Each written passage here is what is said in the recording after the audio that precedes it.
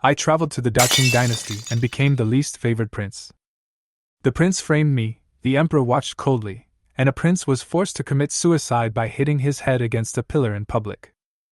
When I took over this mess, the emperor exiled me to the Liao area in the far north.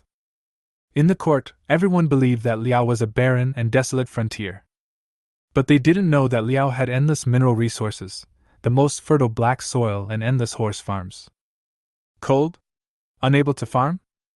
I only need one season's harvest to feed the entire country of Daqing for 3 years. Remote? Difficult to develop? Coal ironworks, cement roads, gunpowder factories. In Liaodi, technology has surpassed yours by hundreds of years. Danger? Difficult to protect yourself? In Liao territory, warriors swept across the barbarians, and the northern barbarians and Goryeo had long disappeared in the long river of history. Many years later. What? You want me to go back and inherit the throne? No, no, no. I stood on the glacier, with a well-behaved polar bear at my feet. I said calmly, "My army has crossed the Arctic Circle, so why should I be an emperor?" At this moment, on the steps, the emperor in the hall suddenly said, "Huang Jin, go and announce the decree." "Yes." Huang Jin responded and turned around to receive the order. Behind the emperor, the old eunuch Huang Jin walked out slowly with a solemn expression, holding a roll of yellow silk tightly in his hand. Everyone's eyes followed him closely. The air was heavy, and even breathing seemed to become heavy. Huang Jin walked to the body of the sixth prince and steadily unfolded the yellow silk. A clear announcement echoed in the hall. "The emperor, by the order of heaven and the mandate of heaven, declares, the sixth prince is gifted and intelligent, and has both ability and moral integrity. He is now named the Prince of Ninggu County and is in charge of the land outside Shanhaiguan. Without the emperor's order, he is not allowed to enter the capital. This is my decree." The reading was loud and powerful, yet it carried a suppressed chill. The ministers around him lowered their heads, as if avoiding the shock of every word. The emperor is so cruel. He made the person a king after he was dead, in order to cover up everything and prevent the history books from recording his crime of forcing his own son to death. Even without the word posthumous title, the sixth prince will always be remembered as the one who committed suicide due to witchcraft, rather than dying at the hands of his father. Prince of Ninggu. Everyone felt a chill in their hearts. That place, outside Shanhaiguan, where was the glorious fiefdom? It was just a desolate place where serious criminals and old men from the previous dynasty were exiled. It was nominally under the jurisdiction of Daqing, but in reality it was a buffer zone between Daqing and the barbarians. Those barbarians come south to plunder from time to time, causing great suffering to the people. Who would be willing to go? Huang Jin closed the imperial edict respectfully and walked towards the body of the sixth prince. That once kind face suddenly flashed a strange smile. He leaned down slightly and whispered, "Your Highness the sixth prince, the crown prince asked me to tell you, don't you like to plead for those people? Then go and reunite with them." This sentence was full of sarcasm, and the smile disappeared instantly, and a trace of sadness appeared on Huang Jin's face. He bent down and prepared to put the imperial edict into the hands of the sixth prince. As he paused, suddenly, a blood-stained hand rose from the ground and tightly grasped the imperial edict. Huang Jin was stunned in place, unable to react to the scene in front of him. He saw the bloody hand, blood flowing down the face, and a crazy light flashing in his eyes. Where did you say you wanted me to go?" The voice was hoarse and fierce, like the whisper of the dead. Huang Jin's body went limp, his heart was shocked, his mind went blank, and he answered almost subconsciously.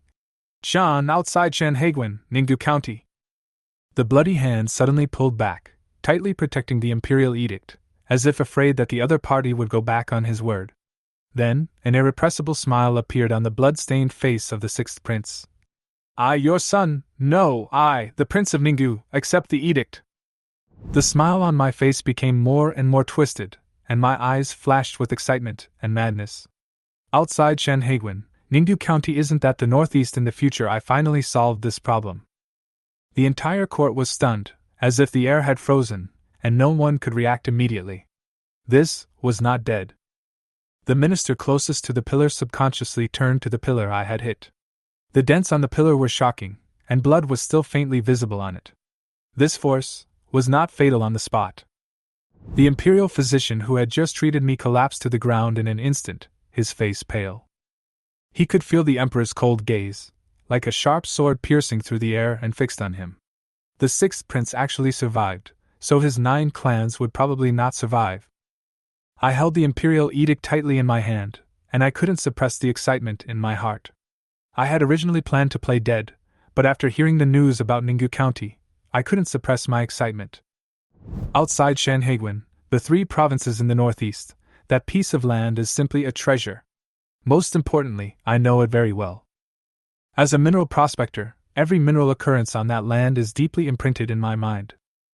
The original owner had no roots in the court, and was forced to commit suicide by hitting his head against a pillar.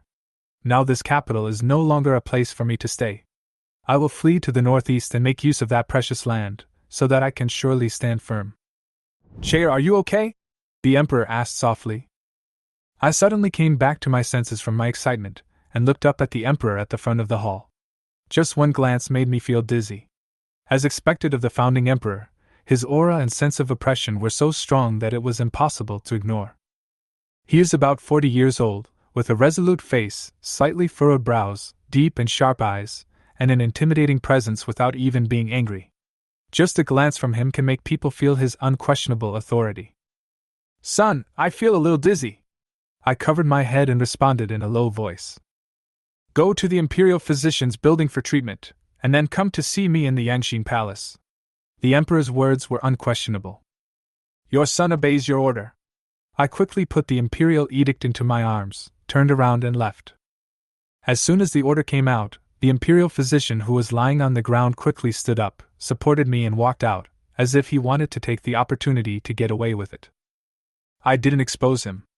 After all, being an Imperial Physician is not easy, and his diagnosis was not misdiagnosed. However, the next second, the Emperor said coldly, Incompetent doctor, what is the crime for failing to provide adequate treatment? I felt the hand that was supporting me tremble suddenly, and then I heard a gulp. The Imperial Physician had already slid to his knees and said, Your Majesty, please spare my life. Your Majesty, please spare my life. The Emperor glanced at him coldly and said, Behead him, confiscate his property, and exile his entire family to Ninggu County. As I watched the Imperial Physician being dragged away, I finally understood the Emperor's intention. Things are far from over. He didn't do it for the time being because he had already crowned me king in public. Even with overwhelming power, he couldn't go against his words, but the witchcraft issue hadn't been resolved yet, and murderous intent was still lurking behind. Thinking of this, the excitement in my heart was immediately replaced by a sense of crisis, and my pace unconsciously quickened. The ministers around me avoided me as if I had become a plague god. In the Imperial Physician building, I was allowed to leave only after the Imperial Physician confirmed that I was fine. Following the original owner's memory, I arrived outside the Yangshin Palace. After the Imperial Guards reported, Huang Jin soon appeared and glanced at me expressionlessly. Your Highness the Sixth Prince, His Majesty has summoned you. I looked straight at him, ignoring him, and walked straight into the hall. This old man is definitely not a good person, he is one of the culprits who killed the original owner. The Yangshin Palace is not luxurious, but simple, reflecting Emperor Qing's philosophy of governing the country with diligence and thrift. As soon as I entered the palace, I felt a heavy gaze, full of pressure. In the center of the hall, Emperor Qing sat behind a desk, staring at me with sharp eyes. Your Highness, I am your son. I am honored to meet you, father. I stepped forward and saluted. Emperor Qing did not reply, but just stared at me quietly, with a hint of surprise in his eyes. I looked at him calmly, without a trace of fear. After a long time, Emperor Qing said calmly, Me, do you know your mistake? I don't know. I took the opportunity to put down my sore arm and looked him straight in the eyes. He narrowed his eyes slightly. Then do you know what I asked you to do? I don't know either. A trace of determination flashed in my eyes. But I came here to rebel. Emperor Qing's pupils suddenly shrank, and a look of surprise finally appeared on his calm face. What did you say? Your son says. I bowed again and said in a thunderous voice, Your son has come here to rebel against your Majesty. In the dead silence, the hall seemed particularly depressing. The eunuchs and maids around had forgotten the etiquette of kneeling down, and stared blankly at the figure standing in front of the imperial desk. What did the sixth prince say just now? He actually said he wanted to rebel? Did he hit his head and go crazy? Since Emperor Qing ascended the throne, countless civil officials and nobles have been executed. All of them were guilty of heinous crimes, and their property was confiscated and their families were exterminated. However, even among these people, none of them dared to declare to Emperor Qing that they wanted to rebel. What exactly did the sixth prince want to do? The first person to come to his senses was Huang Jin. He suddenly jumped out, protected Emperor Qing behind him, and said angrily, "How dare you? Prince Ninggu, do you know what you are saying? You dare to challenge the heaven and attempt to rebel. Your crime is unforgivable." I looked at Emperor Qing calmly. "I know what I am talking about. I came here to tell you that I want to rebel." Emperor Qing's eyes flickered, and he finally recovered from his shock. He stretched out his hand to push Huang Jin away, and said calmly, "I understand. Are you trying to use this crazy talk to tell me that you hit your head?" I laughed in my heart. It was true. Emperor Qing was such a smart man. Pretending to be crazy and stupid had no effect on him. But I was not pretending to be crazy. I was really like that. "Father, I am not crazy. Every word I said was from the heart. There is no falsehood in my heart." "Oh?" Emperor Qing sneered, his tone full of sarcasm. "If that's the case, then tell me how to rebel?" I stood up straight. Although my heart was beating like thunder, I remained calm and said calmly, "I plan to unite the remnants of the previous dynasty and the noble families, gather assassins and death squads, and assassinate my father in secret." Emperor Qing snorted disdainfully. "The remnants of the previous dynasty in the imperial capital have long been cleared out by me. What remains are just some remnant forces. How can they stir up any waves? As for the aristocratic families, in your current situation, which family dares to cooperate with you?" I was not afraid at all and continued, "Then I will go to my fiefdom, gather the orphans of the previous dynasty, organize an army, break through Shanhaiguan, and head straight for the imperial capital." Emperor Qing's face showed even more impatience. "Ninggu County does have tens of thousands of remnants of the previous dynasty, but they are all struggling to survive in difficult circumstances. How can they form an army? Do you think Shanhaiguan is just for show? It is the most important pass in the world, and it cannot be broken without an army of 200,000. How can you do that?" I remained calm and refused to back down. "In this case, I will persuade His Royal Highness the Crown Prince and the other princes to attack together and force Father to abdicate." Emperor Qing sneered. "Crown Prince? His power is firmly in my hands. I have the final say on who is the Crown Prince. There has long been a rift between you and him. Do you expect him to help you? As for those vassal kings, do you think my Jinyu is just for show?" I stopped talking and remained silent. Emperor Qing's eyes became colder and colder. He glared at me and said, "In that case, tell me, what do you have to rebel against?" I took a deep breath and looked him straight in the eye, but a hint of bitterness quietly rose in my heart. My eyes were slightly red and my body was shaking slightly. "Yes, how can a person like me be qualified to rebel against my father?" Emperor Qing was stunned. He finally understood why the gentle and refined old six suddenly said such shocking words. He was panicking, and finally understood the truth of it all. What I said was not a threat, but a statement that I was not a threat at all. If that was the case, why did he continue to hold me? His eyes began to become complicated, and memories gradually emerged. He looked at me, as if he saw that gentle woman, my mother, her gentleness and patience, like her whole life. But can her gentleness really heal everything? I know very well that his hatred is rooted in the blood feud of Emperor Huanyang of the previous dynasty who massacred his family. But how many charges should I bear? My voice suddenly became more excited. I am only 16 years old, and the princes younger than me have already been crowned kings, but I am still being ignored. My father has not even given me a warm look. Everyone in the court knows that I am not favored by my father.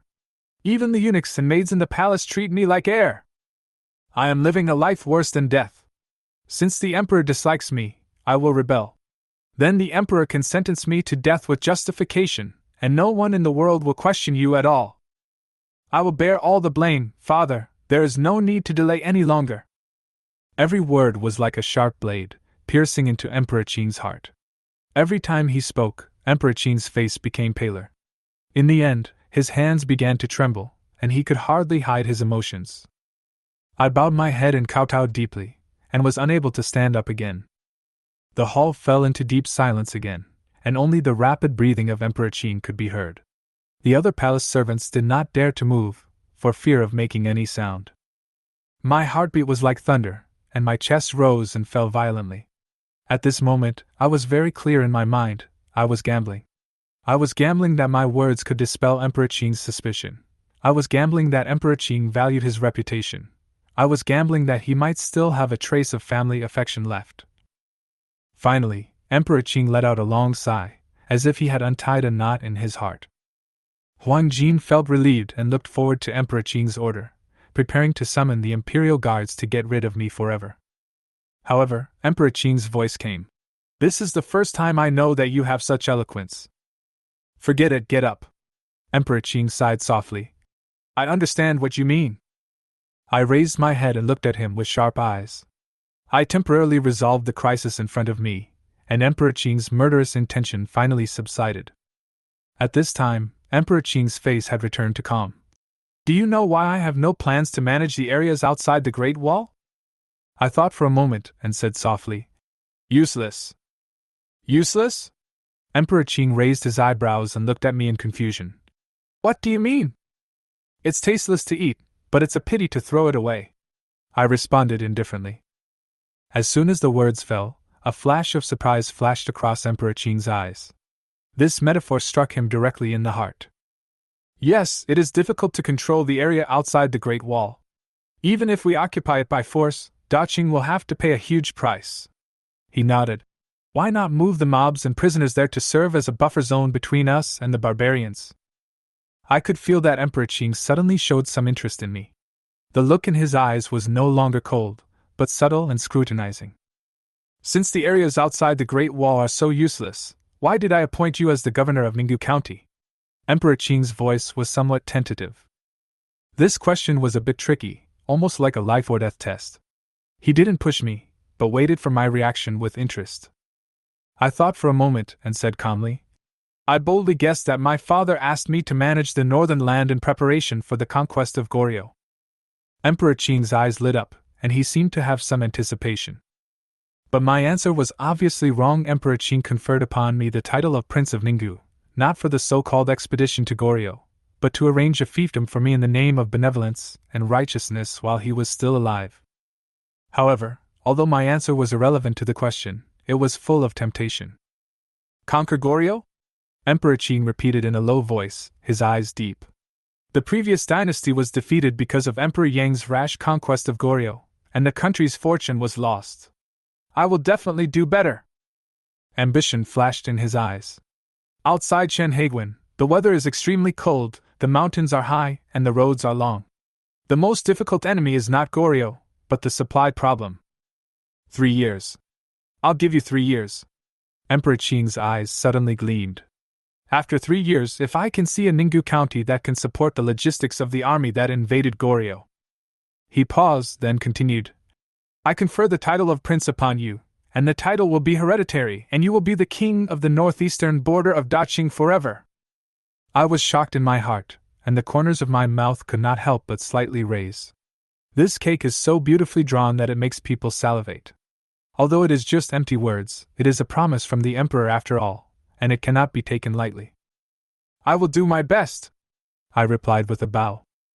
Emperor Qing nodded with satisfaction, and the coldness in his eyes gradually dissipated. "Since you are crowned a king and have established a government, you should have your own team. According to the rules of Daqing, the king can build a palace in his fiefdom, appoint officials, collect taxes, and even promulgate laws, just like he has an independent political power. I allow you to recruit 1,500 personal guards on your own. In addition to the imperial guards, you can choose any of them." Emperor Qing continued. "Officials of Ninggu County are selected from officials of the 7th rank and below in the 6 ministries. Although you are a prince, your salary will be paid according to the standards of a prince, and the officials of the Ministry of Revenue will contact you."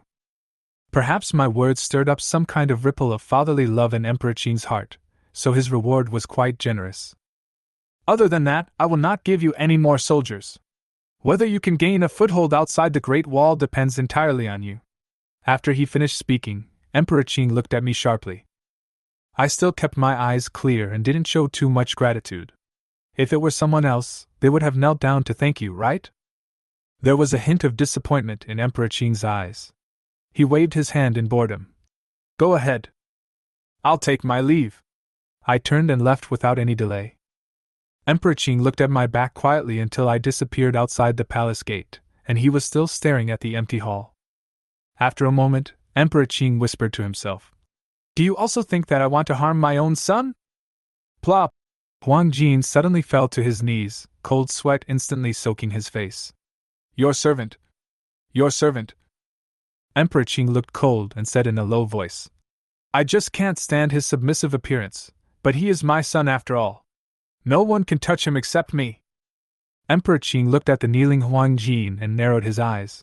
Tell the prince that he is not yet the emperor, so there is no need to rush into internal fighting. On the other side, I walked out of the Yangxing Palace, quickened my pace, and headed straight for the outside of the imperial city. It was not until I passed through Xuanwu Gate that I felt a sense of relief, and the horror in my mind finally dissipated. Looking back, the dark city gate was like an abyss that swallowed everything. I secretly swore that I would never return to this hellish place again. From now on, the sky is high and the birds fly freely. My residence is located outside the imperial city, across the street from the 10 Kings' residence. After Emperor Qing ascended the throne, he ordered the Ministry of Works to build these mansions for underage princes to live in and move out after they were crowned kings. Now I am the only prince left in the 10 princes' mansions, and even my younger brothers have moved out. I walked outside the mansion and immediately saw Uncle Yang waiting anxiously at the door. Uncle Yang, the old butler left to me by concubine Yang, has always been loyal and is one of the people I trust the most. Uncle Yang! I shouted. Uncle Yang was relieved to see that I was safe and sound. But soon, he noticed a wound on my head and his expression suddenly became nervous. Your Highness, what happened to you?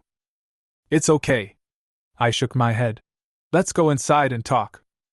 Uncle Yang knew it was not convenient to talk here, so he hurriedly pulled me into the mansion. Uncle Yang!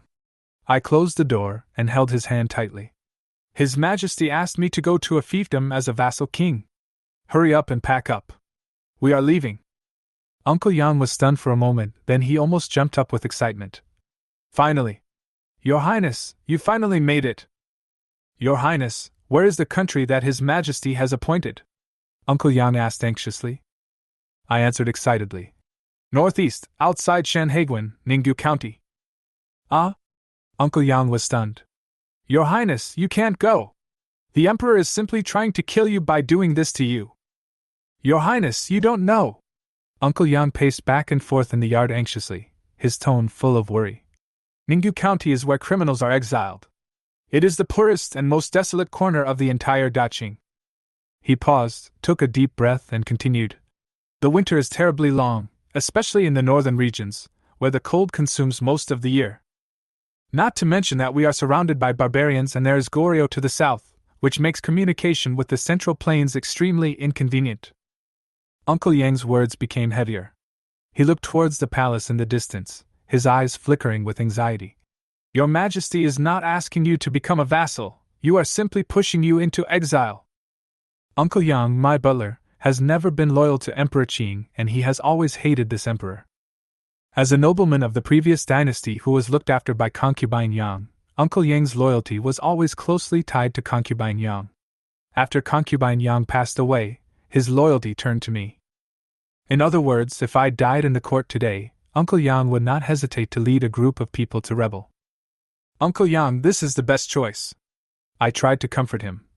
At least there is a way to survive there, which is much better than staying in the imperial capital. I didn't explain too much, although what they thought was poor was not true. On the contrary, it might be the richest land in Daqing. In the past, the development of that land began in the late Qing Dynasty, and before that, no one dared to touch this land full of potential. The cold was the biggest problem, followed by inconvenient transportation. Even so, it took time to overcome these obstacles before I could unlock the vast potential of that land. Your Highness! Uncle Yang's eyes were filled with tears, and his voice was trembling slightly. You have always been so sensible, just like when you were a child. I have never shown weakness to outsiders. No matter how turbulent the situation is outside, I will still be gentle and polite when I return home, and will never vent my anger on my servants.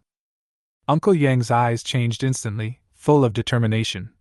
Your Highness, I will go and gather the old friends in the imperial capital, and we will go to Ningyu County together.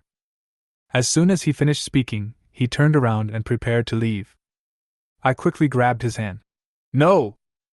In my memory, the old buddies Uncle Yang mentioned were all fierce characters. Although most of the death warriors of the previous dynasty lived in seclusion, some of them were still lurking in the imperial capital, waiting for an opportunity to strike. Even I don't know the identities of these people. Only Uncle Yang can contact them. Come to think of it, it was not unreasonable for the original body to be suspected by Emperor Qin. After all, he really had the capital to cause unrest. Uncle Yang, please listen to me. I eagerly pulled Uncle Yang and whispered. I have just been crowned king, and everyone in the court is staring at me. If you bring a group of people with you now, won't that be a handle for you? When the time comes, once the charges are proven, it won't be a big deal for me to be held accountable. Even these brothers will be implicated. Uncle Yang's face turned pale instantly. He stopped and his eyes were full of anxiety. What should we do? If your Highness goes to the place where he is waiting to die, how can he not have some people around him? Your Majesty has agreed to my forming a personal guard of 1,500 men, which I will select from the various battalions in the imperial capital. After hearing this, Uncle Yang's expression became even more worried. The 3 major garrison camps in the imperial capital, plus the imperial guards and the city defense troops, are all the Emperor's direct subordinates. How can your Highness trust them? You don't have to worry about that. I have already chosen my personal guards. I changed the subject and said, I need you to help me with something very important. Whatever it is, your Highness, just give me your orders. I will do my best. It's not that serious. I waved to the little maid in the distance. Chiowun, go to my study and get some writing brushes and ink. The little maid nodded and ran obediently to the study in the deep courtyard. I'll give you a list later, and you can buy as many of these things as possible. Suddenly, a question occurred to me. How much silver is left in the mansion? Uncle Yang replied. 500 taels left. 500 taels? I widened my eyes. That's all? 500 taels of silver might be enough for commoners and officials, but as a prince, this amount of silver is not enough for daily expenses. These 500 taels are what you save on a daily basis, Uncle Yang said in a low voice. I couldn't help rubbing my temples. Forget it. I'll write down some urgent things. You go buy them first. As for the rest, we can talk about it after receiving the reward from His Majesty. It seems I have to stay in the imperial capital for a while longer. At this time, Chiowun came running over with a pen and ink. I looked at her and smiled helplessly. I asked you to get the pen and ink, why did you only get the pen and ink? Ah? Chiowun was stunned. What should I write without paper? I asked helplessly. Ah. Chiowun suddenly realized, her cheeks slightly red, and she immediately ran back to get paper. After a while, she finally brought back the paper. I spread out the paper while Uncle Yang ground the ink. Fortunately, the original owner's memory is still there, and I quickly mastered the art of calligraphy. After a little thought, I wrote down a list. Uncle Yang took the list and read it out in a low voice. White floribunda. Isn't this a flower? What do you want it for? To keep warm, I replied. Can white buns keep you warm? Uncle Yang asked in shock. Of course, I replied with a smile. White cotton, also known as cotton, was recorded in the history of the Central Plains, but it was only used as an ornamental flower at first and was not widely used. It was not until the Ming Dynasty that it began to be used to keep out the cold. In this world, cotton's potential remains undiscovered. Uncle Yang continued to scan the list, looking embarrassed. Of these things, only a few are easy to find, and the rest are either rare or have never been heard of. Seeing this, I whispered, It's okay, you go find the easy ones first, and I'll deal with the rest when I'm free. Uncle Yang nodded and carefully put the list away. Your Highness, what are you going to do? I curled my lips and smiled. Go to the criminal army and recruit my personal guards. After a while, I stepped out of the gate of the Ten Kings' house again, followed closely by a strong man as strong as an iron tower. This man's name is Hu Chang. He is tall and strong, but he is only 14 years old. One cold winter 3 years ago, the original body found him fainted from hunger on the street, and out of pity, he rescued him. Hu Chang had never had a full meal in his life. After meeting the original body, the moment he was fed, he burst into tears. From then on, he vowed to follow the original body until death and become the bodyguard. This young man has an amazing appetite and amazing physical strength, which can almost be called natural supernatural power. What is even more rare is that he has a simple mind and is extremely loyal to his original body. Ah Chiang, have you eaten enough today? I smiled and looked at Hu Chang behind me, with a gentle look in my eyes. After experiencing the complicated human relationships in the future, I cherish this kind of simple and loyal heart even more. I'm full. Hu Chang touched the back of his head and smiled innocently. But if His Highness invites me to eat, I can still eat. Ha! Just tell me what you want to eat on the way, and I'll let you eat as much as you want today. Okay, I'll listen to your highness. Hu Chang didn't know how to express gratitude. In his heart, his life belonged to your highness, so why should he express gratitude? I rode on the horse of the Ten Kings' house, but Hu Chang was too heavy, and no horse could bear his weight. However, he had long legs and a very fast pace, so I controlled the horse to walk slowly, and he could easily keep up. We walked towards Zizaman slowly and leisurely. On the way, I fulfilled my promise and bought a lot of food for Hu Chang. He really had an amazing appetite, he could eat anything, and in just half an hour he finished an average person's daily meal. I doubt he could eat a whole cow by himself.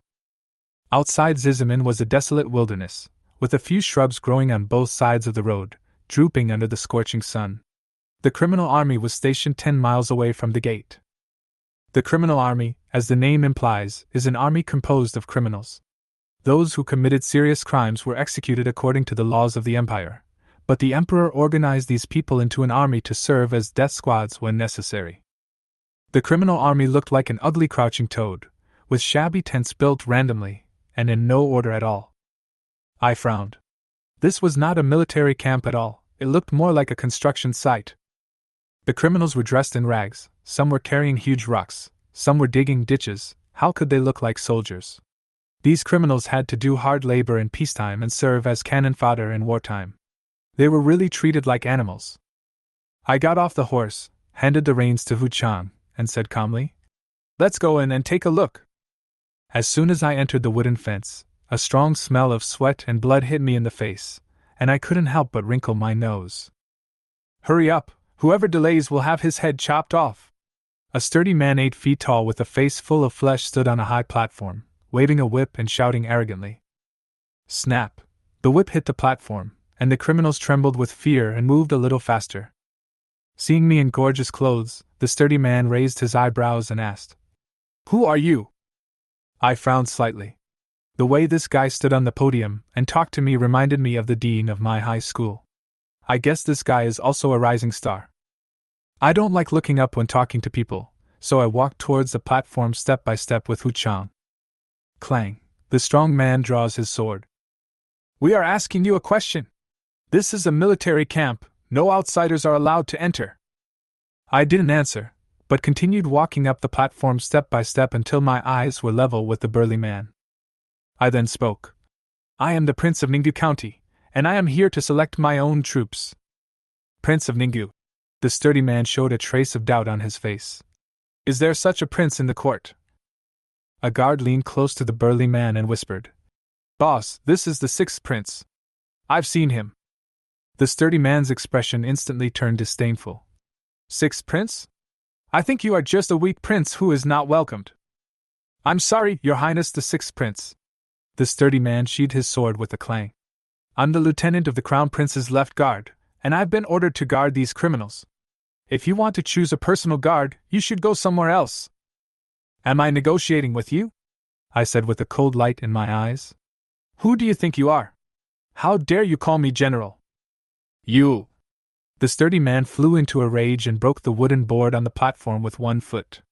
Sixth Prince, this is the Crown Prince's territory. Don't think that you can act so recklessly here just because you are a prince. The criminals around stopped what they were doing and watched excitedly. The criminals' army is directly under the Emperor's command. When will it be the turn of the prince's dogs to take charge? A hint of mockery flashed in my eyes. You! The sturdy man was furious and subconsciously reached for the knife that had just been put back into the sheath. I was quick to act and suddenly shouted, "Achong!" Swish! A strong wind blew, and the strong man only felt a powerful slap falling. Immediately afterwards, there was a sound of twisting bones. The strong man's neck was broken by Hu Chang's slap. His head rotated 180 degrees and hung behind him strangely. The criminals around him widened their eyes and gasped, and the scene was silent. A few seconds later, the strong man's body fell down with a loud bang, hitting the bottom of the platform and raising a cloud of dust. The loud noise of the fall alarmed the surrounding guards. They hurriedly picked up their weapons and aimed at the lonely figure on the platform. I took out a black scroll from my bosom and held it high above my head. Here is the imperial decree. Who dares to act insolently? I pointed at the corpse with the broken neck and said, "This man tried to assassinate me, but he has been killed. You should put down your weapons immediately and don't follow his example." The guards saw my indifferent expression, then looked at the exquisite scroll in my hand, and finally put down their weapons and knelt on the ground. The guard who had just talked to the burly man was sweating profusely. Sixth Prince? The weak and incompetent Sixth Prince? He is so decisive? I looked calm, but I had a plan in mind. The power of the imperial edict was exactly what I needed. If I didn't show some strength and skill, how could the criminals be in awe of me? As for the sturdy man, he just wanted to borrow some things, so I believed that as a grown man, he would not be stingy. A criminal dropped the hoe in his hand with a clang. He looked at me on the stage in surprise, with desire in his eyes. "Your Highness," he asked tremblingly, "you just said you were recruiting personal guards." His eyes were full of expectation. "Do you want to take us away from here?" I looked down at him, a kind smile on my face. "This king has no interest in saving people. This king is here to take you to death." A sneer appeared on the corner of my mouth, and my eyes swept across the audience, those faces that were numb, frightened, or filled with a hint of desire. "What does your life or death have to do with me?" I said bluntly, without a trace of false sympathy. The criminals began to riot. Some cursed under their breath, and more looked at each other, confused as to what I was planning. I looked around, my eyes sharp as an eagle's. "I will not spare any of you. You all deserve to die. What awaits you is only endless hard labor and torture." The criminals fell silent. Who are they? Criminals, prisoners, forgotten wastes. What awaits them is only long darkness and despair. "But," I suddenly raised my voice, like thunder exploding in everyone's ears, "I can give you a chance." I waved the imperial edict in my hand and pointed it to the north. "An opportunity to die on the battlefield as a Daqing soldier." The criminals were stunned. They didn't understand what I meant. I raised a sneer on my face. "Follow me to the outside of the Great Wall. There are many barbarians there. You will die in the battle with the barbarians, die by the cold swords, die in the desolate ice and snow outside the Great Wall. Of course, you can also choose to stay here and continue to live a life worse than pigs and dogs, lingering on, humble and without dignity." I paused, staring at the criminals in the audience with a sharp gaze, and said word by word, "Choose, live as a criminal, or die with me on the frontier as a soldier of Daqing." Silence, deathly silence. My words are like the whispers of the devil, tempting these desperate souls. Yes, if they stay here, they are just ants, humble and without dignity. But if they follow me, even if they die, they can die gloriously and for a good cause. Rather than being kept in captivity like an animal and eventually dying in silence, it is better to fight hard. I'll go with you." A weak voice broke the silence. I looked down and saw that the person speaking was a thin, pale young man. He raised his head, his eyes gleaming with determination. "Your Highness, I don't want to die in this damn place. Take me outside the pass." The young man's words were like an ignition of a dormant flame, stirring up the long-suppressed courage in the criminals' hearts. "I'm going too. I've lived long enough, count me in." "Damn it! In 18 years, I will be a hero! One guard was also infected by the atmosphere and shouted with blood boiling. Damn it, I want to go to the northeast too! The old soldier next to him couldn't help but pat him on the shoulder. Are you stupid? You're not a criminal, don't rush to die! More and more criminals stood up, clenched their fists, with determination flashing in their eyes. I watched this scene with satisfaction. The wildness in these people's hearts was awakened, and their numb souls were no longer sinking. They will become the sharp blades in my hands, sweeping away all obstacles. However, among the thousands of criminals, not all of them dared to fight to the death. Most people had already lost their courage, their hearts had been crushed, and they had completely lost their courage and hope of survival. I have no intention of lending a helping hand to those who have given up on themselves. I stepped down from the platform and slowly walked towards the criminals. The guards at the side hurriedly spoke up to dissuade him. Your Highness, don't get close to them, it's too dangerous. After all, criminals are all criminals. Who knows if someone will suddenly rise up? If something happened to a prince here, these guards would also be killed. I waved my hand. It's okay. If you want to control the wolves, how can you not have the courage to enter the wolf pack alone? When the criminals saw me walking towards them, they were so excited that they could hardly control themselves, and a hot aura suddenly emanated from their bodies. I endured the pungent smell of criminals and walked through the crowd. Suddenly, a burly man fell to his knees with a thud. I am the criminal Wang Hu. I am willing to die for your highness. Wang Hu's words were like a heavy hammer, breaking the hesitation and fear in the criminals' hearts. Then, one by one, the criminals put down their tools and knelt before me. The criminal He Tsong Long is willing to die for his highness. The criminal Wang San Chun is willing to die for his highness. Every time I took a step, a large group of people knelt down, like cutting leeks, and in a moment the ground was filled with them. I accepted their kneeling with a blank expression, and did not stop until I reached the center. Those who can read, stand up. After a while, 7 or 8 criminals stood up. Among them was the thin young man who was the first to express his willingness to pledge allegiance. Not bad. I nodded. In this ancient and poor education system, it was already very good to have 7 or 8 people who could read. You guys are responsible for registering everyone and enrolling them in the Ninggu army. Yes. Several people responded quickly. Remember, there are 2 kinds of criminals that I will not accept. My eyes suddenly became sharp. The criminals' hearts suddenly shrank. The first type is the flower thieves who make a living by raping women. I will not accept them. The second type is the people who make a living by trafficking children. I will not accept them either. These scumbags have to have a bottom line. Beasts who commit these 2 crimes are not worthy of being human. This is a matter of principle, and I will never compromise. After hearing what I said, some of the criminals were struck by lightning and looked hopeless. Your Highness. A man with a fierce look on his face stood up and questioned dissatisfiedly. We are both guilty of capital crimes, why don't you accept us? My cold eyes swept over him, and the man suddenly felt a chill all over his body. However, in order to escape from here, he gritted his teeth and looked at me. I sneered. What did you do to get in here? It will be great if we kill 8 pregnant girls. The man licked his lips, looking excited. If the government hadn't sent out the army, with our abilities, the constables wouldn't have been able to catch us. Since we have such abilities, why can't we work for His Highness? I didn't respond, but gently grasped the sword at my waist. Swish, a silver light flashed, and the sound of a sword cutting through flesh was heard. The smugness on the man's face had not yet disappeared, but a line of blood appeared on his neck. Although his original body was weak, he was proficient in the 6 arts and his swordsmanship was not bad at all. Sheathing my sword, I looked at the man who was holding his neck and unable to stop the bleeding as if he were trash. I said, I can tolerate criminals under my command, but I cannot tolerate a beast like you.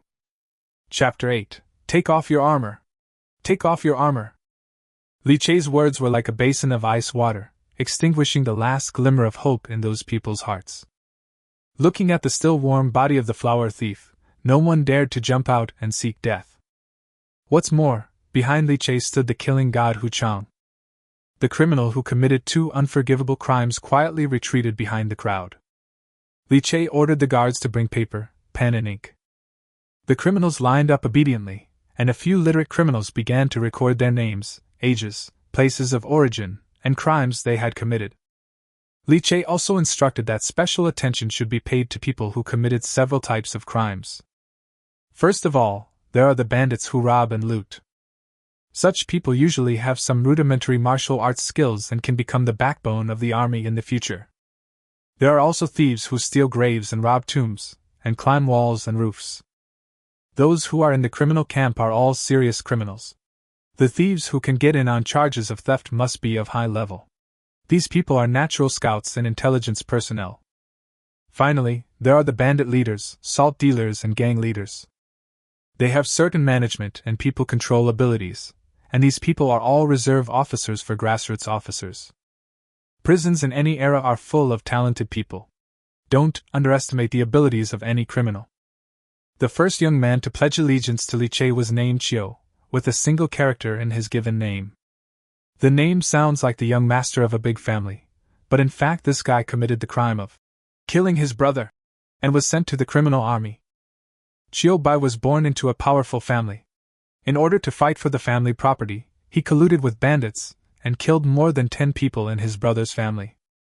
This guy has questionable character, but he is very capable. After counting the criminals, Chiu Bai brought the list to report. Your Highness, there are a total of 1,321 brothers who are willing to follow you. Those who are capable are all noted here. Liao took the list, glanced at it casually, and curled his lips. Not bad. What is the status of the army's equipment, armor, and weapons? Chiu Bai replied. Your Highness, these things are not in our hands. Yes, they are criminals. How could they possibly come into contact with weapons during a time of peace? Liao raised his chin and pointed at the trembling guard next to him. You, come here. Your Highness. Take out all the armor and weapons in the camp. I will take them away. This?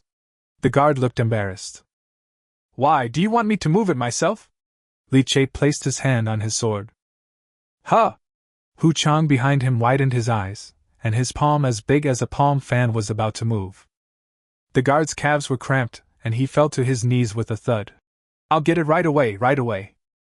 A group of guards obediently opened the warehouse, and Chiu Bai and his brothers moved out all the equipment inside. Your Highness, there are a total of 500 sets of leather armor, 2,000 steel swords, and 200 rattan shields.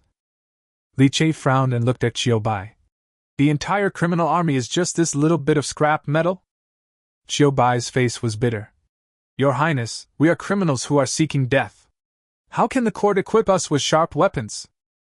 Yes, they are a group of cannon fodder, and it is impossible to provide them with good weapons. Whenever there is a war, they are needed to deplete the enemy's physical strength, but they are also afraid that they will turn against them in battle. But Liao didn't think so.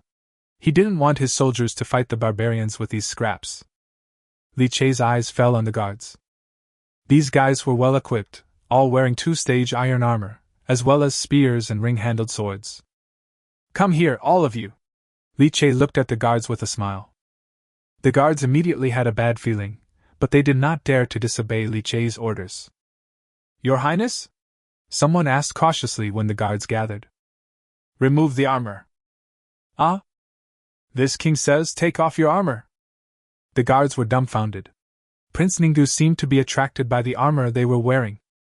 Your Highness, we are the prince's left guard, someone said tentatively. Why did the prince's personal army appear in the criminal camp? Liao's eyes narrowed. Does your majesty's criminal army also belong to the prince? When a big hat was put on him, the man immediately shrank his head and dared not speak anymore. After a moment, Your Highness, a guard stepped forward. The armor is here. More than 200 sets of 2-stage iron armor were neatly placed on the ground, shining coldly in the sun. More than 200 guards huddled together tremblingly like skinned pigs. Liao looked at the armor on the ground. A hint of satisfaction flashed in his eyes. The rate of armor wearing among the northeastern barbarians is low, and 20 nomadic households need a whole year of hard work and savings to jointly build a set of armor. These 200 sets of armor are enough to sweep away some small tribes. After getting the armor and weapons, there was no need for Liao to stay in this shabby camp any longer. Let them take their weapons and follow me, Li Che ordered Xiao Bai. Yes. More than 1,000 criminals left the shabby camp in a mighty and aggressive manner, like hungry wolves descending from the mountains. The remaining guards looked at each other, and no one said a word for a long time. What should I do? What else can we do? This matter is beyond your and my control. Hurry and report to His Royal Highness the Crown Prince. Who said the sixth prince was weak? How was he weak? A guard cried. He is clearly a robber. More than 1,000 criminal soldiers definitely cannot be brought back to the city, but fortunately there are many vacant camps outside the imperial capital. Li Che led his men to a camp with a good environment and set up camp there. Xiao Bai is a smart man. When others see Li Che, they are like mice seeing a cat, but he is the only one who dares to approach him. Your Highness, what to do next is up to you. Li Che was delighted. This boy was very sensible. He liked subordinates who were perceptive and motivated. Go find a few smart people and go into the city to buy some supplies. Bring back some rice, flour, wine, and meat. Also, let the rest of the people go to the river and take a good bath. They are so dirty, and they are not afraid of getting sick. Although Xiao Bai didn't understand why he got sick because of dirt on his body, he didn't question it at all and carefully wrote down every word of Li Che. I'll do it right away. Li Che was even more satisfied when he saw that he was organized and meticulous in his work. Your name is Xiao Bai, right? Li Che stopped Xiao Bai. Let others do these things, you don't have to worry about it. Xiao Bai was stunned. Your Highness, Just stay with me, kid. Follow me back to the palace later. I still have something for you to do. After a brief moment of surprise, Xiao Bai was filled with joy. He knew that he was lucky and had finally caught the prince's eye. Xiao Bai suppressed his excitement and squeezed out 2 tears. He knelt on the ground and said in a loud voice, Thank you for your appreciation, Your Highness. I will not hesitate to go through fire and water, even if it means I have to face death. Chapter 9. The Disaster at the Ten Kings' Residence. Crown Prince, Eastern Palace. A young eunuch with a handsome face walked into the palace in small steps. The prince sat in the shadow of the palace, his handsome face flickering in and out of focus. The young eunuch walked not far from the prince before speaking. Your Highness, the left guard has sent a message that the sixth prince has joined the criminal army and killed Captain Pang to establish his authority. Then they took away more than 1,000 criminal soldiers and stripped the left guard of his armor and took him away as well. After he finished speaking, the prince still did not move. The young eunuch didn't dare to ask any questions and could only continue standing there. After an unknown amount of time, a gentle voice came from the shadows. I underestimated my sixth brother. Your Highness, the sixth prince is arrogant. You can take this opportunity to report him to His Majesty for his crime of robbery. The young eunuch's voice was not sharp at all, but rather quite magnetic, and even had a kind of indescribable temptation. The prince sighed slightly. Father won't care. I just received news from the palace that father is already dissatisfied with me this time. The young eunuch remained silent, and the hall became quiet again. To ward off evil spirits. The prince's gentle voice broke the silence. Come to my side. The young eunuch stood up, swaying his graceful figure, and walked step by step into the shadows. The prince on the throne grabbed Bishia's hand, which was wider than a woman's, and pulled him into his arms. A hint of just the right amount of blush and shyness appeared on Bishia's face. After sniffing the black hair of the evil-repelling beast, a look of morbid pleasure appeared on the prince's face. You said that I just wanted sixth brother to die, why didn't he agree? Your Highness, why are you so angry? The sixth prince is nothing but a clown. Pixie walked behind the crown prince, and gently massaged his shoulders. Since your majesty has asked him to go outside the Great Wall, then let him go. Once he leaves the imperial capital, won't he be at your highness' mercy? The prince held the evil-repelling hand and sighed. After what happened to old Six today, I'm afraid your majesty no longer has the heart to kill him. I, the crown prince of Daqing, am just a pawn of my father. How dare I disobey the emperor's will? Bishia looked at the prince lovingly. Then what do you plan to do, your highness? Of course I have to listen to my father. The prince played with a strand of hair that hung down from the evil-repelling beast. Tomorrow I will personally go to the 10th prince's residence. Since my father likes to see brothers being friendly and respectful to each other, I will perform it for him. My good brother is going to be a vassal, and he can't do it without money. Go to the account office and take out another 5,000 taels as my apology to him. 500 taels, just wasted like that. Uncle Yang said bitterly. Your Highness, it's my fault. I paid quite a bit of deposit for the things you asked me to buy. Add to that the money to buy supplies for the criminal army, and these 500 taels of savings will not be enough. After settling the criminal army and returning to the Ten Kings' house, Li Che learned the bad news that all his savings had been spent. It is said that maintaining an army is the most expensive thing. Money has become a big problem even before the fiefdom is established. Your Majesty's salary will arrive tomorrow morning, Uncle Yang advised. Your Highness, there is no need to rush to leave. It won't be too late to slowly prepare after the salary and reward arrive. Li Che sighed softly. How can I not be anxious? He has no foundation in the court, and it is difficult to guard against hidden attacks. The imperial capital is much more dangerous than the outside world. Li Che picked up the teacup beside him and took a sip of tea. Li Che felt the delicate feeling of porcelain in his fingers, and suddenly he seemed to think of something and looked up at Uncle Yang. Uncle Yang, these items in the mansion should be worth some money, right?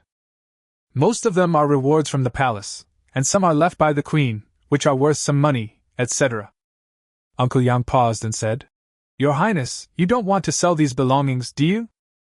Li Che held the exquisite teacup and said with a disdainful smile, What's the point of keeping such a flashy and luxurious thing? After all, this is your Highness's only residence in the imperial capital. If you sell all your things, you will have no home in the imperial capital, right? Uncle Yang persuaded anxiously. A real man should take the sky as his blanket and the earth as his mat, Li Che replied. How can a few tile houses be called a home? Hearing this, Qiu Bai, who was brought back by Li Che and standing in the corner, suddenly brightened up his eyes. Being able to say such words, His Royal Highness the Sixth Prince truly has the demeanor of a heroic ruler. I was not wrong about him. Even so, these things can't be sold for a good price in such a rush, Uncle Yang said again. Li Che smiled slightly. Uncle Yang, who said that we only sell things from our house? Your Highness, what are you doing? Uncle Yang's heart skipped a beat, and an ominous premonition came to his mind. I am not the only one living in this Ten Kings house.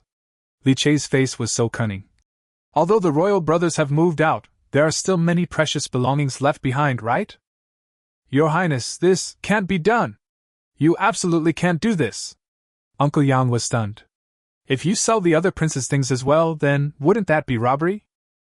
When did His Highness change his nature and become a robber? Where did the sensible and obedient Sixth Prince go? Why not? Li Che raised his eyebrows.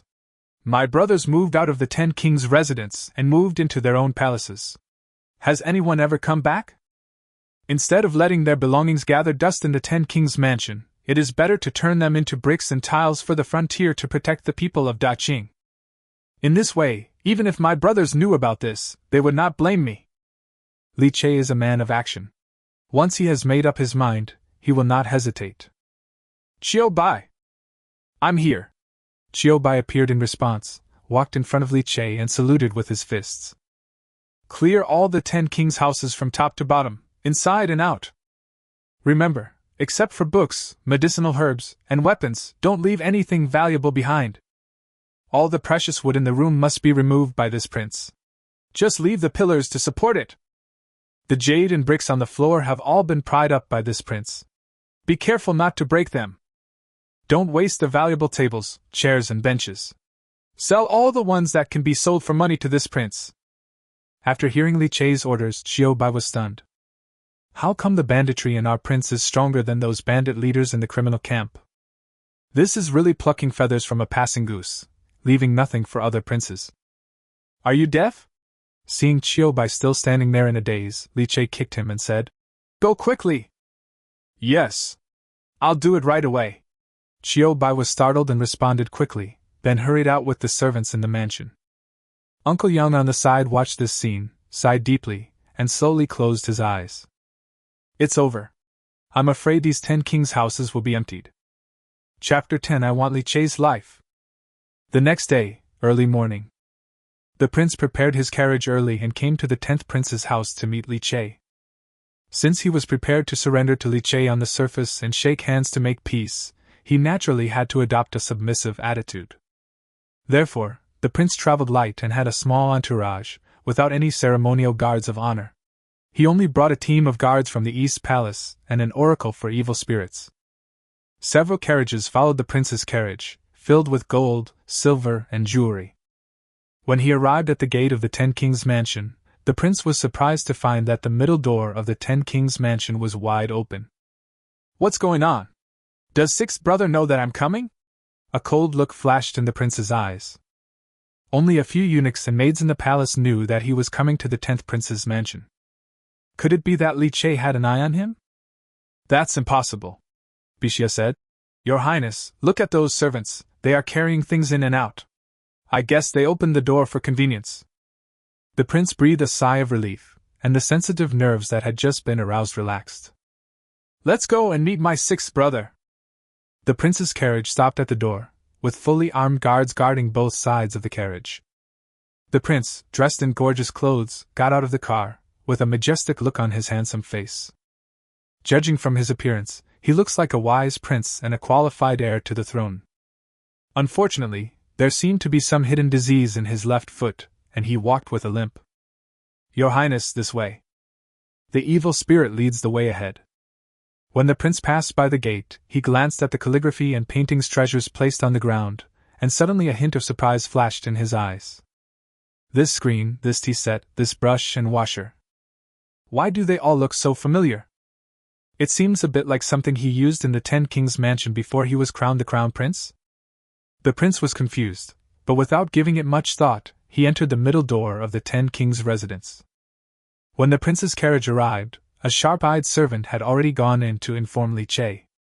You said the prince is coming? Yes, and brought several carts of gifts, the servant said truthfully. Li Che looked at the messy lobby behind him and wondered. What is he doing here? The prince and I have been at war to the death for a long time. Isn't this guy afraid that I will stab him to death with my sword? After thinking for a while, Li Che said, The side hall has not been demolished yet, lead him to the side hall. Yes. Soon, the servant led the prince in. The prince did not bring any guards with him, and was only accompanied by the evildoer. There was no one else beside Li Che, only Uncle Yang standing behind him. The side hall was also very messy, and even the decorations on the eaves were torn to pieces. But the prince seemed not to notice, with a warm smile on his face, and spoke cordially as soon as he entered the door. Lu Lang, is your head wound healed? When Li Che saw the prince's hypocritical look, he cursed him in his heart. Another smiling tiger and two-faced person. It's come to a life-and-death situation, why are you still pretending to be brothers? Li Che picked up the tea beside him and replied indifferently. Don't worry about me, Prince. I'm almost done. Facing Li Che's indifferent attitude, the prince was not annoyed, but continued to speak affectionately. You are about to be theft, and I brought some gifts with me. They are all things you can use when you go outside the Great Wall. The prince clapped his hands, and the guards outside the door came in carrying heavy boxes. When it was placed on the ground, it made a dull dong-dong sound. Just by listening to the noise, you can tell that this gift is worth a lot of money. Li Che just glanced at him casually, and then stared at the prince. The prince still had a hypocritical smile on his face. Lu Lang, if you have any difficulties, just tell me. Your Highness, are you trying to please me? Li Che asked coldly. A few boxes of junk can wipe out the past. The prince's smile froze.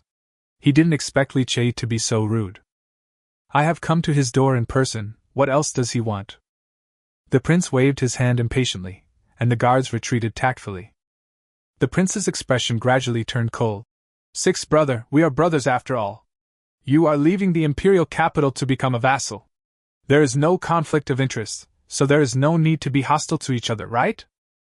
Li Che looked at the prince. The reason why he killed someone before was because he was in the imperial capital? What a paranoid delusion. This guy might have a mental illness. What conflict did I have with you before that made you want to kill me? Li Che asked coldly. When you used witchcraft to harm me, did you treat me as a brother? Li Che was too lazy to act with this hypocrite, and just broke up with him directly. Don't hit someone who smiles at you. The one I'm going to beat is this yin-yang person who has a fake smile on his face. What kind of witchcraft is this? I don't understand. The prince had a blank expression on his face.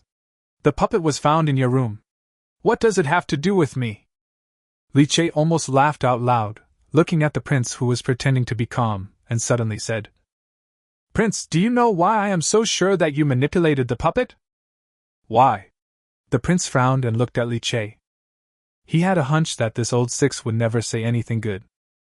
As expected, Li Che glanced at the prince's left leg, then smiled playfully. Because the puppet's left leg is shorter than its right leg, it seems to be broken. Exactly the same as your legs. Hearing this, the prince's face suddenly became extremely ferocious. What he hates most is when people use his leg disease as an excuse. The crown prince of a country is disabled. This is the biggest pain in his heart. Li Che, you're looking for death. Hearing the threat coming out of the prince's mouth, Li Che breathed a sigh of relief. Comfortable. That's right. We are in a fight to the death. Why bother pretending to be brothers? Li Che raised his lips with a mocking smile. The prince stood up suddenly, his face as dark as ink. Good, very good. Li Che, you are courting death. Li Che laughed wantonly and said, I won't see you off. Wash your neck clean and wait for me. Watching the prince's back disappear from his sight, Li Che suddenly threw the exquisite teacup in his hand aside, and then pounced on the box in front of him like a hungry tiger. Ha ha ha, I'm rich, I'm rich. Uncle Yang stared in amazement at Li Che, who seemed like a completely different person. His mouth was so wide open that an egg could be stuffed in it. Wow, so much silver, it must be several thousand taels, right? Li Che's voice trembled with excitement. Salt! Fine salt! My good brother is so generous! What is this? A glass cup? What use do I have for this crap? Take it and exchange it for money! On the other side, the prince walked quickly towards the 10 Kings' house. Due to the faster speed, his steps looked more messy. The guards around walked forward without looking around, for fear that their eyes would fall on the crown prince's left leg. But the more the guards did this, the more those evasive glances seemed like needles piercing the prince's heart. Back in the carriage, the prince could no longer control his expression. The prince clenched his fists tightly, his knuckles turned white and veins bulged. His handsome face was even more terrifying than a demon. I want him to die! I must make him die! Wear away evil spirits! He raised his head suddenly, and the hatred in his eyes almost devoured people. As a murderous look swept over him, Bishia's legs suddenly went weak and he almost fell to the ground. As the prince's most beloved eunuch, Bishia knew very well that the prince's heart had long been distorted beyond human form. Your Highness, I am here. The prince grabbed Pixie's collar and said, Go to Mangdang Mountain and tell Fan Chong. He gritted his teeth and squeezed out a few words from the depths of his throat. I want Li Che's life. I want him to be torn into pieces. I want his bones to be crushed and his ashes to be scattered. Chapter 11 Talent, Talent, and More Talent. Li Che squatted on the ground without any image, rummaging through the box. The prince was indeed generous. Even though he did not come here sincerely to make peace, he was very lavish in his spending. After a quick inventory, there were a total of 5,000 taels of silver, a box of refined salt, a box of spices, a box of shoe brocade, and a box of tea. In addition, there are some gold and silver rouille, pearl treasures, antiques and jades, all of which are flashy and useless things that are only worthy of being sold for money. However, what caught Li Che's eyes the most was a set of pitch-black armor. I saw that the armor was made of hundreds of black iron plates tied together skillfully, and it was carved with lifelike dragon patterns, which looked extremely exquisite. It turned out to be a set of goose feather chain mail. This is a treasure that cannot be bought even with money. This kind of armor is expensive, light and strong, and is truly a precious armor. Unfortunately, I don't dare to wear it. What if the armor sent by the prince by this treacherous villain is soaked in chronic poison? Forget it, I'll wait until I get back to the northeast and try to find the mining sites I remember. I can definitely make better armor than this. Looking at Li Che's happy expression, Uncle Yang felt mixed emotions. Ever since Li Che was framed by the prince and returned from the palace, he seemed like a different person, becoming somewhat arrogant and even reckless. Your Highness, Uncle Yang advised with a worried look on his face. You shouldn't have quarreled with the crown prince just now. What if the prince gets angry and hires a killer to do something extreme? A gentleman should not stand under a dangerous wall. Haha, Uncle Yang, Li Che said without turning his head. Even if he and I were to reconcile and become brothers, would your majesty agree? His Majesty?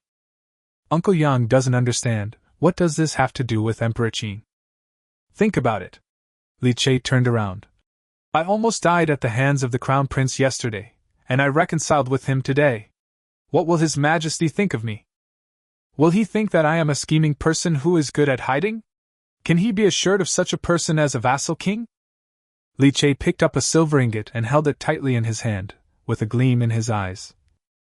I just want to make a scene. I want to go crazy. I want His Majesty to think that I am venting my dissatisfaction, opposing the crown prince, and throwing a tantrum at His Majesty. The more reckless I am, the more confident he will be in me, and the safer my situation will be. This? Uncle Yang looked at Li Che in disbelief. He had never realized that His Highness had such deep thoughts. He had also never seen Li Che so high-spirited, like a sleeping lion who finally showed his fangs at this moment. Uncle Yang looked guilty. I have never thought about this. I misunderstood your Highness. Hey! Li Che waved his hands quickly. We are a family, don't call yourself that in the future. Yes. Uncle Yang's eyes were slightly red. Uncle Yang, I was just forbearing before, not stupid, Li Che said seriously. I almost died yesterday, and I realized that people can't keep forbearing and giving in.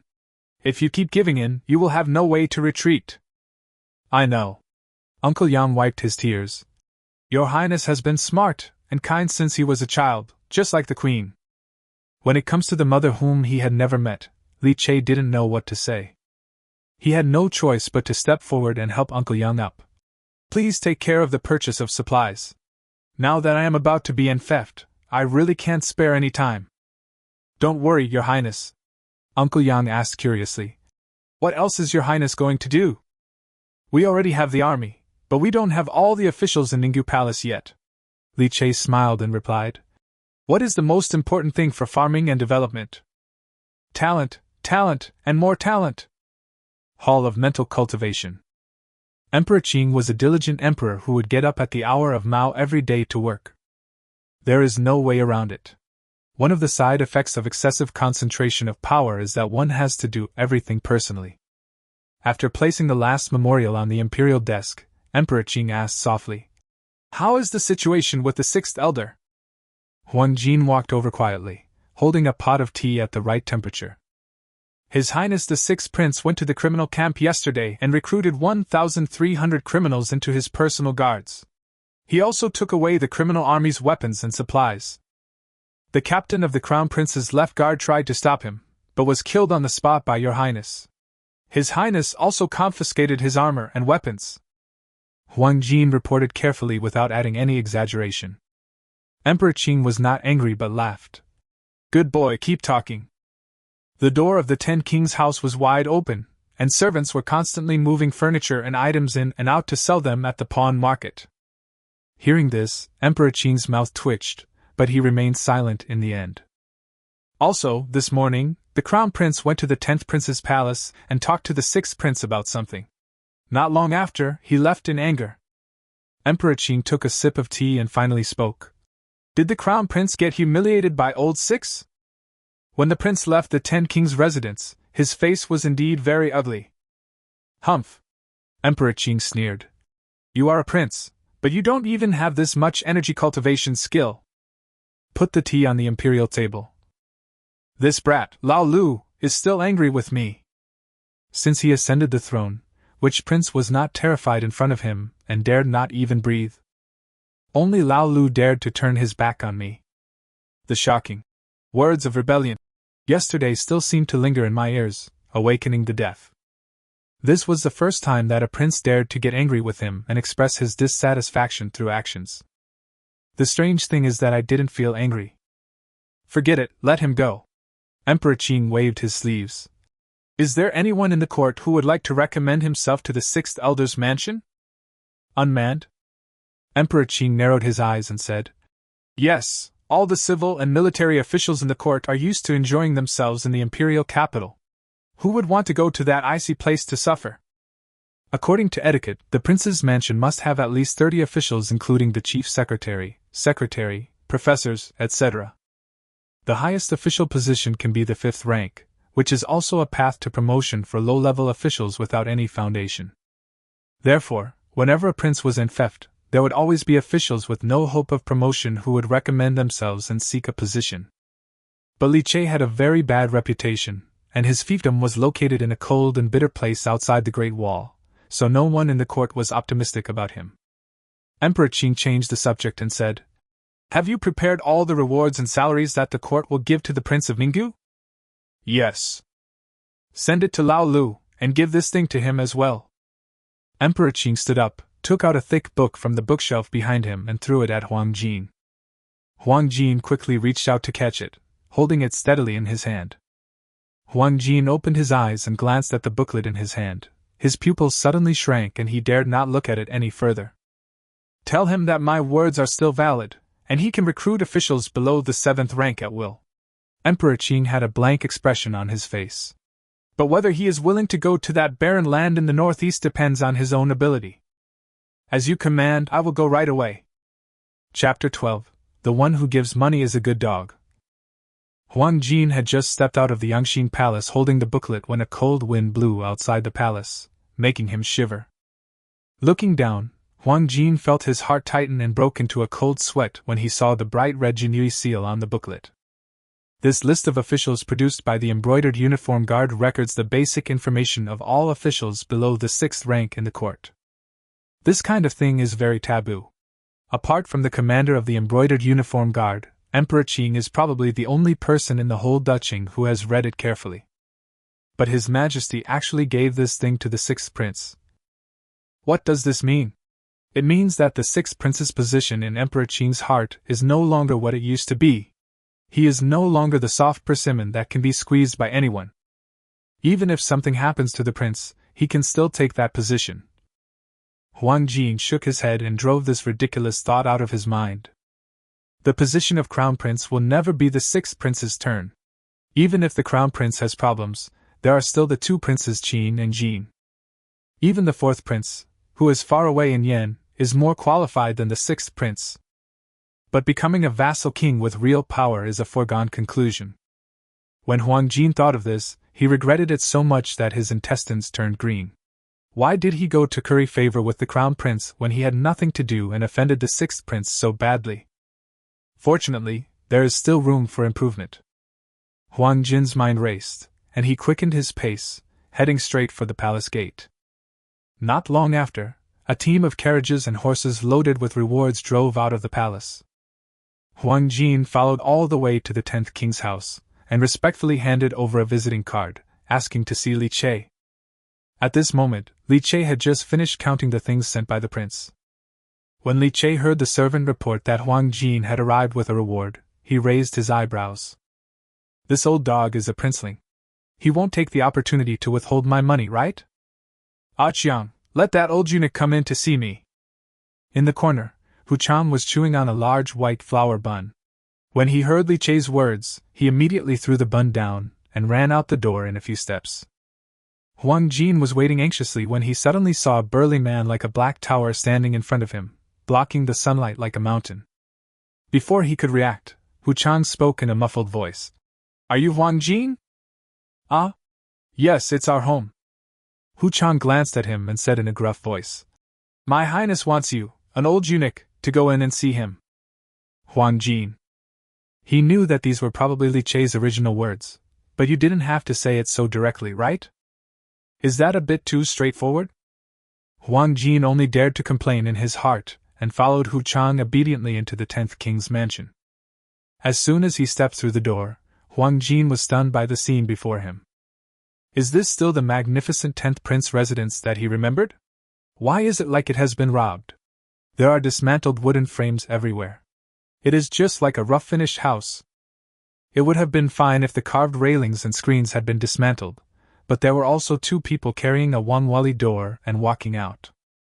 Moreover, if I am not mistaken, that door seems to have been removed from the King of Qin's room, right?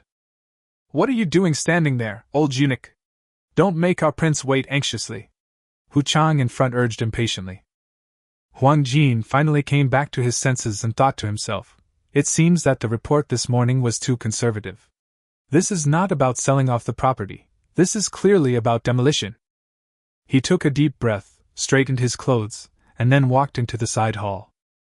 There were only 3 people in the side hall. The 6th prince was sitting on a seat, playing with a glass cup in his hand. Beside the 6th prince was an old man with white hair and beard, who was looking at him with a scrutinizing gaze. There was a young man with a pale face standing in the corner, looking at him with a fake smile and a sinister look in his eyes. This servant pays homage to the Prince of Ninggu. Li Che slowly raised his head and glanced at the old eunuch in front of him, and found that his eyes seemed to be evasive. What are you doing here, sir? Huang Jin's old face was filled with a flattering smile. Oh, I'm here to bring something to you, your highness. His Majesty said that you will be a vassal, so you must be included in the reward and salary. According to custom, the prince has an annual salary of 12,000 dan, and additional rewards such as cloth, salt, spices, and royal wine. I personally supervise the work and I guarantee that there will be no mistakes. Take a look. Do you want to check it out? Li Che looked at Huang Jin, who was bowing and nodding in front of him, and couldn't help but sneered. What's wrong with you today, eunuch? You wouldn't be so polite when talking to me in the past. Huang Jin was stunned. It turned out that the 6th prince really held a grudge against our family. Your Highness, I have offended you before, but now I have come to my senses. Li Che looked at Huang Jin, his eyes full of amusement. It was the first time he had come across a eunuch. As expected, he had no moral standards and changed his expression faster than turning the pages of a book. In the original body's memory, this old guy had often pulled him down. Now he suddenly gave in, probably because of the change in Emperor Qing's attitude. After all, eunuchs are just dogs in the hands of the emperor. Who does the dog listen to? Isn't it the master who has the final say? Seeing Li Che remain silent, Huang Jin became even more anxious. He quickly took out the booklet and held it above his head respectfully. Your Highness, His Majesty heard that you have not yet selected your subordinates, so he specially asked me to bring this to you for your review. Uncle Yang took the booklet from Huang Jin and handed it to Li Che. Li Che glanced through it briefly and could no longer look away. This thing came just in time. He never expected that Emperor Qing would be willing to give this thing to him. It seems that the commotion yesterday really awakened the few remaining fatherly loves in Emperor Qing. Huang Jin! Li Che slammed the book shut, his tone cold. You wished for my death yesterday, do you think I forgot? Huang Jin said with a sad face. Yesterday I lost my mind and said some dirty and nonsense words. Your Highness, you are magnanimous. Before he finished speaking, Li Che raised his hand impatiently. I am too lazy to argue with you about that trivial matter. Since you are here to beg for mercy, you can't just come with a mouth, right? Huang Jin's eyes widened in shock when he heard Li Che's words. Huang Jin was dumbfounded. In this day and age, people who deliver imperial orders have to pay money? But looking at Li Che's murderous look, he was afraid he would not be able to leave unless he bled. Huang Jin gritted her teeth and said with a pained look, I have a small courtyard in the imperial capital. Li Che interrupted again. Stop. I'm about to go to my fiefdom. What's the use of that broken yard? Huang Jin took a few steps forward and whispered. There are 10 Kunlun slaves, 10 Silla maids, and 500 taels of gold in the yard. They are buried under the willow tree in the yard. All of these are for your highness. I only asked your highness to forgive us and show mercy. Li Che had a blank expression on his face. Not enough. Huang Jin's wrinkled old face was tangled up, and after a moment, he seemed to have made a decision. There is also a farm outside the city with 50 horses, 10 cows, 30 sheep, 300 chickens and ducks, and some food and fodder. All of them are for your highness.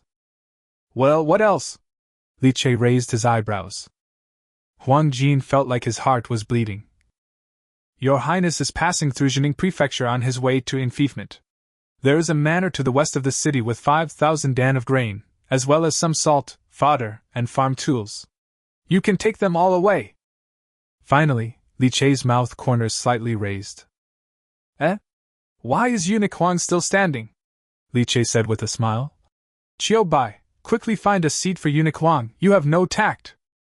No matter if it is an old dog or a castrated dog, a dog that can bring you money is a good dog. Chapter 13. There is hope for the development of Northeast China. Huang Jin wiped the cold sweat from his forehead and fled from the Ten Kings' house in a flash. This sixth prince is so fucking weird. Your Majesty is very strong in fighting corruption. How can it be easy for me to make money? This time, this kid actually extorted most of my family fortune. Huang Jin's heart was bleeding, but he couldn't help but feel lucky. Fortunately, this sixth prince only cares about money, and didn't force me to take sides like the other princes. After Huang Jin left, Li Che grabbed the booklet and opened it impatiently. Ha, talents, all talents. My cheat father has given me a big gift this time. With this list of officials, combined with the original body's memories, it is enough to pick out a group of talented people who can be of great use. However, how to get these people is a problem. The reason why Emperor Qing gave the list to himself was actually a test. Given the original body's reputation, if he were to recruit an official, the other party would most likely not agree. The pressure was too great. They would rather resign than go to that bitter and cold place with me. What should I do? Visit him 3 times? Use coercion or inducement? Or should I persuade him with tears and emotion and reason? Li Che felt that these methods were too troublesome. Since you have decided to go to the northeast to make a name for yourself, you might as well learn from the northeast king named Zhang. 3 visits to my thatched cottage? Coercion and inducement? Damn it, I don't have the time for that. I'll just grab it. Chiu Bai. What do you want, Your Highness? Chiu Bai bowed. Go to the camp and find 50 brothers who are good at fighting and familiar with the situation in the city, and come here to meet me. I'll do it right away. Chiu Bai didn't ask any more questions and took the order and left. Li Che looked at Uncle Yang again. Uncle Yang, I'll ask you to help deal with those things outside the door, and the things that old dog Huang Jin gave me as a gift. It's still the same as before. Sell all those extravagant things and exchange them for the food, seeds, medicinal materials, and tools on the list. Don't worry, Your Highness. Uncle Yang bowed and retreated. The two of them left the side hall one after another. Li Che's gaze returned to the booklet again, and a bright smile appeared on the corner of his mouth. Come on, let me see which lucky person will have the opportunity to follow me to the northeast to do something big.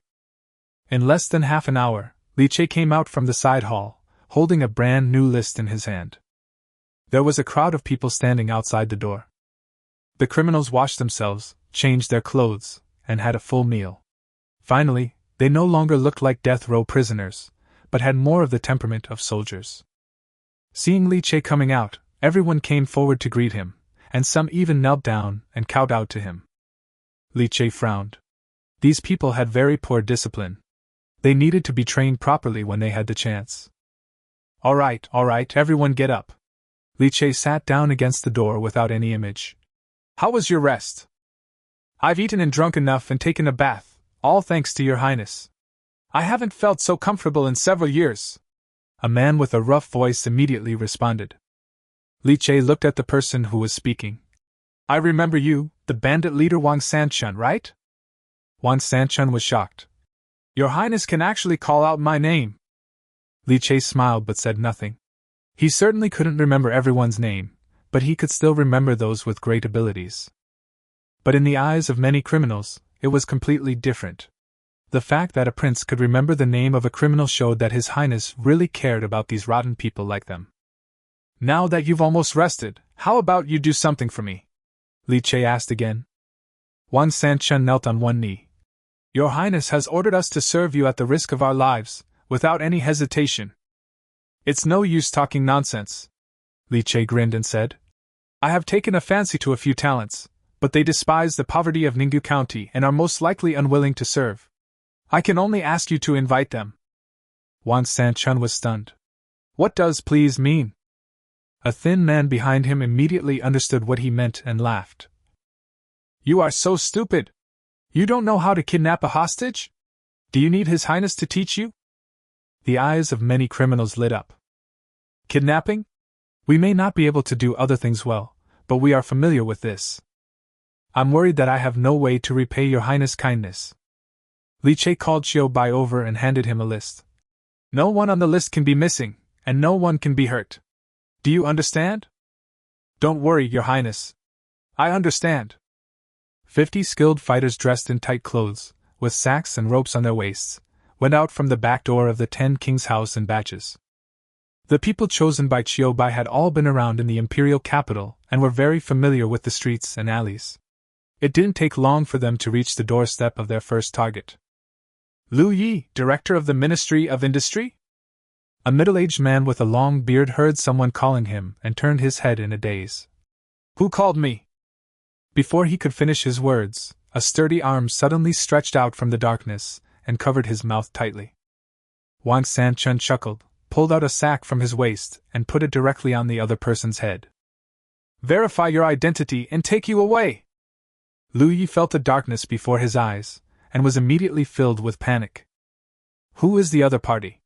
Jinyui? Kidnappers? My life is over. Qiu Bai, who was standing by, took out the list and made a mark on Lu Ye's name with his fingernails. Let's go, next one. In a remote courtyard in the imperial capital, there was a rapid knock on the door. Wang Shi, who had just finished his shift and had not yet had time to take off his official uniform, agreed and ran to open the door. Who is it? I'm coming. The door had just opened a crack when it was pushed open by someone outside. A group of burly men came in one after another and surrounded Wang Shi in the courtyard. You guys, who are you? Wang Shi turned pale with fright. Qiu Bai came in last and looked up at Wang Shi. Official of the Heavenly Monitoring Department, Wang Shi? It is me. Who are you? How dare you enter the residence of an official of the Imperial Court without permission, Wu? Wang Sanchun's technique of putting on the sack became more and more skilled. He just threw Wang Shi lightly and carried him on his shoulders. Your Highness, you are such a fool. Why do you only arrest these nameless and insignificant officials? Don't question His Highness's decision. His Highness has his own arrangements, Qiu Bai said. Wang Sanchun looked at him with disdain. Who do you think you are? How dare you teach me a lesson? Qiu Bai's face froze and he was about to say something. A young man suddenly rushed out of the courtyard and pointed at them and shouted. Hey, who are you waiting for? Why are you kidnapping my father? Qiu Bai frowned impatiently. Who are you? I am the official of the Ministry of Works, Wang Chongjian. Qiu Bai looked down at the list, then gave Wang Chongjian a strange look. He's on the list, tie him up too. Wang Chongjian. In the 10 Kings' residence, Li Che stood with his hands behind his back. Truckloads of supplies were constantly being brought in through the main gate. Squirming sacks kept being sent in through the back door. Li Che looked at this scene, and suddenly a sense of heroism surged in his heart.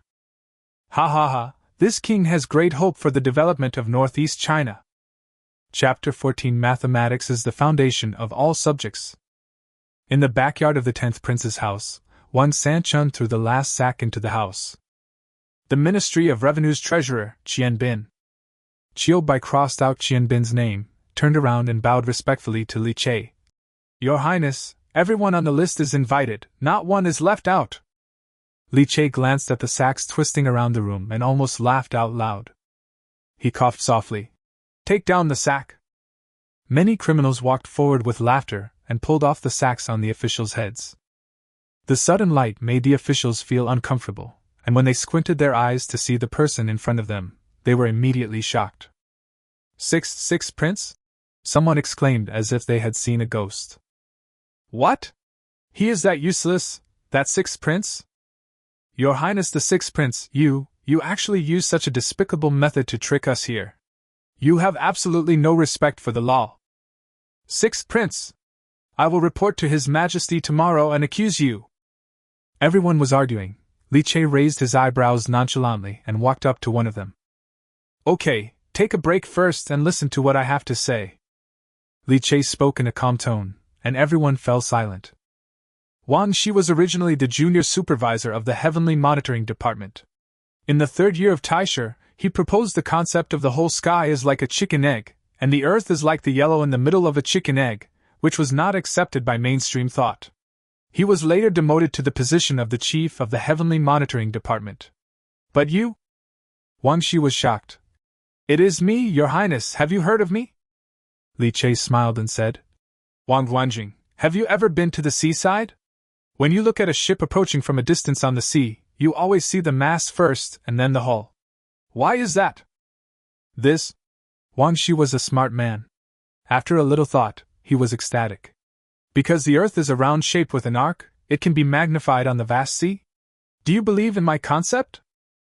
Only by studying things can one gain knowledge. Wang Guanjing still needs to practice more.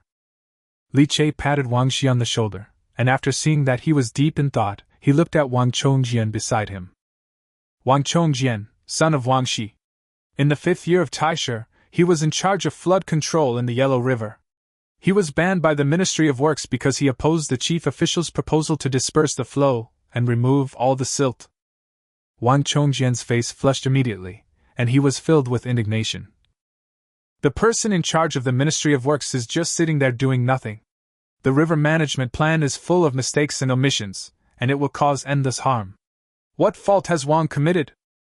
Li Che nodded slightly, then said, This king feels that if we want to manage the river for the long term, we need to build a near embankment to restrain the river and a far embankment to prevent it from bursting.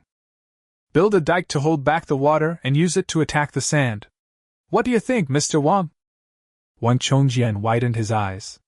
The strategy proposed by the 6th prince coincided with his own idea, and might even be more brilliant.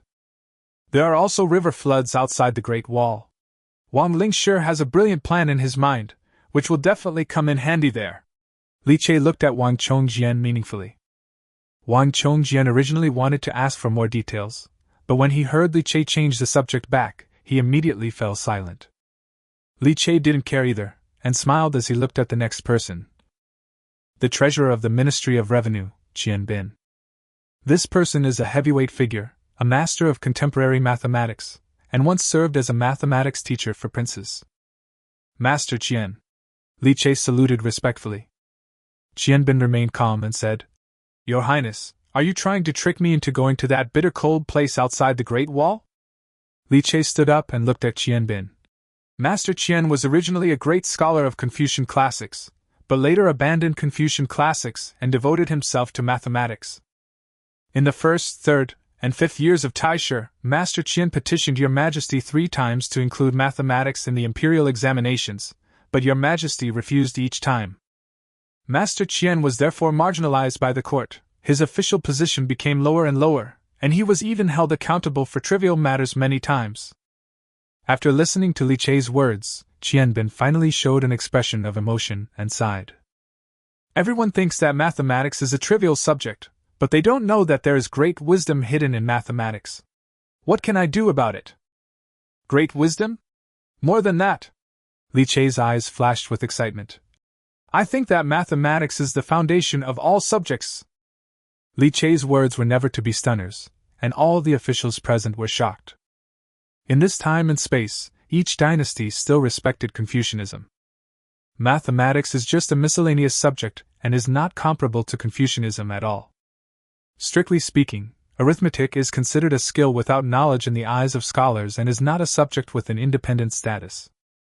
Being proficient in arithmetic is better, but not being proficient is not a big problem. Li Che's words were a challenge to the authority of Confucianism, and it would not be an exaggeration to say that they were extremely treasonous.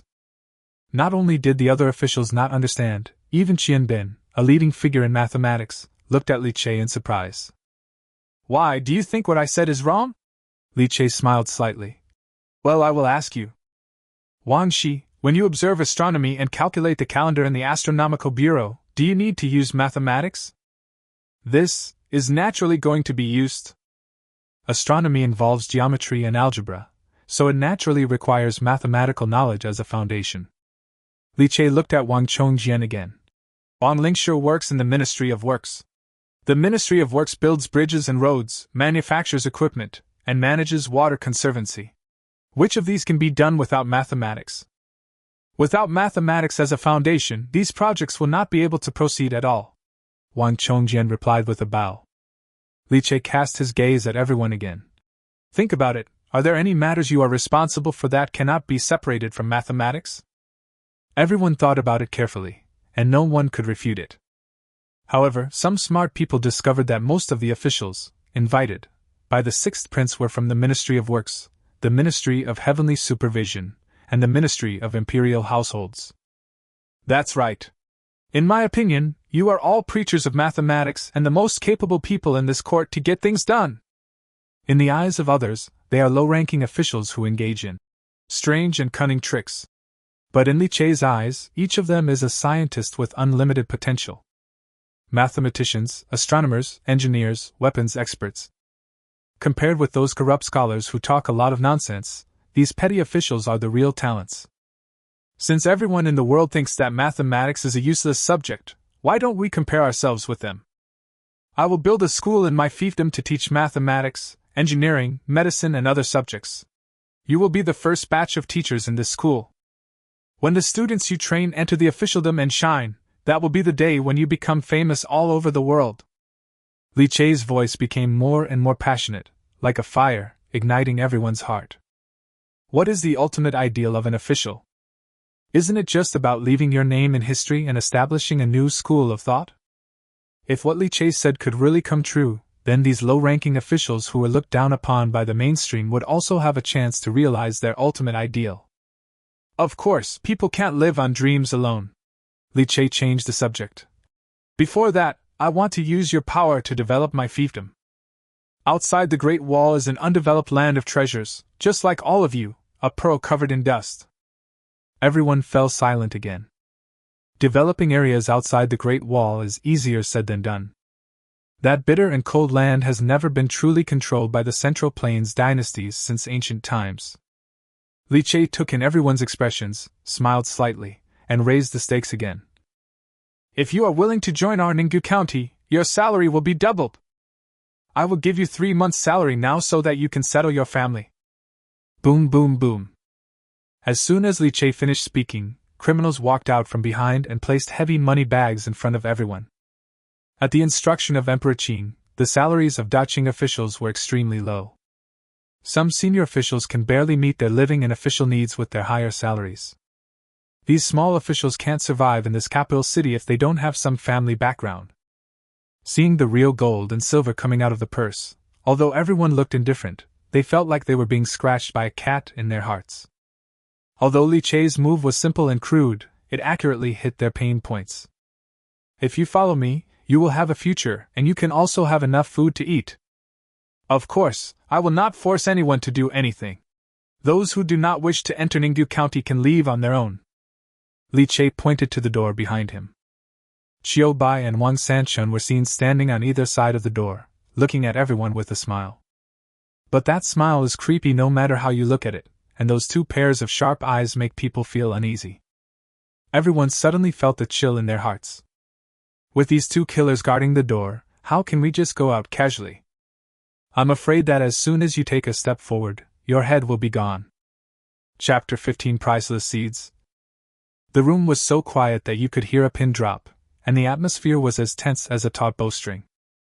Although many officials were excited, they were still hesitant. The main reason is that the area outside the pass is so poor. The Northeast is a wild land, a place where criminals are exiled. Can a place like this really carry such a big dream? Suddenly, a hand grabbed the purse in front of it with a swish sound, and everyone was shocked. Jane Yu! Wang Shi looked at his son in disbelief. Wang Chongjian held the purse tightly, his eyes determined. Father, are you going to waste all your life's learning in a place like the Heavenly Guardian?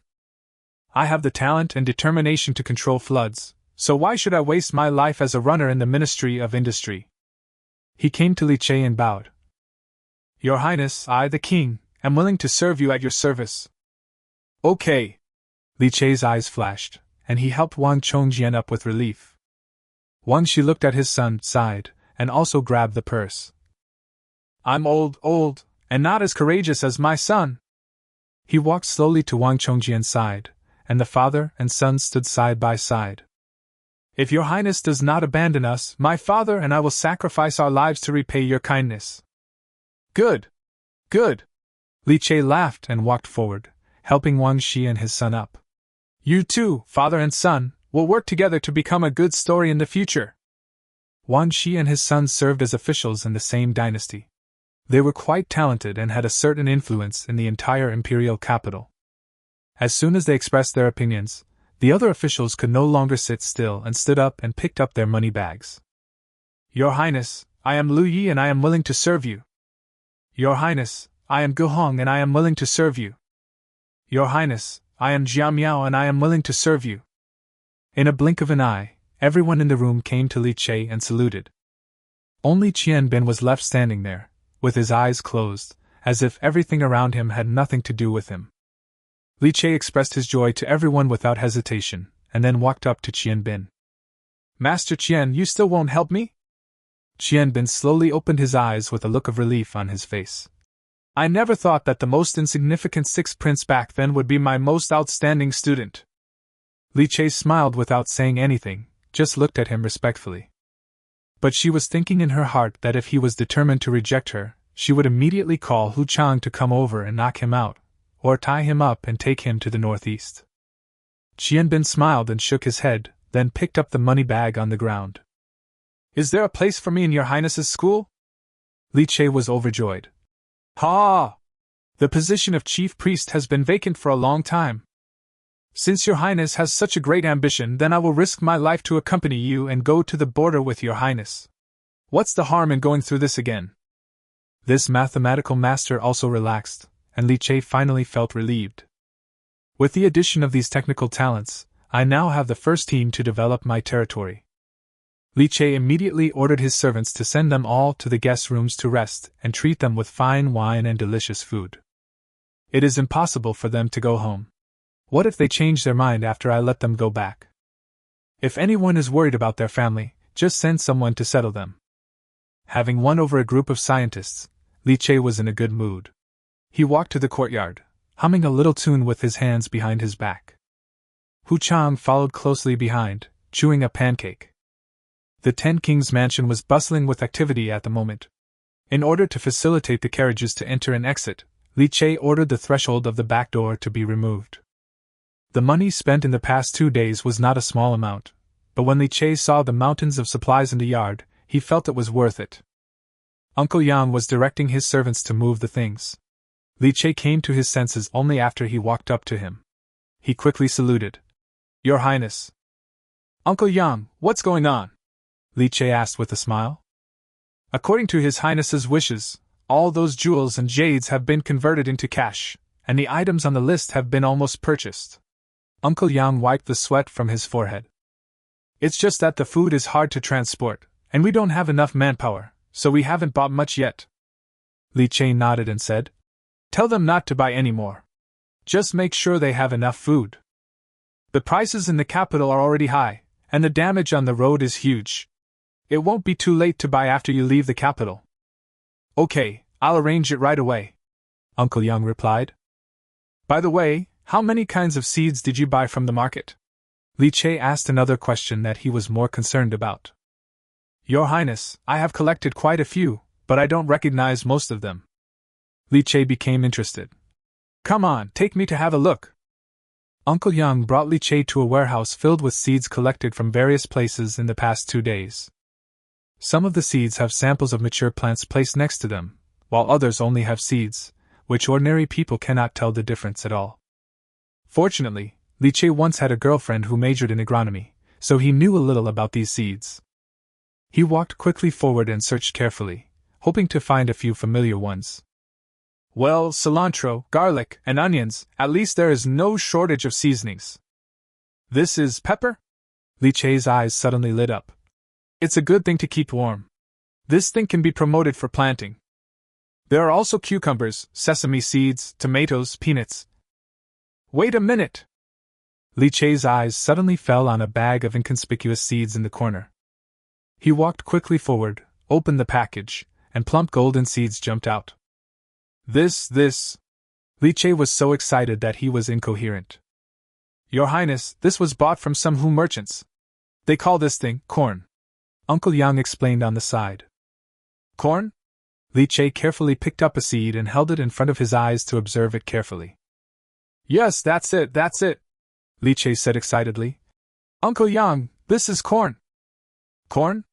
Uncle Yang looked at the golden seeds in confusion. I've never heard of it. Hu Chang outside the door also put down the pancake in his hand and looked curiously at the corn kernels in Li Che's hand. Corn? Is it delicious? It doesn't look like something that can fill you up, but since your Highness likes it so much, it must be a good thing. Hu Chang retracted his gaze and continued to deal with the pancake in his hand. Li Che frowned, his heart full of doubts. Logically speaking, this thing shouldn't appear here, unless those Hu merchants have been to America, or the people they have contacted have been to America. In that case, perhaps these Hu merchants have other seeds in their hands? For example, potatoes, sweet potatoes? Li Che suddenly looked at Uncle Yang. Uncle Yang, where are those Hu merchants? Uncle Yang shook his head. I bought all the seeds from them yesterday. When I went there again today, the place was empty. They must have left the imperial capital. Besides this corn, what other seeds did you buy from them? Li Che asked anxiously. Chapter 16. The sky is high, and the birds fly freely. Uncle Yang walked forward and picked out a few seed packets. Li Che looked at them one by one and was immediately disappointed. In addition to corn, there are some cabbage, watermelon, and grape seeds. There is not a single other high-yield crop in the Americas. Is that all? Li Che asked again, unwilling to give up. Uncle Yang nodded. That's all. Li Che's heart skipped a beat, and disappointment surged up like a tide, but it was quickly diluted by the ecstasy of getting the corn. Corn! This is corn! An absolutely high-yield, God-level crop that can be called auspicious in this era. The high yield and adaptability of corn perfectly solve the defects of the harsh climate outside the Great Wall. Add to that the magical black soil, and Li Che had no idea what kind of sparks would be created by the collision of the two. Of course, these corns have not yet been improved with modern technology, so their yields are certainly not as good as those of the abnormal varieties in later generations. But isn't it a piece of cake to beat other crops in Daqing? Uncle Yang, these seeds I picked out must be kept properly, and the other seeds should be preserved as well as possible, Li Che instructed seriously. Yes. Uncle Yang saw how much Li Che valued these seeds and agreed solemnly. Li Che carefully stuffed the corn seeds into the lining of his clothes. He felt uneasy about putting this thing anywhere, so he felt at ease only when he kept it close to his body. Don't underestimate this bag of seeds. It is more valuable than all the gold, silver, and treasures in this yard. Li Che was in a better mood after getting the corn. He turned around and saw Hu Chang happily eating a big pancake. He was immediately happy. Chiang, why are you always eating biscuits? Go to the kitchen and get some meat. Didn't I tell you that you can have as much as you want? Hu Chang rubbed the back of his head innocently and said, Your Highness, I can just eat some biscuits. Biscuits can help me keep fit. Li Che looked at the fool helplessly. This child was so honest and adorable. Forget it, let the child eat whatever he likes. Uncle Yang, please go buy some more carriages. I think it's about time. Li Che's hand gently stroked the seed in his arms, his eyes sparkling. What do you mean? Uncle Yang was stunned for a moment, and asked tentatively. Once the city gates are open tomorrow morning, we will leave the imperial capital and go outside the Great Wall. The next day, it was daybreak. Emperor Qin finished his breakfast and looked at the morning light in the sky. For some reason, he suddenly felt empty in his heart. Huang Jin! The old eunuch hurried into the room. Your Majesty! Did anything happen today? Your Majesty, there is nothing serious in the court, but... Huang Jin hesitated. Your Highness the Sixth Prince. Emperor Qin looked at him expressionlessly. What happened to old Six? The 10th Prince's palace opened its gate early in the morning, and now the carriages and supplies are ready. A complex expression flashed across Emperor Qin's eyes, and he murmured. He's leaving today? Isn't he planning to come see me before he leaves? The old eunuch lowered his head and dared not answer. The 6th Prince is also going to be a vassal. Now, only I and the Crown Prince are left in this huge palace. Emperor Qing suddenly felt even more lonely in his heart. His eyes fell toward the window, as if he wanted to see through the palace walls. Your Majesty's birthday is coming soon. If you miss the princes, you can ask the princes to come to Beijing to celebrate your birthday, Huang Jin said cautiously. Forget it. Emperor Qing sighed. The road to the capital is difficult to travel. I don't know how much money this birthday celebration will cost. It's better to keep the money to help the people in Jinan who have been affected by the disaster. Your Majesty loves the people like his own children. The old eunuch seized the opportunity to flatter the emperor. What's going on with the prince? Emperor Qing suddenly changed the subject. Huang Jin bowed and replied, The crown prince has contacted the bandits in Mangdang Mountain and intends to kill His Royal Highness the Sixth Prince on the way. Huang Jin is not stupid since he has been able to serve Emperor Qing for many years. When Emperor Qing wanted to support the crown prince, he was on the crown prince's side. Now that Emperor Qing is dissatisfied with the crown prince, Huang Jin naturally leaves the so-called crown prince's party. He is very clear that the only person he is loyal to is Emperor Qing. The prince is becoming more and more capable. Emperor Qing's expression turned a little colder. Your Majesty, do you want to send troops to suppress Mangdang Mountain? Huang Jin asked. Besides the bandits from Mount Mangdang, has the prince found anyone else? No, but Chang's daughter heard that the sixth prince was disrespectful to the crown prince, so she left home yesterday and seemed to be heading towards Mangdang Mountain. Emperor Qing's expression became even gloomier. The eldest daughter of the Chang family? I haven't issued an order yet, and she's not even the crown princess yet, so you're acting like this? Huang Jin could only reply, I am the daughter of the Chang family and have always admired the prince.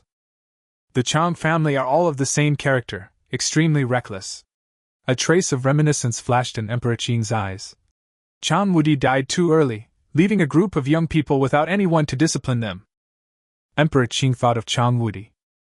That natural-born warrior had followed him early on, was invincible in his fight against all odds, but he died young. Others said that he had committed so many sins and was burdened with crime that he died suddenly in his prime. Forget it, let them be, Emperor Qing said in a cold and ruthless voice. How can you hold on to that position without going through bloody storms? The sun shines through the thin clouds and onto the streets. 50 criminal soldiers wearing 2 layers of armor stood on both sides of the street. Greetings, Your Highness! The uniform sound, with a metallic texture, exploded in the silent street. The noise woke up some residents nearby, who opened their windows and looked out curiously.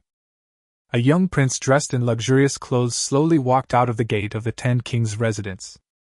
The young prince had a handsome face, picturesque eyebrows and a pair of deep and bright eyes. The gorgeous brocade robe was embroidered with delicate cloud patterns. As he walked, the hem of the robe swayed gently, as if clouds were drifting in the blue sky. Li Qian nodded slightly, and Uncle Yang behind him walked forward and put a black cloak with a dragon pattern on Li Qian. A noble and majestic aura arises spontaneously. Is that the sixth prince? A commoner whispered while hiding behind the window. These common people lived opposite the 10 kings' residences, and they could recognize most of the princes of Daqing. The former sixth prince was the easiest to recognize. His eyes were evasive, and he had none of the demeanor of a prince. The people really couldn't connect the high-spirited young prince in front of them with the cowardly sixth prince. Li Qian walked out of the house without looking around, and the soldiers stood up wherever he passed. Hu Chang brought a horse and Li Qian climbed onto it with clean and neat movements without any delay. The horse took a few steps on the spot, seeming a little impatient. Li Qian reached out and stroked the horse's mane, and the horse soon calmed down. He turned around and took a last deep look at the imperial city behind him. He seemed to be able to feel that in the majestic imperial city, a deep gaze was looking at him across the void. Li Qian turned around expressionlessly and said softly, "Let's go!" The sound of horse hooves raised a cloud of dust. One carriage after another started moving, carrying heavy supplies, making trivial noises as they pressed on the street. The long convoy drove along the street towards the city gate. From now on, the sea is wide enough for fish to leap, and the sky is high enough for birds to fly. Chapter 17. That is an order. Although it was his first time riding a horse, Li Qian felt extremely familiar with it thanks to the muscle memory of this body, as if this body was born to belong on horseback. Sitting on horseback and looking at the caravan, it was filled with ragged refugees, all of whom were recruited by Uncle Yang from outside the city. The loyalty of these refugees is almost zero. If they encounter any trouble, they will run away faster than anyone else. The direct descendants from the 10 Kings mansion actually accounted for the minority. Suddenly, he saw a few strange-looking people in the team and asked curiously, "Uncle Yang, who are those people?" Uncle Yang followed Li Chei's gaze and then said, "Your Highness, they are the servants that eunuch Huang sent to you." Li Chei then remembered that there seemed to be 10 Kunlun slaves and 10 Silla maids in the yard where Huang Jin sent him an apology. Although Daqing was founded not long ago, it has always been committed to expanding its territory, and neighboring small countries have come to pay homage. To put it bluntly, those Kunlun slaves were black slaves sold to Daqing as gifts and goods by the surrounding small countries. Each of these Kunlun slaves was as strong as an ox, with a gentle temperament, down to earth and upright, and the nobles and wealthy families all rushed to buy them. Silla, like Goryeo, was also a country on the Korean peninsula. Unlike Goryeo, Silla was a vassal state of Daqing and paid tribute every year. Silla maids were young girls selected from the public by the Silla government. After training, they were sent to Daqing and sold to noble families for service. These Silla maids were not only outstanding in appearance, but also gentle and considerate in character, with sweet voices and elegant manners. It is not an exaggeration to say that they are the first Korean girl group. "Your Highness, these Kunlun slaves are all eunuchs," Uncle Yang beside him whispered. "What? Eunuch?" Li Chei's mouth twitched. "This Huang Jin is quite perverted. Just because he is a eunuch, he also castrated the servants he bought?" Uncle Yang was not surprised by this, as few eunuchs had normal mental health. He seemed to remember something, and looked at Li Chei with some expectation. "Your Highness will expand the harem sooner or later, and it is just right to keep these eunuchs to serve your Highness." Li Chei looked at the Kunlun slaves who were covered in black, and his heart was full of resistance. It's not that he is aloof and doesn't want to enjoy being served by others. He has been served by Chilwen and several maids in the past 2 days. To be honest, he quite enjoys it. I really can't accept having a bunch of castrated men around me, staring at me no matter what I do. Forget it. I heard that Kunlun slaves are very strong, so I'll give them to Hu Chang and let him train them into family soldiers. Li Chei remembered that the combat power of castrated black people was quite strong. Uncle Yang saw that Li Chei really didn't like Kunlun slaves, so he didn't say anything more and asked, "Then, Your Highness, why don't you pick a few of these 10 Silla maids that you like and take them into your backyard?" Li Chei looked at Uncle Yang helplessly. What's wrong with this old man? Why is he always thinking about finding a woman for himself? Looking at the petite figures of those Silla maids, one could tell that they must be a group of underage girls. Li Chei really couldn't muster up any interest in them. "No, leave it all to Chilwen." Hearing Li Chei's words, the curtain of the carriage beside him was lifted and a little head popped out. The little girl smiled sweetly at Li Chei, revealing 2 white fangs. "Your Highness, you called me?" "Ah." Li Chei pointed at the Silla maidservants in the distance. "Those people will be under your charge from now on. From now on, you will be the female official of the Ninggu Palace." The little girl nodded in confusion. "Okay, Chiowen knows." While they were talking, the convoy had already arrived near the city gate. Li Chei looked up and saw a majestic city wall more than 10 meters high stretching in front of him. At the city gate, a team of fully armed soldiers rushed out and blocked the convoy's route. The gatekeeper stood in the middle of the road holding a spear and shouted, "Stop!" Li Chei didn't even look at him and continued to control the horse forward. The Ninggu soldiers around them held the ring-handled swords at their waists and looked at the group of armored soldiers in a joking manner.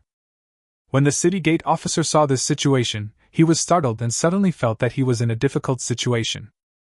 Seeing that Li Chei's horse's hoof was about to step over him, the gatekeeper could not bear the psychological burden and knelt on one knee.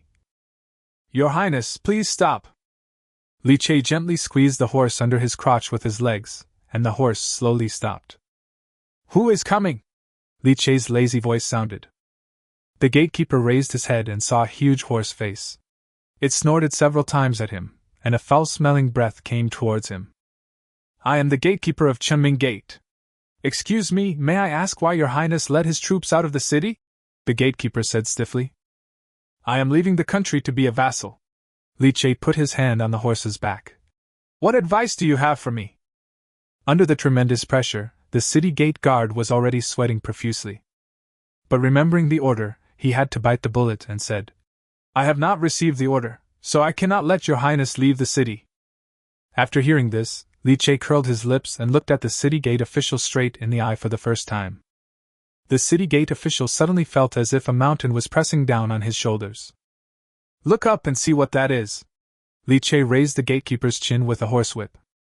The gatekeeper looked over tremblingly, and saw a royal flag embroidered with the two large characters, Ninggu, fluttering in the wind, as if it was about to cover the sky and the sun.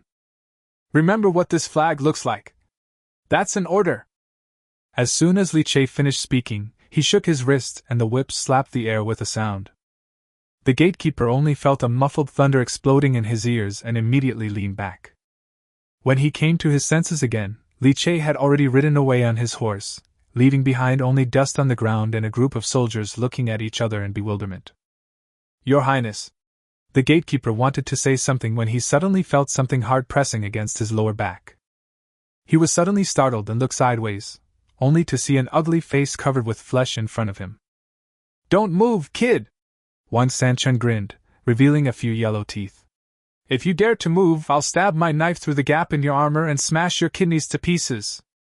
The gatekeeper was instantly petrified, not daring to move, and watched Li Che's convoy march out of the city in a mighty manner. Only after the last carriage passed did Wang Sanchun release the gatekeeper. With such a low character, you still dare to stop our prince? Wang Sanchun glanced at him with disdain and shook the thing in his hand. The gatekeeper looked down, and suddenly his eyes went dark. He almost fainted from anger. This is not a knife at all, it's clearly a rolling pin picked up from a roadside stall. I was controlled by this broken rolling pin for a whole stick of incense. Wang Sanchun threw away the rolling pin, and still felt it was not enough, so he reached out and slapped the gatekeeper hard on the face. The man is leaving, you kid! Hurry back and ask your mom to help you wash your crotch, ha ha ha! The gatekeeper suddenly realized that Wang Sanchun had disappeared behind him. He looked down and saw a stream of yellow liquid flowing down his armor from his crotch. Chapter 18, Military Morality Available. Seeing several of his men trying to come over to help him, the gatekeeper quickly stretched out his hand to stop them. Don't come over! The men stood there awkwardly, and the gatekeeper yelled even more awkwardly. Who has cloth? Bring it to me! He grabbed the rag and tied it around his crotch, then staggered up to the city wall. On the top of the city wall, a solitary figure stood facing the wind, watching Li Che's convoy go away. The gatekeeper ran over, his legs went limp, and he fell to his knees. Your Highness, I deserve to die for not being able to stop the sixth prince. The prince turned around and gently helped the gatekeeper up. It's not your fault. It was my sixth brother who was too impulsive and made you suffer. The gatekeeper was so moved that his eyes became hot. Your Highness, His Royal Highness the Crown Prince is so approachable and considerate even to a small city gate guard like me. Even if I die, I will repay the prince for his kindness. Go down. The prince patted the gatekeeper on the shoulder, turned around and told the eunuch beside him. Get rid of the evil spirits, and have someone bring some money to buy some wine and meat for everyone. Yes. With the prince's reward in his pocket, the city gatekeeper left the city wall with red eyes. As he walked away, the prince's gentle face suddenly turned gloomy. He took out a handkerchief and carefully rubbed his palms that had touched the gatekeeper until they were red. Upon seeing this, Bishir hurried forward, took the handkerchief, and carefully wiped the prince's palms. Have the people sent to Mangdang Mountain set off? Asked the prince. I sent someone there right after the sixth prince left. They should be there in time. The prince showed disgust on his face. This gatekeeper is such a loser. I wanted him to delay time and buy some time for Fan Chong to prepare, but he ended up frightened to the point of peeing his pants. Find an opportunity to send him to the border. This kind of rubbish is not worthy of staying in the imperial capital. Yes. The prince withdrew his hand and pinched Pai Xia's chin. Tell Fan Chong that I spent so much money to let him recruit soldiers in Mangdang Mountain, waiting for this moment. If Li Che doesn't die, he must die. I don't want to keep useless trash under my command. Pixie opened her eyes wide, looking pitiful and delicate. I understand. A trace of tenderness flashed across the prince's face, and he whispered, Don't be afraid, you are different from them, you are unique. Bixia snuggled up to the prince's arms, and from a distance, the two of them actually seemed a perfect match, a talented and handsome man. On the other side, after leaving the city gate, Li Che rode his horse to a carriage frame. Master Qian. Qian Bin lifted the door curtain and saluted Li Che. What do you want, Your Highness? We have already left the city, and we came to inform Master Qian. I just saw it, Qian Bin said with a smile. Your Highness is majestic, with the demeanor of His Majesty in his past. Li Che smiled and said nothing. It's not that he is too fierce, but that his original body is too cowardly. The former sixth prince was a good man, kind and gentle to the eunuchs and palace maids, and that's why he earned the reputation of a virtuous king in the palace.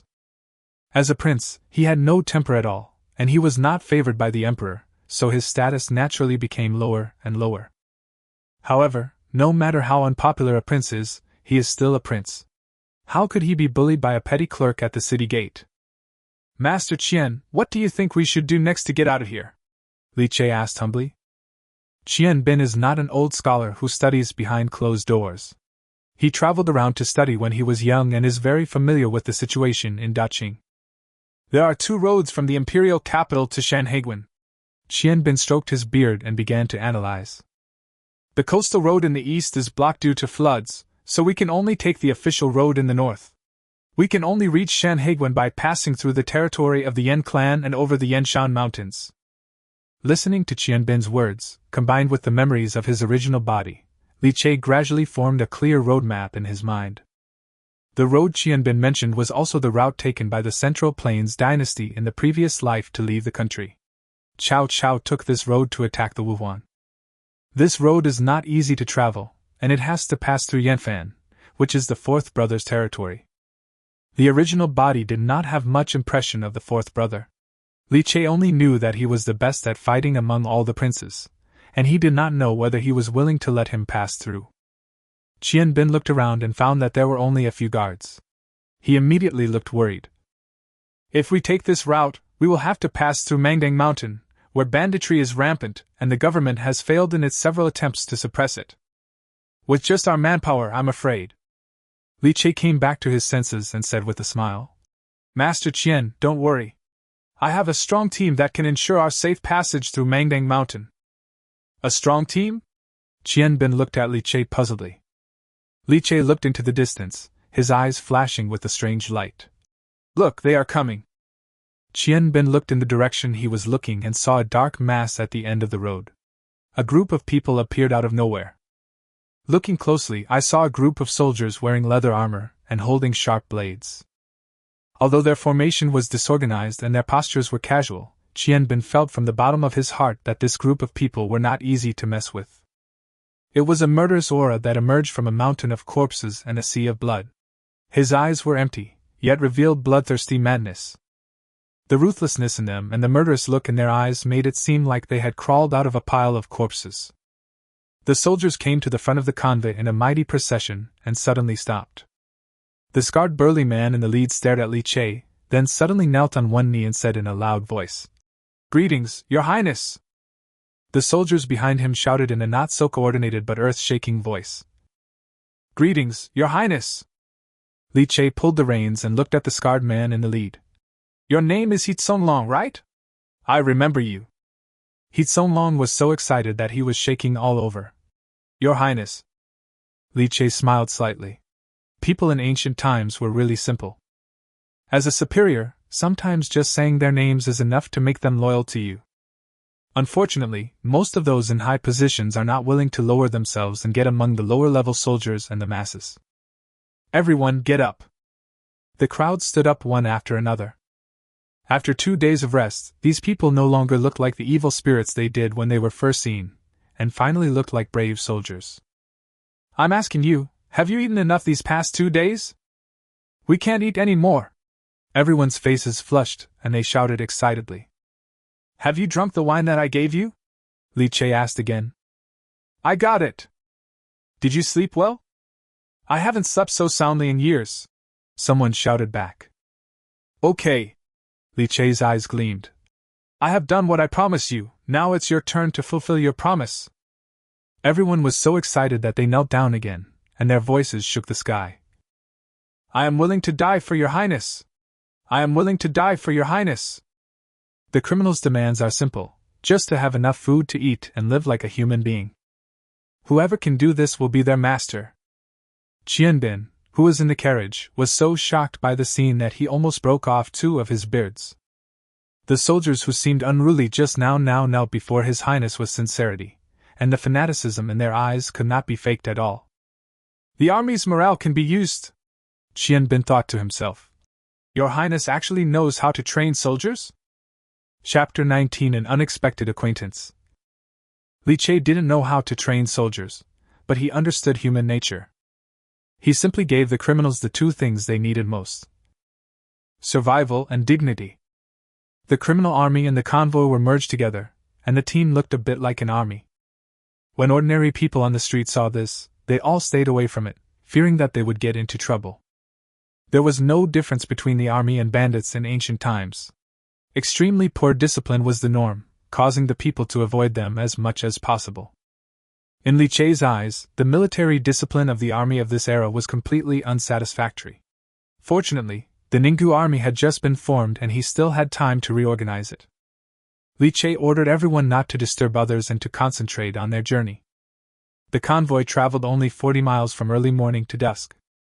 For an ancient army, this speed was not too slow, but Li Che was still not satisfied. The main reason is that there are too few horses in the team. Most of the horses purchased were pack horses, all of which were used to pull carts. The soldiers basically walked, which greatly slowed down the marching speed. Li Che soon realized that if he wanted to gain a foothold in the northeast, horses were of paramount importance. Once outside the Great Wall, the barbarians they encountered were all people on horseback, and the infantry were inherently at a disadvantage against the cavalry. Before the musket skill point is unlocked, cavalry is still the king of land warfare. Your Highness, it's getting dark. Should we find a place to set up camp? Qiubai asked, interrupting Li Che's thoughts. Li Che asked, Is there a place to camp nearby? 3 miles ahead, there is an inn. Your Highness can go there to rest. Brothers can set up camp around the inn. Li Che nodded slightly and did not refuse.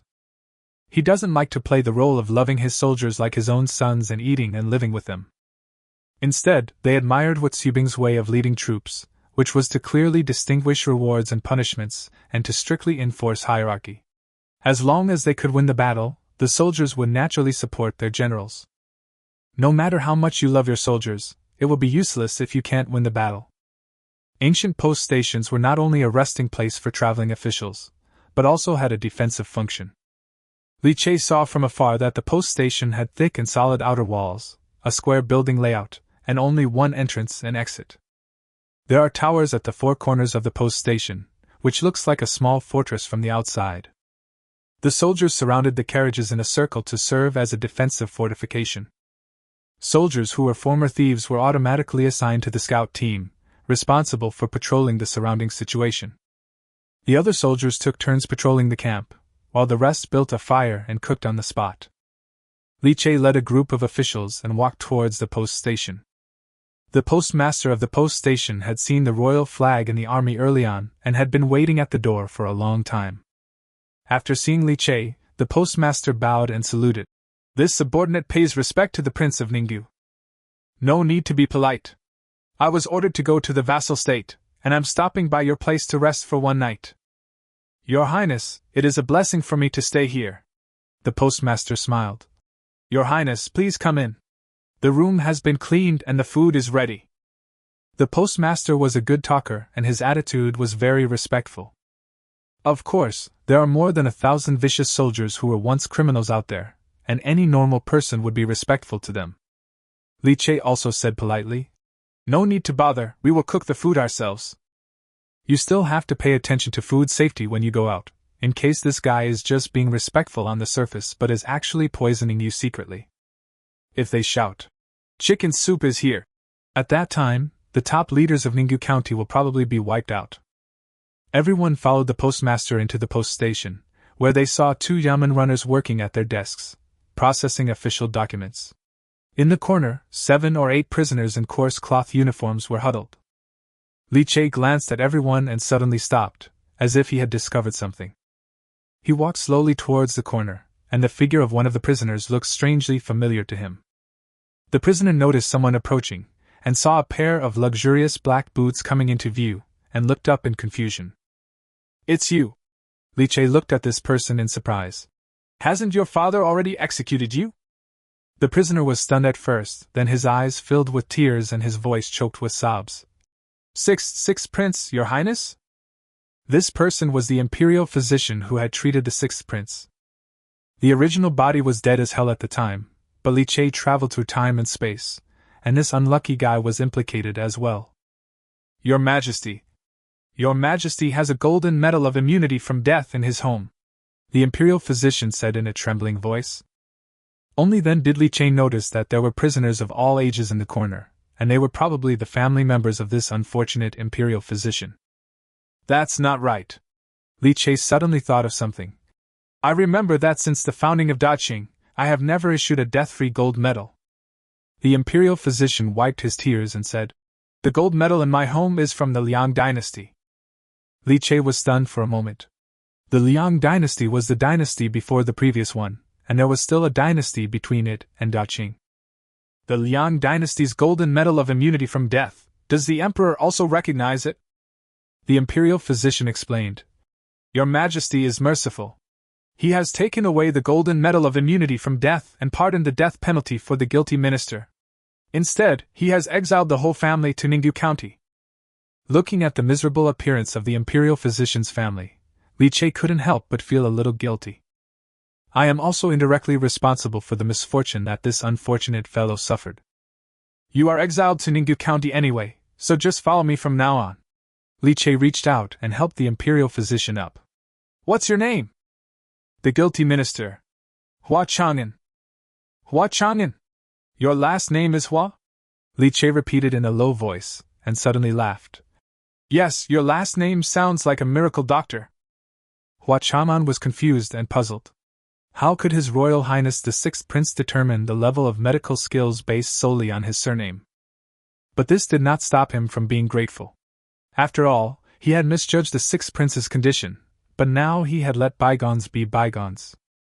Although they were all exiled to Ningyu County, it was better to serve His Highness than to be with a group of prisoners and wander around. "You too, go and take off their shackles." Li Che looked at the 2 bailiffs with sharp eyes. The 2 yamen runners looked at each other, and one of them bravely replied, "Your Highness, we have been ordered to escort the prisoner to Ningyu County. If we release him without permission, I am afraid it will be difficult to explain to the court." Li Che frowned. "What are your names?" "Little Dong Chao." "Little Shui Ba." Li Che's mouth twitched. Just hearing the name, he didn't seem like a good person. "How dare you disobey my order?" Dong Chao was firm and bowed slightly. "I have an order from the Ministry of Justice, so it is difficult for me to obey." The Ministry of Justice had already put his mission on record. Dong Chao didn't believe that the 6th Prince, who had just been crowned king, would dare to kill a court official for a mere imperial physician. Not to mention that there have long been rumors in the capital that the 6th Prince is cowardly and kind. A prince who lives a life of luxury probably wouldn't even dare to kill a chicken, let alone a person. "Okay, very good." Li Che smiled slightly, then said, "Dong Chao and Shui Ba have violated Daqing law by releasing criminals privately. As a vassal king, I cannot stand by and watch such illegal acts. Who will capture these 2 fugitives for me?" When Dong Chao and Shui Ba heard this, their visions suddenly went dark. "In just a few seconds, I went from being a bailiff to a fugitive? Isn't this 6th Prince a bit too sinister?" Before Li Che finished speaking, Xiao Bai responded from behind him, unsheathing the long sword in his hand with a cold light. The 2 looked at the postmaster with eyes asking for help. The old guy, Yi Cheng, looked up with an expression as if to say, "I saw nothing." "How much salary do you get a month? Why risk your life for it?" Dong Chao and Shui Ba felt a chill in their hearts, their legs went limp, and they slid to their knees. "Your Highness, spare my life!" Chapter 20. Eat a full meal. Hua Chang'an looked on in confusion as the two yamen runners slid to their knees in front of him and respectfully removed the shackles from his bodies. "I can't help but sigh that evildoers need to be punished by evildoers." These two yamen runners acted arrogantly, and bullied him and his family along the way. If the sixth prince had not come to the rescue, their family would have been dead in the wilderness before they even reached Ninggu County. But the question is, when did the sixth prince, who has always been kind to others, become a bad person? Just as Hua Chang'an was secretly puzzled, he saw Li Che walked up to him, held his dirty hand affectionately, and said gently, "Mr. Hua, go and clean up first. I have something to ask of you." Hua Chang'an felt the warmth from Li Che's palm, and his heart felt warm and his nose felt sore. His Highness is indeed kind and merciful. I just now even secretly accused him of being a villain. I really deserve to die. Your Highness, please tell me what you want to do. I will do it now. No hurry, no hurry. Li Che replied with a smile, turned to look at Dong Chao and Shui Ba. His expression suddenly changed. You too. Li Che kicked Dong Chao on the butt.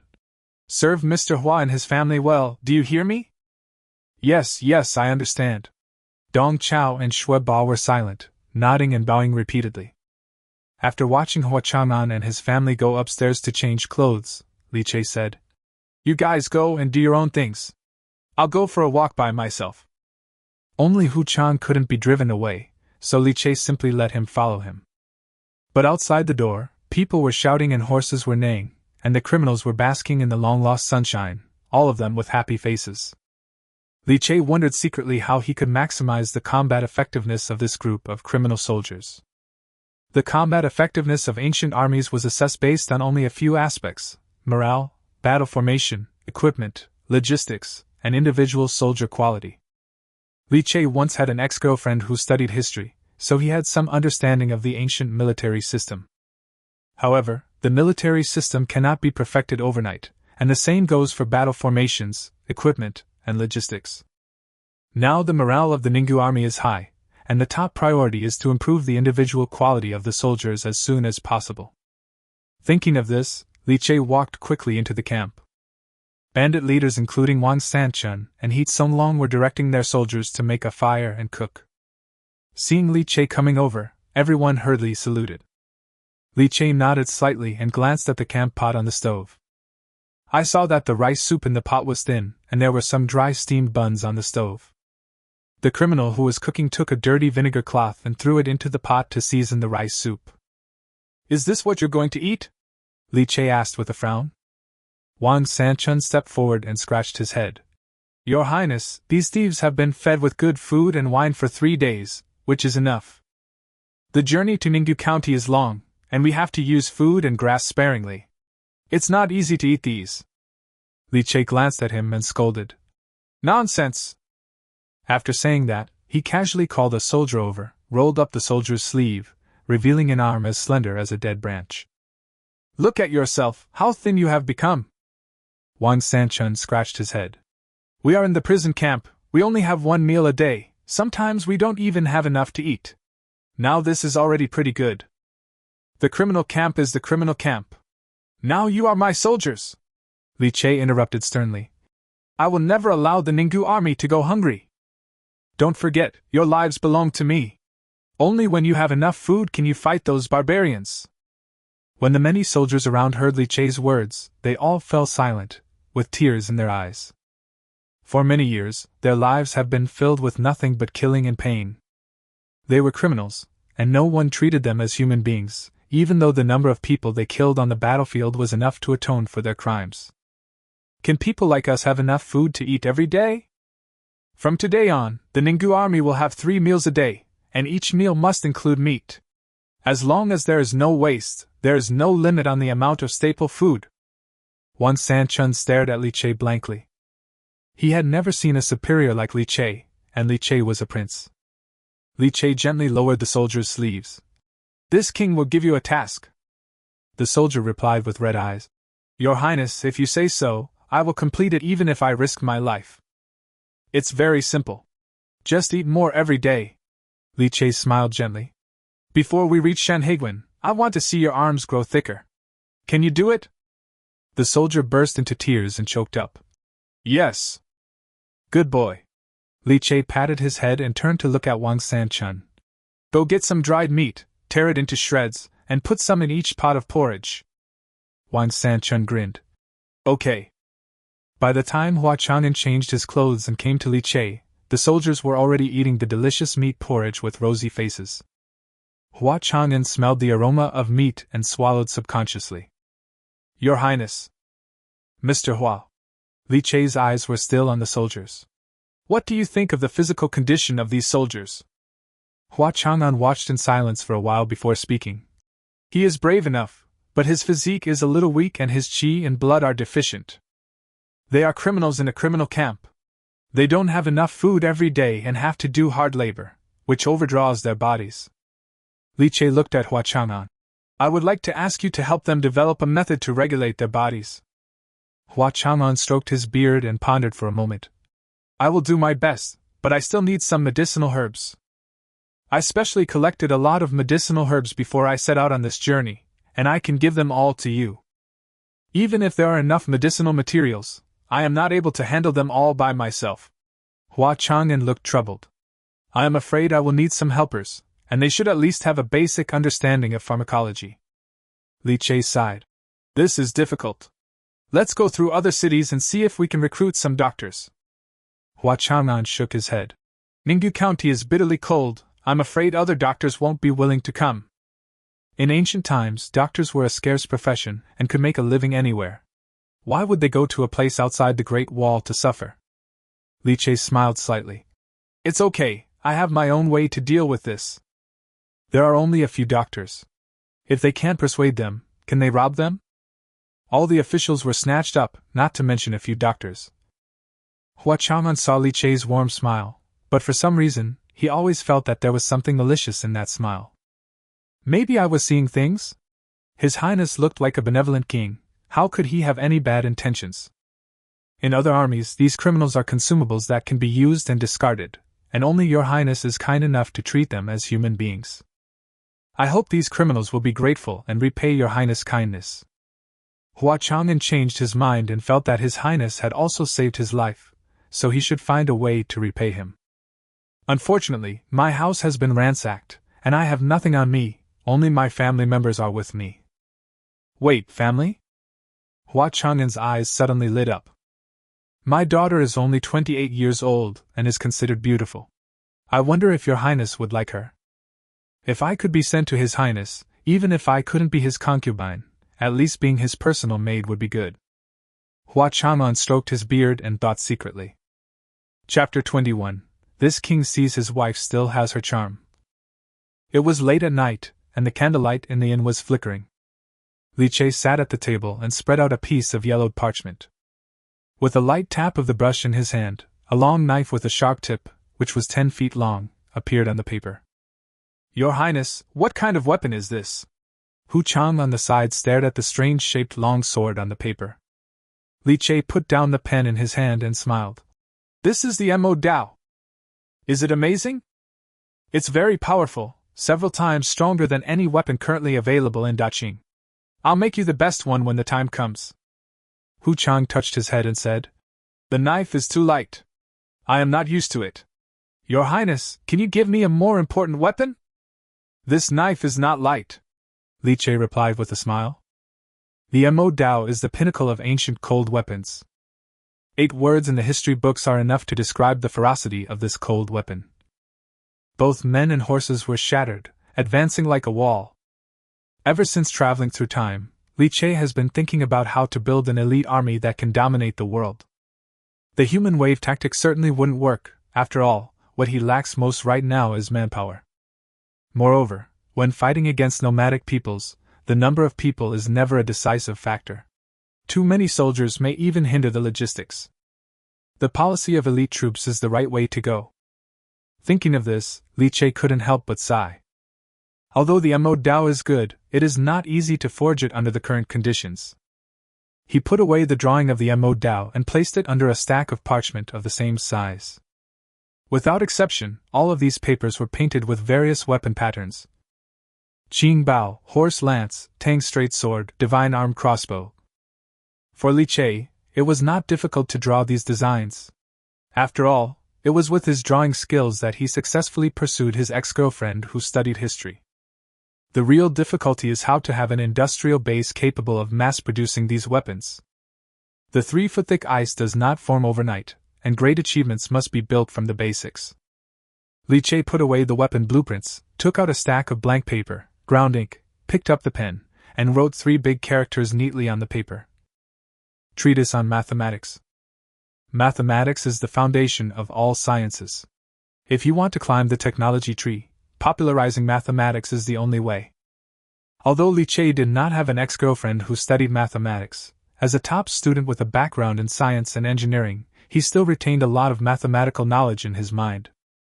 Instead of letting this knowledge fade away with the passage of time, it is better to organize it into a book and pass it on to Qianbin and others. After writing furiously for a while, there was a knock on the door.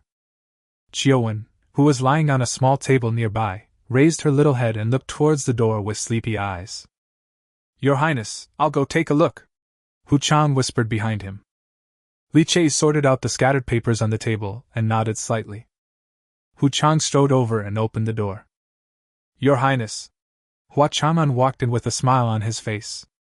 "Mr. Hua, come and sit down," Li Che called. "Qiuwen, bring the tea." Hua Chaman knelt down at the head of the table and then said, "Your Highness, I have counted the medicinal materials that accompany the army. There are still some that can be used. I will add medicinal food to the soldiers' meals every day to replenish their qi and blood." "That's great." Li Che breathed a sigh of relief. "But those soldiers who suffered heavy losses still need to be slowly nursed back to health. I'm afraid I can't handle it alone." "Sir, please work hard. Once I recruit more doctors, things will be easier for you," Li Che comforted him. "I will do my best."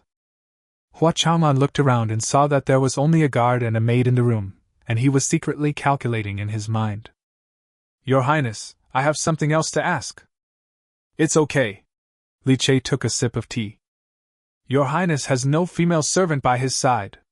I have a daughter, 28 years old, who has some knowledge of medicine and is of decent appearance. I am willing to serve your Highness to repay your Highness for saving my life." When Qiuwen heard this, her eyes widened and the teacup in her hand almost slipped. "What do you mean there is no female companion? Am I not a woman?" Qiuwen lowered her head to look at her chest, and then saw her entire instep. "It seems I'm not really a woman, but I will grow up eventually." She put down the teacup in her hand angrily, silently added a lot of boiling water into it, and handed it to Hua Chaman. Hua Chaman thanked him, picked up the teacup and took a sip. His face immediately turned red. Li Che glanced at Hua Chaman, his brows furrowed. "Sir, what do you think I am? A villain who wants to repay a favor?" "Your Majesty, I have absolutely no such intention." Hua Chang'an ignored the pain in his tongue and was horrified. "Don't mention this matter again, please go back, sir." Li Che spoke in a stern tone, and Hua Chaman felt so ashamed that he had to leave. After closing the door, Hua Chaman was so annoyed that he raised his hand and slapped himself. "Your Highness is a man of high moral character, but I have such dirty thoughts in my heart. I deserve to die." In the room, Qiuwen sat behind Li Che with a smile on her face, gently massaging his shoulders. "Your Highness, why don't you agree to Mr. Hua? This old man is not sincere." Li Che curled his lips. "What's the point of giving me an underage yellow-haired girl? If he really has the heart, I think his wife still has her charm."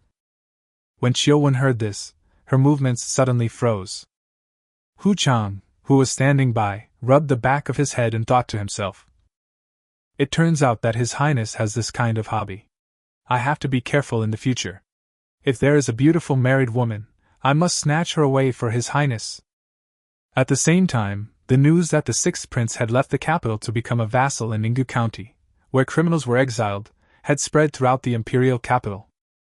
When this news came out, the government and the public were shocked. Some people sighed and lamented, some were secretly happy, and some looked on indifferently. No one believed that the least favored prince could make a name for himself in the dangerous outer areas. What's more, the 6th prince has always been kind and weak. If he goes to a rich and comfortable fiefdom, he may be able to enjoy peace. Now that he has been exiled to the bitter cold of northeast China, it is still unknown whether he can survive under the covetousness of the barbarian cavalry, let alone achieve success. Compared to the sixth prince, whose presence is too low, officials are more concerned about the crown prince. The last prince of His Majesty has left the capital, and on the surface it seems that the crown prince's position as heir to the throne is as stable as a rock. But is this really the case? In the left prime minister's mansion, Du Fuqian sat upright, looking coldly at his only son Du He.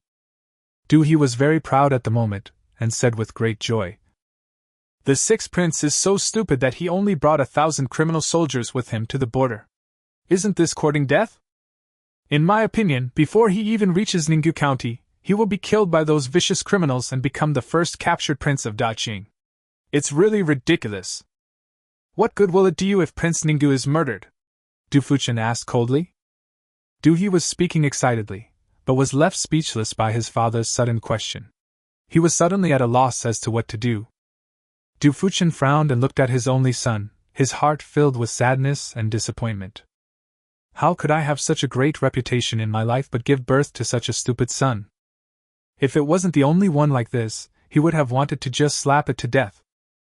I thought the sixth prince had left the capital, and there were no more adult princes in the imperial capital, so it was a foregone conclusion that His Royal Highness the Crown Prince would succeed to the throne. Du He explained. Alas! Du Fuqian sighed softly. Without a prince in the capital, can the prince really rest easy? Why did father say that? Of course he is resting on his laurels. Fool! Du Fuqian said with a sad face. Your Majesty is a great ruler. How could you tolerate the existence of a prince without any rivals? Father knows that you are close to the crown prince. It was all right before, but from today on, you are not allowed to go to the East Palace again. But, Du He looked aggrieved. The crown prince was personally supported by His Majesty. Du Fuqian sneered and said meaningfully, "Heh, who told you that the prince supported by His Majesty himself will definitely be the future emperor? The princes hold military power, guard the borders, and have complete control over their fiefdoms. They are an independent little court. Your Majesty is raising Du, and is using this method to find the most outstanding prince. In other words, every prince, including the sixth prince who is far away in Ninggu County, has the possibility of inheriting the throne. Except the crown prince." Du Fuqian's eyes were deep. "The crown prince has been abandoned and has no chance of succeeding to the throne." Chapter 22. Please give me a big one. Unlike the left prime minister's mansion, which was just watching from the sidelines, the Duke Gang's mansion was in chaos at this moment.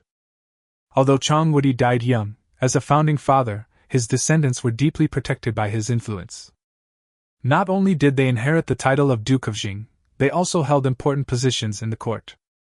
It was such a prominent family, but the eldest daughter was missing for a whole day and night. Duke Jing was so angry that he nearly fainted, and all the servants and private soldiers in his house were sent out to look for the whereabouts of the eldest daughter. One day and one night, in that era when unmarried women were not allowed to leave the house, this was a very serious matter. What's more, the eldest daughter is about to become the crown princess, and this is something everyone knows. Ever since the death of the previous crown princess, the crown prince has not remarried for 3 years. How many people are eyeing that position? The Chang family finally got this opportunity, but they didn't expect the person to disappear. What if someone with ulterior motives finds out, and uses it to slander the young lady and make her lose her innocence? Wouldn't this good thing be ruined? Duke Xing Changpan was currently sitting on the main seat in the hall with a grim face, listening to the reports from his retainers below. Master, we have searched all over the imperial city, but we still can't find the young lady. Then go look outside the city. Changpan glared at her. What's the use of you? It's been so long, and you can't even find a little girl? Yes. The general broke out in a cold sweat and dared not say anything more. He just obeyed the order and left. Changpan couldn't sit still, so he stood up and paced back and forth in the hall. Madame Lu's crying made him even more upset. Cry, cry, cry, what's the use of crying? Changpan couldn't help but scold. Ning Shui was spoiled by you. Normally, she likes to wield swords and sticks. Now, she stays out all night. What's the point of saying this now? Lu's eyes were red. Why don't you go to the palace and see the emperor? Ask His Majesty to order the royal guards to find him. You stupid woman! Changpan became even angrier after hearing this. His Majesty has not yet issued an order to grant the marriage.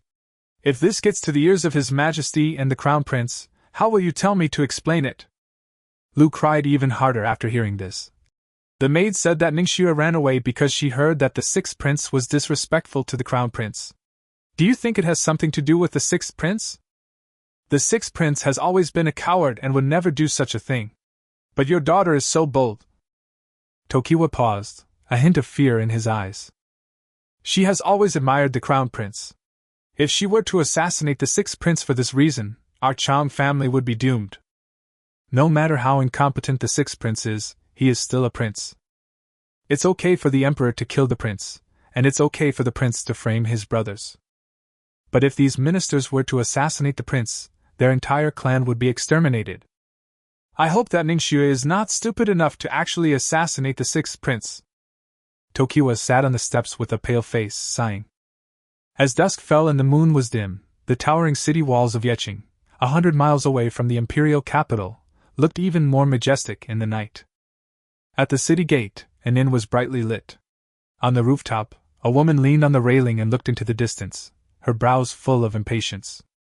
Then why hasn't Li Che come yet? The woman murmured in a low voice, with a hint of anger in her tone. Miss, it's late at night and the city gates are closed. It looks like he won't come today. A woman in black replied respectfully behind her. He is indeed a waste. He can't even reach Yecheng in one day? Chang Ningxue snorted contemptuously. How dare such a useless prince disrespect the crown prince? Chang Ningxue is not very old, but she has bright eyes, white teeth, fair skin and a graceful figure. I don't know if it's because Jingguofu eats too well, her breasts are bulging high, the size of which doesn't seem like that of a teenage girl at all. The woman in black looked worried. Miss, let's go back. Why, are you scared? Chang Ningxue asked, turning around. We were saved by the young lady, so why would we be afraid? The woman in black replied. But assassinating the prince is a serious crime. If it is exposed. Don't worry, I will cover my face, so who can tell? Chang Ningxue smiled confidently. Besides, I have never heard that the sixth prince has martial arts. You just need to hold back the guards. I only need one sword to kill him. The woman in black sighed secretly, and stopped persuading her. Although their young lady was extremely kind to servants like them, her mind was too simple, and she did not look like the legitimate daughter of a duke's mansion at all.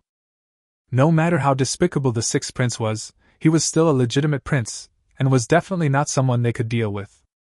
Do you really think that these women who have some martial arts skills can assassinate the prince? I just hope that when the sixth prince arrives, the guards accompanying him will be more vigilant so that the young lady will give up. The next morning, after breakfast, Li Che ordered the convoy to continue on the road. Qian Bin rode along on horseback and said, Your Highness, Yecheng is the barrier of the imperial capital. We can reach it today. It would be better for us to enter the city to rest for a while and replenish our food and fodder. Li Che raised his eyebrows, his eyes gleaming. Not only do we need to purchase supplies and food, but we also need to recruit some manpower. Manpower? Qian Bin asked curiously. Are the civilians in the team enough for now? Not ordinary laborers, but skilled craftsmen, such as blacksmiths, carpenters, bricklayers, and even doctors. Li Che thought about it last night. Since he was going to invite some doctors to join the team, why not invite some other technical talents? We should unite all the forces that can be united. Your Highness, most of these people are unwilling to leave their homes, so it may be difficult for them to achieve their wish. Qian Bin raised the same question as Hua Chang'an. It's okay. Li Che smiled kindly. Master Qian, have you forgotten how I invited you here in the first place? Qian Bin's mouth twitched. Is this please a proper please? Since when did putting a sack on your head count as a favor? Your Highness, if you continue to invite people like this, I'm afraid something might happen. Qian Bin advised. Why don't you go to the pawnbrokers and see if they have the person your Highness needs? Hearing Qian Bin's words, Li Che's eyes suddenly lit up. Yes, this was in ancient times, and there were brokerage firms specializing in buying and selling human beings. Those human traffickers have many escaped families and slaves, and maybe some of them have special skills. The most important thing is that these human traffickers are not good people. Robbing them feels no burden at all. It can be regarded as doing justice, right? Master Qian, this is a brilliant idea. I will go there and take a look. Qian Bin heaved a sigh of relief when he heard this. Your Highness still listened to the advice, but I don't know where this bandit learned this habit. He had no idea that Li Che had not given up on hiring people, but was preparing to hire a big group of people.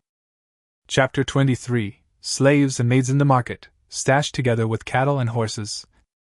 It was already afternoon when we arrived in Yecheng. Seeing the majestic city walls from afar, Li Che ordered his troops to set up camp on the spot and only brought 50 guards into the city in disguise. These 50 people are all experts in performing the task of hiring people and are relatively convenient to use. Li Che simply organized them into guards to be responsible for his own security. In order not to attract attention, Li Che took off his slightly luxurious brocade robe and put on an ordinary scholar's blue shirt. Except for Yang Shu, Hu Chang, Qiu Bai and others, the rest of the guards were divided into small groups, hiding among the crowd and guarding in secret. The tea house was on the street. Chan Ningxue was fiddling with the teacup out of boredom, her eyes occasionally looking towards the city gate. Suddenly, a gentle voice sounded. Miss, may I ask for directions? Chan Ningxue looked in the direction of the voice and saw a graceful young man standing in front of her. He was dressed in a green robe, his eyebrows were like crescent moons, his eyes were like bright stars, his temperament was noble and elegant, and one could not help but like him. Chan Ningxue smiled sweetly. What are you looking for, sir? There is a shortage of servants at home, and I want to find a place to buy some more people, Li Che replied. Hearing Li Che's words, Chan Ningxue's face suddenly turned cold.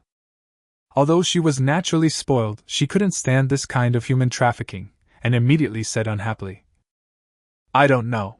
Please look for it somewhere else. Li Che was slightly stunned, but he was not angry. He casually pulled Qiu Bai, who was about to move, and said in a gentle tone, I am sorry for disturbing your pleasure. Goodbye. After saying that, he turned around and left with everyone. Before leaving, Hu Chang took a few glances at Chan Ningxue and confirmed that she was not the wife that His Highness liked. Then he quietly put away the sack around his waist. Chan Ningxue stared at Li Che's back, thought for a moment, and suddenly stood up. You guys wait here. If Li Che arrives, come and inform me immediately. Mississippi. Several women in black beside her hurriedly dissuaded her. Where are you going? I don't think that boy is a good person and his behavior is suspicious. Let's go and take a look. Chan Ningxue replied hurriedly and chased straight into the crowd. Several women in black looked at each other, sighed helplessly, and hurriedly followed.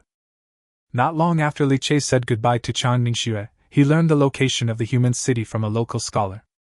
Daqing prohibits human trafficking and has issued relevant laws, but the enforcement of the laws is not in place. After all, the wealthy and powerful families need a large number of people as slaves, and ordinary people can only sell themselves when they can't survive. Therefore, the law is ineffective and the government often turns a blind eye to it. The so-called human market is the place where these human traffickers trade. What Li Che didn't expect was that such a violation of the law could be done so blatantly.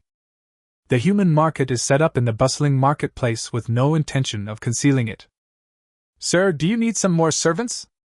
When the city manager behind the counter saw the visitor, his eyes suddenly lit up and he came over attentively.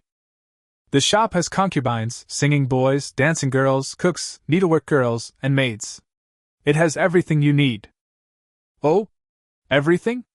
A smile appeared on Li Che's lips. My lord, you may not know that our shop is the largest market in Yecheng. You only need to tell me what kind you want, and I guarantee that you will be satisfied. The steward looked Li Che up and down, and smiled even more attentively. The young man in front of me is obviously a wealthy man from a prominent family. As the manager of a pawn shop, knowing people is your most important skill. He was wearing fine silk, and the jade pendant on his waist was lustrous and of great value. Not to mention the entourage behind him. Although the maid is young, she has a pretty face and will surely become a beauty in the future. The guard had a burly build, and if he were sold in the human market, his build alone would be worth at least 100 taels of silver. No matter what, this is definitely a rare big customer. Li Che didn't bother to pay attention to the manager with wrinkles on his face and walked straight into the house. As soon as I entered the door, a foul smell hit me in the face, mixed with sweat and filth, which was disgusting. Inside the house, there were rows of wooden cages, holding all kinds of slaves, including men, women, young and old, all naked and looking emaciated. Under the wooden cage was a pile of filthy things that had been trampled and dried by the slaves, forming brown and black lumps. Separated from them by a wall was a pen where cattle, sheep and other livestock were sold. There is still room for livestock, and it is a bit cleaner than the wooden cages for people. However, these people were piled together like cargo, without any dignity at all. Sir, sir! The steward followed closely behind him, smiling flatteringly. They are all low-class things, which pollute your eyes. I will take you to see the top beauties. Oh? Li Che's smile widened. People can also be called goods? Of course. These people are not as valuable as animals. They will all be sold to prostitutes as slaves. There are also those untouchables who can't have children and will pick a favorite one to take home to raise. It only costs the price of an animal. The steward spoke as if it was a matter of habit, as if he was talking about something very ordinary. Behind Li Che, Qian Bin and Uncle Yang both had expressions of horror. Chiu Bai remained silent, and Hu Chang was tearing the pancake in his hand with all his might. Chiu Wen clung tightly to Li Che's thigh, her eyes full of fear. Slaves and servants are kept in the same pens as cattle and horses, Li Che murmured as he stroked Chiu Wen's hair. The steward was slightly stunned, then gave a thumbs up and said, Young master, you have great literary talent, that's exactly what you mean. Li Che looked at him deeply, smiled kindly and said, Lead the way, let's go and see the high-quality stuff you mentioned. Okay, please come this way, sir. The steward led Li Che inside attentively. Li Che looked at these goods, indifferently, with mixed feelings in his heart. He didn't say anything else and followed. The steward chattered along the way. What do you want to see, sir? If you want to buy a concubine, we have beautiful girls, exotic beauties, and slender women from the south of the Yangtze River. They are all first-class goods. If you want to buy some servants and guards, we also have barbarian warriors captured from the grasslands, Nanhua, and Tubo. If the family lacks a weaver or a craftsman, we have everything we need. Take a look at them all, Li Che replied with a smile. Okay, please come this way. Hearing Li Che's words, the manager's eyes brightened. After going around a few walls, the area behind becomes much more spacious. The slaves here were separated by fences, with one person in each compartment. The first person Li Che saw was an exotic dancer wearing only a tube top.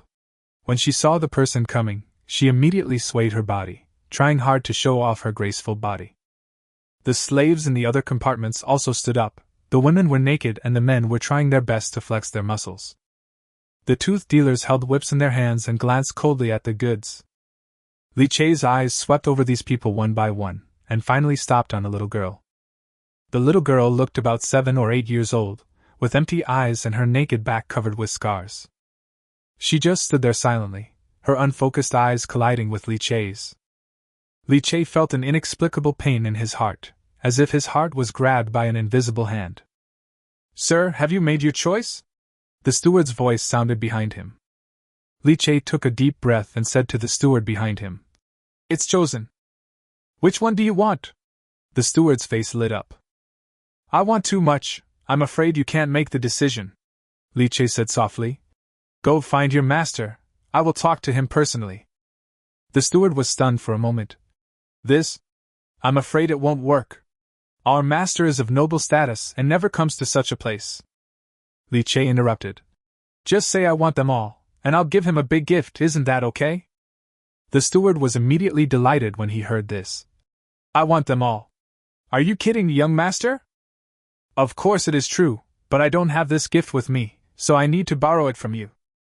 Li Che turned around and stared at the steward with a smile. The latter saw the chill in Li Che's smiling eyes and suddenly felt uneasy. What do you want to borrow? I need your head for a favor. Chapter 24. The heart is still not hard enough. As soon as Li Che finished speaking, Chiu Bai behind him drew his sword in a flash. Laugh. In just a moment, the manager saw a flash of cold light in front of his eyes and felt a chill on his neck. He was about to say something else when he suddenly felt his line of sight begin to tilt, and the figure of the young man in front of him gradually moved downwards. Then there was a dizzying sensation, and in the last second before he lost consciousness, all he heard were screams of surprise. Perhaps Chiu Bai was not strong enough, and the sword failed to completely cut off the head, and half of it was still connected to the torso. Seeing this, Hu Chang stuffed the pancake in his arms, stepped forward and grabbed the steward's hair. He lifted it up lightly, and with a teeth-grinding sound of bones breaking, a head was torn off. Hu Chang walked to Li Chei's side with the bloody head in his hand, smiled and offered it with both hands. "Your Highness, this is the head you wanted." Li Chei covered Chiu Wen's eyes with his hands and looked at Hu Chang helplessly. This child is honest, but too honest. He really follows orders without any compromise. He suppressed the fear in his heart, and forced himself to stare at the head with its eyes open. This was the first time he had come into such close contact with a dead person, and the person was killed by his own order. Although I had killed someone before, that guy fell to the ground so quickly that I didn't get a close look. It was not like now, when even the facial features could be seen clearly. The disgusting smell of blood kept drilling into his nose, almost making him vomit. He tried his best to suppress his anger, picked up the head and threw it at a tooth dealer. The tooth dealer was startled for a moment, holding his head tremblingly, and sitting on the ground with his legs limp. "Go, deliver this great gift to your master." Li Chei tried his best to make his voice sound calm. "Tell him that I'm here waiting for his return gift." The tooth dealer had a dull look in his eyes, as if he was frightened and stood there in a daze. Seeing Li Chei frowning slightly, Chiu Bai understood what he meant, took a step forward, and pierced the tooth dealer's throat with a sword. Chiu Bai lifted the butler's head from the ivory dealer's arms and looked at the others with a grim smile. "Is there anyone who can move?" As he spoke, he shook off the blood on the sword. A brave tooth dealer quickly stood up, took the head, and ran out like crazy. "There are still some smart ones." Chiu Bai smiled and looked at Li Chei. "Your Highness, how do you deal with the remaining cubs?" Li Chei looked at the tooth dealers and saw that they all looked pale and pleading. Li Chei had no expression on his face and uttered two words coldly. "Kill him!" "Yes." Chiu Bai bowed and accepted the order, licked his lips, and raised the sword in his hand again. Blood splattered everywhere, and several tooth dealers collapsed to the ground in a pool of blood. Li Chei quickly walked to the wooden cage where the little girl was, reached out and pulled the gate of the wooden cage, but it didn't move. "Aqiang, open the door." Hu Chang took a step forward, grabbed the gate, and pulled it back suddenly. The gate shattered into pieces in an instant, and wood chips flew everywhere. Li Chei reached out and took the little girl out. Uncle Yang quickly took off his coat and handed it over, and Li Chei gently wrapped the little girl's body. "Do you have a name?" Li Chei asked softly. The little girl looked at him numbly and said nothing. Li Chei frowned slightly. Could it be that those beasts made her mute? The little girl frowned when she saw Li Chei, as if she was frightened, and she struggled to jump out of Li Chei's arms. Li Chei was stunned for a moment, and was about to pick her up again. But I saw the little girl standing barefoot on the ground, dancing her petite body skillfully, performing a charming Huxian dance. Li Chei swallowed his throat, and a nameless anger rose in his heart. "Why do you treat yourself like this?" "To survive." The foreign woman in the wooden cage beside him suddenly spoke. Li Chei looked at her, and she smiled miserably. "On weekdays, when those beasts frown, we will be beaten. This little girl is also used to please the nobles. She knows that only by practicing dancing well can she avoid being beaten. You just frown, which is why she did this." Li Chei was struck by lightning and stared at the little girl in a daze. The little girl had a smile on her face, but that smile was empty and numb, without any beauty. Li Chei only felt waves of fear. Qianbin's hands were shaking as he kept muttering. "This is such a beastly act, I have never heard of it before. They deserve to be punished by heaven." Li Chei slowly turned around and looked at the slaves in the room. The eyes of those imprisoned in wooden cages were filled with numbness and despair. Li Chei took a deep breath and said, "Aqiang." Hu Chang took a step forward. "Your Highness, I'm here." Tear down all these wooden cages. Good. Hu Chang walked towards the wooden cages, grabbed the gates casually, and pulled them down easily as if he were dismantling building blocks. The slaves regained their freedom, and some of them climbed out of the wooden cages in tears, thanking Li Che for saving their lives. Some people seemed not to see anything and continued to curl up in the wooden cage, even though the prison door in front of them was open. Li Che walked forward, squatted beside a strong man, and asked softly, "The prison cell has been opened, why don't you leave?" The sturdy man looked at him blankly and whispered, "Where can you escape to? You will be caught again." Li Che nodded and said nothing more. This man is useless. Even though his cage is destroyed, the shackles in his heart are still unbreakable. Even a little girl knows how to struggle to survive, but this strong man's heart is not as strong as that of the little girl. People who have no will to live are not worth saving, and you don't need such people under your command. Chiu Bai, gather those who are willing to go with me. Yes, Your Highness. Li Che looked at the little girl again. At this moment, she had been picked up by Chiu Wen. The little girl was so thin that she could hardly feel her weight, and even a weak woman like Chiu Wen could easily pick her up. If those children are homeless, take them away as well. Li Che sighed softly. My heart is still not hard enough. However, although children are a burden, they are highly adaptable. If you train them well, they will be of great use in the future. Suddenly, there was a sound of hurried footsteps outside the door. Wang Sanchun, who was standing at the door, walked in and bowed to report. Your Highness, someone is coming this way? Chapter 25. Kneel down before me. The real master is here. Li Che grinned, revealing 2 rows of white teeth. Your Highness, Uncle Yang said quickly. They are here with bad intentions, so it's better to stay out of their way for now. I avoid his edge? Li Che interrupted. It's him that the king is waiting for. He wanted to see who on earth could do such a thing so unscrupulously in Yecheng, which was only 100 miles away from Kyoto. The rest of you stay here and release all the slaves. Aqiang, follow me! After saying that, Li Che turned and walked out, followed closely by Hu Chang. Pedestrians on the street gave way one after another, dozens of fierce-looking men cleared the way, and a luxuriously decorated carriage slowly stopped in front of the pedestrian entrance. The people looked fearful and whispered to each other. This looks like the royal family's carriage, right?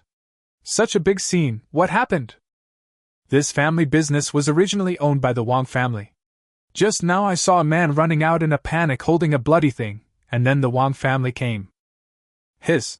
In this city, there are still people who dare to attack the Wang family? The moment the curtain was opened, a rich scent of incense wafted out. Chan Ningxue, hiding in the crowd, looked in the direction of the sound and saw a middle-aged man getting out of a car. The man frowned and glanced at the dirty ground with disgust. A servant beside him immediately fell to the ground, allowing the man to step on his back and get off the carriage without looking around. Where are the people? The tooth dealer who had escaped earlier fell to his knees, crawling and rolling. Master, he's inside. The head of the Wang family heard the voice and looked towards the crowd. His eyes met with Li Che, who was walking towards him. His pupils suddenly shrank. He has a handsome face, sharp eyebrows, bright eyes and an imposing bearing. Such a demeanor is definitely not an ordinary person. But in Yi City, the aristocratic families that he was familiar with seemed to have never seen this person. Who are you? Asked the head of the Wang family. Li Che walked out of the door slowly, his steps steady and his eyes sharp as a hawk. Did you receive my gift? The man frowned slightly, thinking that this person was very rude, but seeing that the other party had an extraordinary demeanor, he could not get angry and had to suppress his anger. I am just a servant. If I offend you, I deserve death. I am Wang Bingyi, the head of the Wang family in Yecheng. I see that you have an extraordinary bearing, and I believe you are not an ordinary person. Please come to my humble abode for a chat. If there is any misunderstanding, we can clear it up. I have to say that Wang Bingyi is very gentlemanly and polite. Compared to him, Li Che seemed more aggressive. There is no misunderstanding, but there is one thing I would like to ask Patriarch Wang. Your Excellency, please speak. Daqing law clearly stipulates that human trafficking is strictly prohibited. Why does your Wang family break the law knowingly and do such a heinous thing? Li Che asked sternly. Hearing what Li Che said, Chang Ningxue and the crowd looked surprised. This is a bit disrespectful. In the upper-class society, everyone follows a tacit understanding. After all, which family doesn't have some shady business? The noble families would never talk about such shameful activities openly. Chang Ningxue originally thought that Li Che was just a playboy who came out to buy concubines, but now it seems that she was wrong. Who is he then? Could he be an imperial censor sent by the imperial court? Even the censor would not dare to question Wang Bingyi so harshly, right? The Wang family was one of the 8 great families and was extremely powerful. Even the magistrate of Yeqing did not dare to be so rude in front of them. As expected, seeing Li Che's attitude, Wang Bingyi's face turned ugly. He suppressed his anger and asked, "Your Excellency, are you determined to make things difficult for my Wang family?" "So what?" Li Che asked back. "Just because my royal family broke the law? I don't want to care about breaking the law or anything like that." Li Che walked forward slowly. "But there is a grudge that must be avenged." "What grudge do we have?" Wang Bingyi asked puzzledly.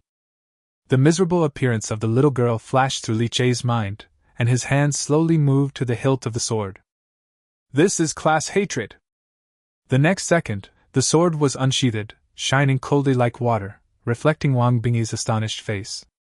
While Wang Bingyi was stunned, several guards behind him rushed up, holding long swords and aiming at Li Che's vitals. An iron arm suddenly shot out from behind Li Che, knocking the guard several steps away and causing him to spit blood. Hu Chang, as tall as an iron tower, stood in front of Li Che with a fierce look on his face. Wang Bingyi was shocked, and everything he saw made him feel like he was in a fog. He had no idea why Li Che suddenly took action, and he couldn't understand what the class hatred that Li Che mentioned was. Li Che stabbed a guard in the chest with a sword and smiled at Wang Bingyi. "Do you think you are noble? Do you think that the people are commodities? Do you think the Wang family should be high and mighty, and these common people are just ants that you can trample on at will?" The guards swarmed around him, but Li Che ignored them and just stared at Wang Bingyi, who was protected by the guards. "Since you are so noble, why do you need to hide behind others?" Wang Bingyi's face turned pale and he remained silent. Li Che no longer cared about him. As more and more guards gathered around him, he shouted, "Wan San Chun, do it!" Before he finished speaking, dozens of dark shadows jumped out from the crowd. They are thin and slender, holding sharp blades, and exuding a terrifying evil aura, like evil spirits crawling out of a mountain of corpses and a sea of blood. 50 guards who were born as criminals rushed towards the Wang family guards like hungry wolves pouncing on their prey, each of their moves deadly and merciless. One guard swung his knife and was about to chop, but the criminal did not dodge, but instead charged towards him with a hideous grin. The guard was horrified and hurriedly drew his knife to block, but was knocked to the ground by the criminal. There was a flash of knife, and the guard was nailed to death on the street by the criminal without even a grunt. The criminal howled wildly and pounced on another royal guard like a mad dog. Under this completely fearless fighting style, although the Wang family guards were strong, they were defeated by this group of desperate criminals. What's more, there was the devil like Hu Chang. Every time he charged, it was like a bull plowing the field. Dozens of guards were knocked away like straw. "Go and call the county magistrate quickly, and call the city defense army." Seeing his guards falling one by one, Wang Bingyi no longer cared about the dignity of his aristocratic family, and roared at the top of his lungs. It would have been better if he didn't shout, but this shout attracted Hu Chang's attention. Hu Chang quickly ran up, picked up the body of a guard and used it as a weapon, knocking away all the guards who were blocking his way. He came in front of Wang Bingyi, lifted him up from behind the guards like a chicken, and threw him heavily to the ground. Wang Bingyi struggled to get up in a panic, his gorgeous clothes covered in mud and blood. Before he could stand firm, a long sword with a cold glow was already placed on his neck. "Don't even mention asking the county magistrate. Even if you go to the West Heaven to ask the Buddha, it will be useless." Wang Bingyi looked up at Li Che and asked tremblingly, "Who are you and why do you want to be an enemy of my Wang family?" "I am the head of the Wang family. You bully me like this, aren't you afraid of revenge from my Wang family?" "That damned bloodline theory again." Li Che looked down at Wang Bingyi. "Just because the Wang family has a noble bloodline, can they treat people like commodities? If that's the case, my bloodline is nobler than yours, and you, Wang Bingi, should be my slave. Wang Bingi's pupils shrank sharply. This king? You are. Li Che impatiently stepped on Wang Bingi's leg, and the sound of bones breaking was clearly audible. You are also a pariah to this king. As untouchables, you should be given to this king. Kneel down. Chapter 26. The Patriarch of the Wang Family Worth 1 Penny. Wang Bingi's leg bones shattered and he fell to his knees on the ground, letting out a shrill howl. The wailing echoed throughout the long street, penetrated the heavy walls, and reached the ears of the slaves. The slaves all paused, as if something deep in their souls was touched. Someone took a step as if possessed by a ghost and walked towards the pedestrian entrance. Hey, where are you going? Chiu Bai looked at the slave and asked. Let him go and take a look. Uncle Yang held Chiu Bai back. If he can arouse the blood in his heart, it will be convenient for His Highness to use him in the future. Li Che felt as if someone was watching him from behind, so he slowly turned around. All he saw were dirty faces, and his empty and numb eyes fell on Wang Bingi, who was lying on the ground, with a gleam of hatred flashing across their eyes. Li Che raised his lips slightly and said, You can see clearly that the so-called Wang family master's blood is also red, just like you. After saying that, he stepped down hard again, hitting Wang Bingi's other leg. The sound of bones breaking made one's teeth ache, and blood flowed down the roots of the legs, staining the ground red. Blood is red. The slaves' hearts all trembled, as if a string was gently plucked. Does such a high and mighty person have the same blood flowing in his body as us? If that's the case, why does he treat us as commodities? Why doesn't he treat us as human beings? The onlookers gasped and remained silent when they saw Li Che's brutal behavior. That's the Wang family. The Wang family that can cover the sky with one hand in Yeching. Dynasties come and go, but families remain forever. Even when dynasties changed and the world was in chaos, no one dared to treat the aristocratic families like this. Li Che's actions today are tantamount to challenging the authority of the entire family. No one heard what Li Che and Wang Bingi said. The common people only knew that this person was about to die for treating the head of the Wang family in such a way. How dare you do this? How dare you? Wang Bingi's weak voice reached Li Che's ears. Li Che leaned over and asked softly, What did you say? Even the current emperor wouldn't dare to treat a member of an aristocratic family like this. Wang Bingi's face was ferocious. Not to mention you are just a useless prince, how dare you? Do you know me? Li Che asked with interest. Among the princes still in the capital, the only one left is the crown prince. Your Highness the sixth prince, I don't understand what good it will be for you to do this. They are just some slaves, what does it have to do with you whether they live or die? Wang Bingi's voice was as weak as a mosquito, but it could not conceal the resentment and madness in it. Li Che smiled and looked at Wang Bingi. It's good that you know the sixth prince. Today I will let you get to know me, Li Che. Wang Bingi looked at Li Che's cold smile and felt a chill running from the soles of his feet to the top of his head. The rumors are totally untrue. How can the sixth prince be a kind and weak prince? Just for a few untouchables, you want to offend the entire Wang family? This is a madman. There is no telling what crazy move he will make next second. Wang Bingi looked around in despair. At this time, all the Wang family guards had already been killed, and the criminals were cleaning up the battlefield in an orderly manner. Li Che waved his hand and Hu Chang immediately ran to his side. Lift him up so everyone can see him clearly.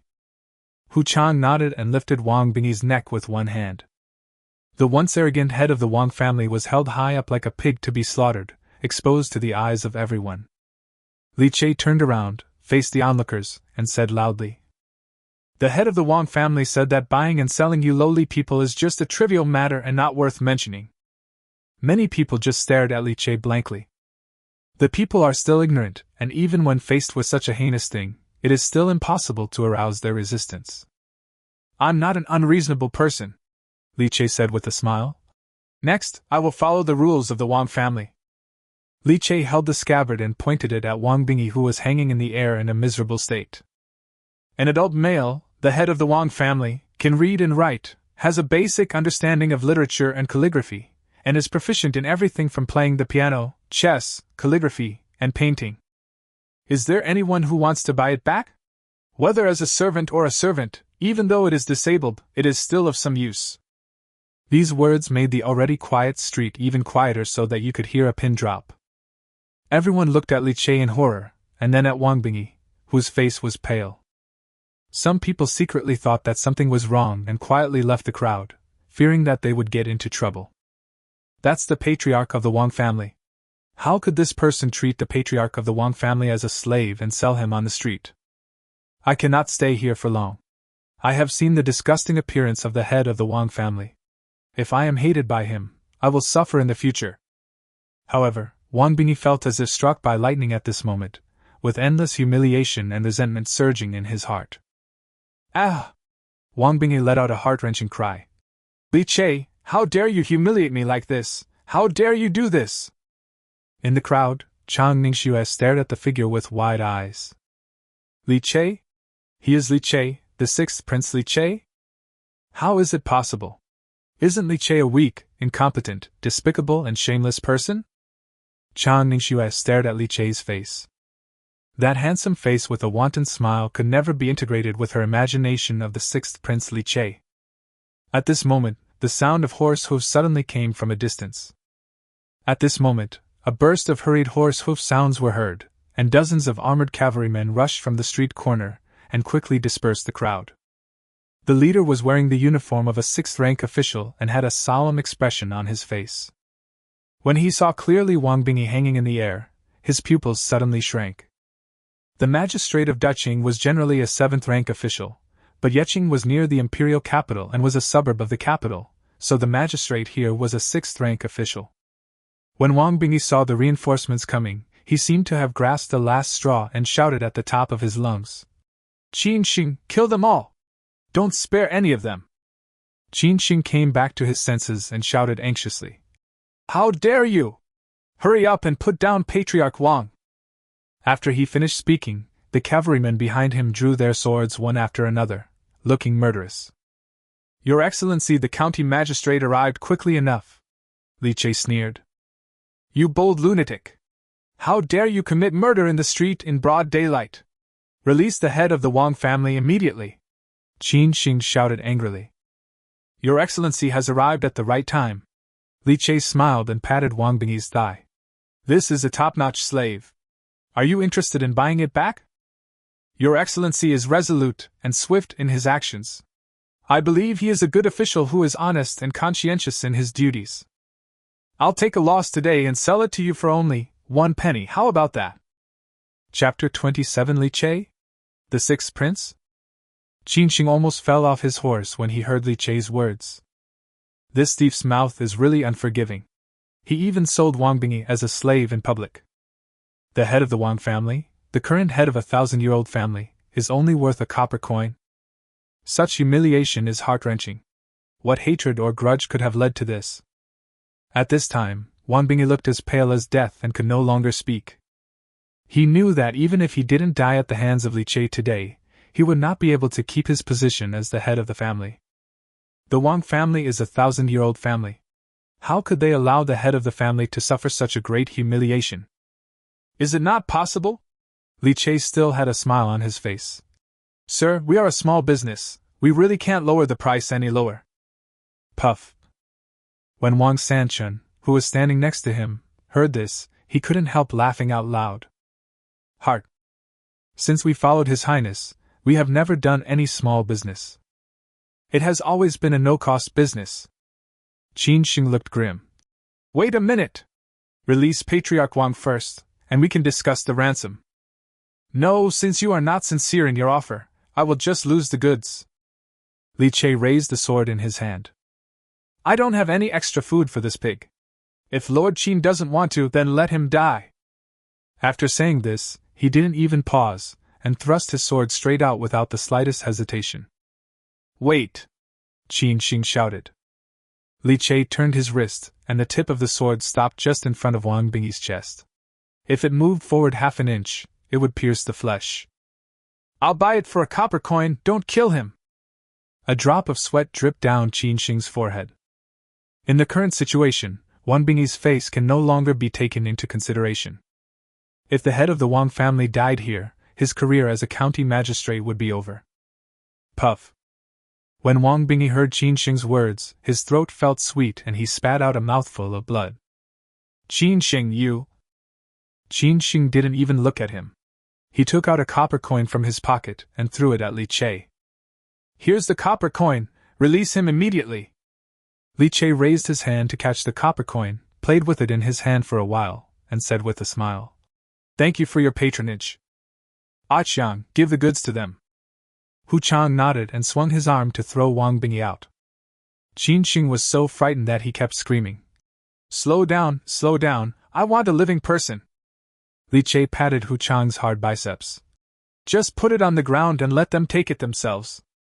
Hu Chang nodded and threw Wang Bingi away as if he were throwing away a piece of tattered clothing. Wang Bingi rolled on the ground several times like a dead dog. Quickly invite Patriarch Wang over. Qin Shing quickly ordered his attendants. Several soldiers moved upon hearing the order. Li Che waved his hand to signal his personal guards to make way, and then they carried the dying Wang Bingi out. Qin Shing dismounted immediately to check on Wang Bingi's condition. He was covered in filth, his skin was purple and blue, and his 2 leg bones were completely broken. He looked like a disabled person. Qin Shing raised his head, his eyes gleaming coldly at Li Che. Catch him for me!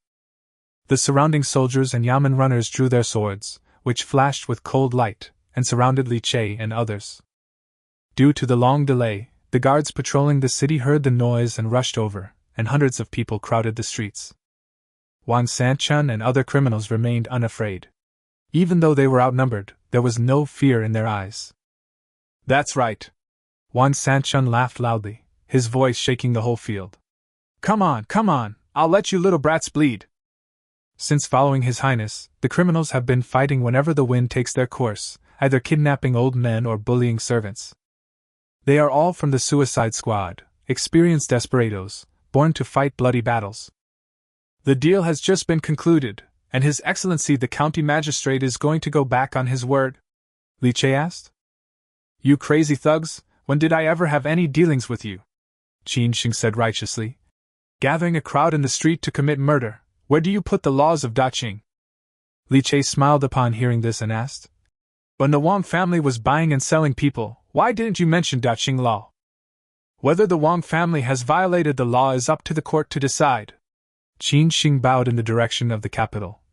However, it is a fact that you committed a crime in the street. Your crime is unforgivable. After that, he drew his sword and pointed it at Li Che. Why don't you surrender now? When will you? Li Che was unmoved and simply asked. What if I say no? Qin Shing said grimly. In the current situation, I am strong and you are weak. If you don't surrender, I will kill you on the spot without mercy. Li Che laughed out loud. I see, Your Excellency means that might is right, and what the strong say is the law of Daqing. Qin Shing snorted coldly, without replying or denying. In that case, Li Che raised his lips slightly. Look again, who is stronger now, you or me? As soon as the words fell, a large group of people emerged from the pedestrian entrance behind Li Che. I saw a group of haggard and ragged slaves, holding wooden sticks and farm tools, staggering to stand behind Li Che. The slaves were so weak that they could hardly stand, but their eyes were fixed on the officers and soldiers as if they wanted to devour them. Hundreds of slaves filled the streets, and the numerical advantage of the officers and soldiers was instantly wiped out. In the crowd, Chang Ningxue silently drew out the rapier in her hand, eager to try. Seeing this, the subordinate beside her hurriedly grabbed her hand and whispered, Miss, you must not do this. If you assassinate the 6th prince in broad daylight, the Chang family may suffer a devastating disaster. Chang Ningxue frowned and looked at her. Who said I was going to assassinate Li Che? Miss, what are you doing? This bastard official deserves to die. The Wang family deserves to die too. Chang Ningxue gritted her teeth and said hatefully. When Li Che starts fighting with them, I'll rush out and stab him a few times. Subordinates. Seeing more and more slaves gathering around them, the officers and soldiers became frightened and retreated involuntarily. Qin Shing saw that the situation was not good, and hurriedly shouted. Don't panic, they are just a group of weak slaves. They are unarmed and will collapse if they are touched. After hearing Qin Sheng's words, the officers and soldiers did not regain their confidence, but retreated even faster. Although they are slaves, aren't there too many of them? How many sins had the Wang family committed over the years, and how many people had they trafficked to have accumulated such a large number of slaves? Qin Sheng saw that his own morale was low, and was about to offer huge benefits to stabilize the situation. But then I saw a rider coming from the corner of the street. Before the person arrived, the voice came first. Report! Sir, there is an army approaching outside the South City Gate. Qin Sheng quickly asked. What's the banner? I only had time to see a royal flag with the words Ninggu written on it. Ninggu? The sixth prince? Qin Sheng was stunned at first, then he burst into laughter with ecstasy. God help me! Ha ha ha, it must be the sixth prince's enfeoffment team that has arrived. He pointed in the direction of the city gate, and shouted at the top of his lungs. Go to the city gate quickly to welcome the sixth prince. Tell him that I am waiting for you. Invite the sixth prince into the city and wipe out this group of traitors. Chapter 28. Now that you have seen the king's seal, why not bow? Hearing Qin Sheng's words, Li Che almost laughed out loud. I destroy myself? In order to avoid complications, Li Che had stationed the main force far outside the city. After he killed the steward, he immediately ordered someone to notify the troops to approach the city. Otherwise, how could Li Che dare to be so arrogant? He is also carrying the ambition of developing the Northeast, and the lives of the entire Wang family are not as valuable as his own. You crazy bastard, just wait! Qin Sheng continued to provoke. Once the sixth prince's troops arrive, you will all be killed without a burial place.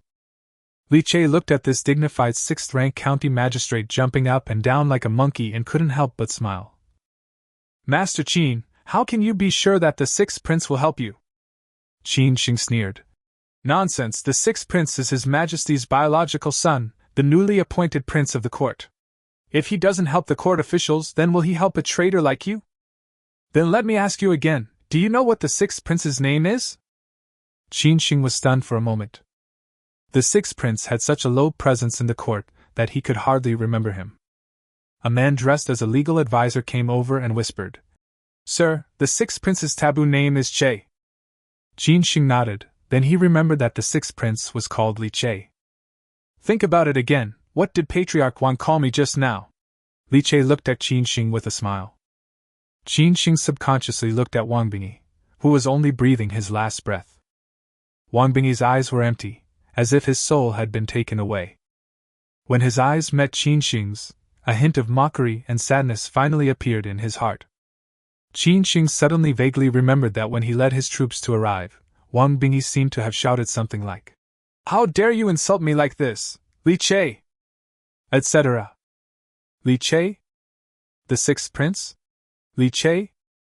Could it be that? Qin Sheng's eyes widened in disbelief, staring at Li Che as if he had seen a ghost. Li Che smiled and teased. Are you sweating all over? Lao Qin? Impossible, absolutely impossible. Qin Sheng staggered back several steps. You are so brave! How dare you pretend to be a prince? Before Li Che could say anything else, Uncle Yang behind him had already taken off the package on his body and respectfully held out a golden seal. Here is the seal of the Prince of Ninggu. Although Uncle Yang is old, his voice is full of energy. This shout made Qin Sheng break out in a cold sweat. Then he looked at the royal seal in Uncle Yang's hand. It is made entirely of beautiful jade and covered with a gold shell, on which is carved a lifelike dragon riding on the clouds. Li Che walked slowly, followed by Yang Shu holding the seal. Wherever the two men passed, the personal guards bowed and retreated. Until Li Che walked in front of the officers and soldiers. The officers and soldiers had already been confused by the series of reversals, and their hands holding their weapons were shaking constantly. Li Che's smile disappeared, his expression suddenly became solemn, and he shouted, Now that you have seen the king's seal, why don't you bow? There was a sound like thunder, which frightened the officers and soldiers so much that they could no longer hold the weapons in their hands and fell to the ground with a thud. Li Che raised his foot and walked forward steadily, heading straight towards the officers and soldiers. Wherever he passed, people were overwhelmed by his momentum and fell to their knees. Li Che walked up to Qin Sheng without any hindrance, his eyes fixed on the other's panicked eyes, and said in a dignified and slow tone, "What are you looking at?" Qin Shing was stunned and stood there at a loss as to what to do. Li Che was also a little embarrassed. After all, he was a transmigrated soul, and some things were deeply engraved in his soul. "If I don't say this, I always feel like something is missing." "Master Qin." Li Che adjusted his tone and asked in a deep voice, "Now, who is stronger, you or me?" Qin Shing's face turned pale when he heard this. He slowly lowered his head, knelt on the ground, and said in a trembling voice, "I, Qin Shing, the magistrate of Yecheng, pay my respects to His Royal Highness the Prince of Ninggu." Even the leader Qin Shing knelt down, so naturally the other officers and soldiers did not dare to resist anymore. They put down their weapons, knelt down and shouted in unison, "Greetings, Your Highness!" The people around reacted even slower. They had not yet had time to understand why the man who had just committed crime in the street had suddenly become a noble prince. But this did not prevent them from kneeling and saluting. Chang Ningxue watched as everyone knelt down, and it was quite conspicuous that she was still standing. She could only snort and squat on the ground secretly. After the national policy of the prince guarding the border was introduced, Emperor Qing set the rules. When the prince displayed the ceremonial guards, officials below the second rank had to salute no matter what they were doing. Even if you are the prime minister of the current dynasty, if you meet the prince's carriage on the road, you still have to stop the car immediately, stand respectfully by the roadside and salute until the prince's carriage drives away. The implementation of this regulation indirectly promoted the implementation of the prince's policy of guarding the border. After all, the court officials are all old, and no one wants to pay homage to a few young princes every day. If the princes were sent out of the imperial capital, there would be no such troubles. Li Che looked at Qin Shing, who was kneeling in front of him, and sighed. Imperial power is such a good thing, no wonder everyone wants to be emperor. He shook his head, looked at the people around him, and said gently, "Everyone get up." The common people and soldiers stood up one after another. Qin Shing also wanted to bend his knees and stand up, but Li Che stepped on his back and knocked him heavily to the ground. "Not including you!" Qin Shing was caught off guard and was stepped on by Li Che, lying on the ground in a miserable state. He looked forward in astonishment, and in front of him was Wang Bingyi, who was almost dead. Their eyes met. The two were forced to look at each other affectionately, which was a bit too ambiguous. Li Che stepped on Qin Shing and said loudly, "When I was passing through Yecheng on my way to enfeoffment, I saw with my own eyes that the Wang family was committing atrocities, openly violating the laws of Daqing and forcibly abducting innocent people as slaves. Qin Shing, the magistrate of Yecheng, is the father and mother of Yecheng. Instead of trying to restrain Wang, he became an accomplice to the evil and condoned its evil. The two of them tried to assassinate the king but failed. This is the grave crime of treason." Li Che's sharp eyes swept over, and everyone lowered their heads to avoid him, not daring to look directly at him. "Where is the Diensher?" The Diensher was the assistant official of the county magistrate, in charge of arresting thieves, interrogating, supervising, and imprisoning prisoners. An official with a small mustache trembled out of the crowd and bowed respectfully. "I am here. Take these two people to the prison, and I will report to the court and then judge their crimes." Hearing Li Che's words, Qin Shing struggled madly. "Sixth Prince, as a vassal king, you have no right to judge court officials.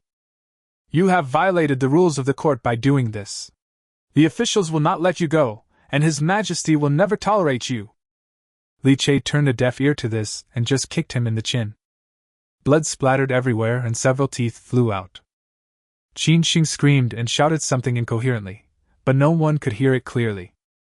Li Che lowered his head and sneered. "Master Qin, have you forgotten? Now I am strong and you are weak. According to your logic, what I say now is the law of Daqing." Chapter 29, Subjugating Slaves. Li Che's kick crushed Qin Shing's last struggle and also crushed the ridiculous court rules in his heart. The people around were silent, and when they looked at Li Che, there was a hint of fear in their awe, and a hint of inexplicable excitement mixed in with the fear. "Your Highness." The registrar stepped forward cautiously, fearing to anger this murderous prince. Li Che then took his legs away and said impatiently, "Take them away and keep them well. If I let anyone know that they were released, The Dienshu was so frightened that he trembled all over. I dare not, I absolutely dare not. The Dienshu left timidly with the two culprits who had already fainted, leaving behind a mess on the ground and a group of people who dared not even breathe. Li Che looked around, a hint of helplessness flashing in his eyes. These common people have no idea how much they are oppressed by the Wang family on a daily basis. Today, I killed Wang Bingyi and exposed the crimes of the Wang family, but it did not arouse their resistance. Instead, they became even more afraid of me. This is human nature. Ordinary people actually have no idea who is bullying them. The knife didn't fall on my body, so I didn't feel any pain. It was not until he turned around and looked at the slaves behind him who had just dared to stand up that he calmed down. You are free, Li Che said in a deep voice. The Wang family's travels have been confiscated by me. From now on, you are no longer slaves. The crowd was silent at first, as if they had not yet reacted. Freedom? For them, this word is so far away that they almost forget its meaning. After a moment, a thin figure knelt down tremblingly, banging his head on the ground. I bow to thank you for your great kindness, your majesty. Your great kindness and virtue, I will never forget it. After the first one, there was a second one. Soon, the huge crowd knelt down, and the thunderous shouts of, Thank you, your highness, resounded through the sky. Li Che looked around, his face still calm, but he was a little excited in his heart. At this moment, someone else shouted, Is the prince still leaving Yeching? Li Che nodded. I have been ordered to go to the border area to be a vassal, and I will leave Yeching soon. The man knelt down again and said sincerely, We have no land or property. After the prince leaves Yeching, we don't know when we will be captured and enslaved again. Your Highness, can you take me with you to the border? Even if I have to be your slave, I want to be your slave. Someone took the lead and many slaves immediately became agitated. They have no house, no land, and no identity. According to Daqing law, this is considered as running away. Although the Wang family has fallen, there may still be the Lu family, the Yang family, and the Zhao family who will capture them and sell them as slaves again. Although the Ningdu County king in front of them was a bit cruel, everyone was not stupid and could see that the prince sympathized with their slaves. It's better to follow this guy than to be stuffed into a cage and sold as a commodity, right? I am willing to follow you, my lord. Your Majesty, please take me outside the Great Wall. I just need to give you a full meal. I can till the land, and I still have some strength. I am willing to serve the prince at my utmost. The crowd became agitated again, and this time, there was a glimmer of hope in their eyes. Li Che looked at everyone intently, then shook his head. I don't accept slaves under my command. The crowd suddenly became quiet, and the fire in everyone's eyes gradually died down. As expected, a noble prince like the prince would only recruit people from good families. How could he possibly be interested in people like them? But Li Che changed the subject and everyone raised their heads again. This king needs a group of people who are willing to go outside the Great Wall and become the people under his rule. I know many of you are scared and confused, and don't know what to do next. Li Che paused and continued. Follow me, I will take you to the northeast, where there are large tracts of undeveloped land. There, the land you cleared with your own hands and the houses you built with your own hands will be yours. Your safety will be guaranteed there. The soldiers under my command will kill all the barbarians who dare to invade. There is no such thing as slaves there, only common people. All the people living there will be the subjects of my Ningdu County. After Li Che finished speaking, the scene suddenly became quiet. After a moment, a thin old slave mustered up the courage to ask, Your Highness, is what you said true? Of course, Li Che said firmly. I swear in the name of the Li royal family that I will never break my promise to you today. Warm cheers broke out in the crowd, and the slaves fell to their knees one after another. Li Che could no longer hear what they were saying. Li Che could only smile and look at Uncle Yang, who was also excited. Uncle Yang, register those who are willing to go with us, and ask about their occupations and ages. Remember those who have skills. Uncle Yang nodded heavily. Don't worry, Your Highness. After the cheers, Uncle Yang quickly called upon several literate criminals to help with the registration. These people had helped with record keeping in the criminal camp before, so they were now familiar with the process. Don't push, Line up! Come one by one! Uncle Yang shouted at the top of his voice. The group of people surrounded him in 3 layers, afraid that they would fall behind. Li Che stood aside, watching the scene in front of him, feeling mixed emotions. Population is always a country's most important resource. It has only been a few years since Daqing was founded, but so many people have become refugees and lost the land on which they depend for survival. Land annexation has always been the most serious problem in ancient feudal empires. Your Highness, the statistics are out.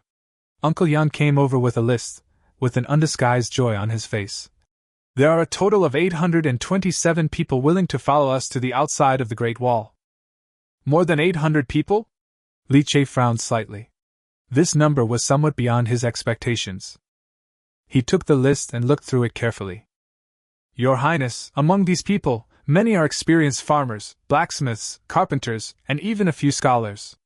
Uncle Yang pointed to some names on the list and said, when they arrive outside the Great Wall, they will definitely become the backbone of the territory construction. As Li Che listened, he silently calculated in his mind. Although more than 800 people are a large number, it is still too few compared to the vast area outside the Great Wall. Population is a good thing, and you can never have too much of it. It seems that we cannot stop recruiting refugees along the way to outside the Great Wall. Your Highness, there is one more thing. Uncle Yang hesitated for a moment, then spoke up. We found some in the Wang family's warehouse. What? Some gold and silver treasures and... Uncle Yang paused and lowered his voice. There are also many weapons and even armor. Li Che was shocked when he heard this. The Wang family is so bold? Chapter 30, Secret Collection of Armor. Privately hoarding armor has been a serious crime in all dynasties. There is a saying in historical records that 1 set of armor is equivalent to 3 crossbows, which means that the crime of privately possessing a set of armor is equivalent to privately possessing 3 sets of bows and crossbows. If you privately store 3 or more sets of armor, you can be sentenced to death. Looking through martial arts novels, there are chivalrous men wearing swords and knives everywhere, but except for generals and soldiers, you can hardly see any martial artists wearing armor. The reason for this law is that armor was too powerful in the era of cold weapons. A soldier wearing armor and holding a weapon could easily slaughter a group of ordinary people. How many sets of armor are there? Li Che asked in a deep voice. Uncle Yang replied. 70 sets of 2-stage iron armor, 20 sets of fish scale armor, 5 sets of chain mail, and some leather and iron plates that have not been assembled yet. Li Che took a breath of cold air. Nearly 100 sets of armor? Fortunately, I acted quickly at that time and killed the man without wasting time talking to them. In order to make it easier to enter the city, neither he nor his men wore armor. If those tooth dealers put on armor and attacked in groups, I would most likely be killed in the police station. When His Majesty ascended the throne, he ordered the collection of all armor in the world. The Wang family secretly hoarded the armor, perhaps with the intention of treason, Uncle Yang said again. Li Che thought about it and shook his head. Not necessarily. The noble families are always like this. They like to hide good things, even if they don't need them. What a bunch of idiots! Li Che snorted coldly, his words full of disdain. Hearing his own prince talking about the aristocratic family in this way, Uncle Yang was speechless. If you think about it, the Li family is the largest family in the world. Before he ascended the throne, the Li family was also a big family in Longxi. Not to mention that Li Che's mother was a princess of the previous dynasty, which meant she came from an even more prominent family. Li Che, who has the 2 most noble bloodlines, is extremely disgusted with aristocratic families. Put away all the armors. These are the Wang family's leverage, Li Che ordered. By the way, how much silver did you find? About 50,000 taels, Uncle Yang replied. Mr. Duo? Li Che's eyes widened. 50,000 taels? Is this how you make money from human trafficking? You know, Daqing's tax revenue this year is only more than 20 million taels, and the 6th prince has only saved up 520,000 taels over the years. There are indeed 50,000 taels. This should be the place where the Wang family hides their wealth. Ha! Li Che grinned. Take them all away, take them all away. It turns out that robbing money is faster. If I can rob people all the way like this, I will probably become the richest man in the country by the time I get outside the Great Wall. After all, this is the Wang family's money. If we take it away, they will probably report it to the emperor," Uncle Yang said worriedly. "What are you afraid of?" Li Che had a wicked smile on his face. "These idiots put the money and armor together. They didn't even have time to cover it up. How could they expose it on their own initiative? Such a huge fortune must have been ill-gotten. I am just doing justice for the heavens. I'm afraid these idiots from the Wang family won't be able to sleep." Li Che unceremoniously took all the property among the people and led the slave team out of the city. Hundreds of people formed a long line. The common people and soldiers did not dare to stop them and gave way one after another. In the crowd, Chang Ningxue stared at Li Che's receding back, her beautiful eyes becoming brighter and brighter. "Miss?" the woman in black reminded softly. Chang Ningxue came back to her senses. "What's the matter? Miss, do you still want to kill the sixth prince? If that's all, then go back home early. I think the Duke and his wife have been waiting for a long time." "Who said I won't kill him?" Chang Ningxue replied. "This sixth prince is quite interesting. I plan to wait and see for a few more days." The woman in black couldn't help but sigh helplessly when she saw her young lady looking very interested. "I'm afraid my young lady won't be willing to go home for a while." This was the expression on the young lady's face when she saw the old man practicing with a spear. From then on, she became obsessed with martial arts until today. And now, this sixth prince could actually arouse the young lady's curiosity. But what about His Royal Highness the Crown Prince? Miss is about to become the Crown Princess. But Li Che led his men out of the city and joined the main force. He Tsonglong, who stayed behind in the army, hurried forward and bowed to greet him. "No need to be polite." Li Che waved his hand and pointed to the slaves behind him. "Find them something to eat." "Yes." He Tsonglong responded and quickly ordered his men to distribute dry food and water bags to the slaves. The aroma of food wafted around, and the slaves carefully took the food and devoured it ravenously, as if it were the most precious delicacy in the world. Li Che's eyelids twitched. It had been a long time since these people had eaten. They all looked like hungry ghosts. He quickly called over a few guards and said, "Give out less food. People will die if they gobble up food like this after not eating for a long time." Ancient people had very little common sense. If a person is hungry for a long time, the stomach will contract. Overeating at this time may cause important organ failure or even death. The guards took the order and left. Li Che called He Tsonglong again and asked, "How are you doing with the task I asked you to do before?" He Tsonglong grinned and said, "I asked my brothers to search for an entire afternoon and have found more than 30 doctors, blacksmiths, stonemasons and other craftsmen, all of whom are willing to follow your highness." "Didn't you tell them where we were going?" Li Che glanced at him. "It depends on what you said." He Tsonglong touched the back of his head embarrassedly and said with a wry smile, "If I tell them where they are going, they won't agree no matter how much money I offer them." "You are quite clever, boy," Li Che scolded with a smile. "Well done. They are all skilled people and definitely don't want to go outside the Great Wall to suffer. For these special talents, we need to use some special means. At worst, we can just increase their salaries as compensation in the future." Li Che asked again, "How is the grain purchase going?"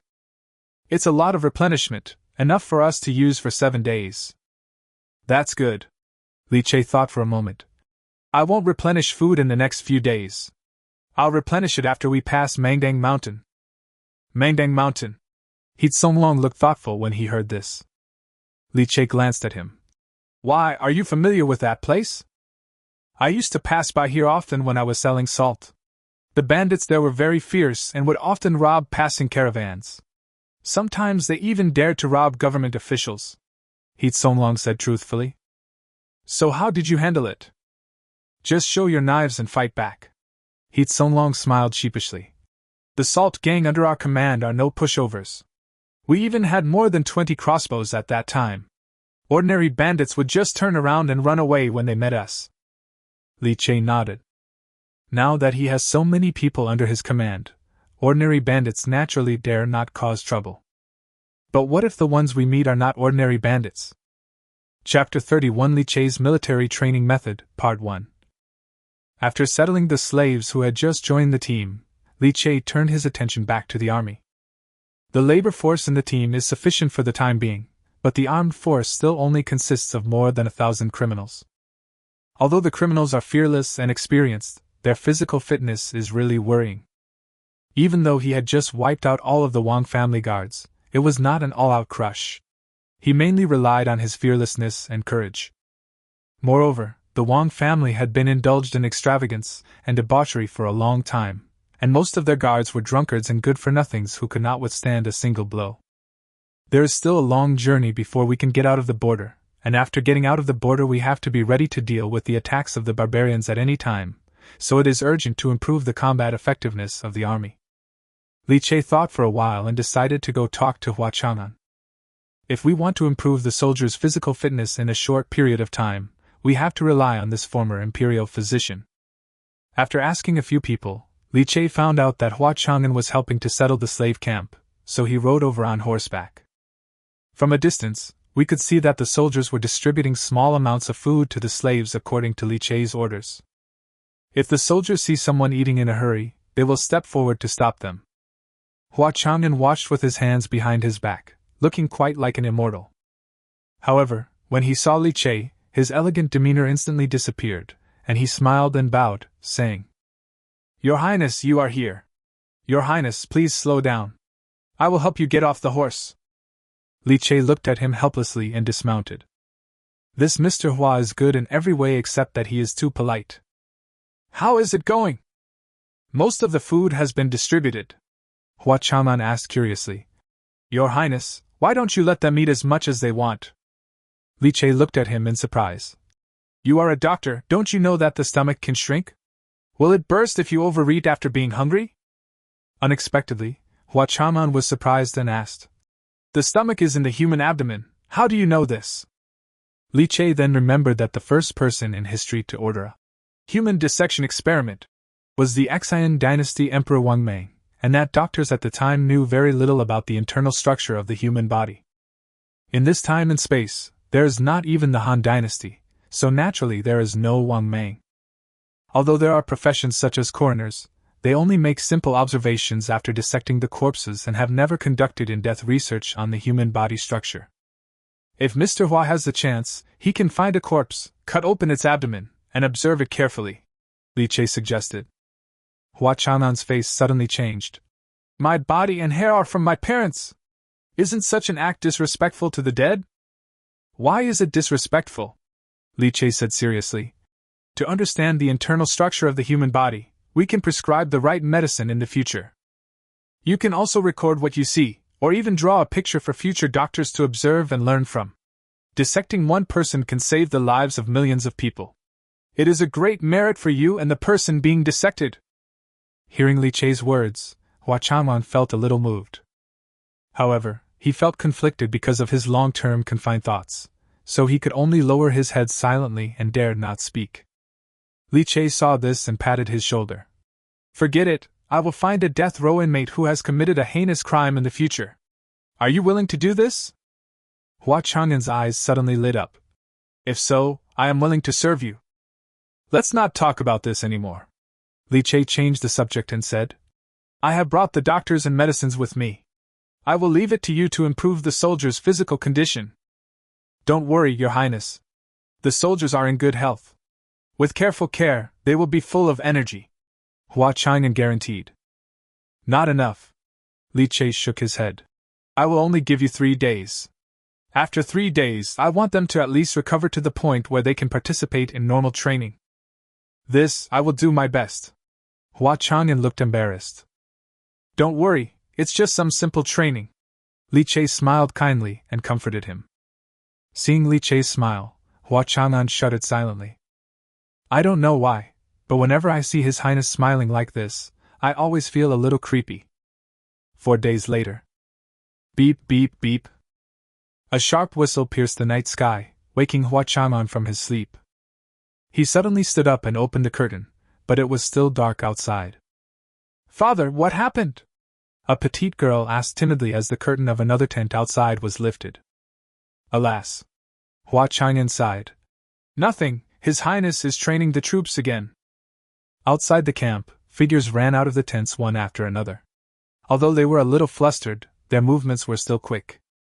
Li Che stood neatly dressed on the high platform, looking down at the messy team below. When the queue quieted down, he glanced at the incense burner in the corner, and saw that 1/3 of it had burned down. He couldn't help feeling a little helpless. One stick of incense lasts about 30 minutes, which means it took a full 10 minutes from the time the whistle started to blow to the time everyone gathered. Li Che sighed helplessly. His obedience and discipline were still too poor. Everyone, stand at attention! Chiu Bai shouted. Sporadic voices were heard, and the criminal soldiers barely stood still under Chiu Bai's command, but they were still crooked and disorganized. Li Che walked forward slowly, his eyes swept over everyone. At ease!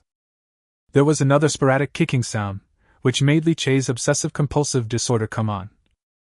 Okay, Li Che said. This time it's faster than last time. Hearing Li Che's words, everyone's faces suddenly showed joy. But it's far from enough. Li Che changed the subject. Everyone's smiles froze on their faces. Li Che looked at everyone seriously. It took us 1/3 of an incense stick to gather. If there really was an enemy attack at night, they would have already reached my tent. What is the military? The military is a matter of great importance to a country, a matter of life and death. Only when orders are obeyed and discipline is enforced can we defeat the enemy and win. We are not bandits coming down the mountain. We are not rushing in like gangsters fighting. We must be disciplined. We must know how to concentrate everyone's strength. Seeing that everyone in the audience was listening attentively but remained silent, Li Che suddenly felt like a summer insect chirping on ice. Li Che knew in his heart that these soldiers who were born criminals had no idea about military discipline. 3 kilometers of cross-country, Li Che ordered. The last team to come back will eat breakfast last. Although everyone did not understand Li Che's painstaking efforts, they understood the order clearly, and they were all eager to get started, fearing that they would fall behind. Remember, it counts only when all members return to the team. Not even one person can be left behind, Li Che added. In addition to discipline, teamwork is also important. At the command, more than 1,000 criminals rushed out of the camp and disappeared into the night. Wan Sanchun ran at the front of the team, and He Tsonglong quickened his pace to keep pace with him. Old Prince, do you think that Your Highness's training method is really effective? He Tsonglong rubbed his sleepy eyes and asked in a low voice. I have never heard of any army training like this. Do you know how to train soldiers, or do I? Why bother with so many things? Just take whatever Your Highness says as the truth. Wan Sanchun glanced at him, and quickened his pace. He Tsonglong grinned, suppressed the doubts in his heart, and quickened his pace. I always feel that Your Highness's method is not very reliable. If you don't practice fighting or battle formations, what's the point of practicing these fancy things? But we must eat breakfast. There are only so many meat patties. If our team eats last, we may only be able to eat some crumbs. Chapter 32 Li Che's Military Training Method Part 2.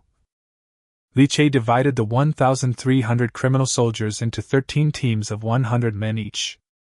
Each team has a team leader who is a prestigious figure among the criminals. Once you leave Yecheng, you have officially left the capital. Along the official road, the population gradually decreased and the scenery became increasingly desolate, which was just right for military training. Li Che has never been a soldier, but he has participated in military training several times and has some understanding of the basic system of the modern military. Modern recruit training is about obedience, discipline, and teamwork, and these are exactly what the criminal army lacks the most. It took 2/3 of an incense stick's time for the large army to run back to the camp in small numbers. In the army of Li Che's previous life's country, this time was the passing line for the 5-kilometer weighted cross-country race. Fortunately, he did not fall behind this time. The first few cross-country runs were even more appalling. At the command, everyone rushed out like a swarm of bees, and the teams soon became very long. In the end, even 3 people ran away, and were finally found in a ravine. Team Wang Hu, the last one! Li Che looked at the few people at the end of the team. You will eat last. A sturdy man showed a look of shame on his face, stepped out, and bowed. Yes, Your Highness. The strong man turned around and angrily scolded the last few soldiers. "What's wrong with you?" "Boss, don't blame them. I really can't run anymore," a young man said palely. "I know," Wang Hu looked at the others impatiently. "He's running slowly, don't you guys give him a hand? You just run forward, what a bunch of idiots!" Li Che watched this scene with interest and did not interrupt. If one person makes a mistake, the whole team will be punished. The rule that I least understood when I was in military training has now become a powerful tool for training soldiers. "Okay, let's eat. After that we'll start morning training," Li Che shouted and turned to walk into the big tent. After leaving Yecheng, Li Che was not in a hurry to travel. He trained his troops along the way. "We have 3 training sessions every day, morning, noon and evening. In the first 3 days, we were afraid that everyone's body wouldn't be able to bear it, so we only practiced some marching steps. Now Hua Chang'an's medicinal food has taken effect, and with sufficient 3 meals a day, the criminals' bodies have almost recovered. From today on, training needs to move closer to actual combat." After dinner, the criminals gathered at the parade ground outside the camp. Li Che had been waiting here for a long time. Dozens of bout tables were lined up beside him, with bows and arrows lined up, shining coldly. "Today's morning training content is archery." Li Che looked at everyone and spoke in a deep voice. The criminal army used to be a suicide squad and there was no need to equip them with bows and arrows, so most of the criminals did not know how to shoot arrows. Many people have misunderstandings about ancient archers, thinking that they were weak and could only hide behind infantry and attack from a distance. In fact, all ancient archers were strong men who needed to have great strength and physique. Generally speaking, a qualified archer needs to undergo at least 2 to 3 years of training. The Ningdu army's future battlefield will be outside the Great Wall, where they will fight against those barbarians on horseback, and horseback archery will be an essential skill. "The key to archery is to be steady, accurate, and ruthless," Li Che said in a deep voice, took out a longbow and put on an eagle feather arrow. "He has a steady body and his movements are as smooth as flowing water, all in one go. His feet are like tree roots, his body is like a pine tree. His bow is like a full moon, and his arrow flies like a shooting star." As soon as he finished speaking, Li Che released his hand that was pulling the bowstring. Whoosh! The arrow flew out of the string, drew a slightly curved trajectory in the air, and then landed steadily on the target. They all looked and saw that the arrow hit the center of the target, and the tail feathers trembled slightly. "Good! Color! Your Highness's excellent shooting skill!" Suddenly, cheers broke out in the training ground. At any time, the personal bravery of a general can greatly boost the morale of the army. This body is well coordinated and has good swordsmanship and archery skills. Unfortunately, his strength is lacking, so he can only shoot with a light bow, not a heavy bow. "Okay." Li Che raised his hand, and everyone stopped cheering. "Who among you wants to come up and try it?" Everyone suddenly became quiet. Archery is a sport that only wealthy and powerful families can afford. How could these criminals who came from poor backgrounds have ever touched a bow and arrow? "Your Highness, let me do it!" Wang Sanchun volunteered to step forward. Li Che nodded. "Pick a bow." Wang Sanchun is a promising prospect that Li Che has been observing for a long time. This guy is extremely talented and will definitely become a powerful general with a little training. This guy was a bandit leader and must have used a bow and arrow before. Wang Sanchun did not refuse. He walked forward, looked around the bow rack, and finally took out a large bow. Li Che's eyelids twitched. This guy actually picked up a 3-stone bow. In ancient times, a 1-stone bow was already a strong bow, and a 3-stone bow is equivalent to a modern pulling force of 160 pounds, making it a perfect bow for powerful generals. "Come on!" Li Che gave him an encouraging look. Wan Sanchun slowly stood 50 steps away from the target and took out an arrow. He put an arrow on the bowstring and shouted loudly, "Open!" The 3-stone bows were pulled apart at a speed visible to the naked eye, and the crowd cheered in an inexplicable and impressive manner. But Wan Sanchun remained calm and slowly pulled the bowstring to the full moon. "Go!" Whoosh! There was a sharp sound of an arrow, and the arrow landed on the center of the bull's eye and actually went straight through it.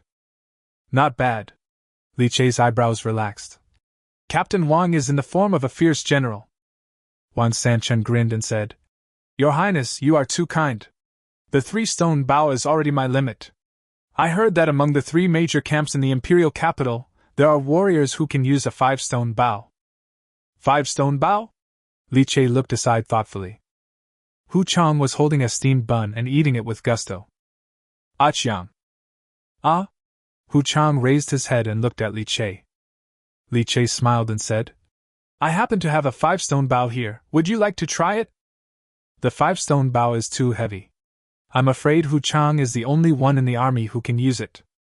Hu Chang touched his head and said, Your Highness, I can't shoot. It's okay. At worst, it will miss the target.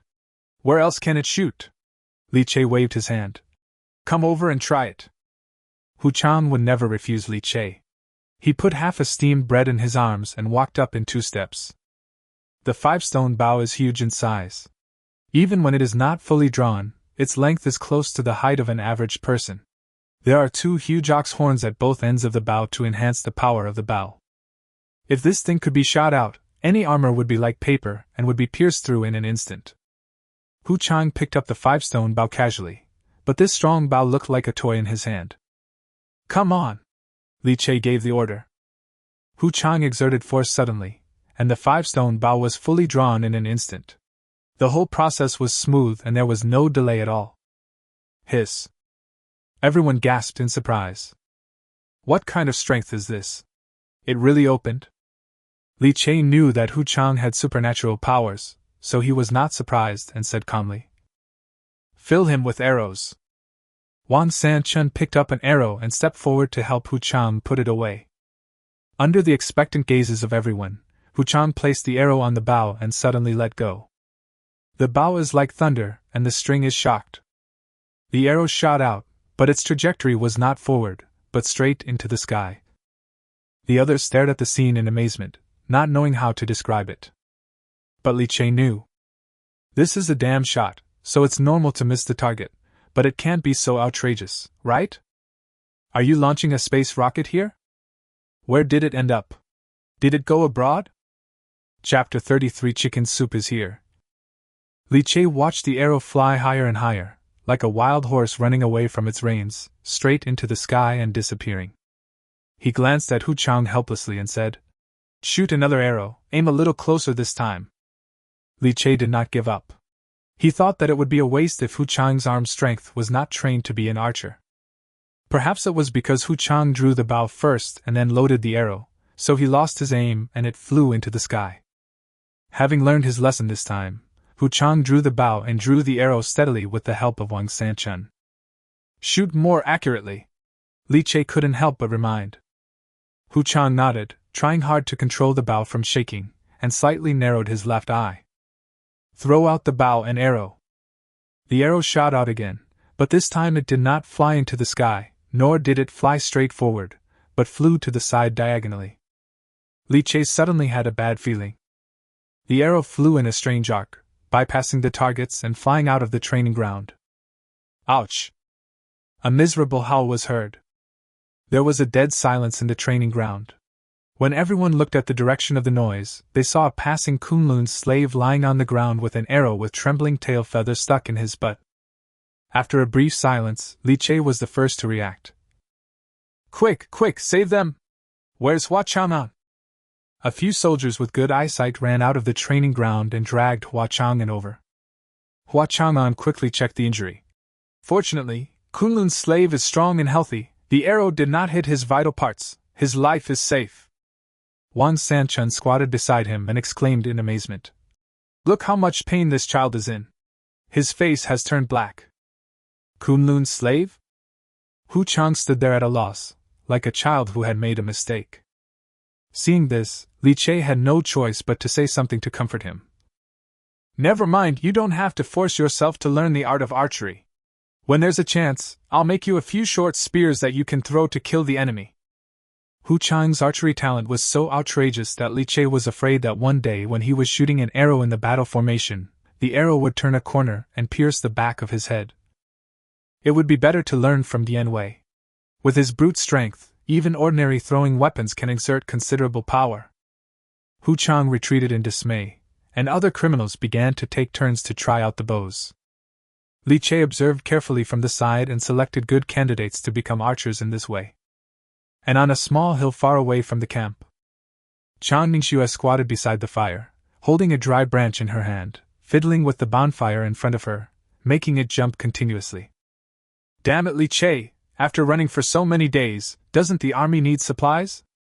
After Li Che set out, she followed the army from a distance with a few attendants. We had to sleep in the open air all the way, and the dry food we brought with us had long been used up. But unexpectedly, Li Che had no intention of stopping to resupply and was only focused on getting on with his journey every day. Since yesterday, Chang Ningxue has not eaten for a day and a night. Gurgle.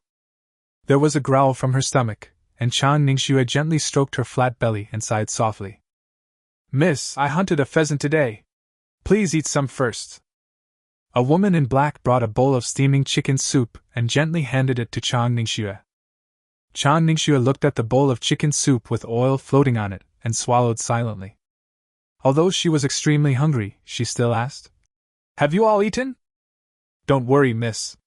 We ate some wild fruits before and we're not hungry. The woman in black replied respectfully.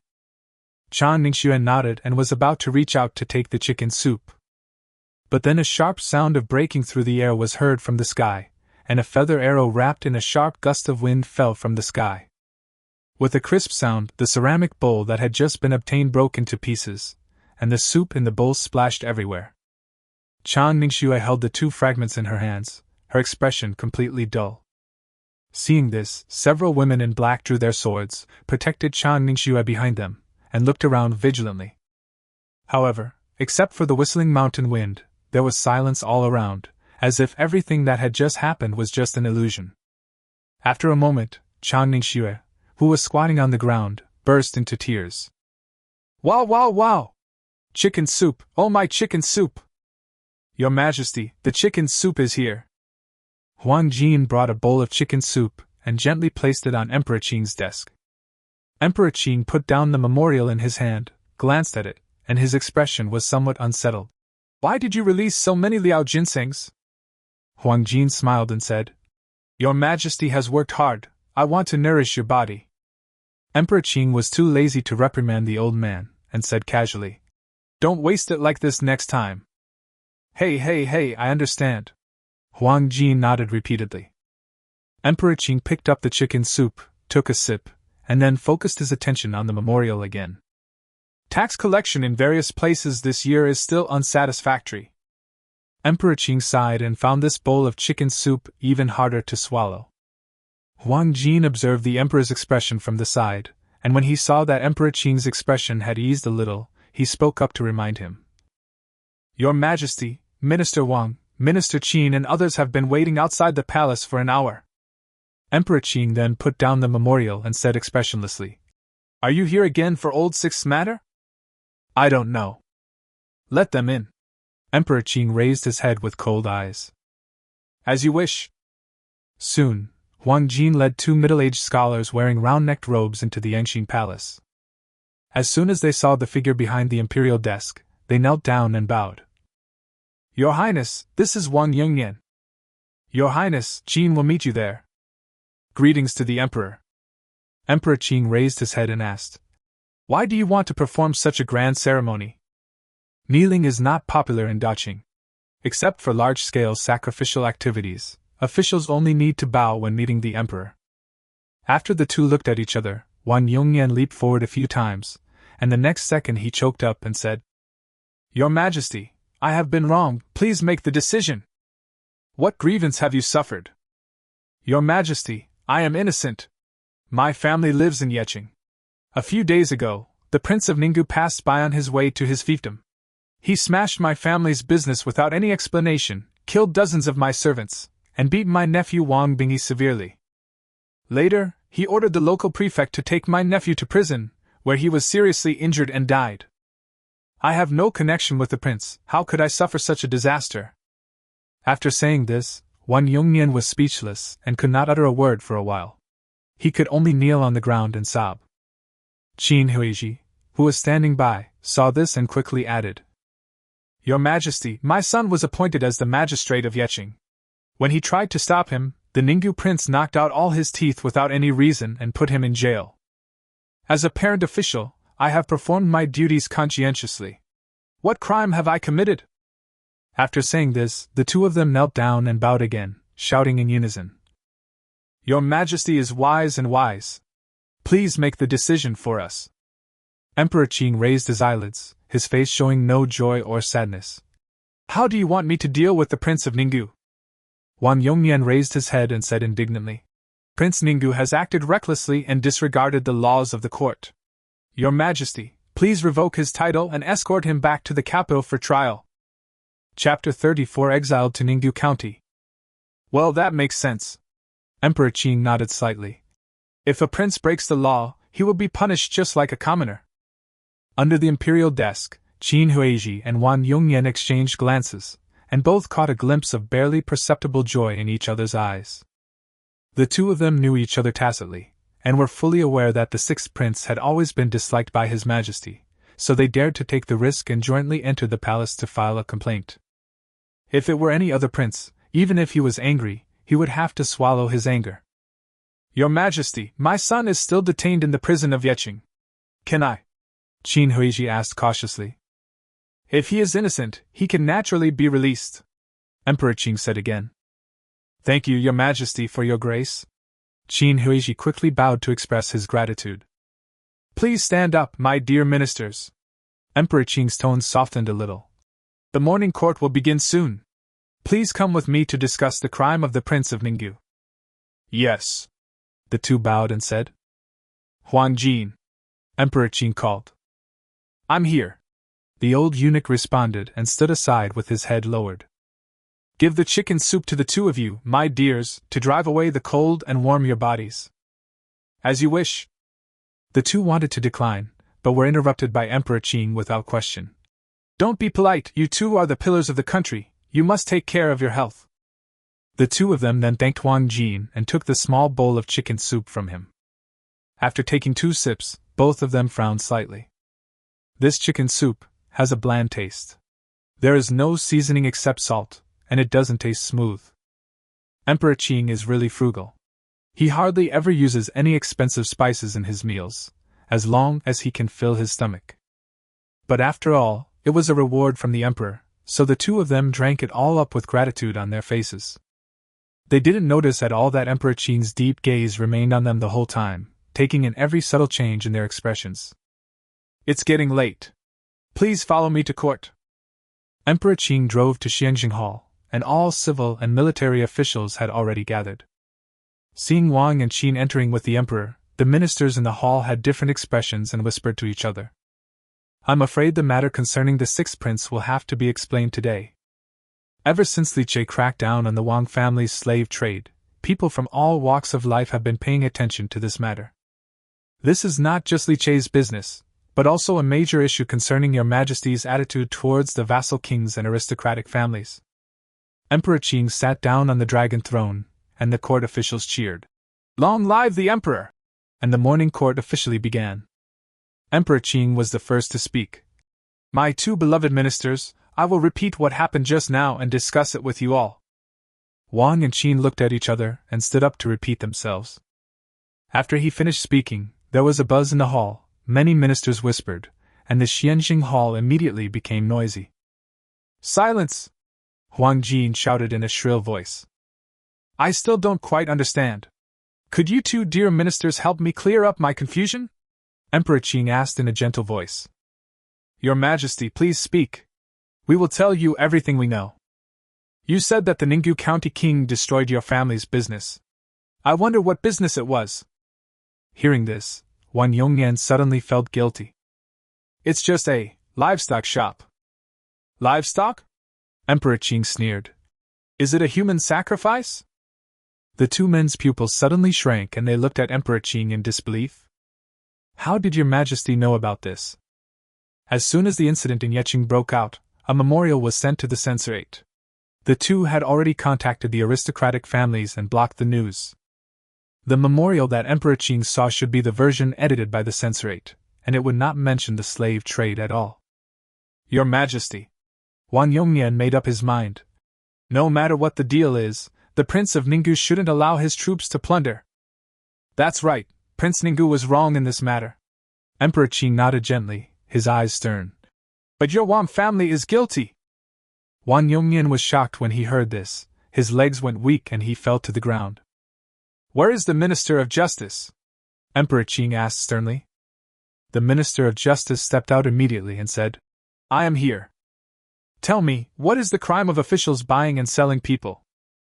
According to the Daqing law, anyone who sells people as slaves shall be hanged. Anyone who sells people as followers shall be exiled 3,000 miles. Anyone who sells people as wives, concubines, sons, or grandsons shall be sentenced to 3 years in prison.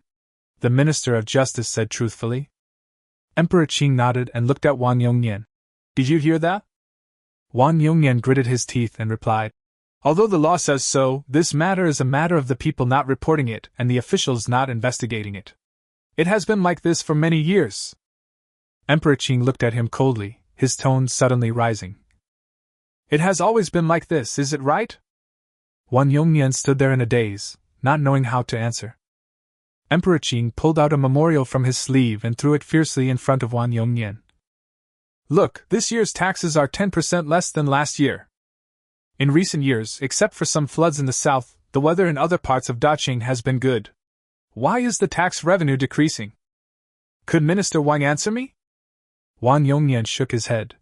I don't know. Okay. Emperor Qing sneered. I'll tell you. That's because there are fewer and fewer farmers paying taxes. Their land has been annexed by you, and their children have been sold by you.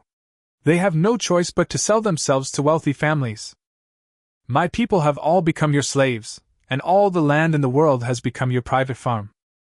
If I still don't care, won't you guys divide up this Daqing kingdom? As soon as these words were spoken, many ministers present could not stand and fell to their knees. Minister Wang, raise your head. Emperor Qing glared down. Now, do you know you are wrong? Wang Yongnian's face flushed red as he said in a muffled voice. I only provided some servants for my colleagues and never did anything against the will of heaven or morality. What crime have I committed? Emperor Qing immediately shouted angrily. Those people just want to survive, what's wrong with them? Upon hearing this, Wang Yongnian realized that there was no way back what happened today, and he collapsed to the ground in despair. Emperor Qing looked at him as if he were looking at trash, and said, The Wang family is committing human trafficking, which is an unforgivable crime. All those involved will be beheaded. Wang Yongnian failed to supervise the children strictly and abused his power for personal gain. He is exiled to Ninggu County. Your Majesty! Wang Yongnian suddenly raised his head. Exile would be fine, but how could he be exiled to Ninggu County? That's the Ninggu County Prince's territory. What's the difference between this and sentencing yourself to death? Emperor Qing remained unmoved and looked at Qin Huizhi, who was trembling beside him. Qin Xing, as the magistrate of Yeqing, colluded with the Wang family and aided the tyrant. He will be dismissed from his post and will never be employed again. Qin Huizhi is a bad parent and is demoted 3 levels in order to reflect on his mistakes. Qin Huizhi quickly kowtowed to express his gratitude. Emperor Qing swept his eyes across the court, and all the ministers lowered their heads to avoid him, and no one dared to look him in the eye. From today on, those who buy and sell human beings will be punished even more severely. The Ministry of Justice should quickly draft laws and regulations. If this happens again, they will be severely punished.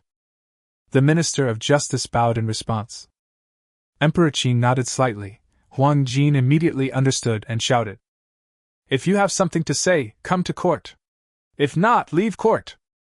Upon hearing this, Wang Yongnian stood up suddenly and shouted at the top of his lungs. Your Majesty, our subjects have been convicted of crimes and have nothing to say. But the Prince of Ninggu, he led his troops into Yeqing without authorization, looted property, killed and injured servants, and beat officials. Such a serious crime, are you just going to ignore it? Chapter 35, Easy to defend but difficult to attack Mangdang Mountain. As soon as these words were spoken, everyone looked at Wang Yongnian as if he were a dead person. Those who can stand in the court are all shrewd people and have already figured out the emperor's attitude. Emperor Qing seems to be favoring Prince Ninggu, but in fact he intends to suppress the aristocratic families in order to completely ban the human trafficking. Wang Yongnian was just an insignificant victim in this game, and his exile to Ninggu County was a foregone conclusion. But he was stubborn and refused to repent. He didn't want to think about how to reconcile with Prince Ninggu, but instead insisted on asking until he got to the bottom of it. Wasn't he blocking his only way out? Emperor Qing cast a deep gaze on Wang Yongnian, his tone calm but sharp. Prince Ninggu was at fault. I will punish him severely. Prince Ninggu is arrogant and domineering. I severely reprimand him and punish him by making him copy the Daqing Code 10 times. Search and confiscate the slaves obtained from human trafficking, and send 10,000 people to Ninggu County. Order the Prince of Ninggu County to take care of them personally and make no mistakes. After saying this, Emperor Qing looked gloomy and looked at Wang Yongnian. Is this kind of punishment feasible? When Wang Qingnian heard what Emperor Qing said, his eyes went dark and he almost fainted. They exiled me to Ninggu County and killed my entire family. When it comes to your son, just copy the book 10 times and that's it? How can this be considered a punishment? This is clearly a reward. The prince, who was listening in on the government affairs, had mixed feelings. He had a gentle smile on his face, but his heart was already in turmoil. Is the emperor starting to favor Li Che? Why did he, a descendant of the former dynasty, receive such favoritism? Li Che, you deserve to die. Damn it. Judging from the time, he is almost at Mangdang Mountain, right? Your Highness, Mangdang Mountain is ahead, Qiu Bai said. Li Che looked up and saw endless and majestic mountains. That's right, Mangdang Mountain is not a single peak, but a natural barrier formed by several dangerous peaks. The terrain is dangerous, easy to defend and difficult to attack, making it a perfect place for breeding bandits. There is a narrow pass on the north side of the main peak. This is the only passage through the mountain range and also the official road. What a dangerous mountain! Li Che couldn't help but sigh. The people around him nodded one after another. The mountains here were as straight as if they were cut by a knife. It was indeed dangerous. He Songlong, how did your salt gang cross the Mangdang Mountain back then? Li Che asked. He Songlong at his side replied. Back then, I had some reputation in the underworld. Once the salt gang raised its banner, those bandits in the small mountain strongholds would not dare to act rashly. As for those big mountain strongholds, they are happy to live in peace if they share a little silver as bribes. What He Songlong said was true. The Salt Gang had always been known for its strong fighting power, and ordinary bandits were nothing to be afraid of. Whenever there is troubled times, the Salt Gang is often the first to rise up and can quickly form a separatist force.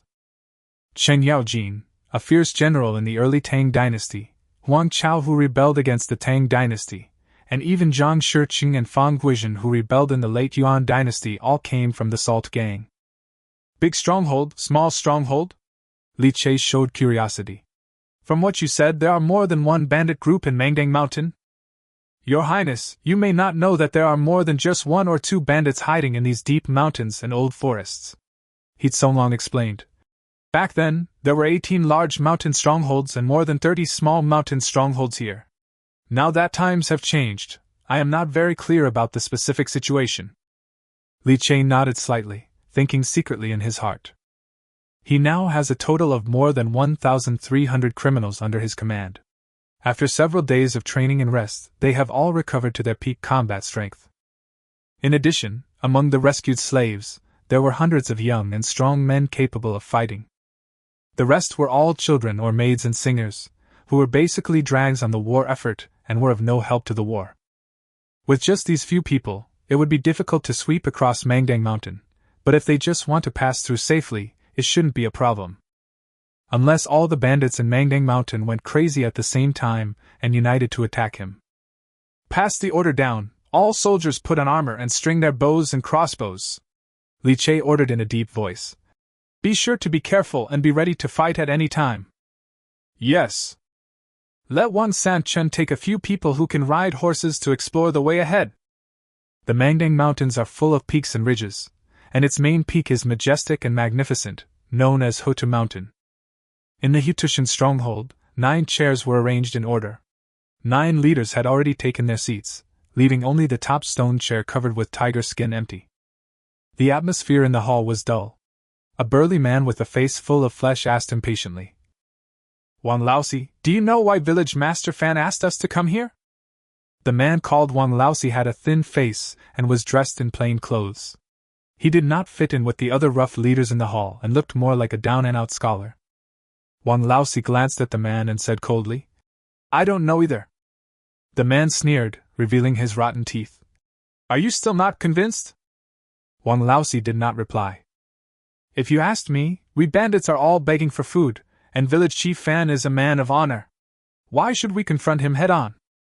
Wang Laosi did not respond. The man lowered his voice and continued, "I see that the subordinates of Village Master Fan are all very skilled and do not look like ordinary gangsters. I am afraid that there is someone backing them up. We are just small fry, we can't defeat them, you'd better stay calm." Just as the man said, there were originally 18 large villages and more than 30 small villages in the Mangdang Mountains. They were all happy and did not submit to each other. The large mountain strongholds are large in scale, with each group having several hundred people. The situation in the small mountain strongholds is much worse, with each group having about 30 to 50 people. These forces are complicated and intertwined, and no one is willing to submit to the other. In more than 10 years, no one has emerged as the king. Until a few years ago, Fan Chong suddenly appeared and led a group of elite soldiers and generals to sweep across Mangdang Mountain with thundering force. The leader, Fan Chong, held a huge sword in his hand and 24 javelins on his back. His martial arts skills were amazing. He also brought with him more than 100 bandits, each of whom had amazing abilities. He first took Hutu Mountain as his main stronghold, and then swallowed up other strongholds one by one like autumn wind sweeping away fallen leaves. Small villages were uprooted, and any large villages that refused to submit were massacred and burned to the ground.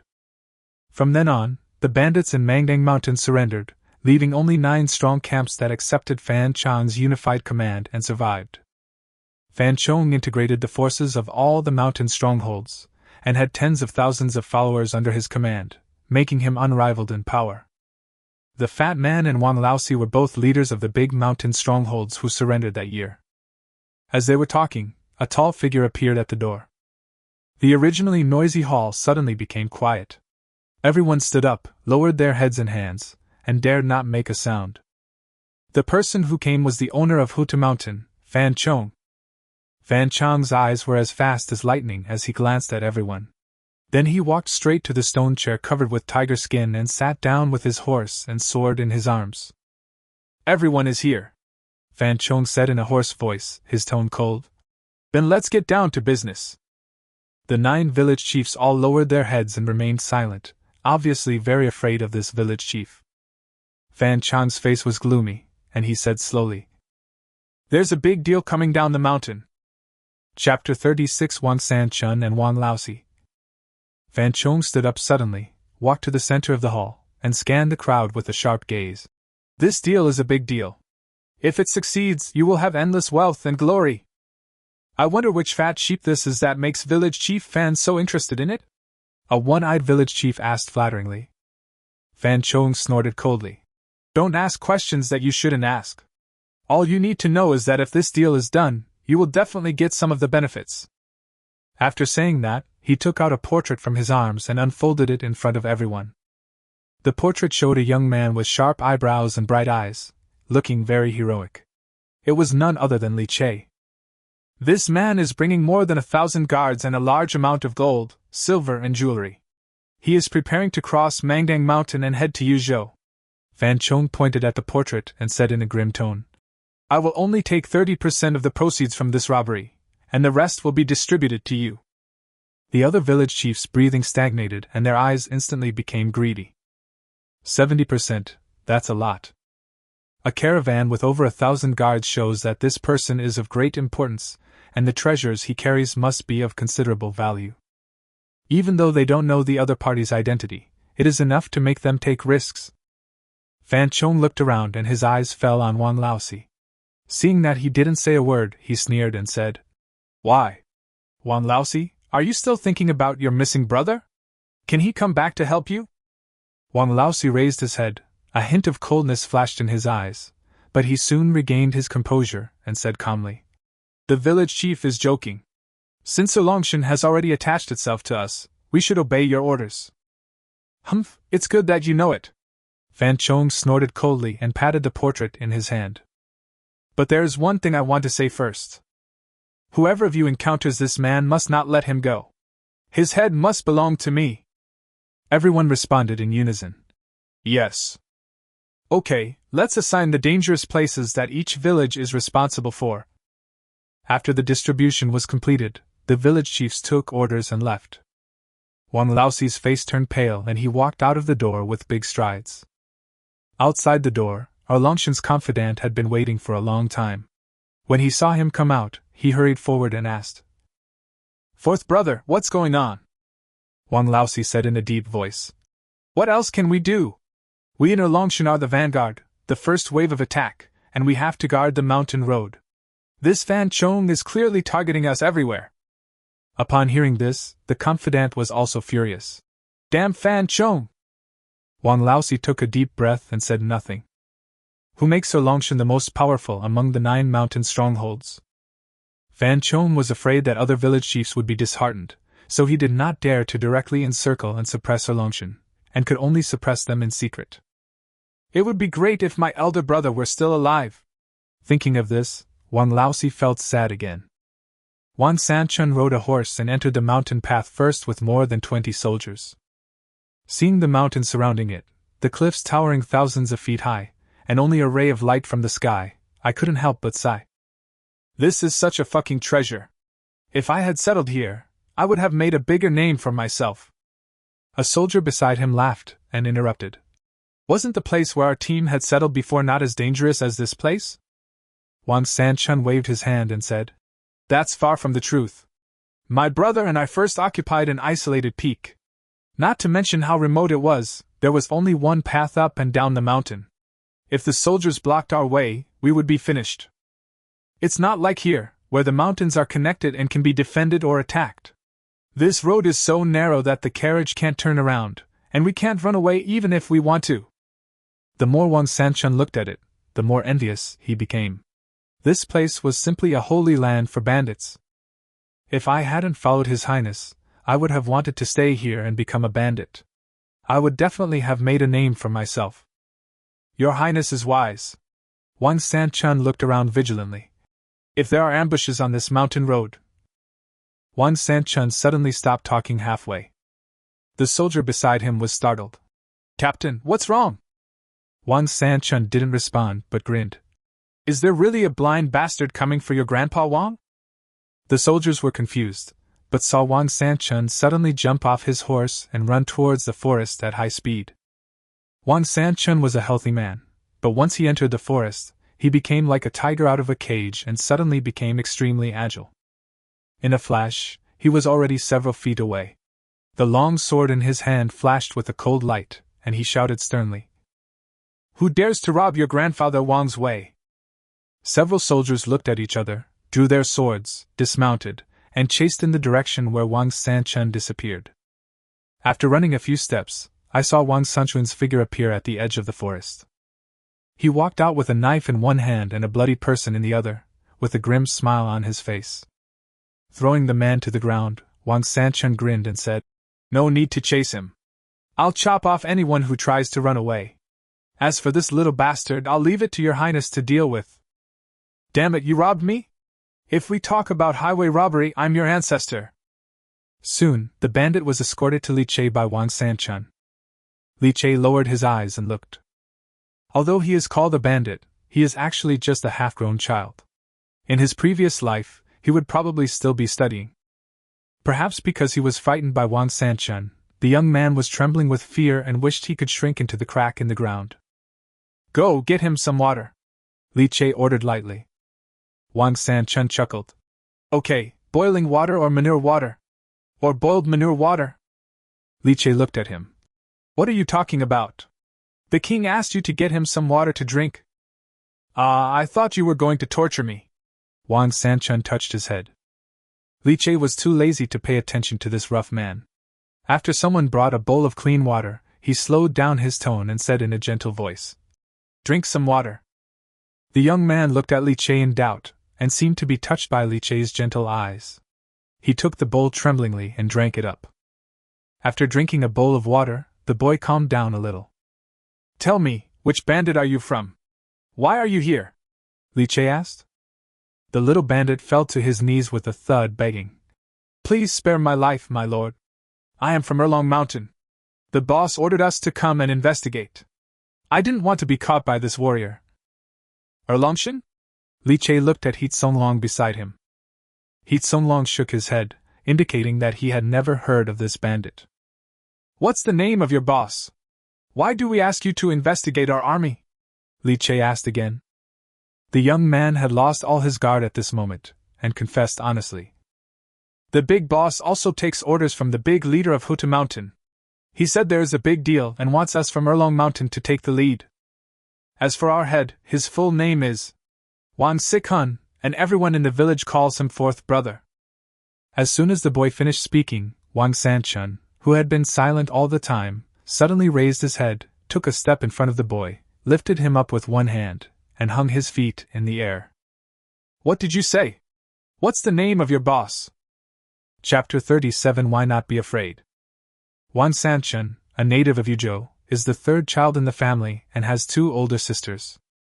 The Erlongshan bandit leader, Wang Laosi, is his biological brother from the same father and mother. In their early years, the two brothers worked as farmers in Yuzhou. Their two sisters were quite beautiful and were coveted by local gentry, who wanted to take them as concubines by force. The parents refused to comply, and the tyrant killed them in anger, and took away the two sisters. When the two brothers returned from the fields, they saw what had happened to their family, and were filled with grief and anger, so they broke into the landlord's house. Wang Sanchun was born with supernatural powers since childhood, and although Wang Sikhun was just a farmer, he was quite intelligent. The two of them found a way to get rid of the guards and rushed straight to the backyard of the mansion, killing 13 people from the powerful family in a row. However, after searching the entire mansion, he could not find his two sisters. The disaster had already happened, and the two brothers had no choice but to become bandits. Wang Sanchun was an excellent martial artist, and with Wang Sikhun as his strategic advisor, the two brothers became famous and became the kings of the mountain. But Wang Sanchun was always worried about his two missing sisters and often went down the mountain to inquire about their whereabouts. Unfortunately, he was unlucky. Not only did he fail to find his sister, but when he was going down the mountain, he encountered the Imperial Army's anti-bandit army. Although Wang Sanchun was brave, he was outnumbered and was eventually captured and taken to a camp for criminals. So you are the big brother of the big boss. The little bandit's eyes lit up. No wonder you are so powerful. Stop talking nonsense. How is my fourth child? Wang Sanchun said anxiously. The boss is not doing well, the young man said weakly. We are a powerful force in Erlong Mountain. Ever since Fan Chong unified Mangdang Mountain, we have been suppressing him. The young man described the situation of the bandits in Mangdang Mountain. Li Che did not interrupt the whole process, and his mind was working rapidly. If what the young man said was true, there were actually tens of thousands of bandits hiding in the vast Mangdang Mountain. The number was really astonishing. In ancient cold weapon battles, with such a huge disparity in numbers, there was almost no chance of winning. Fortunately, the mountain was steep, and although the enemy had a large number of people, it was difficult to deploy. With the help of Wang Sikhun, perhaps we can make some plans. In a moment, Li Che had a plan in mind. Old King, are you sure you can get your brother to surrender to me? Li Che asked first. Wang Sanchun heard this, his eyes turned red, and he patted his chest and said, I am willing to guarantee my life. If he knew that I was under your command, he would definitely lead his people to surrender. Li Che nodded slightly and looked at the young man again. Can you bypass other strongholds and lead my men to find your leader? The young man only realized at this moment that Li Che was a prince. His eyes were full of awe, and he said tremblingly, I'm familiar with this mountain road, so there shouldn't be any problems. Qian Bin observed his expression and seemed to understand something. He stepped forward and asked, Your Highness, what do you want to do? Li Che looked around and said calmly, The gap in military strength is too big. The enemy is in the dark and we are in the light. There is no chance of winning in a head-on confrontation. The only way to break the impasse now is to send out a surprise force. To shoot a person, shoot the horse first. To capture a thief, capture the leader first.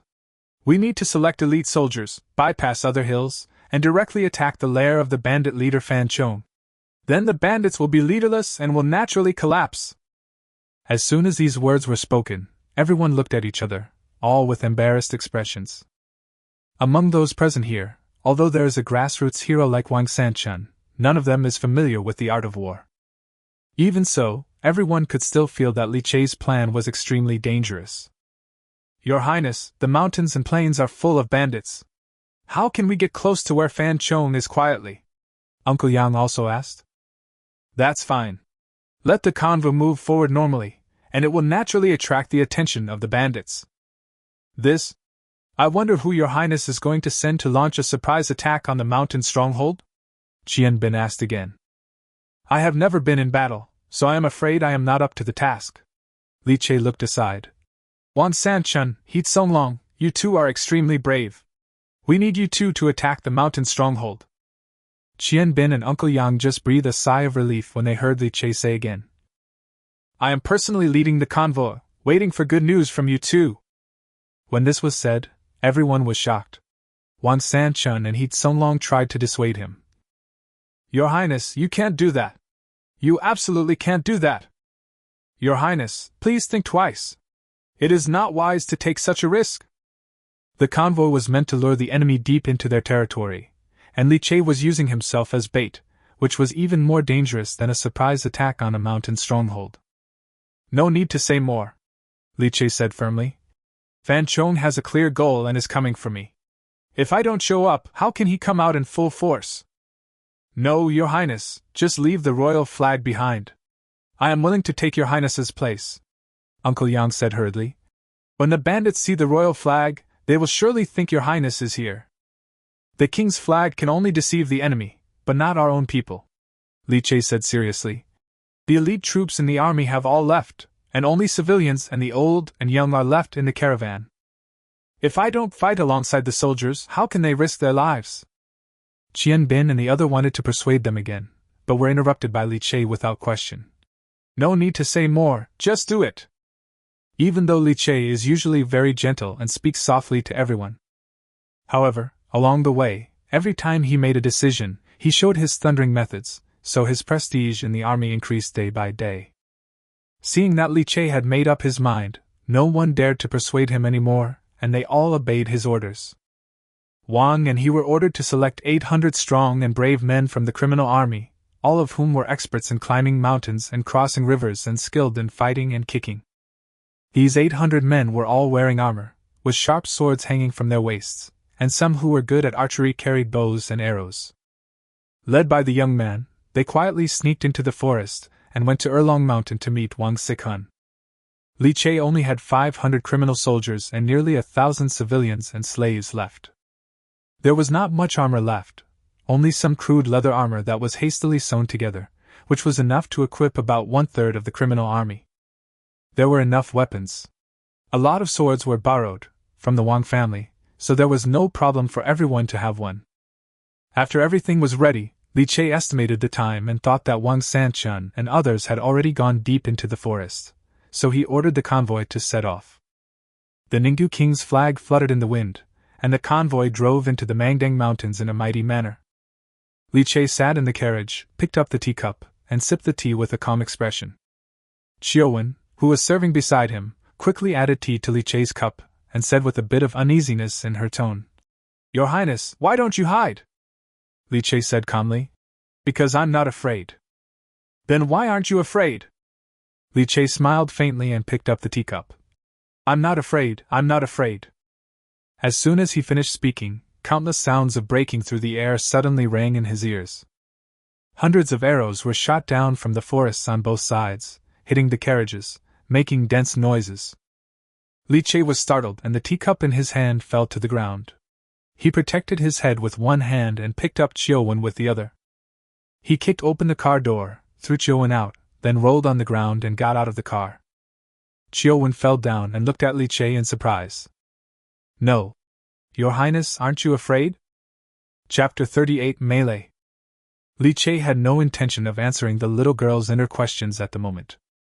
Arrows flew all over the sky, like a swarm of locusts, attacking the convoy in a black mass. Looking back, the overwhelming arrows had already shot the carriage to one side or the other. Li Che's frame was the first to be hit, and became the focus of the rain of arrows. Almost 1/3 of the rain of arrows fell on the car. The driver was sitting on the carriage with an arrow stuck in his neck and blood spitting out of his mouth. It was obvious that he was beyond help. Li Che's eyes fixed, and he no longer hesitated. He pulled Xiuwen up, dodged the flying arrows, and escaped from the range of the carriage. "Don't panic, Your Highness. I'm coming!" A roar, the sound arrives before the person arrives. Hu Chan was seen striding forward quickly, blocking Li Che like an iron tower. In his hand he held a large wooden board which he got from somewhere, and he used it to block the incoming arrows. Looking at Hu Chang's tall figure, Li Che felt inexplicably at peace. Looking at the convoy again, after being attacked by a rain of arrows, the convoy had begun to fall into chaos. In the chaos, he saw many civilians falling to the ground after being shot by arrows, with blood staining his vision red. A surge of anger suddenly surged in his heart. He shouted sternly, "Enemy attack, don't panic!" Someone saw Li Che and was immediately surprised. "His Highness is here, protect him!" As soon as these words were spoken, several slaves who had just collapsed on the ground in fear actually gritted their teeth, stood up, and moved closer to Li Che. "Don't worry, Your Highness. We will never let these bandits hurt you!" Someone shouted while trembling. More and more slaves gathered, and together with the criminal army guarding them, they soon gathered dozens of people. Dozens of people built a human wall with their flesh and blood, protecting Li Che tightly in the center. Looking at these loyal faces in front of him, Li Che felt mixed emotions. Unconsciously, I have gained so much loyalty. And I didn't give them anything in return, I just gave them freedom and the right to have enough food every day. At this moment, the rain of arrows finally stopped, with only a few scattered arrows falling into the convoy. Li Che looked around and saw figures flashing through the forest. The leaves of the entire forest were shaking and countless birds were startled and flew away from the forest. When I moved my sight to the edge of the forest, I saw a burly one-eyed man holding a ghost-head sword, walking out slowly, his voice as loud as a bell. "Kill him for me!" Before he finished speaking, a group of bandits emerged from behind him. For a moment, the whole mountain was filled with the crazy and excited roars of the bandits. Bandits in rags, holding sharp weapons, rushed out from all directions and attacked the convoy. "Attention all troops, stay calm and act according to the plan." Li Che's eyes were sharp and he gave the order in a deep voice. Hearing Li Che's order, the soldiers woke up as if from a dream and hurriedly called on the laborers and slaves to get up. The carriages were driven to the edge of the mountain road and connected end to end to form a line of defense. The soldiers took out simple shields made of wooden boards from under the carriages and placed them at the forefront of the line. Behind the shields, the laborers and slaves held spears, and although their bodies trembled uncontrollably with fear, they still tried to stand in a straight line. Seeing the bandits getting closer and closer, the soldier at the front swallowed his saliva and tightly grasped the simple shield with his sweaty hands. Then, he heard Li Che's calm and decisive order from behind. "You!" Li Che's words were like a reassurance, and the soldiers subconsciously raised their shields as ordered. Swish, swish, swish. The shields fell, and the soldiers made up their minds and raised their shields to charge at the bandits who were so close. Boom! The bandits crashed heavily into the front line like a flood. The bandits in the front row were caught off guard and were knocked to the ground by the soldiers' shields, and chaos suddenly broke out outside the line. "Prick!" Li Che's order sounded again. The civilians and slaves behind him were already on edge, with Li Che's orders echoing in their minds, and they instinctively thrust out with the spears in their hands. A cold light flashed, like a meteor falling to the ground, and the gun beams instantly pierced the fallen bandits, and wailing sounds rang out one after another. Due to the civilians' lack of experience, some unlucky bandits were even pierced by 7 or 8 spears at the same time and instantly turned into blood gourds. "Receive!" After receiving Li Che's order again, the civilians retracted their spears and retreated behind the soldiers, panting. Although the coordination was unfamiliar, the effect was very significant. The bandits rushed forward in a chaotic manner, but not only failed to shake the front line, but also left hundreds of corpses behind. Liao appeared calm on the surface, but his heart was beating like a drum. My ex-girlfriend who studied history did not lie to me. When commanding non-elite troops in ancient times, things like the Bagua Formation, the 8 Gates Golden Lock Formation, and the Heaven and Earth 3 Talents Formation are actually useless. The soldiers lack tacit understanding and courage, so naturally they will not cooperate. Forcibly using the formation will have side effects. In this situation, the commander only needs to give the simplest orders and keep the army in order. After hundreds of their companions were stabbed down by the Ninggu army, the bandits behind them were suddenly frightened and stopped moving forward. "What a bunch of cowards!" The sturdy man cursed with his eyes wide open. "What are you all standing there for? There are only a few of them on the other side. What are you afraid of? Come on, everyone!" Seeing that the bandits were indifferent, the strong man was so angry that he raised his ghost-head sword and killed several bandits, who were hesitating. Dozens of armored bandits appeared behind the sturdy man. These people were obviously different from ordinary bandits. They were full of murderous aura and were the trusted bandits under Fan Chong. Dozens of people, holding sharp blades, lined up in a row. When he saw some bandits retreating out of fear, he walked up to them and slashed them with his sword without saying anything. After killing more than 10 people in a row, the bandits finally realized that retreat would lead to death, and they stopped one after another. "Listen to me," the one-eyed sturdy man shouted. "Go in, kill all the men, and take away all the women. I'll allow you to have some fun, too. If you make this deal, you'll have good food and wine when you go back. If anyone dares to hesitate, don't blame me for not recognizing anyone with the sword in my hand." The fear of death and the desire for wine and women came at the same time. The bandits' eyes suddenly lit up red and they rushed forward again. This time, there were more bandits rushing up, and it looked like a dark mass everywhere. Liao looked around and saw a huge crowd of bandits rushing towards the convoy like a black tide. He quickly ordered the soldiers in the front row to form a formation with shields, and the militiamen in the back to stab with spears. However, the bandits continued to attack one after another. Although the bandits in the front row suffered heavy losses, the bandits in the back row had already reached them. Shouts, wails, and the sounds of weapons clashing filled the air. Liao's command was drowned out by the deafening waves of sound. The two sides engaged in a life-and-death battle, and the road was dyed red with blood. Chapter 39. The Sword of the Scholar is not without its disadvantages. The sounds of shouting and killing were endless. Behind the carriage, Wang Chongjian's face flushed, and he tightly grasped the sword at his waist. Seeing a civilian being stabbed 8 times but still thrusting his spear into the bandit's chest without fear of death, Wang Chongjian suddenly felt his blood boiling. Clang! Drawing the sword from his waist, Wang Chongjian stood up suddenly. The old father next to him was so scared that he shuddered and then pulled him back. "You evil creature, what are you going to do?" Wang Shi glared at him. Wang Chongjian looked straight ahead and said passionately, "Even a mere peasant would fight to the death. How can I live in peace?" "Bullshit!" Wang Shi was so angry that his beard was puffed up. "My Wang family has been a single-line family for 3 generations. Don't even think about sending me to my death. A real man is born between heaven and earth. How can he be afraid of death and hide behind a farmer?"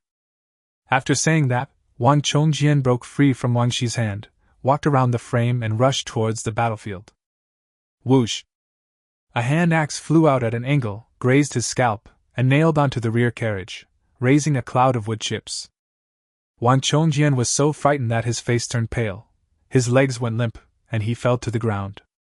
Death, is it so close to me? Suddenly, an idea came into his mind that was hard to get rid of. Turn around and run. With my status, there is no need for me to fight in the battlefield, as there are still those civilians and soldiers.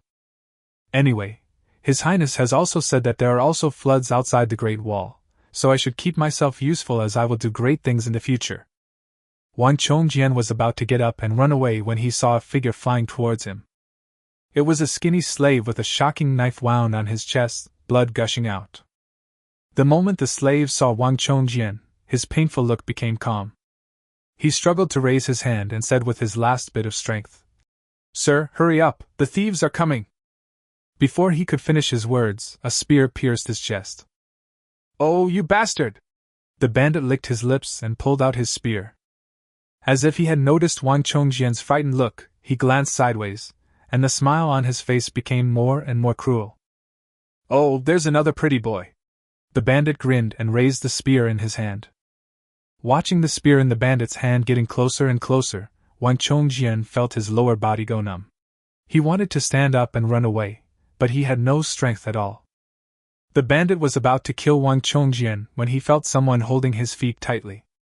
When he looked down, he saw the dying slave. He didn't know where he got the strength from, but he hugged his legs tightly with both hands, and blood kept flowing out of his mouth. Go! Sir, go! Go! The slave shouted at all costs. Your knowledge will be more useful to His Highness! Wang Chongjian stared blankly at the haggard face, and something in his heart seemed to be touched. You're looking for death! The bandit shouted angrily, and stabbed the slave's back with the spear in his hand.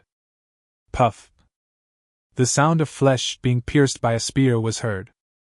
Along with it was the sound of a sword piercing the chest. The bandit turned around with his eyes wide open and saw a pair of blood-red eyes. Ah! Wang Chongjian roared angrily, and with all his strength he pulled out the long sword at his waist and stabbed the thief's chest with one sword. For a moment blood gushed out. The bandit opened his eyes unwillingly and slowly fell to the ground. Wang Chongjian stumbled to the slave, but saw that his eyes were wide open and he was already dead. He looked around in confusion, and smoke and the smell of blood were blowing in his face. Looking around, the two armies were fighting each other, with countless people falling in a pool of blood amid the flashing of swords and the shadow of sabers. The cruelty on the battlefield is so real that it cannot be described in just a few words in a book. Wang Chongjian let out a long howl toward the sky, his voice filled with grief, indignation, and determination. With red eyes, he charged into the enemy camp with a sword in hand, blood splattering wherever the sword passed. His movements became more and more skillful, and the long sword, which was usually just a decoration, now became a weapon for reaping lives. Wang Shi saw his son fighting for his life with the thieves, and he could not help but feel shocked and angry. He drew the sword from his waist and shouted loudly, "We are all His Highness's subjects. How can we linger here? Let these thieves see that the sword of a scholar is not necessarily ineffective." After saying that, he drew his sword and rushed into the enemy camp. Inspired by the father and son, the other officials no longer hid behind the soldiers, but drew their swords and stepped forward to fight with the bandits. Under the banner of King Ninggu, farmers, criminals, officials, and slaves gave up their prejudices against each other and fought side by side. Chiu Bai chopped down a bandit with his sword, and listening to the increasingly miserable shouts around him, he turned around and shouted, "Your Highness, there are more and more bandits, you should hide." Li Che held a carved bow in his hand, took aim, and said, "Hide for nothing! If I leave, the front will collapse immediately."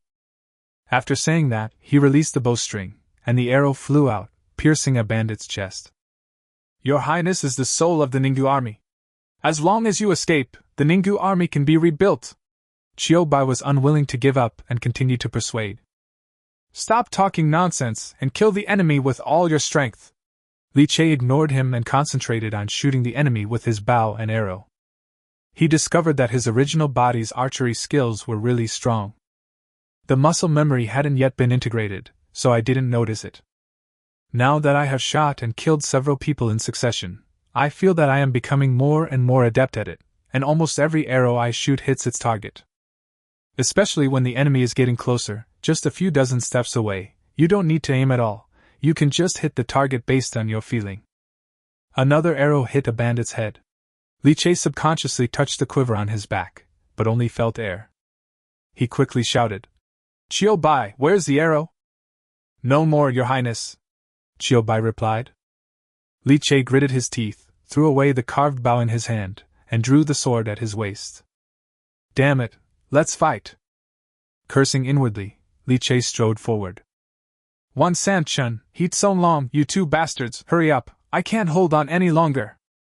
Tiger Head Mountain. Wang Laosi, dressed in cloth and with a long sword hanging from his waist, walked into the village gate.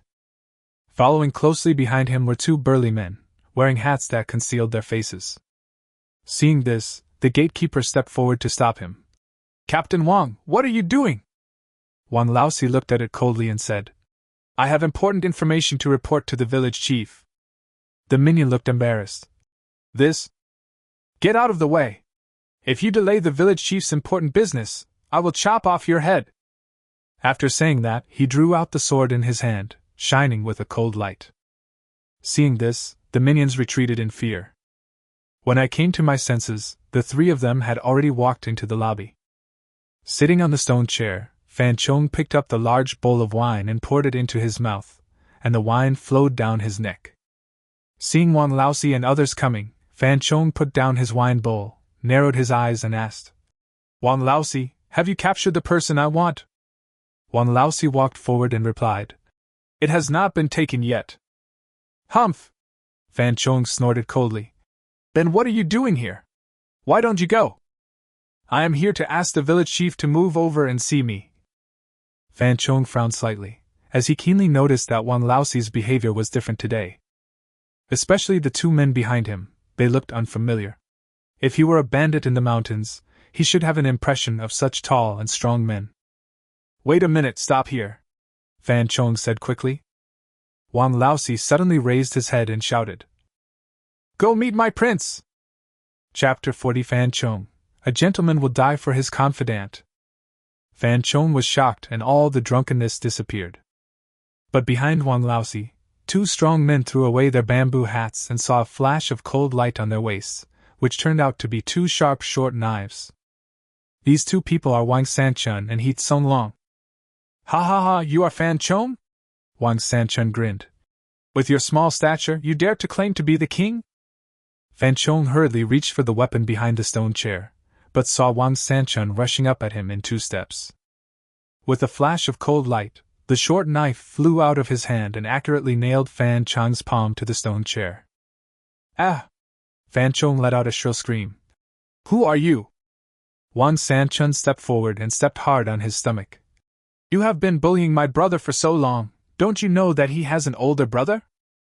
"My name is Wang Sanchun. When I was wandering in the forest, you were still in your mother's womb." "Someone come! Someone come!" Fan Chong shouted loudly with his eyes bloodshot. The minions in the lobby rushed forward upon hearing the sound. However, He Tsonglong picked up one person with one hand and threw him into the crowd, then went up alone to meet the enemy. The short blade in his hand flew up and down, each blow was precise and ruthless, directly hitting the neck, chest, tendons and other vital parts of the minions. In a short while, dozens of minions were killed by him. Fan Chong was about to shout. Wang Sanchun grabbed a rag and stuffed it into his mouth. "Stop shouting, just listen." Fan Chong's pupils suddenly dilated. "Damn, that rag is for wiping feet." Around the mountain stronghold, shouts and screams were deafening. 800 criminals charged in the front, followed by the Erlongshan bandits behind them, and they broke into the stronghold like an army descended from the sky. Although the bandits fought hard, they were defeated by the fierce attack of the criminal army. These criminals, wearing armor and holding sharp blades, are now like tigers descending from the mountains, unstoppable. He was well fed and well watered, and he was still protected by armor, and there was no military supervisor gazing at him from behind with a sword in his hand. I have never fought such a comfortable battle in my life. On the other hand, the bandits in Huta Mountain, who usually acted arrogantly, had never seen such a scene before and were immediately defeated. The criminals were like tigers among a flock of sheep, and they killed all the bandits in an instant, leaving no one alive, and they chiseled their way directly from the gate of the village to the entrance of the lobby. The door collapsed with a loud bang. Fan Chong looked up in shock and saw 2 blood-stained soldiers stepping into the hall. The bloody smell filled the hall with the mountain wind. Fan Chong's face suddenly turned pale. These 2 people, he didn't know them.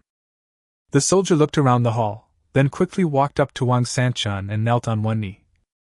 "Team, the thieves outside have been cleared." Wang Sanchun nodded, looked at Fan Chong, who looked ashen, and patted his face with a smile. "Are you giving up now? How dare you assassinate my prince?" Fan Chong remained silent and said nothing. Wang Sanchun picked him up and told the 2 men. Tell the brothers not to covet money and property and to gather quickly. We don't know what's going on over there, His Highness. We have to rush over as quickly as possible. After saying that, he turned to look at Wang Laosi beside him. Old 4. Brother, tell me. Let your people guard the stronghold, you lead the way, and we will go to meet His Highness. Wang Laosi frowned and leaned close to Wang Sanchun's ear and said, Brother, are you really going to vote for the Ningyu County king? Wang Sanchun looked at him and asked in a deep voice. What do you mean? Brother, this is a godsend. This mountain stronghold is easy to defend but difficult to attack. You still have so many capable warriors under your command. Why bother about the life and death of the Ningyu County prince? It would be better to just sit back and watch those bandits kill the Ningyu County king, and then rely on these people to occupy the mountain and become the king. Wang Sanchun glanced at him. Wang Laosi looked at him expectantly. Snap.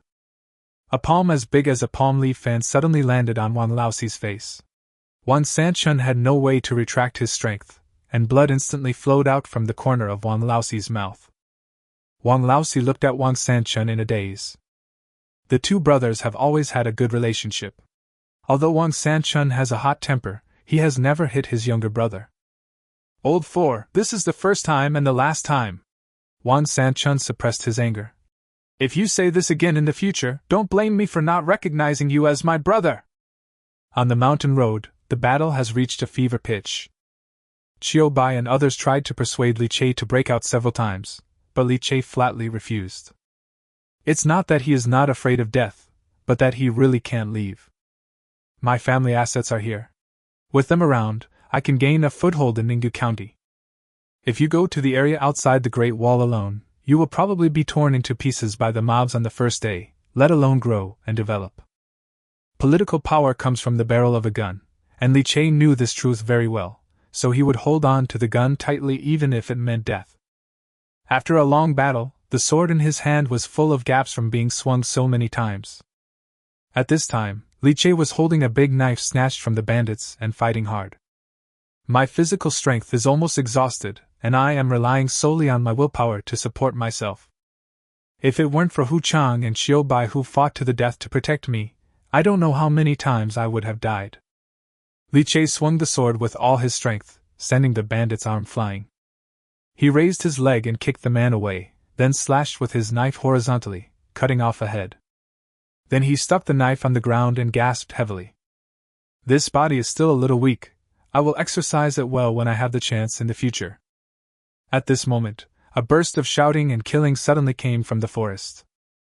Your Highness, look! Qiu Bai, with sharp eyes, shouted to Li Che in surprise. Li Che was shocked and looked quickly into the forest. 800 criminals emerged from the mountains and forests like gods descending from the sky and appeared behind the bandits. The bows and crossbows in their hands fired at the same time. The arrows made a sharp whistling sound and instantly shot down a large number of bandits. Wang Sanchun led the way, carrying Fan Chong, followed by Wang Laosi, whose face was swollen and holding a broken gong in his hand. Seeing his brother crying, Wang Sanchun kicked him on the butt. Hit him! Wang Laosi pursed his lips but did not dare to resist. He could only desperately hit the broken gong in his hand. Clang, clang, clang. The loud sound of gongs attracted the attention of most of the bandits. They looked back blankly and saw the tall and mighty figure of Wang Sanchun at first sight. And the person he was holding. Village leader? The bandits were stunned. How could the once arrogant chieftain be in such a miserable state now? The bandits didn't know how the leader of the stronghold who was sitting in the rear fell into the hands of the enemy, but Fan Chang's miserable appearance was like a sharp blade, piercing their last fighting spirit. The thief Fan Chong is here! Wang Sanchun roared, his voice like thunder.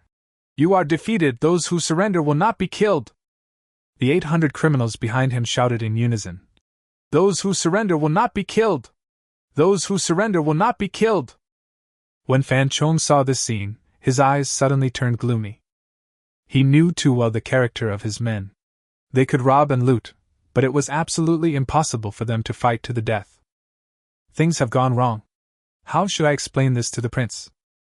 Thinking of the prince's kindness to him, a hint of determination flashed in Fan Chang's eyes. As the saying goes, a gentleman will die for his friend. He struggled desperately in Wang Sanchuan's hands and tried his best to raise his head. He shouted at Li Che at the top of his lungs. Your Highness, Prince of Ningyu, I, Fan Chong, am willing to surrender to you. It is true that a gentleman will die for his friend, but I am not a gentleman, I am a thief. Chapter 41, Shoot the Good Eye of the One-Eyed Dragon. Everyone, lay down your weapons! Fan Chong shouted hysterically. We surrender, we surrender! He looked at Li Che in the distance, who was like a moon surrounded by stars, and felt mixed emotions. The Crown Prince completely underestimated the Prince of Ningyu. How could this prince be a weakling who could be bullied? It is clearly a tiger that has been dormant for a long time. Once it leaves the imperial capital, it will be like a dragon entering the sea, unstoppable. Seeing that their leader surrendered first, the bandits had no desire to fight anymore, and now they had lost all their fighting spirit. Just when everyone was about to lay down their weapons, the one-eyed man shouted, You can't surrender! He roared so loudly that everyone's heart trembled, and the bandits couldn't help but look at him. The one-eyed strong man was holding a ghost-head sword, his eyes wide open. The enemy is weak and we are strong. The enemy is tired and we are strong. Now is the time to fight back. How can we surrender? Chao Hun, what are you going to do? Fan Chong was furious. I am the master of this stronghold. How dare you defy me? The one-eyed strong man sneered. Fan Chong, the moment you surrender, you will no longer be the master of this stronghold. Fan Chong looked at Chao Hun in disbelief. This man was his confidant and the one he trusted the most, so he handed over the power of command to him. I didn't expect that after I got into trouble, he would be the first person to betray me. Chao Hun no longer paid attention to Fan Chong, but instead looked at the carriages in the convoy, greed clearly revealed in his eyes. Brothers, these carriages and horses are so heavy, they must be full of gold, silver and treasures. After we capture them, we will divide this overwhelming wealth equally. Each of them can return home and become a wealthy man, marrying several beautiful concubines. After hearing Chao Hun's description, many bandits were envious. How many people in this world can resist the temptation of wealth and glory? Seeing that his words had worked, Chao Hun raised his ghost-head sword and shouted. Fortune and honor are to be found in danger. Follow me, ah! Before he finished his words, Chao Hun let out a scream and fell straight to the ground. An arrow shot out from the caravan at high speed and pierced into his intact eye socket with a whoosh sound. Everyone looked in the direction of the voice, only to see Li Che put down his bow and arrow with an indifferent look, and said lightly, Those who resist stubbornly will be killed without mercy. Quiet. The battlefield suddenly became so quiet that one could hear a pin drop, leaving only the one-eyed man's shrill wails. I can't see, my eyes! My eyes! Kick the cripple's good leg, shoot the one-eyed man's good eye. You're still raising your arms and shouting, don't you know your own weight? With the lesson learned from the one-eyed strong man, the bandits finally gave up the idea of resisting to the end. Swords, guns, sticks and clubs were thrown all over the ground, and everyone knelt down and begged for surrender. Li Che ordered the criminal army soldiers to gather the prisoners and clean up the battlefield. However, the battlefield was too large and the forests were too dense. Some bandits on the periphery did not want to be captured and secretly escaped along the small paths. Li Che did not stop them and let them escape. After all, there are only more than 1,000 criminals in the army, and the total number of bandits exceeds 10,000, so it is definitely impossible to stop them. Moreover, most of those who fled are habitual bandits. Even if they surrender reluctantly, they are still unstable elements. It is better to recruit all those who surrender sincerely first. Come on, bring the bandit leader to me. Li Che sat on the carriage beam with his horse and sword in his hands. On the left, Qian Bin, Wang Shi, Wang Chongjian and other civil officials lined up. On the right, military officers such as Wang Sanchun, He Tsonglong, and Qiu Bai stand with swords across their shoulders. With Yang Shu and Hu Chang standing behind Li Che, the founding team of Ningyu County had already grown to a considerable size. When Fan Chong was escorted here by 2 soldiers, he saw this scene and became even more afraid of Li Che. Li Che was seen dressed in military uniform, without a royal robe, and without a jade pendant around his waist. But the majestic aura he exuded was countless times stronger than that of the Crown Prince. Thinking of this, Fan Chong knelt down in panic, saying repeatedly, I, Fan Chong, have offended the majesty of the prince. I deserve death, and I have come to apologize. Li Che lowered his head and looked at this famous bandit who was well known in Mangdang Mountain, and suddenly felt a little disappointed. With this level of tolerance, he is not even as magnanimous as the criminal leaders under his command. Although he has a sturdy build, he is just a useless piece of silver. He pondered for a moment, said nothing, and just stared at Fan Chong. The more silent Li Che was, the more panicked Fan Chong became. Cold sweat dripped down his face, and he almost fainted. Just when Fan Chong was drenched in sweat and about to collapse, Li Che spoke calmly. Fan Chong, right? I will only give you one chance. Tell the truth, and there is still a way to survive.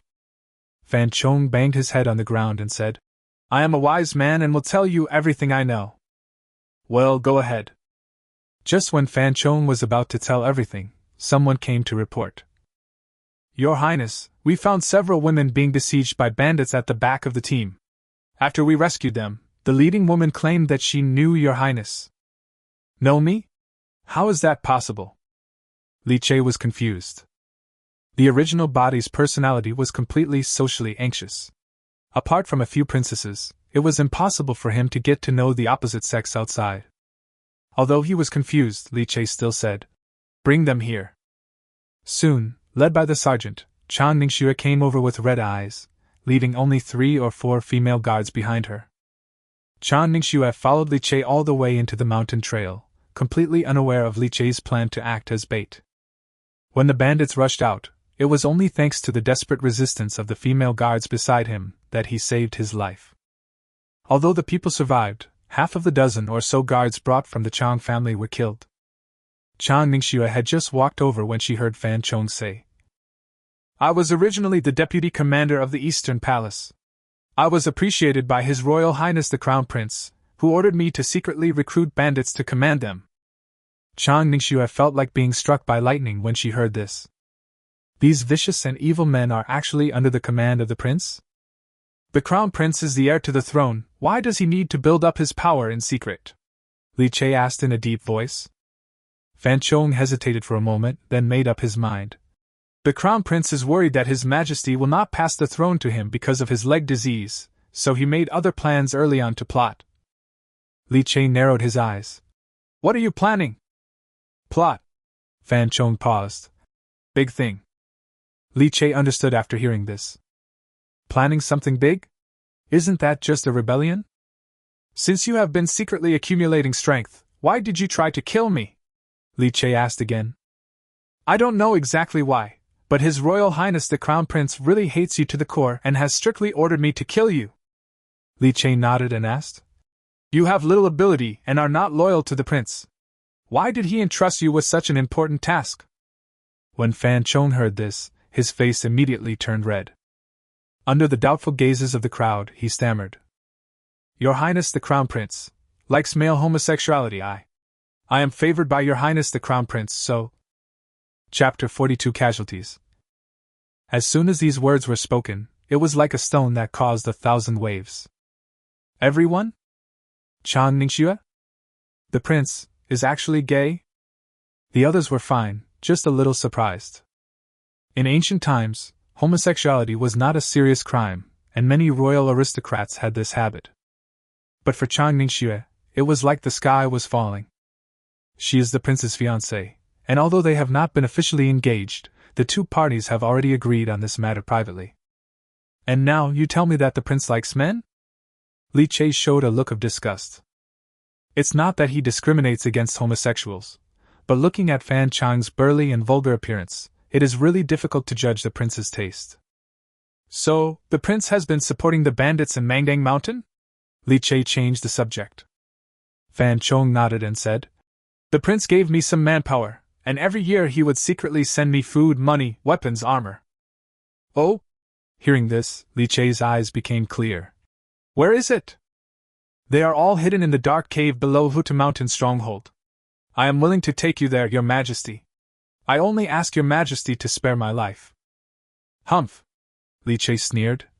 Those things belong to me, and your life also belongs to me. Do you want to use my things to buy my life? Yes, ah. No. Fan Chong broke out in a cold sweat. Li Chei's face turned colder, and he pointed at the corpses lying around him and said sternly, Open your eyes and see how many of my people died because of you. I promised to take them to the northeast to live a peaceful life, but now they have died here. How can I forgive you? Fan Chang's face changed drastically. But the prince just said that those who surrender will not be killed. Does the prince want to break his promise and gain wealth? Hearing this, Li Chei looked around in confusion and asked, Did I say that? Wang Sanchun behind him grinned and took a step forward. Your Highness, I said that, I lied, please punish me. Li Chei nodded gently. It's not good to lie, so I'll punish you by making you eat half a bowl less of rice tonight. Hu Chang behind him trembled all over. What a severe punishment. Okay. Wang Sanchun smiled and stepped back. Seeing the two of them singing the same tune, Fan Chang's eyes widened immediately. You guys. Don't worry, you are still useful. I am too lazy to kill you. Li Chei smiled slightly. The prince sent you to kill me. Although he is unkind, I cannot be unjust. Fan Chong just breathed a sigh of relief, but then he heard Li Chei say, Since you are the prince's male favorite, I will send you back to continue serving you. But the prince harmed me, and I cannot let him get too comfortable. Chang, go get some Kunlun slaves over here, chop off that thing and send it to the prince. When everyone heard this, they felt a chill down their spine. Fan Chong was trembling all over and almost fainted. Your Highness, please spare my life, spare my life. Li Chei waved his hand impatiently, and 3 dark-skinned Kunlun slaves walked out from behind him and dragged Fan Chong away. Soon, a scream echoed throughout the entire mountain road. Li Chei listened to Fan Chang's wailing and said silently, I don't know if this prince is a top or a bottom. Maybe it can be used after cutting off his root? Or should I seal his anus as well? When Xiao Bai, who was standing beside him, heard Li Chei's words, he suddenly felt a chill all over his body. No wonder His Highness was able to subdue this group of criminals. Compared to His Highness, the worst criminals are considered good people. Everyone listened attentively, except Chan Ningxue, who just stood there in a daze. Li Chei then noticed this woman and said in surprise, It's you. He had met her once before in Yeqing, and at that time Li Chei felt that this woman had an extraordinary temperament, and was definitely not an ordinary person. I didn't expect to meet you here. Chan Ningxue's eyes were dazed. What she had just heard was such a huge blow to her that she was unable to get over it for a while. Seeing that her young lady didn't say anything, the woman in black behind her hurriedly stepped forward to apologize. Your Majesty, my young lady was just frightened, please forgive me. Li Chei asked again. Why are you here? The woman in black quickly explained. We were going to Shanhaiguan, but we didn't expect to run into bandits there. Fortunately, the prince came to our aid. Li Chei nodded slightly. It turned out that she was the family member of the commander of Shanhaiguan. No wonder that woman had such a heroic spirit. In that case, you can follow my convoy, Li Chei said gently. The road is dangerous and the mountains are high. We can still take care of each other. The woman in black quickly glanced at Chan Ningxue, but seeing that she was still distracted, she could only agree reluctantly. Li Chei didn't care about it, and just thought of it as a good deed. At this time, the cleaning of the battlefield was coming to an end.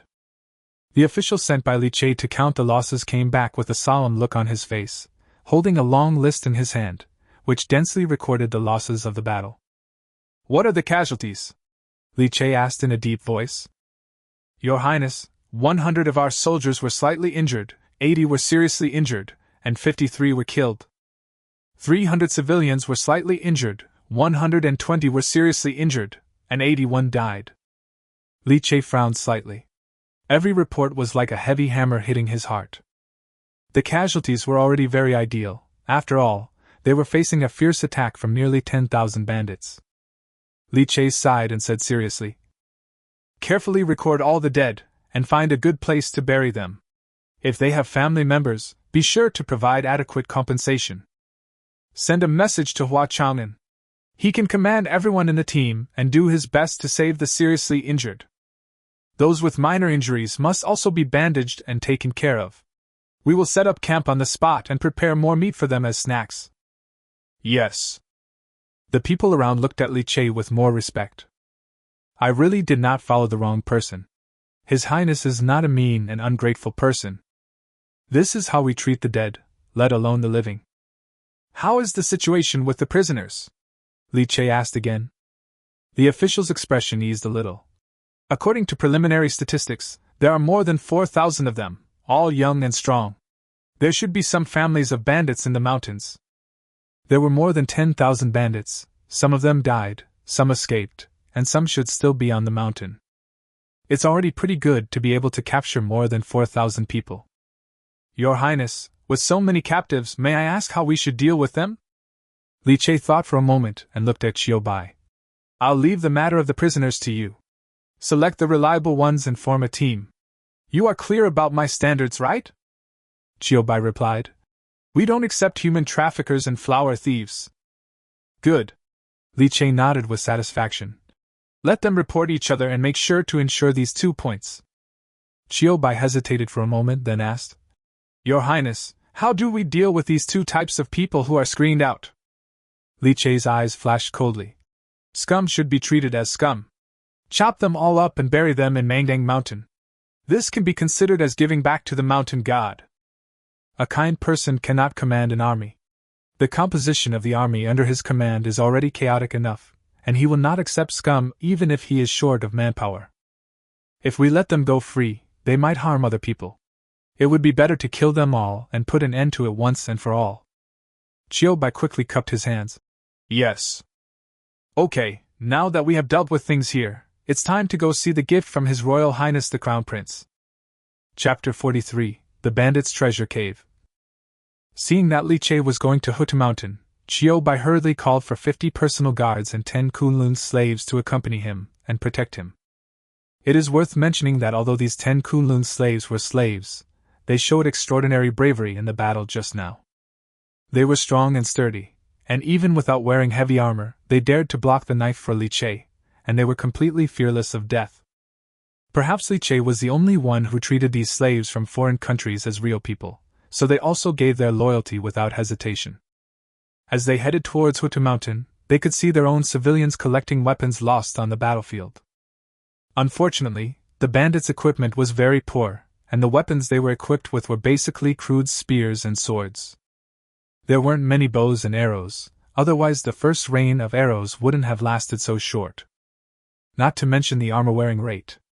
Only small bandit leaders have leather armor to wear, and ordinary bandits are lucky to be able to wear clothes. Leading the way in front is Wang Laosi. He always felt that Li Che's gaze was falling on his back from time to time, and he became more and more frightened. Although he was born a bandit and had some quick wits, he still had a complex psychology of fear and hatred towards the royal family. I thought princes were born with a silver spoon in their mouths and were useless pieces of shit who had no idea of the sufferings of the world. But Li Che's vigorous and decisive performance just now directly overturned his stereotype. This prince of Ninggu is a ruthless person. At this moment, Li Che's voice sounded faintly behind him. Why are you shaking? Wang Laosi was already afraid, and although the voice was not loud, it frightened him so much that he trembled all over. Your Highness. Wang Laosi smiled bitterly and knelt on one knee. I feel guilty. Li Che looked at him with interest. Oh? What are you ashamed of? Before I didn't know Your Highness, I was rude to my brother. Now that I have seen Your Highness's Majesty, I feel extremely regretful.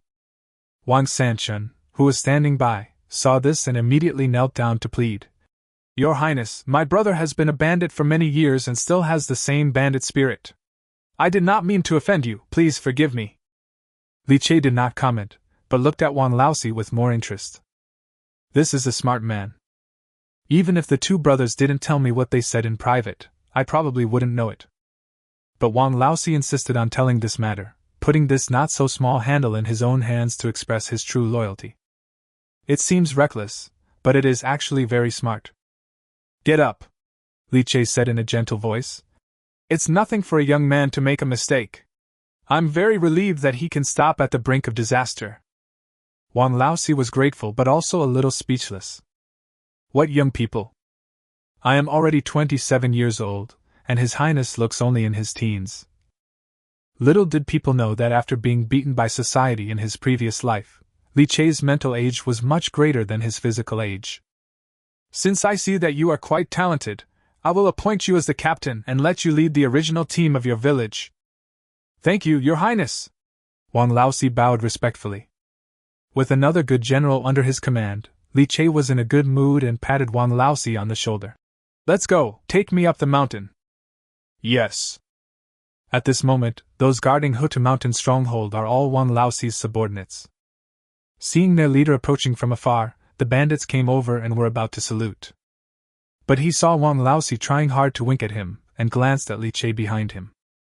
Looking at Li Chei again, he is majestic and dignified, and it is obvious at first glance that he is not an ordinary person. The bandits brought out by the smart man were also smart.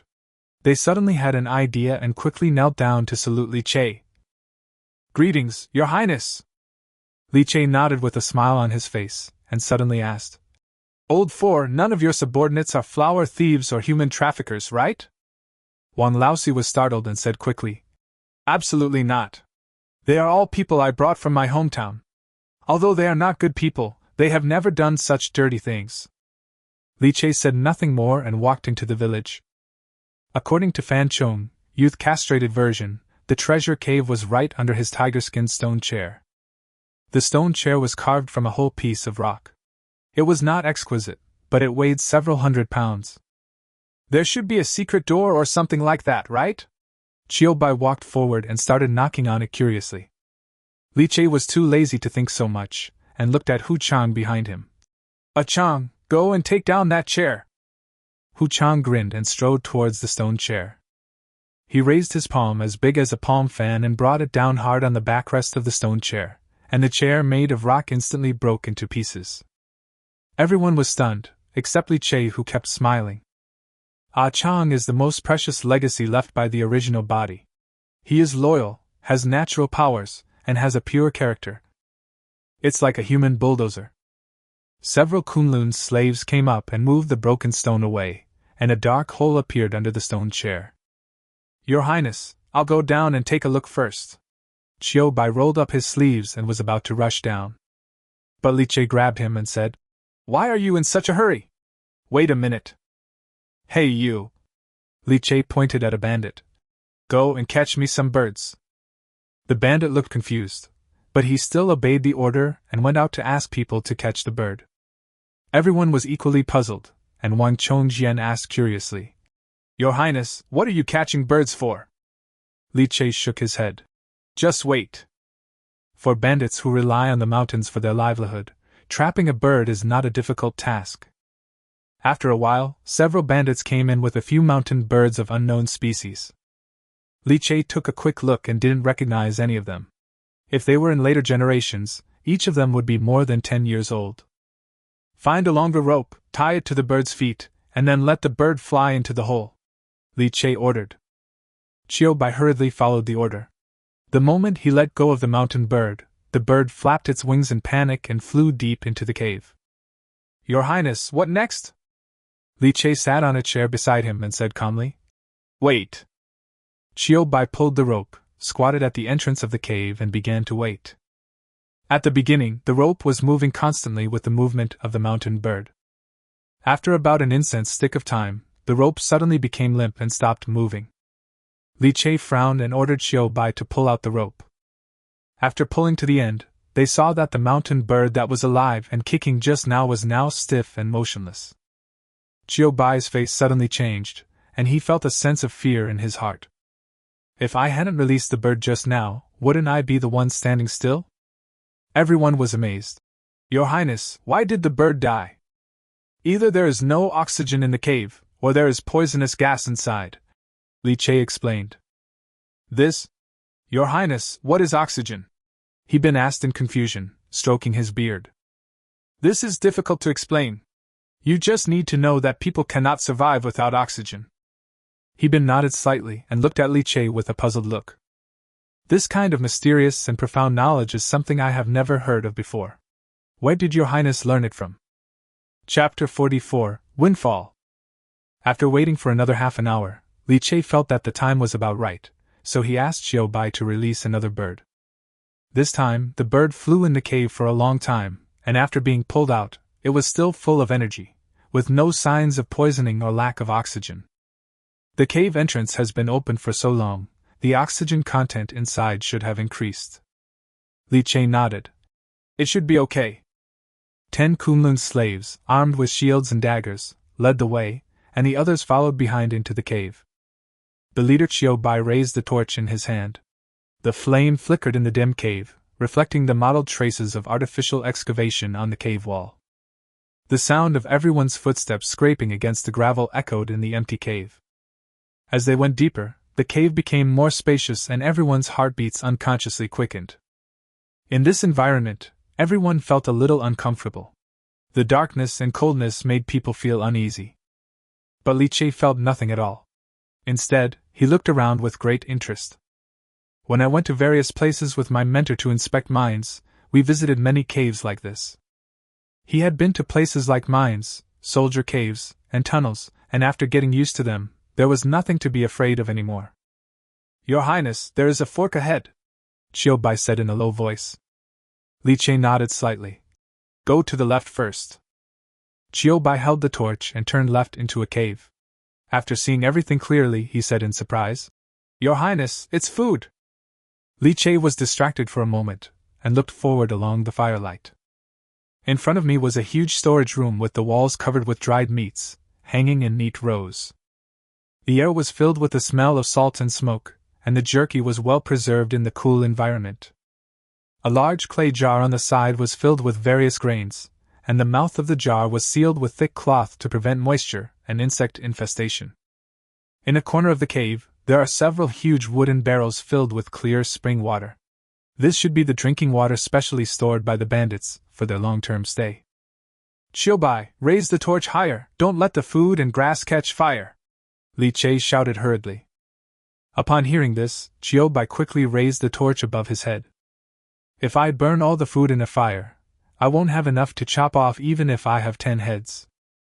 Li Che looked around and turned to order. Master Qian, take people to count quickly. Li Che didn't need to say much. Qian Bin had already brought several officials who were proficient in mathematics to count the grain. After a moment, Qian Bin walked up to Li Che with a happy look on his face, and bowed. Your Highness, according to preliminary calculations, there are at least 2,000 stones of food and fodder in this cave, not counting vegetables, dried meat and other sundries. 1 shur of Daqing grain weighs about 100 jin, and 2,000 shur is 200,000 jin of grain. It was enough to feed Li Che's troops for more than a month. Okay. Li Che laughed from ear to ear. What did I say? It's faster to make money by robbing. Li Che was not so happy even when he found 50,000 taels of silver in Wang's house. In ancient times, food was much more valuable than money. Money itself has no value, it is just a tool of transaction, but food is different. Since ancient times, where there is food, there are soldiers. Especially in a hellhole like outside the Great Wall, you can't spend your money, but with food you can quickly gather an army. Load everything up and have someone transport it down the mountain. Be sure to pay attention to the damage, Li Che ordered. After taking in the surrendered bandits, the number of people under Li Che's command had exceeded 5,000, approaching 10,000. Just when they were worried about not having enough food, the prince came to their aid. What a qualified and good brother! At this moment, Xiao Bai's surprised voice came from the other end of the cave. Your Highness! It's a windfall! It's a windfall! Li Che's heart tightened and he quickly walked towards the source of the sound. On the left side of the cave were piles of old grain, and on the right side were treasures that Fan Chong had accumulated over the years. When Li Che arrived, he was almost dazzled by the boxes of gold, silver and treasures placed before his eyes. Most of them were copper coins, which should have been the salaries that the prince asked Fan Chong to give to the bandits. But they were all hidden away by this bastard. A small portion is silver ingots, and gold accounts for an even smaller proportion. The rest were pearls, gemstones, luminous pearls, silks and all sorts of other things. They should have been stolen money from various caravans. Li Che felt dizzy after looking at it, so he simply stopped looking and handed it over to Qianbin and others to count. Your Highness, there is armor here, Qiu Bai shouted again. Li Che looked in the direction of the sound and saw Qiu Bai poking his head out from behind a crack that was as wide as a person. This crack is very hidden and it is difficult to find its existence without careful search. The crack was covered by a thick curtain. Once you entered it, you felt a cool breeze blowing towards you. When the curtain was opened, all kinds of armor were seen hanging neatly on the wall. From light leather armor to heavy chain mail to exquisitely crafted armor, there is everything, and it is well maintained and has no trace of rust. Under the armor, there are various weapons, including swords, battle axes, spears, etc. Each weapon is polished to an extremely sharp edge, and the blade is shining with a cold light. On one side of the cave, there are rows of bows and crossbows. When you get close, you can smell the scent of tung oil. It is obvious that they have been carefully preserved. The crossbow arrows were neatly stacked in a wooden box next to it. The arrowheads gleamed with metallic luster, and were all made of high-quality materials. Li Che picked up a crossbow and pulled the string to load an arrow. He aimed at the stone wall and pulled the trigger. The crossbow arrow flew out of the string and stuck tightly to the stone wall. Good crossbow! Li Che stroked the crossbow and couldn't let it go. Unlike a bow, a crossbowman needs almost no training to use a crossbow to kill the enemy in battle. Although the crossbow is slightly inferior in portability and durability, its excellent accuracy and range can fully make up for it. With this batch of crossbows, Li Che can completely form a crossbow team and obtain the long-range suppression power that the Ninggu army urgently needs. The only pity is that most of the crossbows placed here are light crossbows, which are much less powerful. Weapons are easier to count than food and money. After a while, Qiu Bai walked to Li Che's side. Your Highness, there are about 1,000 weapons of various types, 500 sets of armor, 200 light crossbows, and a number of arrows. Besides that, there are a few barrels of black liquid over there. We can't tell what it is. Oh? Take me to see it, Li Che said curiously. In a remote corner of the cave, there were several wooden barrels. These barrels are made of heavy wood and are covered with a thick layer of dust and cobwebs. They must have been here for a long time. Li Che gently lifted the lid of one of the barrels, and a strong and unique smell immediately hit his nose. The taste is a bit sticky, with a slight sweetness and a pungent smell of sulfur. Li Che looked down and saw a sticky, dark liquid inside. His eyes suddenly brightened. This thing immediately reminded him of a strategic material that is in urgent need in modern times. Chapter 45 Beastly Behavior. Oil. In ancient times, this thing should be called fierce fire oil. An energy source with no drawbacks other than the growth of mold. Of course, there is no mold in this world. This thing has so many uses that the development of modern industry cannot do without it, and it is called the blood of industry. There is also oil in the northeast, but it is located relatively far to the north. The closest to Shanhaiguan should be the Liao oilfield. The farthest Daqing oilfield is the largest oilfield in China, with astonishing storage capacity. Although there is oil in his territory, it cannot be mined for the time being.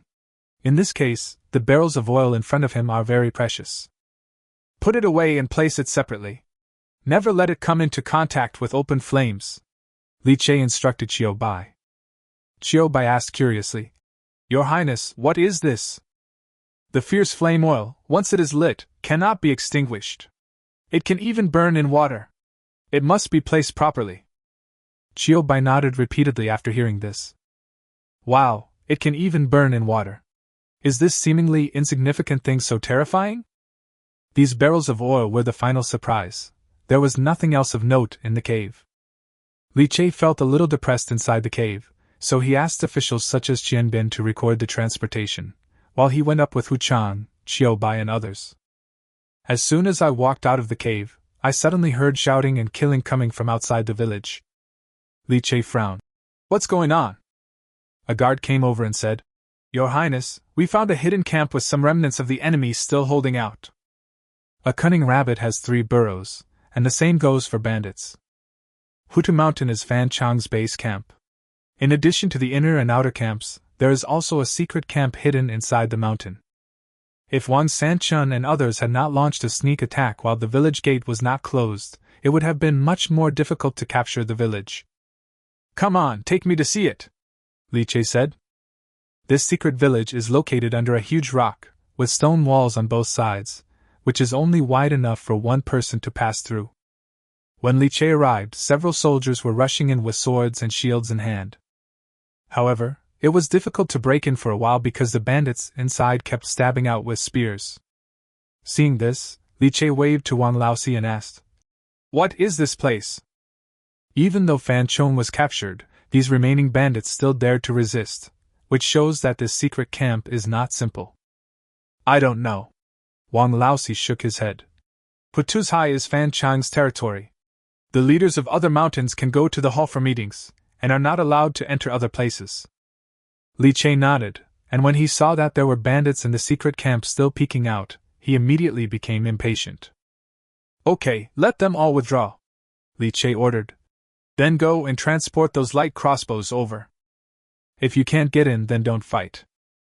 I just got a new weapon, so I'm going to use it to test out its power." Soon, 200 light crossbows were neatly placed in front of Li Che. "Let each of the brothers take one," Li Che called to Chiu Bai. The ones that Li Che could call brothers were naturally the 50 personal guards. From the kidnapping of officials in the imperial capital to the bloody battle on the mountain road just now, these 50 people have been working beside Li Che and are the group of people Li Che trusts the most. 50 guards stepped forward, and one of them picked up a light crossbow, fiddling with it curiously in his hands. Li Che did not urge them, but would step forward from time to time to give instructions on posture, until all 50 people were ready, and 50 light crossbows were aimed at the dark camp. Li Che's mouth curved into an arc, and he ordered, "Release!" Whoosh whoosh whoosh. 50 crossbow arrows shot towards the dark camp like locusts, wood chips flew everywhere and screams were heard. After a round of volleys, voices begging for mercy were heard from the dark camp. "Stop shooting, we surrender!" Before Li Che could give any more orders, the door of the secret camp was pushed open from the inside. 3 bandits came out trembling, with crossbow arrows sticking out of their bodies. "Just the 3 of you?" Li Che raised his eyebrows. "The rest were shot dead," someone replied timidly. In this kind of close-range street fighting, the power of the light crossbow is still very great. If it fires a volley at a small area, even the strongest general will be turned into a sieve. "Chiu Bai, take someone in to take a look." Chiu Bai took the order and walked into the secret camp with several personal guards. After a while, he walked out with a sullen face. "What's wrong? What's inside?" Li Che asked. Chiu Bai glared at the 3 bandits fiercely, then said, "Your Highness, why don't you go in and take a look yourself?" Li Che looked at Chiu Bai in confusion. Based on his understanding of Chiu Bai, he knew that he was not the kind of person who liked to keep people in suspense. The fact that he could say that shows that the things inside are really extraordinary. Li Che raised his legs and walked towards the secret camp, and the others hurriedly followed. The light in the village was dim, and the air was polluted. When Li Che stepped in, he saw the bodies of bandits all over the ground, all shot to death by crossbow arrows. Behind the corpses were a group of disheveled women? Li Che couldn't be sure, so he walked closer to take a look, and suddenly his expression became extremely ugly. One by one, the women were tied to chains, without any clothes on. Some were lying on the ground motionless, lifeless. Most of these women were pale and thin, and their bodies were dirty, with a mixture of dirt and unspeakable liquid on their skin. Among them were several women whose bellies were huge and who looked like they were about to give birth. When they saw someone approaching, these women showed no reaction. They just stared blankly ahead, their empty eyes seemed to have lost focus. Some people even instinctively spread their legs, as if they had long been accustomed to the fate that was at the mercy of fate. Obviously, these women were the bandits' sexual objects. Seeing this scene, Li Che's body began to tremble slightly. The next second, he suddenly turned around and rushed towards the 3 people kneeling outside. "Fuck you, they are all poor people, and you have the guts to do that to them, you bastard!" Li Che kicked down the bandit closest to him, then squatted on him and raised his fist. He punched the bandit in the face, breaking his nose and causing blood to flow from his mouth and nose, but he still showed no intention of stopping. Li Che could accept that the bandits could not make a living and had to rob houses. After all, people are selfish. But he couldn't accept it. They were also born into a miserable family, but these beasts were wantonly squeezing out the last bit of their dignity. Everyone stared at the somewhat crazy Li Che in amazement, and no one dared to step forward to stop him. In the end, Chiu Bai hesitated for a moment, stepped forward and asked softly, "Your Highness." Li Che turned his head suddenly, his eyes like a bloodthirsty beast. Chiu Bai swallowed silently. "Your Highness, why don't you take a break? I'll do it for you." Chapter 46. Women Hold Up Half the Sky. Seeing that Li Che didn't say anything, Chiu Bai walked up and helped Li Che up. Then he turned around and took over from Li Che, punching the bandit on the head. He beat him for half a minute until the man stopped breathing.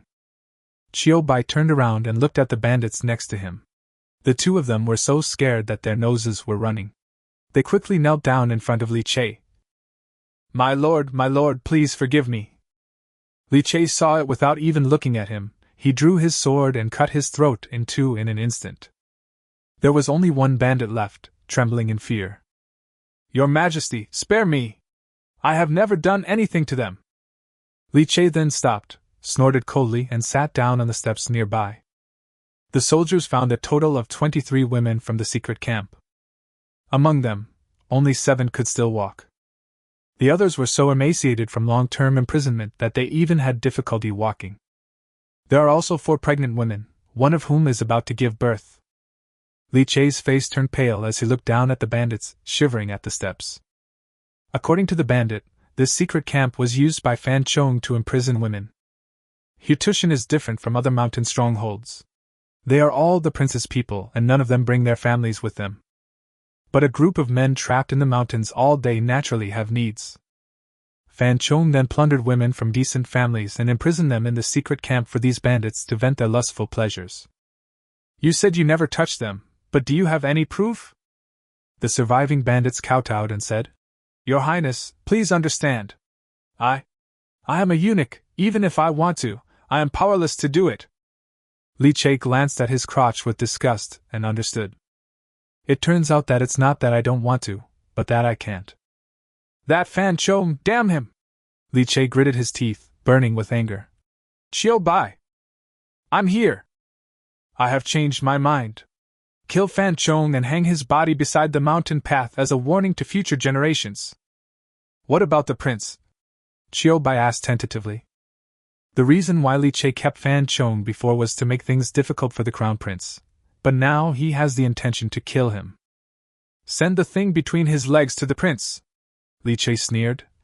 "Since it is something used by the prince, I think he will be able to recognize it." Chiu Bai trembled all over and quickly bowed in response. Only then did Li Che turn his gaze to those women, his eyes full of complex expressions. Daqing has been established for more than 10 years. It is not a chaotic time now, but have the lives of the lower-class people become so miserable? No wonder the ancients said, when a country prospers, the people suffer. When a country perishes, the people suffer. Whose daughters are they, and whose wives are they? If the family members knew about this, they would be so heartbroken. After a while, Li Che adjusted his mood and said, "Rest for tonight. I will have someone take you down the mountain tomorrow morning." Soldiers behind him came forward and handed a few taels of silver to the women. "Go home, everyone. I think your family members are also waiting anxiously." A woman in a soldier's robe, holding the silver in her hand blankly, suddenly lowered her head and burst into tears. The crying seemed to be contagious. Soon, Li Che heard a series of women crying. Li Che hated to see women crying, so he pretended to be angry and scolded. "Why are you crying? Didn't the king tell you to go home?" The woman who cried first sobbed. "Your Highness, we have no home." Other women also cried out. "Yeah, we can't go home. Your Highness, please take us in. We can wash clothes, cook, serve tea and water. I can't go back.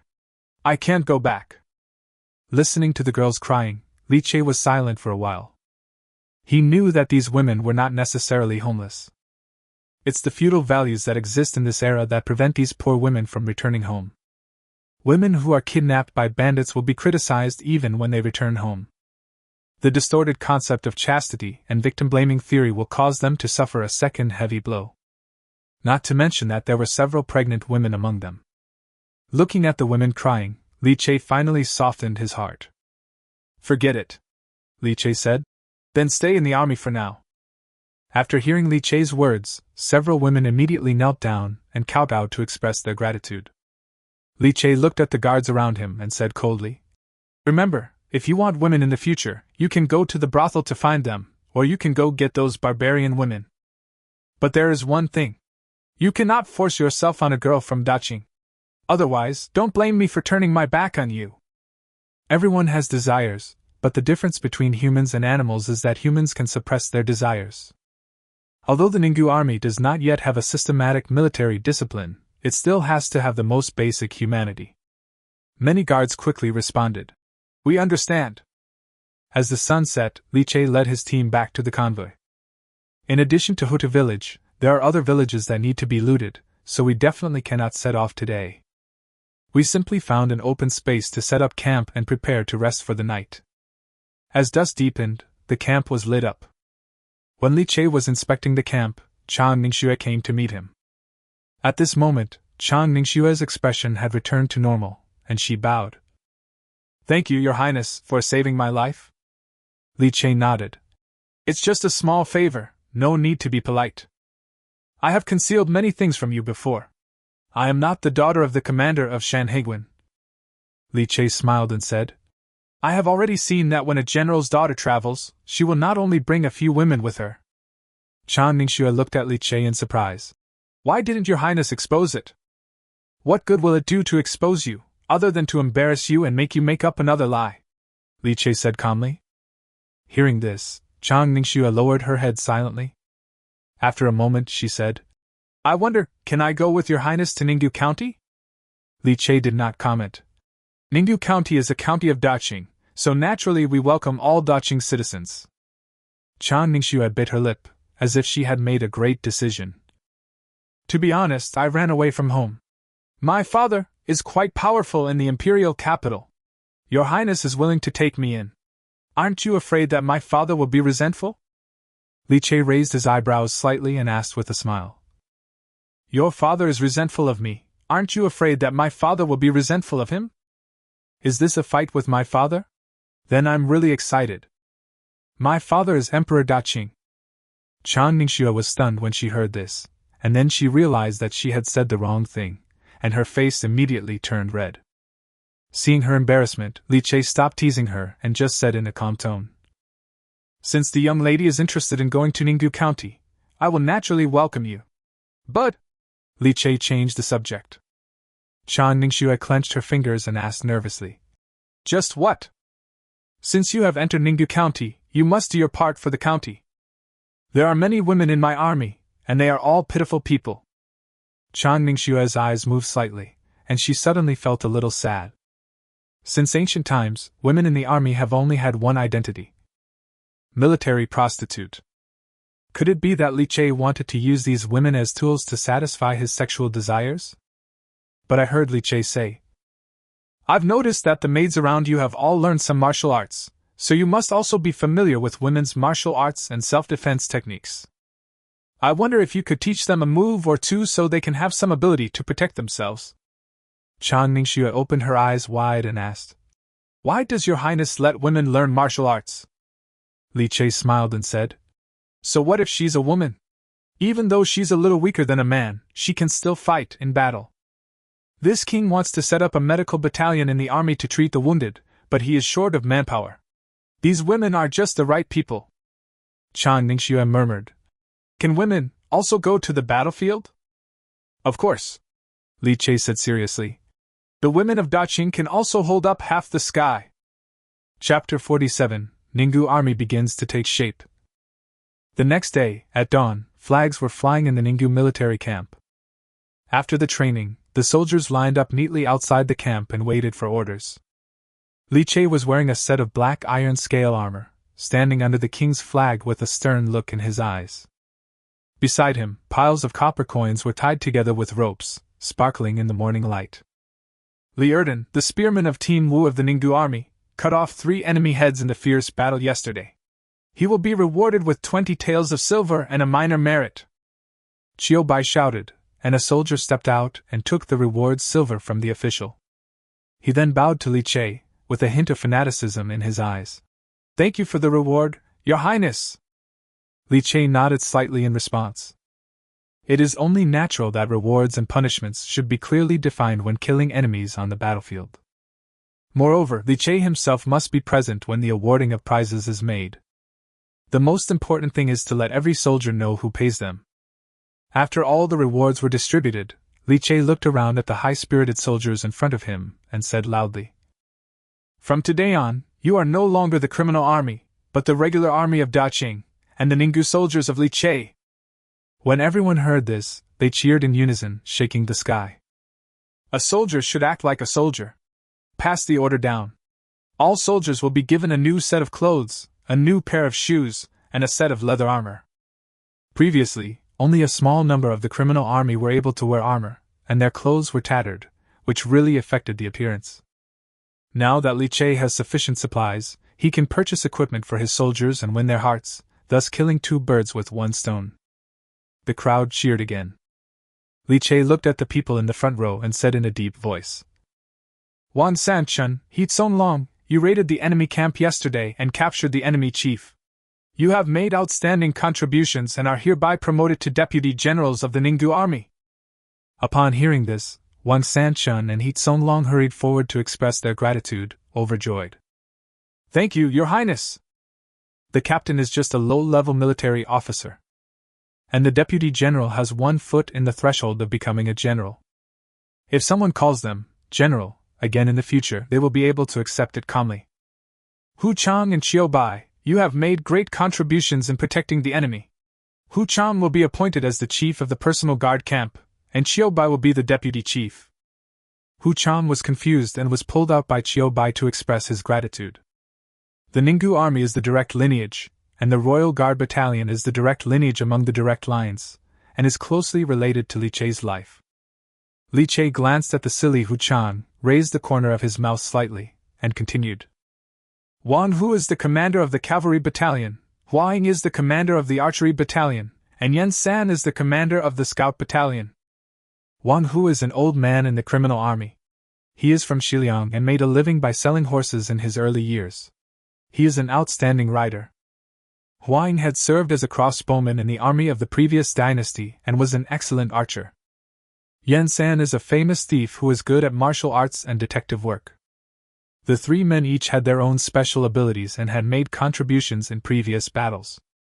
Li Che promoted them individually and allowed them to give full play to their strengths in their respective areas of expertise.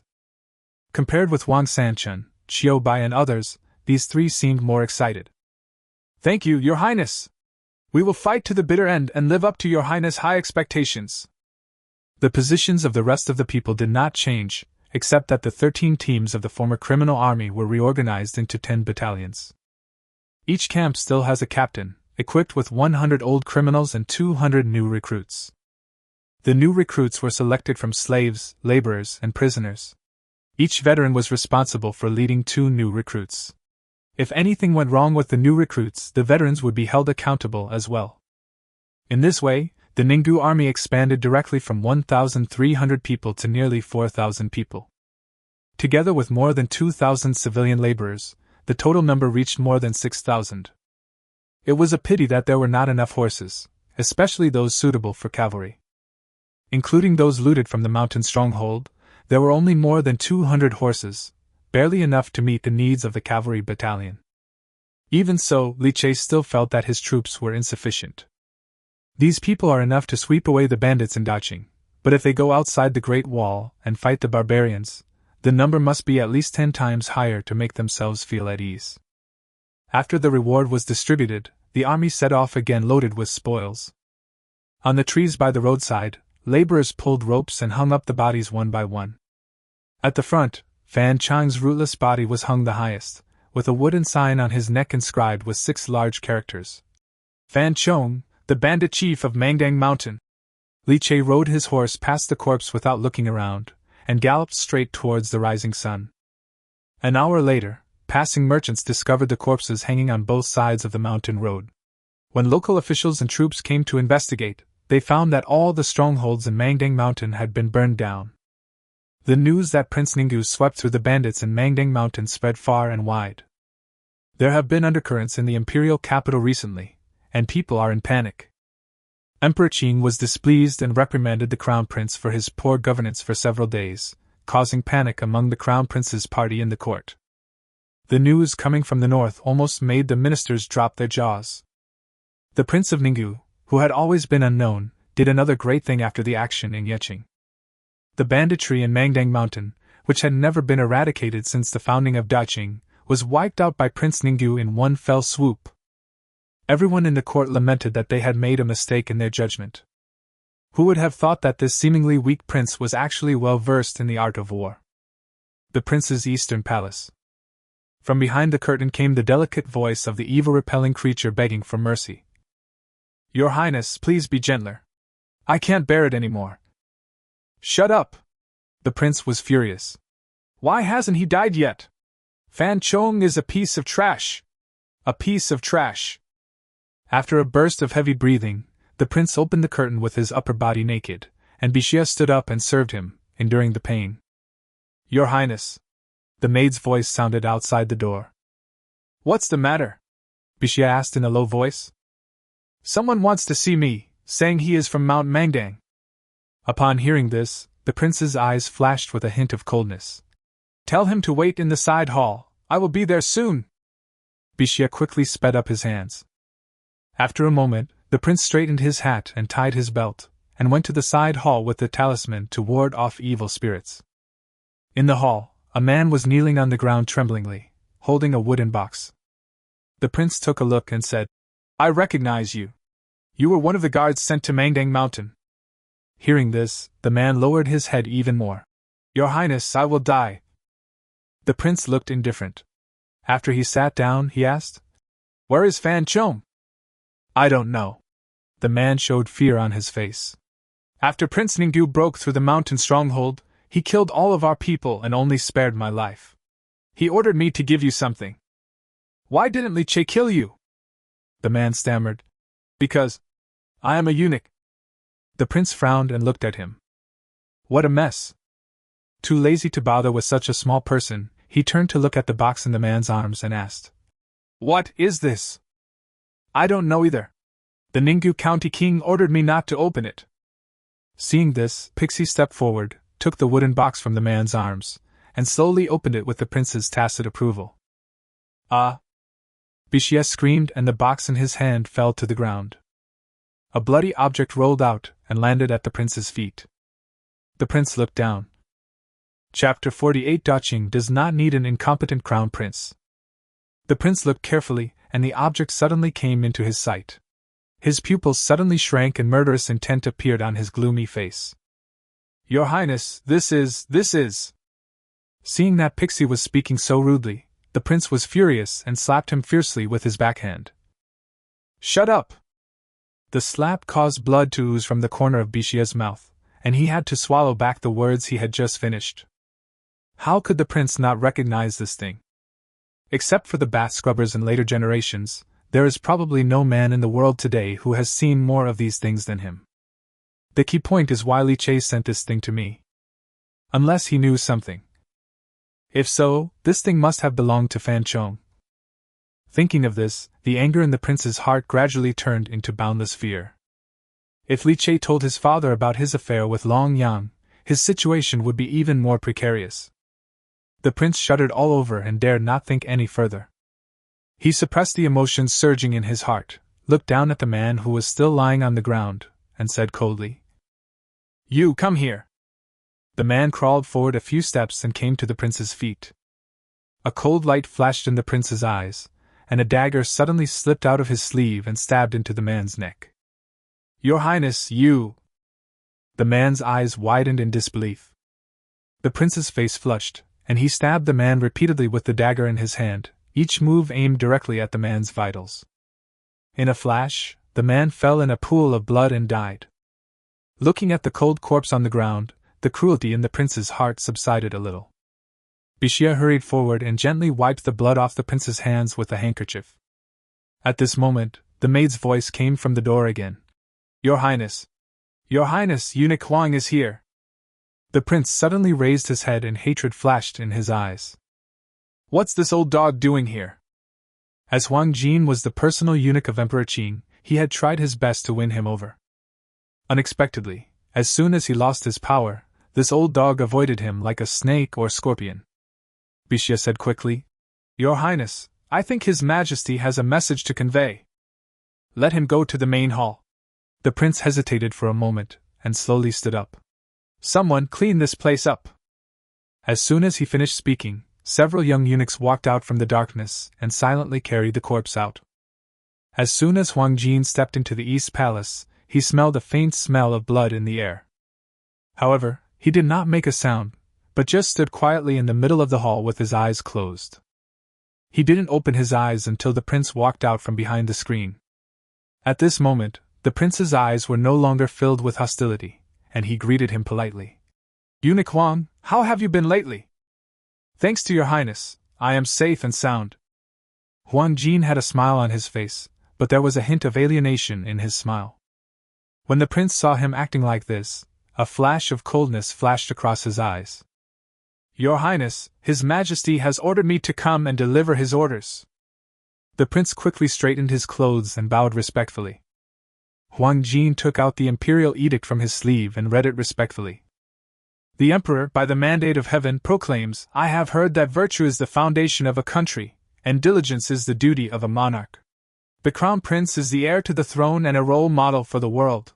He should set an example, abide by the right path, and work diligently in state affairs to meet the expectations of the people of the world.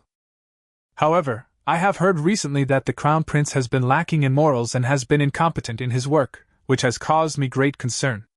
I hereby order the Crown Prince to be confined to the Eastern Palace from today onwards, to reflect on his mistakes behind closed doors, and not to have any private contact with outsiders, as a punishment.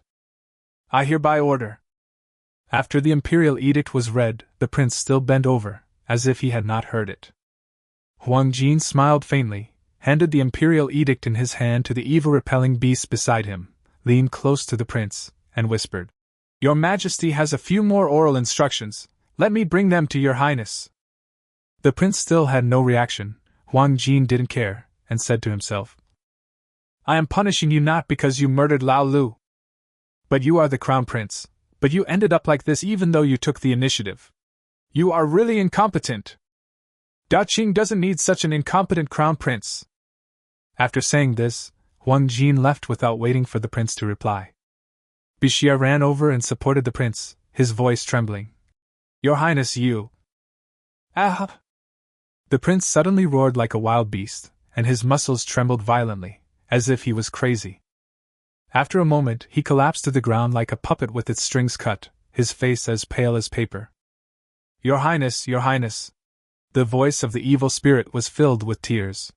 Please don't scare me. I will call the imperial physician right away. The prince grabbed the evil spirit and said through gritted teeth, Li Che! I want to eat him alive! Seeing that the prince was still rational, Bixia felt relieved. Suddenly, an idea flashed in his mind and he whispered in his ear, Your Highness, if we calculate the date, Li Che should be arriving at Yanfan soon. His Royal Highness the Prince of Yen is your brother. If it weren't for you, he wouldn't have been able to be enfeoffed in Yen. Why don't you write a letter and ask His Royal Highness the Prince of Yen to find an opportunity? Upon hearing this, the prince's eyes suddenly lit up, and he said anxiously, Quickly bring me a pen and ink. I want to write a letter in person and send it to Yendi. The Yanyan Mountains stand majestically, and the twilight turns the mountain into dark green. Li Che reined in his horse and watched indifferently as the soldiers escorting the bandits passed by him. The soldiers pinned the bandits to the ground. With flashes of swords, heads fell to the ground one by one, and the blood dyed the earth red. Li Che frowned and turned his head away and stopped looking. He is kind-hearted and cannot stand seeing these bloody scenes. He waved his hand and Xiao Bai, who was far away, hurried over. What did these bandits do wrong? Why were they all beheaded? Li Che asked. Xiao Bai replied respectfully. They looted a village and killed many women. According to your rules, such evil thieves should be executed immediately. Li Che snorted coldly.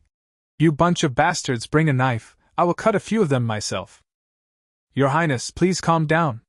Leave this dirty matter to me, Chiu Bai advised hurriedly. After leaving Mangdang Mountain, Li Che was not idle along the way. Whenever they passed a mountain where bandits were entrenched, the Ninggu army would be sent to wipe them out with thundering means. The purpose of doing this is, firstly, to collect supplies and manpower, and secondly, to train troops. Unfortunately, the bandits on Mangdang Mountain were already considered the most elite bandits of that era, but later they encountered only mountain bandits and robbers, and could not recruit many useful people. However, the battles over the past few days have made this army more stable and experienced, and they have even acquired the aura of an elite force. The group of bandits who surrendered in Mangdang Mountain gradually began to be assimilated into the Ninggu army. Swoosh! Another row of heads fell to the ground. Li Che looked up at the Yenyun Mountain in front of him and asked, After passing Yenyun Mountain, we will be in the territory of Zhongwu County, right? Chiu Bai thought for a moment and replied, Your Highness, that's right. Zhongwu County. Li Che smiled. Finally, we are going to enter Yendi. Fourth brother, how are you? Chapter 49, Prince of Yen Lin. Li Che didn't have much impression of his cheap fourth brother. However, his title of Virtuous King was only spread within the palace and was extremely untrue. However, the title of King of Heroes of Prince Yen is well deserved. A knight is one who is chivalrous and free. In this world, there is no such thing as a hero who serves his country and his people. The word xia is not entirely a positive word. Prince Yen, named Lin, was born to the late queen and was a brother of the crown prince from the same mother. He practiced martial arts since childhood and was famous in the capital for his proficiency in archery and horsemanship when he was young. He is a martial arts man who does not like reading. Instead, he likes to hang out with heroes in the world and is quite famous among the Green Forest. This is also the origin of his name as the King of Heroes. After coming of age, he joined the army. He never relied on his status as a prince, but won prestige in the army solely through military achievements. This kind of personality caused the civil officials in the court to be distant from him, and the military generals were even more afraid to be close to him. Emperor Qing had no way to deal with this son, and finally, at the suggestion of the crown prince, he made Li Lin the king of Yen, and then left him in Yen, the area closest to the border of Daqing. Of course, it is not the case now. Li Che's Ninggu County is the real frontier of Daqing. What is the relationship between your highness and the Prince of Yen? Chiu Bai asked curiously. After spending many days together, Chiu Bai had some understanding of Li Che's personality, so he dared to ask this kind of question. Our prince is decisive and merciless in killing his enemies, and it can even be said that he is cruel. But to his own people, he is as warm as the spring breeze, and does not mind even if they occasionally offend him with words. Li Che shook his head. I don't have any impression. When Li Lin was enfeoffed, he was only 11 years old, which was the most sensitive and cowardly period of his life. He stays at home almost every day and has little interaction with his fourth brother, let alone any brotherhood. Li Che thought to himself that the king of Yen probably didn't have a good impression of him. After all, he is the prince's biological brother, and naturally belongs to the prince's party. Let's go, we'll know when we meet. After a short rest, the team continued to move towards Zhongwu County. Zhongwu County, with its seat in Dongping County, is the southern part of Hebei Province in later generations. Going further north from here is the famous city of Beijing in later generations. Unfortunately, the Beijing city of this time and space had not yet been developed, and was not yet the famous megacity of later generations. On the contrary, Dongping County is one of the largest cities in the northeast of Daqing. The next morning, Li Che's troops entered the territory of Zhongwu County and began to slow down their march. In the morning, the outline of a majestic city appeared in the distance on the horizon. That is Dongping County. Li Chegang ordered the raising of the royal flag to avoid any misunderstanding with the county defenders. But at the junction of heaven and earth, a cloud of dust rolled in from far away, with great momentum, and the rumbling sound of horse hooves resounded across the plain like thunder. In a flash, hundreds of knights, stepping on the rolling yellow sand, were already in sight. They were clad in iron armor, and the horses under their crotch were also covered in heavy armor. They swept towards the Ninggu army like a steel torrent. The distinctive flag with the word "swallow" fluttered in the wind among the knights, exuding awe-inspiring power. The knights held spears and sharp blades, and the feathers on their helmets danced wildly in the wind, shining coldly. The earth trembled under their iron hooves, and the sound of their hooves was like the roar of war drums. It was actually a team of armored cavalry. "Form a formation!" Wan Sanchun, who was at the front, shouted loudly. The Ninggu army quickly changed its formation, with crossbowmen in the front, spearmen in the back, and archers at the end.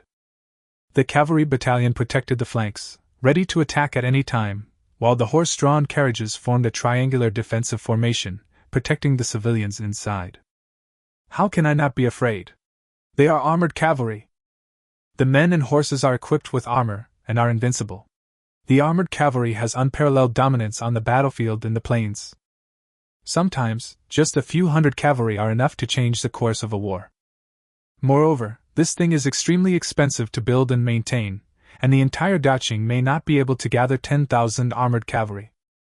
Li Che gripped the sword at his waist tightly, staring calmly at the cavalry team, thinking about how to respond. It is still unknown what this cavalry is going to do. If they want to charge, the Ninggu army will definitely not be able to withstand it with their current weapons and equipment. Light crossbows could not break through the defense at all, and the long spear formation could not block it, and bows and arrows were even more of a tickle to them. Unless you use flaming oil and fight to the death against these steel beasts. Fortunately, this cavalry unit had no intention of launching an attack. As if they saw the bows and crossbows in the Ninggu army, they tightened the reins and stopped just out of the range of the crossbow arrows. A moment later, a knight rode out alone, came to the front of the Ninggu army, and asked loudly, "Who is coming?" Wan Sanchun turned around and looked at Li Che. Li Che nodded slightly and answered loudly, "Prince Ninggu is here, please clear the way." "Prince of Ninggu?" The knight sneered as if he had heard a joke. "When did Daqing have such a prince?" As soon as these words were spoken, there was an uproar in the Ninggu army, and countless angry gazes shot towards the knight like sharp arrows. The bandit suppression operations in recent days have already established Li Che's high prestige in the army. How could the soldiers tolerate others insulting their own prince like this? The crossbows that had just been put down were raised again, and even the recruits held their weapons tightly. "Even if the enemy is armored cavalry, we have the courage to fight to the death." Li Che frowned slightly, as he always felt that the knight's voice sounded familiar. "What?" Seeing that the Ninggu army had no reaction, the knight asked with a hint of sarcasm in his tone, "Don't you have the courage to speak up, as the dignified prince of Ninggu?" Li Che smiled faintly, squeezed his legs lightly on the horse's belly, and came to the front of the battle formation under the awe-inspiring gazes of the soldiers. Looking at the knight in the distance, he cupped his hands and said gently, "Fourth brother, how are you?" "Ha!" A hearty laugh came from under the mask.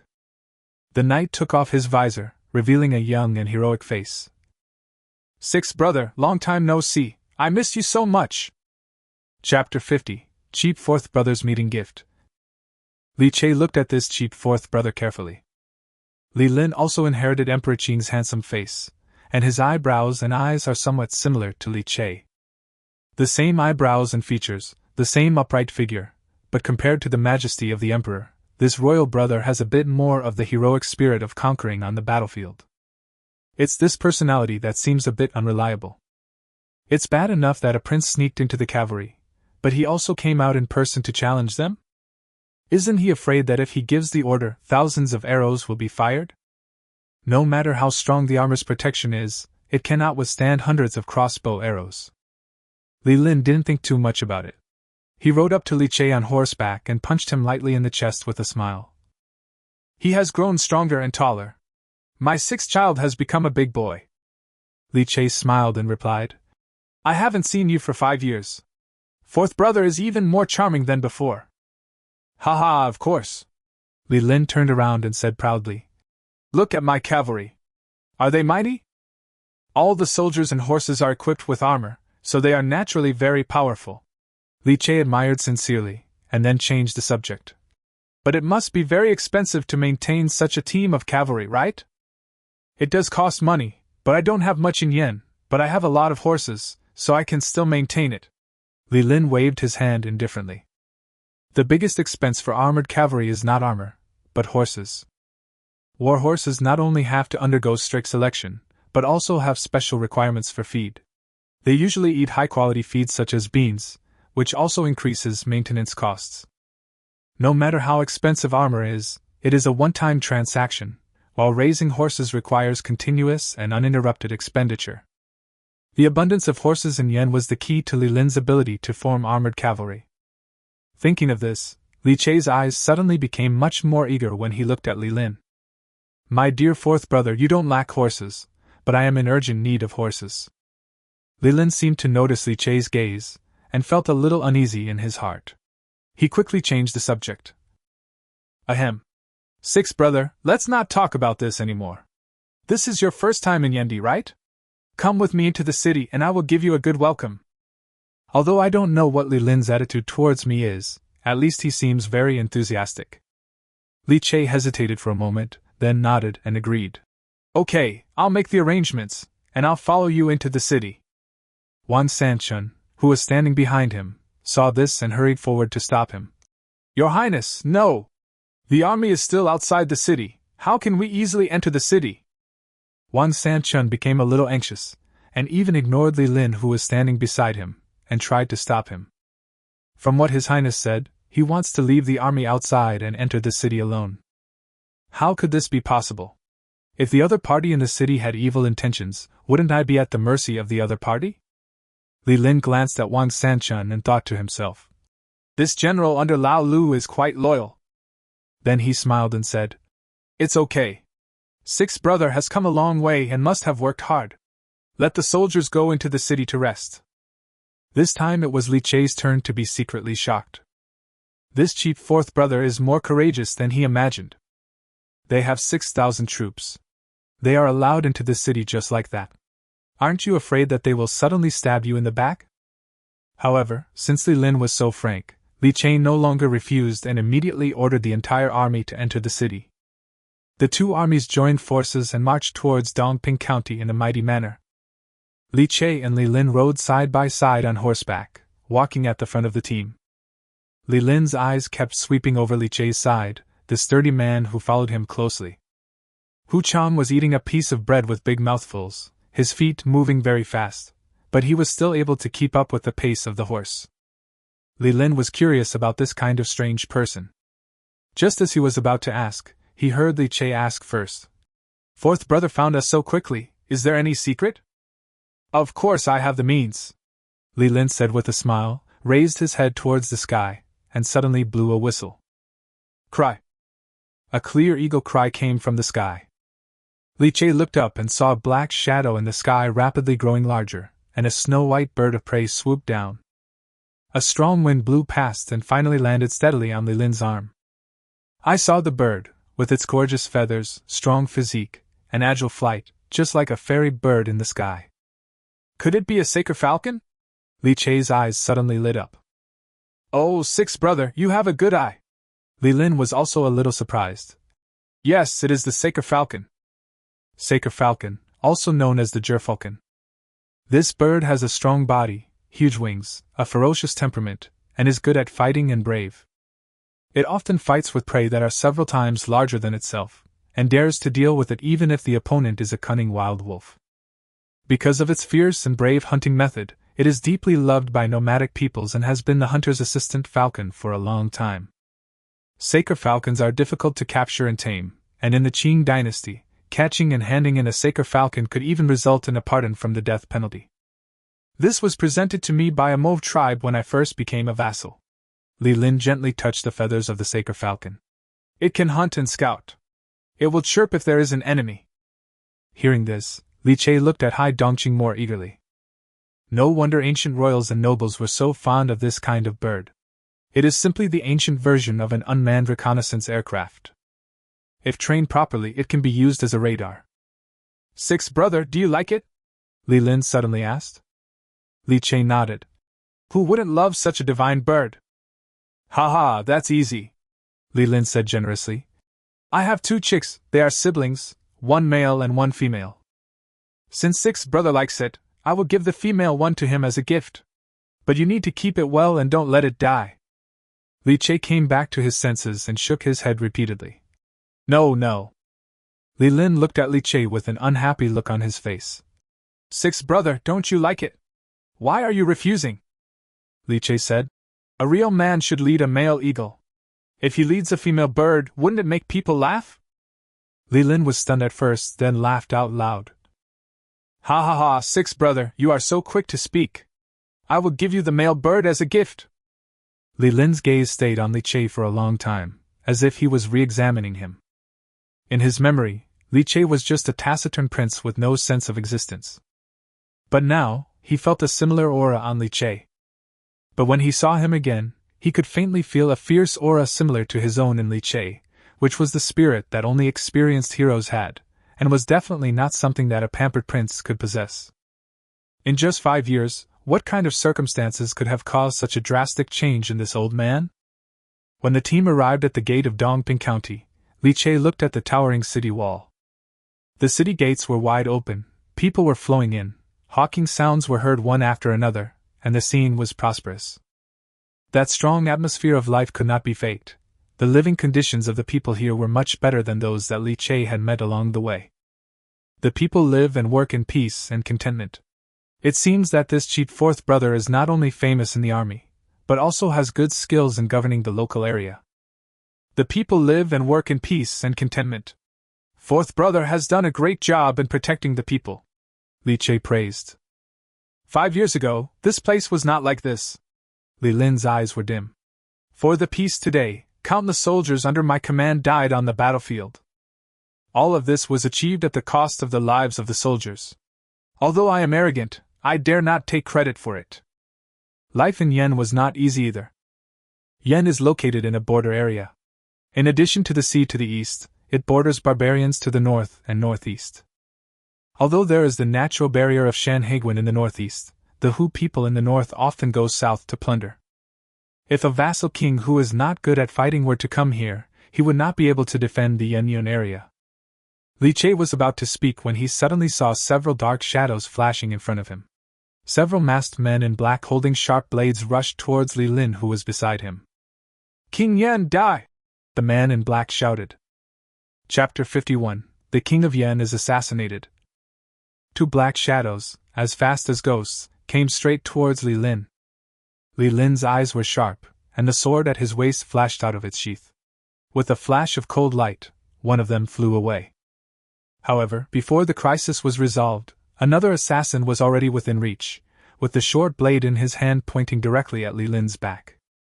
Although the weather in Yen was cool, the armor weighed dozens of kilograms and was very uncomfortable to wear. So after entering the city, Li Lin took off his armor. Now that the dagger was attacking him, his back was completely unprotected. If the knife stabbed him, he would surely die. However, the street where they were located was too narrow, and the soldiers behind them had no time to provide support. Feeling the cold light coming from behind, Li Lin felt despair in his heart. My dream of reaching the bathing grassland has not yet been realized. Am I going to die here? Clang! In a flash of cold light, the assassin groaned, and a broken arm fell to the ground. Li Lin turned his head in astonishment, only to see Li Che holding a long sword with blood dripping from the blade. The assassin groaned, a fierce light flashed in his eyes. He took out a dagger with his left hand and stabbed forward again. Li Che's expression was calm, and the long sword in his hand turned into a sword flower and fell behind him. Without even turning his head, he stabbed fiercely behind him, instantly piercing the assassin's chest. Sixth brother, you! Li Lin looked at Li Che in amazement. The person in front of him was decisive and ruthless, completely different from the cowardly figure in his memory. Fourth brother, don't be dazed, there are still assassins! After Li Che finished speaking, he pulled out the long sword from the assassin's chest and scanned the surrounding streets like an eagle. Assassins holding sharp blades kept emerging from behind the vendors on both sides of the street. Li Lin came to his senses and quickly shouted, Sixth brother, get off the horse! You are too conspicuous! After saying that, Li Lin dismounted from his horse and hid himself behind the horse. His movements were skillful and natural, Obviously, he had experienced many assassinations. Li Che quickly followed suit, but as soon as he landed, a cold light hit him.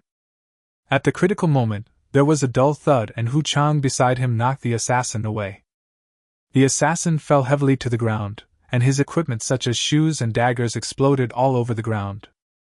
"Your Highness, hide behind me!" Hu Chang said something unclearly and slapped the other assassin on the top of his head. The assassin's skull shattered instantly, his brain was bloody and he died. With Hu Chang by his side, Li Che suddenly felt extremely safe. Looking around, dozens of assassins suddenly appeared on the street, most of them heading straight for Li Lin. "Achiang, I'm fine. Go help Prince Yen. He is the target of the assassin." Hu Chang turned a deaf ear to this and continued to protect Li Che behind him, not moving at all. "What are the 8 kings of Yen? 10 kings of Yen are not as important as my prince." Seeing Hu Chang not moving, Li Che felt a little amused but couldn't bear to scold him. There were 2 horses between him and Li Lin, and he was out of reach.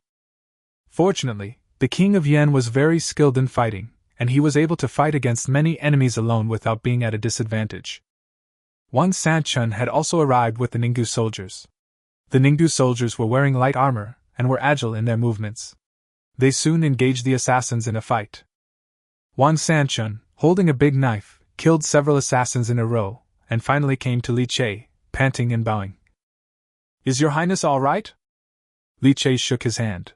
"I am fine. You should quickly take people to protect the King of Yen." Wang Sanchun took the order and turned to kill in the direction of Li Lin. With the help of Wang Sanchun, Li Lin finally escaped from the battle safely. He covered his left arm and retreated to Li Che's side. Blood was oozing from the cracks in his right hand.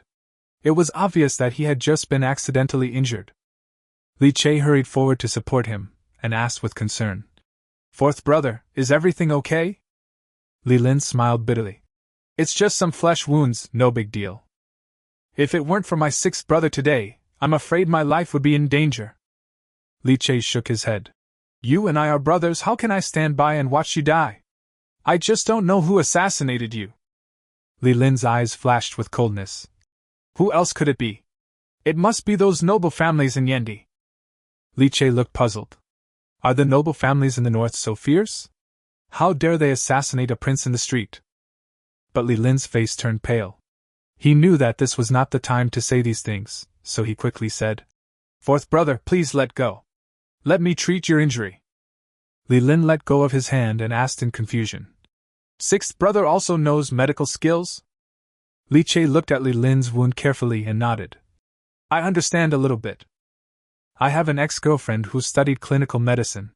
When we were together, I often accompanied her to classes, and I also learned some first aid and basic medical knowledge. It's definitely not possible to treat patients, but it's possible to deal with external injuries." Li Che took a look at the wound and knew that it was just an ordinary knife wound with external bleeding. As long as the bleeding was stopped in time, there would be no danger to life. He quickly pressed the proximal end of the bleeding blood vessel to block the blood source, then tore off a strip of cloth from his body and tied the injured limb tightly. "Don't worry, fourth brother. The injury is not serious. As long as he doesn't get infected, his life will not be in danger," Li Che said comfortingly. Li Lin was touched when he saw Li Che bandaging his wound regardless of his own blood. Thinking about how Li Che had just saved him, he felt even more touched. Being born in an imperial family, it is rare to have such a brotherly relationship. How come I didn't know before that Lao Lu was such a loyal and righteous person? The shouts and screams around gradually died down, and the assassins were almost wiped out by the Ninggu army. Seeing that the situation was not good, the remaining assassins turned around and ran towards the surrounding alleys. Wan Sanchun was about to chase him with a big knife in hand, but Li Che quickly stopped him. "Don't chase after a desperate enemy. We are unfamiliar with the place, and if we chase after them rashly, the Yen army will mistake us for assassins and kill us." The deputy general of the Yen army cavalry arrived at this time, dismounted, knelt on one knee, and said in shame, "I am late to rescue you, please forgive me." The Ninggu army was the one who put in the effort in the battle just now. The road was narrow and this group of heavy cavalry were too bulky to even squeeze in. They could only watch anxiously from behind. Li Lin shook his head. "It has nothing to do with you. I was too careless. The deputy general still blamed himself and refused to get up. Li Lin kicked him and said, Get up! Stop nagging me. I've already said it has nothing to do with you. The deputy general then stood up. It's not advisable to stay here for long. Let's go back home first and make plans later, Li Lin said. Under the protection of the Yan army and Ninggu County, the two arrived safely at the Prince of Yan's mansion. The Prince of Yan's mansion is not luxurious, and is even inferior to the residences of some high-ranking officials and nobles in the imperial capital. The outer wall is tall and there are towers around it. It is more like a fortress than a palace.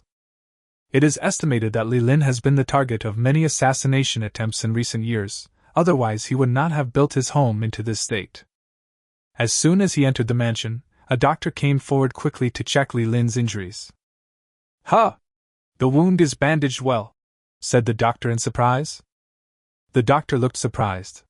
Li Lin glanced at Li Che and saw that he looked normal. He smiled and asked, How is your injury? Your Highness is a lucky man.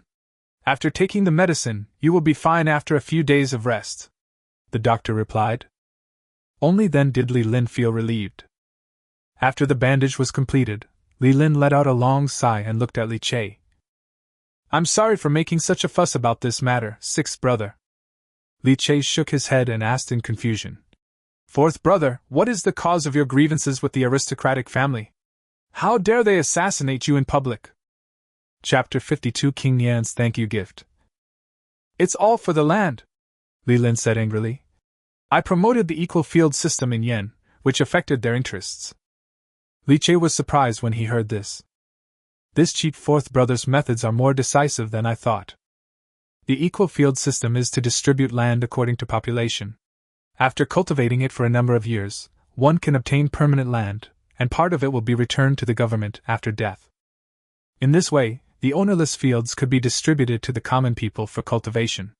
However, the wealthy and powerful families owned countless fertile fields and naturally regarded it as a thorn in their eyes. Therefore, the Daqing laws made an exception and did not include the land of aristocratic families in the equal distribution of land. Li Che asked tentatively, Fourth brother, did you divide the family's land as well? What if we don't divide it? The government won't be able to collect the money.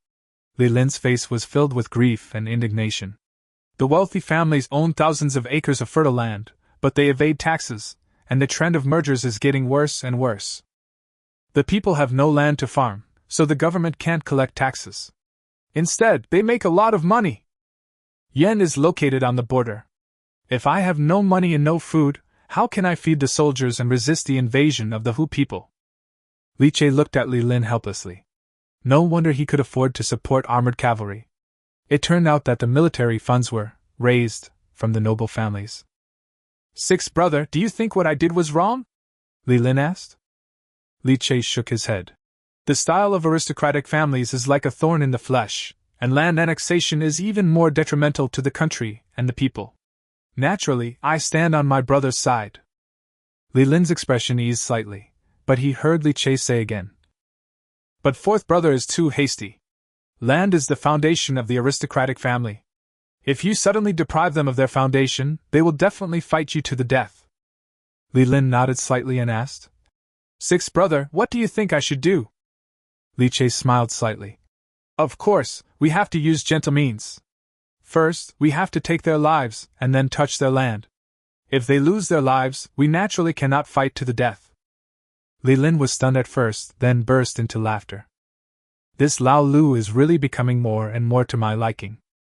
What a gentle method, but it's a pity that the power of the aristocratic families is deeply rooted, otherwise I really want to kill them all, as my sixth brother said. Li Che smiled and said nothing more. Li Lin might have thought he was joking, but he had no idea what he was thinking, and every word he said was true. At least in the future Ninggu County, aristocratic families will never be allowed to exist. He would never allow such blood-sucking worms to appear in his fiefdom. Okay, let's not talk about these unhappy things. Li Lin stood up. Sixth brother, you haven't met your sister-in-law and nephew yet, I'll take you to meet them. After saying that, he ordered his servants to invite Princess Yan and the Crown Prince. Soon, a young woman with luxurious clothes and dignified manners came to the front hall, leading a delicate and exquisite doll. Li Che quickly stood up and saluted. "Hello, sister-in-law." "Uncle, there's no need to be so polite." Princess Yan's voice was gentle and her manners were graceful. One could tell at a glance that she came from a prominent family. She pulled the boy beside her and said softly, "Xianer, come and meet your sixth uncle. Little Li has a big head and thick eyebrows and big eyes, and looks like a military general." He stumbled to Li Che and bowed in a serious manner. "Li Xian greets sixth uncle." The child was innocent and lovable. Li Che couldn't help but smile when he saw this. He reached his hand into his arms, trying to find something. "In the past, when I was in my hometown in northeast China, I would always give some gift to my relatives' children when I met them for the first time." He took out a jade pendant from his bosom. The jade pendant was crystal clear and finely carved. It was a treasure he found from the treasure trove in the mountain village. Li Che liked it very much and always carried it with him. "Here, this is a gift from your sixth uncle." Li Che squatted down and tied the jade pendant around little Li Xian's waist. Li Lin was watching this scene with a smile on his face, but his eyes accidentally fell on the jade pendant. His pupils suddenly shrank, but soon returned to normal. He smiled and said to Li Xian, "Xianer, why don't you thank your sixth uncle?" "Thank you, sixth uncle," Li Xian said in a baby voice. Li Che touched his hair and stood up. "Although Xianer is still young, he has already shown his heroic spirit. Fourth brother really has someone to carry on his legacy. Ha ha ha, my son will surely become a wise king in the future." Li Lin was not polite either. The four of them sat down again. Although Li Xian was young, he was very sensible and sat obediently in a seat. Li Lin told the Princess of Yan what had just happened. Hearing that her husband was almost killed and that Li Che came to his rescue, the alienation in Princess Yan's eyes gradually faded when she looked at Li Che. "Your Majesty, the Prince of Ninggu saved your life, you should think of repaying him." Li Lin slammed the table and said, "Your sister-in-law is right. Sixth brother, tell me what you need in your vassalage." Li Che pretended to be reserved. "The sacred falcon that my brother gave me before was already a generous gift. How dare I ask for more? How can they be the same?" Li Lin pretended to be unhappy. "That sacred falcon was a meeting gift from the elder brother to the younger brother. Now we are talking about the thank you gift from the Prince of Yan to the Prince of Ninggu." Seeing that Li Lin didn't seem to be lying, Li Che didn't hide it anymore. "In that case, I will speak boldly. Tell me quickly. I am going outside the Great Wall, and I am ready to fight a decisive battle with the barbarians," Li Che said calmly. "Although my soldiers are all brave, there are not enough war horses. I am afraid that I will suffer a loss in fighting those barbarians." Li Lin laughed and scolded. "Good boy, have you been eyeing my war horse for a long time? Who wouldn't love a BMW made in Yenzhou? I am also yearning for one." Li Lin hesitated for a moment, then said with emotion, "Since sixth brother has spoken, there is no reason for me not to respond. How about I give you 1,000 war horses, all with good saddles and bridles?" Li Che blinked and said, "Will it be too difficult for fourth brother? Or let it go?" "Why do you say that, sixth brother? The Yan army also needs horses. Even if you give me these 1,000 horses, I can't form a complete cavalry. Why don't you keep them for me, brother?" Li Lin was slightly stunned, then burst into laughter. "Good old six, you think it's too little?" Li Che smiled and bowed his hands to apologize. "Don't blame me, fourth brother, it is indeed a little less. Well, I will give you 3,000 war horses. No more. I will keep some horses as a backup." Li Che was overjoyed. That's enough, thank you, fourth brother." 3,000 war horses are enough to form a sizable cavalry unit. One should not be too greedy. There are plains and grasslands outside the Great Wall anyway. As long as you can gain a foothold, there will be plenty of horses, right? Don't thank me yet. I also have a favor to ask of you." Li Lin changed the subject. "What is it?" Li Lin looked at Hu Chang outside the courtyard with a burning gaze. "I love warriors the most in my life. Can you give up the warrior outside the door and let him be my brother?" "Don't worry, this guy is under my command. I will never treat him unfairly." Chapter 53 I Cheng chooses weapons. Li Che's expression changed instantly, and he said solemnly, "Fourth brother, Ah Chang has followed me since he was a child. He is called my follower, but in fact he is my brother. Even if I don't want these 3,000 war horses, I can't hand them over to you. Hu Chang is the closest person to me after I traveled through time. Although we are not related by blood, he is like a family member to me. Family is priceless, how can it be exchanged? Seeing Li Chei's firm attitude, Li Lin felt disappointed, but more relieved. This sixth brother not only has a personality similar to his own, but also does not have the bad habits of the royal family. In the eyes of the nobles, not only can followers be exchanged, but even concubines can be used to entertain guests. Li Lin said regretfully. Forget it, I just don't have this blessing. Looking at Hu Chang squatting on the steps outside the door, Li Lin asked again. Such a brave warrior, why is he not wearing armor and is unarmed? Li Chei replied. Fourth brother, you don't know. Ah Chang is gifted. Ordinary weapons are a burden to him. It is more convenient to fight with bare hands. As for armor, he is big and strong, and ordinary standard armor can hardly cover his body. How could such a warrior not have a weapon? Li Lin pondered for a moment. I can't do anything about the armor, but I may be able to solve the problem of weapons. Sixth brother, take him to my armory and choose any weapon that suits you. This? Li Chei was a little embarrassed. In this case, I will thank fourth brother on behalf of Aichiang. Why should we be so polite between brothers? Li Lin smiled heartily, and waved his hand to indicate that there was no need to thank him. After saying this, he called the housekeeper and wrote a note himself. Sixth brother, take this note and go to the horse guards to get a war horse. Steward Wang will take you to the armory. If there is a weapon you like, sixth brother can choose one. Li Chei didn't know what to say anymore. No wonder people call Li Lin the King of Heroes. His generosity are truly admirable. The two chatted for a while, and then Li Chei stood up and said goodbye. Li Lin tried to persuade Li Chei to stay in the palace for a while, but was politely declined. Li Chei knew in his heart that although he and Li Lin had a pleasant conversation, they were both vassal kings after all. The relationship between the two was too close, and it was inevitable that it would be spread to the capital by people with ulterior motives, causing the suspicious emperor to become suspicious. Moreover, the Prince of Yan's mansion is heavily guarded, just like a military camp. It is obviously often attacked. It would be safer to return to the camp than to live here. After seeing Li Chei off, Li Lin returned to his room and said to Princess Yan with emotion. I never thought that the sixth child who didn't even dare to speak would grow up to be so successful. Princess Yan helped Li Lin sit down and said, Your Highness seems to be quite impressed with Prince Ningdu? Yes, Lao Lu speaks straightforwardly, unlike the other brothers, who appear to be very affectionate but actually have their own thoughts. In this case, Your Highness, why don't you get closer to the Ningdu County King?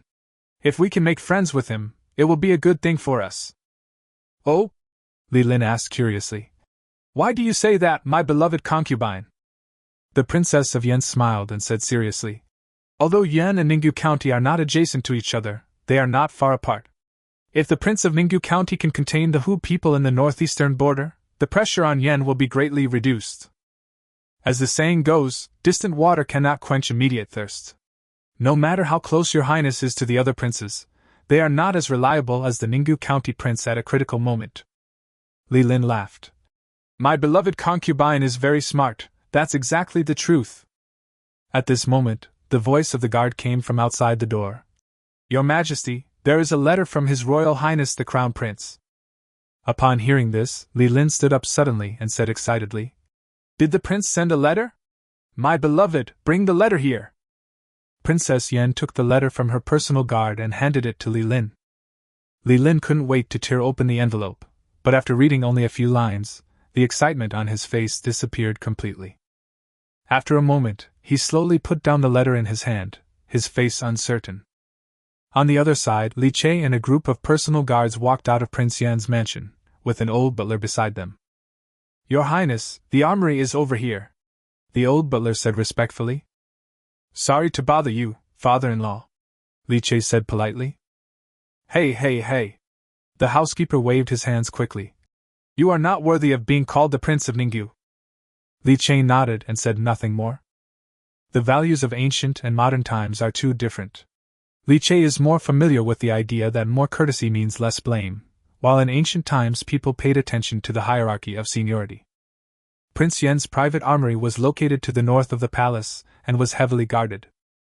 When he reached the door, Hu Chang looked at the narrow door and stopped. "Your Highness, I'll wait for you outside." Li Che smiled and said, "Let's go in together."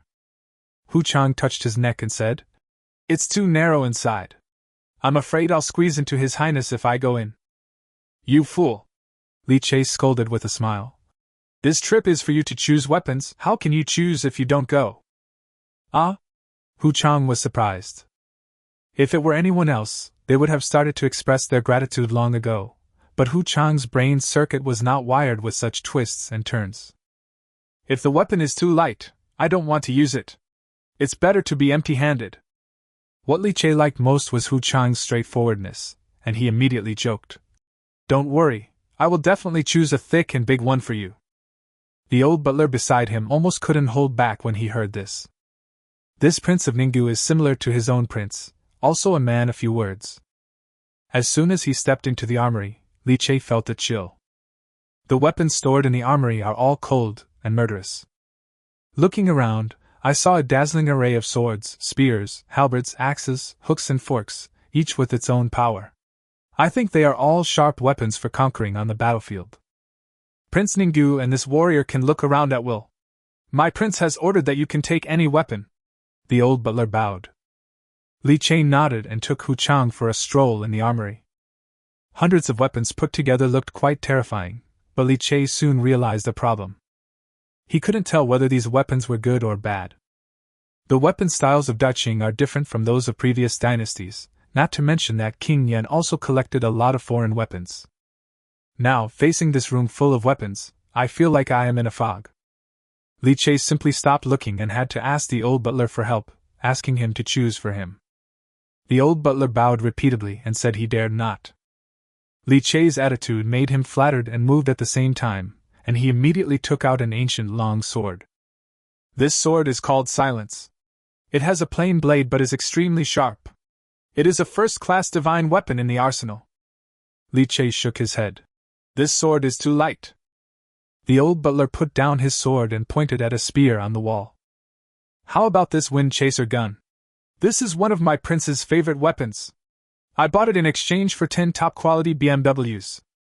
Li Che smiled and said, "It's a good gun, but Ah Chang relies on brute force in battles, so I'm afraid he can't use the subtleties of this gun." The old butler shook his head regretfully, his eyes falling on a huge battle axe.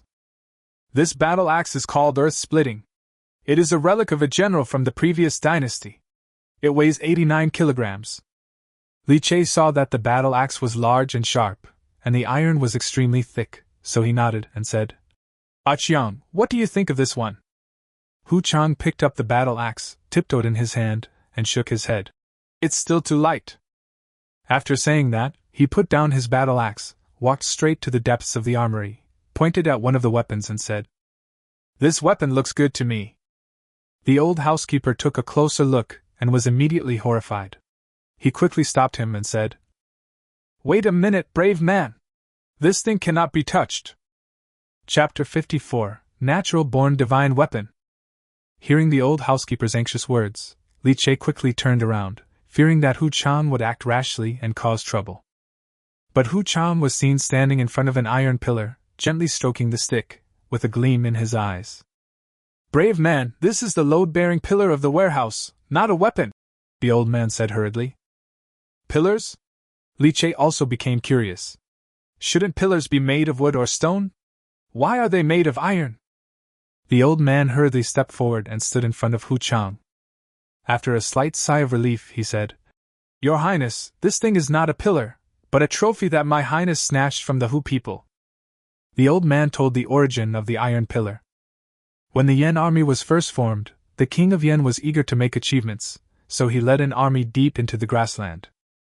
After finding a small Hu tribe, the Yen army defeated them with great ease and raided their lair. This pillar was found in the center of the territory. It seemed to be regarded as some kind of totem, and was worshipped by the Hu people. The young king of Yen was worrying about how to show off his military achievements. This totem was the perfect trophy, so he ordered his men to carry it away. Unexpectedly, for burly soldiers were unable to lift it. In the end, it was pulled back with the help of 3 war horses.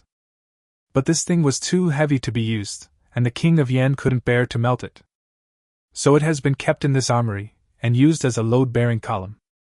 After listening to the old butler's story, Li Che became even more curious, and walked forward and gently knocked on the iron pillar. A crisp metallic sound was heard, and this thing was undoubtedly made of metal. Looking more closely, the iron pillar was about 3 meters high, and at least as thick as an adult's arm. It was definitely not something that an ordinary person could hold, let alone use as a weapon to kill the enemy. Li Che shook his head secretly, thinking that this thing might be useless. But seeing that Hu Chang loved it very much, like a child who got a favorite thing, his heart softened. "Father, is this the only load-bearing pillar in the house?" The old butler hesitated for a moment, then said, "That's not the case. There are 3 more. Why don't we let Ah Chang try? If he can move it, we'll take it away. If he can't, we'll put it back where it was and let it continue to be a load-bearing pillar." The old butler really couldn't refuse Li Che's face, so he could only agree reluctantly. "Ah Chang, go and give it a try," Li Che said to Hu Chang. Hu Chang was overjoyed when he heard this. He took a step forward and saw that his palms were also unusually large, and he could actually hold the iron pillar with one hand. With a little effort, dust from the roof fell down, startling the old housekeeper and shouting, "Slow down, slow down." Hu Chang didn't care about that. He pulled hard, pulled out the entire iron rod and held it in his hand. Li Che was surprised and said, "You are really good, you can actually lift it." The old butler next to him opened his mouth so wide that an egg could almost fit in. Hu Chang also laughed from ear to ear. "Your Highness, this place is too cramped for me to perform. Can we try outside?" Li Che had no objection. "Let's go together, let's go together." The 3 of them walked out of the armory, and found the space was spacious. Hu Chang was seen holding up the iron pillar with both arms and waving it in the air. Although it seemed a little slow at first, it still attracted the attention of the surrounding soldiers. As he got used to the weight of the iron pole, he swung it faster and faster, and the iron pole drew blurry tracks in the air, tearing the air and making a sharp whistling sound. After a series of dazzling movements, Hu Chang raised the iron pillar high, and then slammed it to the ground. After a loud bang, dust flew up and a deep pit appeared in the open space. The soldiers who gathered were all dumbfounded, looking at Hu Chang as if he were looking at a god. With this kind of divine power, one can defeat thousands of enemies in a battle on the battlefield. It is true, if you are held a little, you will die. If you are bumped a little, you will die. If you are hit a little, your skin will be broken. If you are scratched a little, your tendons will be injured. Li Che was the first to come back to his senses. After laughing a few times, he said in a happy mood, "It's really Ah Chang's natural weapon. Old housekeeper, this pillar is useless if we keep it. How about giving it to us?" Seeing Hu Chang's extraordinary strength, the old butler dared not refuse. If he angered that guy, he would be beaten into mud with a stick. Li Che himself chose the long sword named Silence. The sword is the weapon he is most familiar with. Although other weapons are also good, he doesn't know how to use them. After coming out of seclusion, he would inevitably go into battle and kill the enemy. If he could find a famous teacher, he would also like to learn a long weapon that could be used on horseback. After choosing his weapons, Li Che said goodbye to the old butler and walked towards the horse inspection office. Hu Chang followed behind carrying the iron rod, his mouth grinning like a lotus flower. "You kid!" Li Che scolded with a smile. "You hold that stick like you hold your wife. No one will fight with you for it." "Hee hee, your Highness is so kind to me." Li Che shook his head helplessly. "What's this? It's just a stick." However, Hu Chang's train of thought was different from the others. "If your Highness takes a fancy to a woman, just tell me and I will grab this big stick and get it for you. Ah Chiang's main theme is to repay kindness." Li Che staggered when he heard this and almost lost his balance. Looking at Hu Chang's puzzled face, he was really angry and amused, and said unhappily, Okay, I'll find you when I need you." A moment later, Li Che and a group of personal guards arrived at the gate of the horse inspection office. The horse supervision office was an office directly under the imperial court, in charge of all horse affairs in the country and keeping statistics on horse conditions in various places. Li Lin had already conveyed the order to the horse guards. As soon as Li Che arrived at the door, a sharp-eyed clerk came up to greet him, bowed and said, "Your humble servant greets the Prince of Ninggu." "Yes." Li Che nodded. "Where is my horse?" The official took one look at the big stick in Hu Chang's hand and the murderous guards, and suddenly felt bitter in his heart. Hesitantly, Ai said, "Your Highness, this." Li Che glanced around and said, "Why? Didn't the King of Yen inform you?" "The King of Yen sent someone to say so. It's just that. I am a lowly official and my words don't count. I am only responsible for registering the horses. If you want to transfer horses, you still need the permission of the Minister of the Ministry of Rights." "What about your Si Cheng?" Li Che's tone was already filled with a hint of displeasure. "Sir Si Cheng, he has gone to a banquet and I'm afraid he won't be back today." The official wiped the sweat off his forehead. Li Che immediately sneered. "Did you go to the banquet a long time ago, or did you go to the banquet after receiving the order from King Yen?" The official suddenly felt a murderous intent enveloping him, and he fell to his knees with a thud. "After receiving the order from King Yen, he went out." Chapter 55. Wang Xiqing pays the bill. When the prince was enfeoffed, he held most of the power in his fiefdom, including military and political power, but the only power excluded was horse power. The Daqing Dynasty was founded on military power and was heavily dependent on the number of horses. Therefore, there was an independent set of horse policies for local princes and provincial governors. The princes had the right to ownership of the horses under their rule, but the income, expenditure, and loss of the horses had to be reported to the Horse Supervision Office and could not be disposed of privately. However, the Horse Supervision Office was directly under the imperial court, with the purpose of supervising horse affairs throughout the country. This was to prevent the outflow of horses from Daqing and to facilitate unified dispatch by the court. As a result, the power of the horse supervisor was very high. After thinking about the situation clearly, Li Che sneered and roughly understood what was going on. He continued to ask, "What is your Si Cheng's name?" "It's the king, Lord Wangluan." Li Che turned around and looked at Uncle Yang, who hesitated for a moment before saying, "I think he must be a descendant of the Wang family of Langia." Li Che thought to himself, he is indeed from a noble family. "Where is he going to the party?" The official dared not hide anything and said truthfully, "He must have gone to Jiangyangshuan." "Lead the way." Li Che picked up the official and said coldly, "Lord Wang is of noble status. Since he refuses to see me, I will go to see him." Jiangyangshuan is a brothel. In ancient times, brothels were not just dirty places for prostitution, but more of entertainment venues for listening to music, drinking, and writing poetry. At this moment, in the Jiangyun Pavilion, the sound of stringed instruments and the fragrance of cosmetics filled the air. The guests sat around the table, some alone and some in groups of 3 or 5. The dancers swayed their graceful bodies and the musicians played seductive music. In a private room, Wang Lun leaned against the carved window frame with a slightly flushed face, listening to the flattery of the people at the table.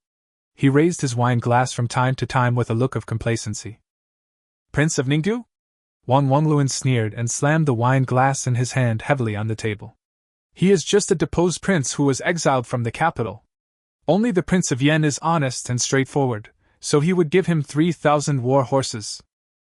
So what if it's the prince? If he wants to take the horse transfer document from me, then let him exchange it with real gold and silver." Wang Lun picked up a piece of fish, took a sip, and immediately became even more excited. It is said that dynasties last for 100 years and families last for 1,000 years. The further away from Kyoto a noble family is, the less respect they have for the royal family. The people sitting at the same table were all from aristocratic families. The Wang family of Langia was a big family among the aristocratic families, so they all flattered each other even more vigorously. At this moment, there was a burst of dense footsteps coming from the door of Jiangyangshuan, mixed with the clanging sound of armor colliding. The guests who were eating and drinking looked up subconsciously. A handsome young man in military uniform with a sword hanging from his waist walked in, followed by a burly man whose height was almost to the ceiling. Behind them, there were more than a dozen soldiers in full armor and looking ferocious. A solemn and murderous atmosphere came over, blowing away the luxurious atmosphere in the restaurant. Your Highness, in the private room on the second floor. The official's eyesight was indeed good, and he saw the figures of Wang Luan and others through the window lattice. Li Che said nothing and walked straight towards the stairs. The waiter stepped forward to stop him, but just as he was about to speak, he felt his legs hanging in the air. Hu Chan lifted him up like a chick and casually hung him on the protruding beam on the roof. When the people around saw this, no one dared to step forward. Li Che came to the second floor unhindered. Hu Chan just stretched out his hand and pushed, and the wooden door of the private room fell apart in an instant. Wang Luan looked up and saw Li Che with a sneer on his face, and he immediately had a bad feeling. But the background of the aristocratic family gave him the courage to rebuke. Who are you waiting for? So unreasonable! I heard that Lord Wang doesn't want to see me. Li Che strode over and picked up a drumstick. Prince of Ninggu? Wang Luan looked at Li Che, who was smiling, and suddenly sobered up. What are you going to do? The court has its own laws for mobilizing so many troops and horses. I have to review it slowly. Just thought I didn't hear what you said. There was a sound of breaking through the air, and Li Che, holding the drumstick, hit it hard. Bang! The metal drumstick hit Wang Luan's face, knocking him to the ground. Several teeth and blood flew out. One of them fell right into the wine glass, splashing the wine out. The people at the same table exclaimed in unison, and many of them stood up subconsciously. The Yen area values martial arts, and the scholars act rashly, but aren't you too rash? He doesn't look like a demoted prince at all, but rather a ruthless and brutal bandit. Please ask Wang Xiqing to leave. Li Che pointed at Wang Luan, who was groaning on the ground, and two guards behind him immediately carried him out. Looking at the silent crowd, Li Che showed a decent and polite smile. But the smile did not reach his eyes, instead it revealed a bit of coldness. Under the fearful gazes of the crowd, he picked up a clean wine glass and poured himself a glass of wine. What happened just now has disturbed your leisure, so I will drink a glass of wine as punishment. After saying that, he picked up the wine glass, drank it all, and showed the bottom of the glass to everyone. Seeing that everyone was indifferent, Xiao Bai behind him drew out his sword with a clang. Everyone was startled and dared not hesitate any longer. They all raised their glasses. In one person's glass, half a white tooth could be seen. The man felt Li Che's gaze on him, and his heart suddenly turned cold. He gritted his teeth and drank the wine mixed with his teeth. Li Che then smiled gently. I have something else to do, so I'll excuse you. To express my apology, today's banquet. He paused, turned and left, and a voice came from afar. Wang Xiqing will pay for it. It was not until Li Che's figure disappeared at the door that everyone breathed a sigh of relief. The person who swallowed the tooth squatted on the ground and vomited violently. This Prince of Ninggu, his methods are even more vicious than those of Prince of Yen, someone said tremblingly. Everyone was silent, with fear in their hearts. But Li Che took Wang Luan out of Jiangyangshan and went straight to the Ninggu military camp. The Prince of Yen was quite considerate. He arranged a spacious and clean military camp for the Ninggu army, located at the north gate of the city. After entering the military camp, Li Che went straight into the central military tent and sat in the upper seat. The two guards threw the dizzy Wang Luan to the ground, bowed to Li Che, and stepped aside. Li Che, what exactly are you going to do? Wang Luan said incoherently. Li Che smiled and said, It seems that Wang Xiqing is still a little confused. Can you call me by my name? He looked at the two guards and said calmly, Why are you still standing there? Why don't you help Wang Xiqing sober up? The two guards understood and immediately drew their swords from their waists and threw them aside, then they held the scabbards and started beating Wang Luan. Wang Luan was from a noble family and had never been beaten so badly before. He immediately curled up into a ball and wailed incessantly. Li Che frowned. Go, drag him out to fight, don't you know that I am kind-hearted and can't bear to see this kind of scene? The two guards bowed and accepted the order, then grabbed Wang Luan by the scruff of the neck and dragged him out of the tent. Soon, screams like a pig being slaughtered were heard outside the tent. Chapter 56, Destroy a Few for Fun. When two bodyguards came back carrying Wang Luan, who looked like a blood gourd, he was already somewhat unconscious.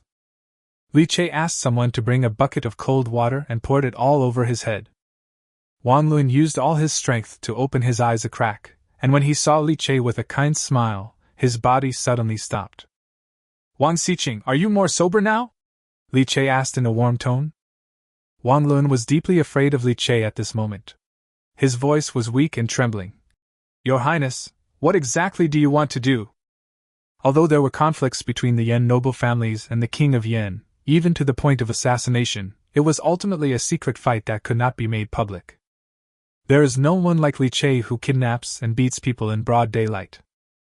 The King of Yan gave me 3,000 horses. I wonder if the Minister Wang would like to discuss this in detail? Of course we can talk, Wang Lun said hurriedly. Your Highness, please send someone to get it right away. I will prepare the documents right away. Li Che smiled slightly. Isn't this possible to cooperate? It seems that the Yendi family is not as unreasonable as the King of Yan said. The king wants a real warhorse, do you understand? Not all horses are war horses.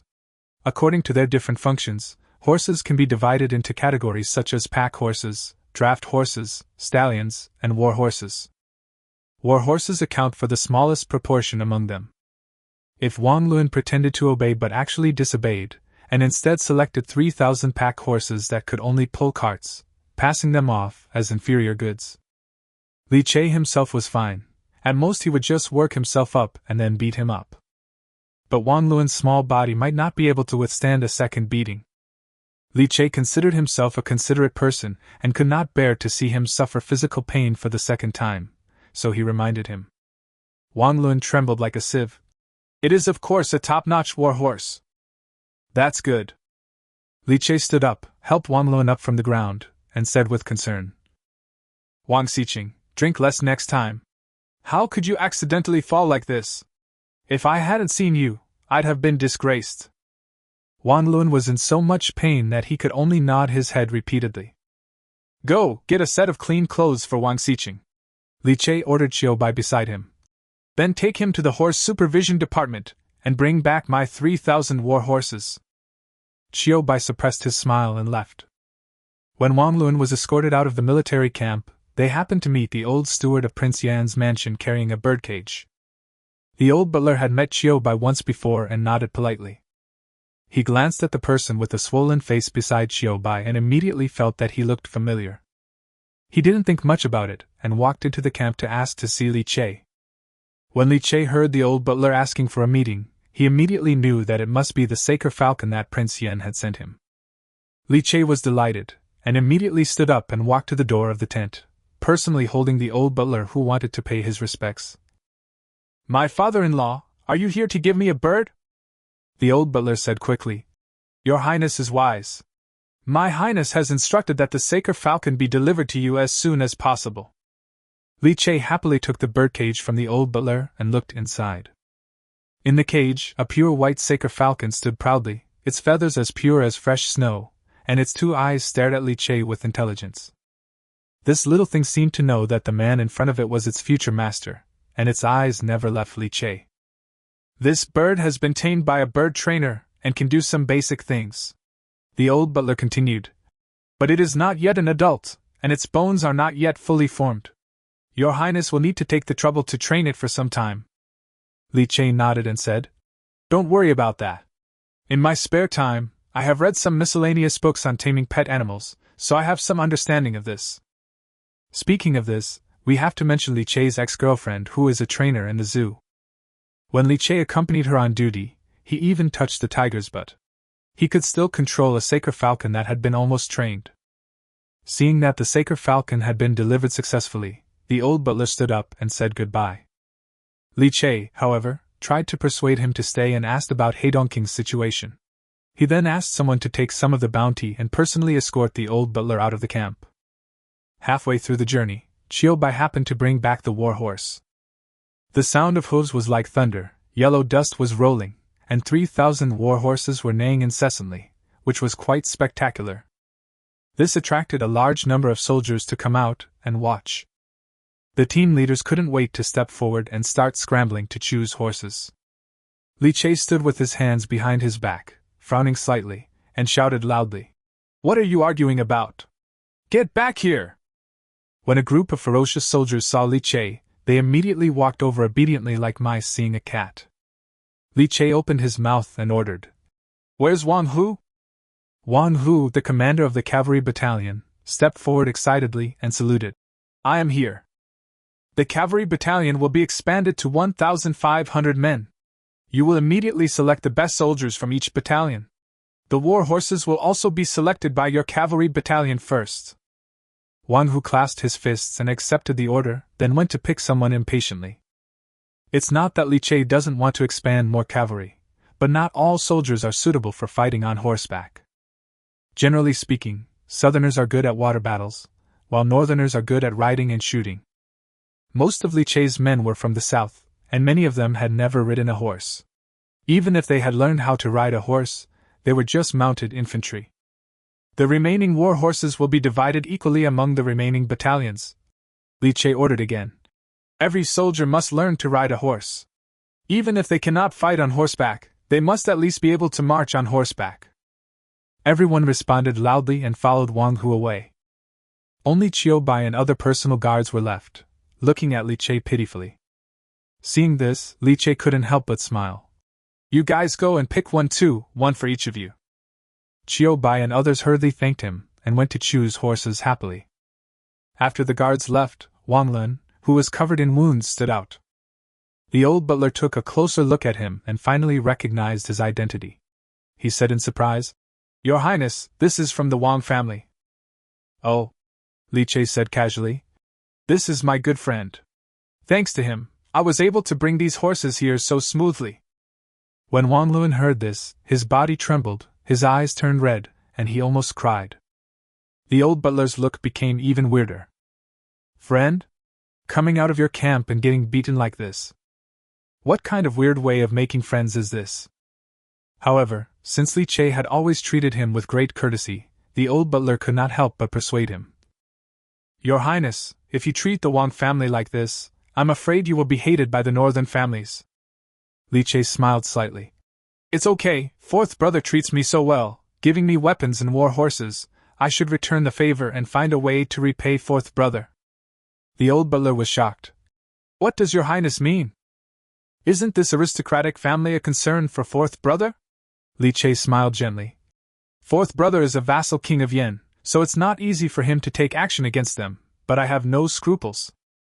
If they attack me, I can take advantage of the opportunity to destroy a few of them for fun, which can also be regarded as helping fourth brother solve his problems." Chapter 57. The world belongs to our family. After saying goodbye, the old butler left the camp in a hurry, apparently to inform King Yen.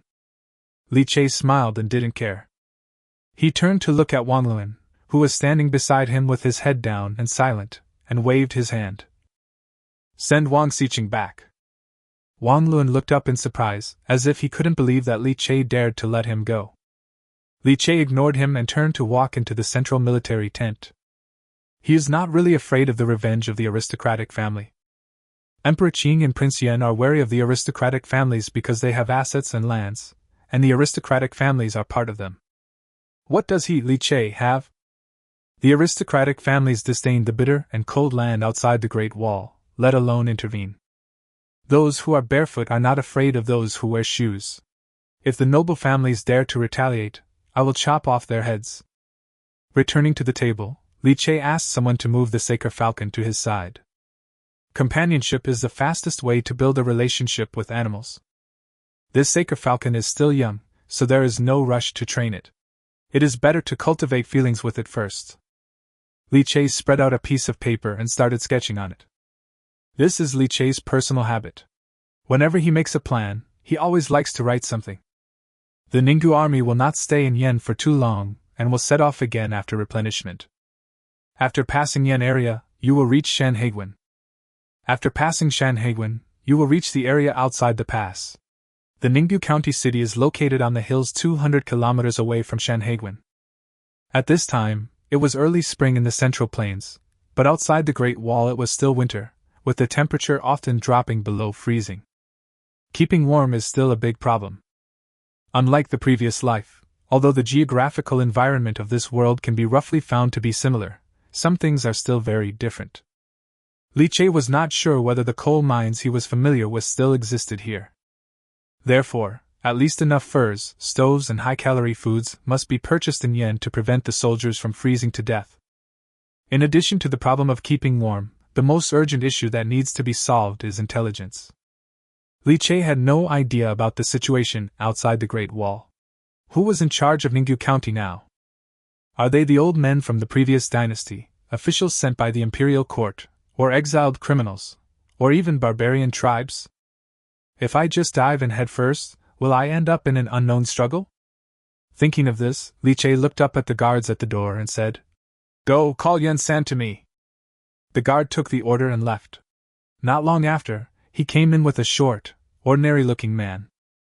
"Scout Camp Yen-san, here to see His Highness." "Get up." Yen-san stood up and looked at Li Che with eyes full of admiration. As the captain of the scout battalion and a member of the middle-level officers of the Ninggu army, Yen-san is undoubtedly the one with the lowest status. Born as a thief, he is at the bottom of the contempt chain even among all the criminals. Although the other teams don't say it, they still look down on him in their hearts. It was Li Che who went against all odds and supported Yen-san to be the captain of the team. Therefore, in the Ninggu army, Yen-san's loyalty to Li Che is almost the highest. "I'll give you a task," Li Che said. "Select 50 brothers who are strong and agile, prepare plenty of winter clothes, and ride fast horses." Yen-san nodded and wrote it down. "May I ask, Your Highness, where are we going?" "You must first leave the border, then break up into smaller groups and enter Ninggu County to find out the situation there. The more detailed the better." "I understand." Li Che stood up and patted him on the shoulder. "Go get some gold from Uncle Yang. It's bitterly cold outside the pass, so buy some more warm clothes." Yen-san's eyes were slightly red. "Thank you, Your Highness." Li Che nodded, signaling Yen-san that he could leave. Yen-san bowed deeply again and said, "Take care, Your Highness. I will leave now." After watching Yen-san disappear, Li Che breathed a sigh of relief.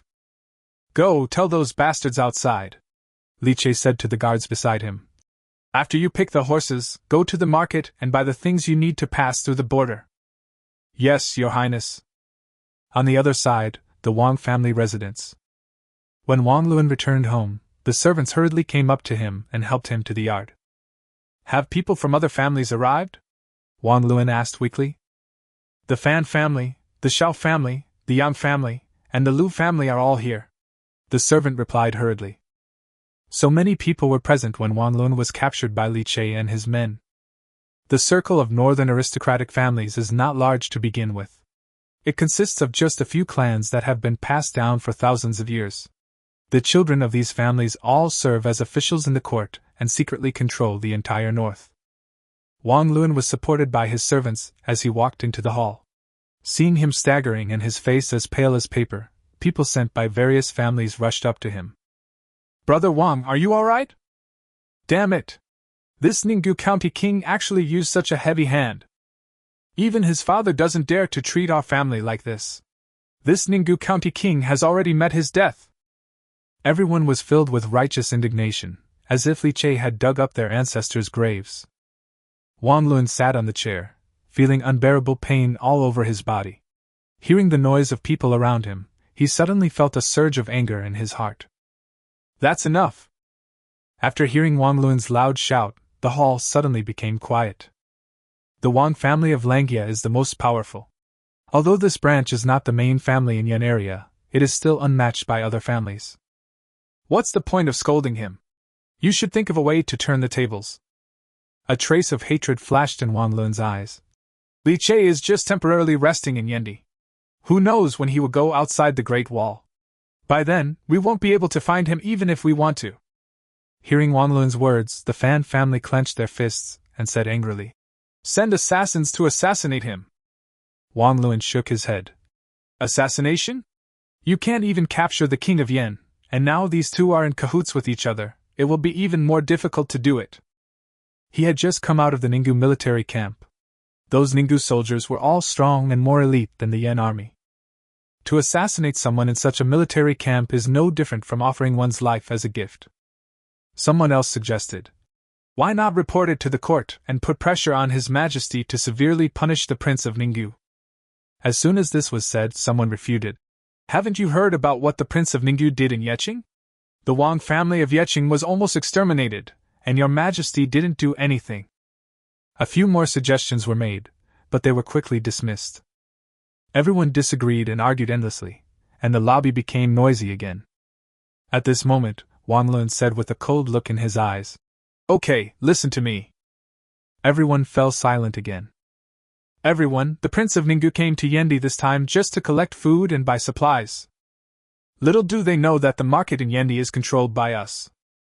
Go back and give orders that no shop is allowed to sell a grain, a piece of cloth, or a bundle of fur to the Ningyu army. A hint of ruthlessness flashed in Wang Lun's eyes.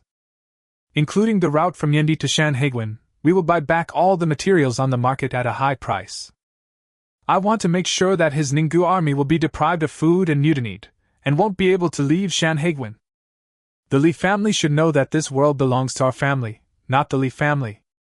Chapter 58. Why did you provoke His Highness, this killer?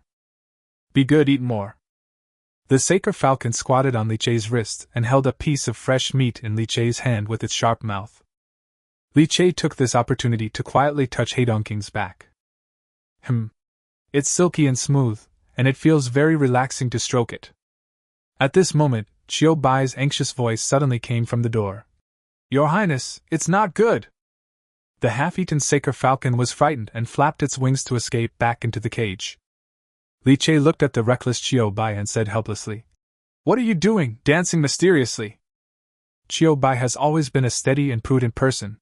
He must have encountered a problem that he couldn't solve if he lost his composure like this. Your Highness, our people had a conflict with merchants in the market, and blood was seen. Li Chei's expression suddenly became serious when he heard this. Our people are dead? Chiu Bai was stunned for a moment, and shook his head. That's not the case, but the other party's head was broken and several others were slightly injured. Li Chei's expression relaxed for a moment, then he frowned and asked, What's going on? Are you having the same old problem again? He knew too well what kind of people his subordinates were like. The vast majority of them are criminals and bandits. Once they have some quarrels, they become violent, and violence is inevitable. It is said that it is because those merchants do not want to sell us grain. Chiu Bai looked angry. They clearly have a lot of stock, but they would rather sell it to the people than to us. It's not just the food. Merchants in the entire market are unwilling to sell us anything, no matter how much money we offer. Li Chei nodded, and after a little thought, he knew what was going on. After arriving in Yen, he never touched anyone's interests. The only person he had an enemy with was Wang Lun. The Wang family alone should not be able to control the entire market. To the extent that they can do so, it means that other families have also taken action. After all, there are no antitrust laws in this world, and it is not uncommon for wealthy families to manipulate grain prices. Go, pass the order! Li Chei narrowed his eyes, his expression calm. Guard battalion, cavalry battalion, and crossbow battalion, assemble! Yes! Chiu Bai stood up and left excitedly. In a moment, Li Chei was fully armed, with a long sword hanging from his waist, and walked out of the tent under the protection of Hu Chang. Outside the tent, the soldiers of the 3 battalions had already been armed and waiting for a long time. Li Chei's face was solemn. He said nothing, jumped on his horse and ran straight out of the camp. The soldiers followed Li Chei closely. At this time, Qian Bin led a group of civil servants and hurried over, blocking Li Chei's way and loudly dissuading him. Your Highness, please don't be impulsive. Qian Bin wiped the sweat off his head and said, This is the territory of the King of Yen. If you mobilize troops in such a high-profile manner, it may cause misunderstandings. Hearing this, Li Chei reined in his horse and stopped, thinking for a moment. Master Qian's words make sense. Qian Bin was about to breathe a sigh of relief when he heard Li Chei's clear voice. Chiu Bai, send someone to Prince Yan's mansion to inform Prince Yan of what happened.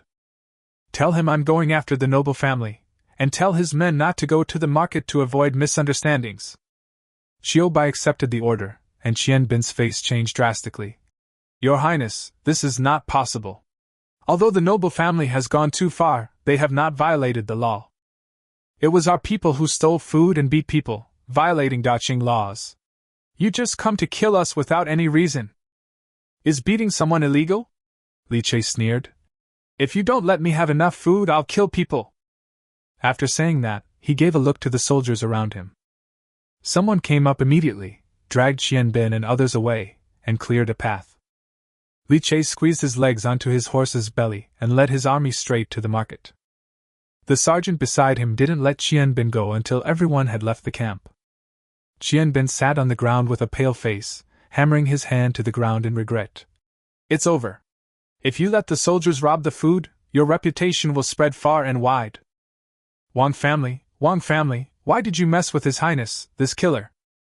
At this moment, outside the Wang family grain shop in the market, 10 Ninggu soldiers, holding swords, stood in a circle with their backs to each other. The surrounding area was full of ferocious-looking guys and servants holding sticks, about dozens of them, who surrounded the soldiers. What are you going to do? We are from the Ninggu army. Attacking soldiers is a serious crime. A sergeant spoke in a stern voice and with his eyes wide open with anger. So what about the Ninggu army? A waiter said with a mocking look. The Ninggu army can rob food and beat people? A bunch of stinky soldiers, don't they even know whose territory this is? Hearing his harsh words, some soldiers were immediately furious and argued. We have been ordered to collect military rations. You clearly still have food, so why don't you sell it to us? We give you money, but it's not for nothing. After eating this food, we brothers will go outside the Great Wall and fight the barbarians. So what if I don't sell it to you? Who cares about us? The man sneered. We can sell the Wang family's grain to anyone we want. To tell you the truth, the master has already said that this batch of grain will be sold to the Donghu, Mo, and Jurchen people, but not to your Ninggu army. Upon hearing this, the soldiers' faces suddenly changed. They were so angry that their teeth were itching and they wanted to chop him down with their swords. But along the way, the basic military discipline that Li Che had constantly instilled in them restrained them from waving their arms. Do you understand? If you do, put down the food and get out. The clerk's face was full of sarcasm. You are a step late. Don't blame me for being merciless and beating you half to death with sticks. The squad leader's face was uncertain. He looked at the soldiers beside him and said in a deep voice, Give me the food. The soldier held the grain bag tightly in both hands, with a stubborn look on his face.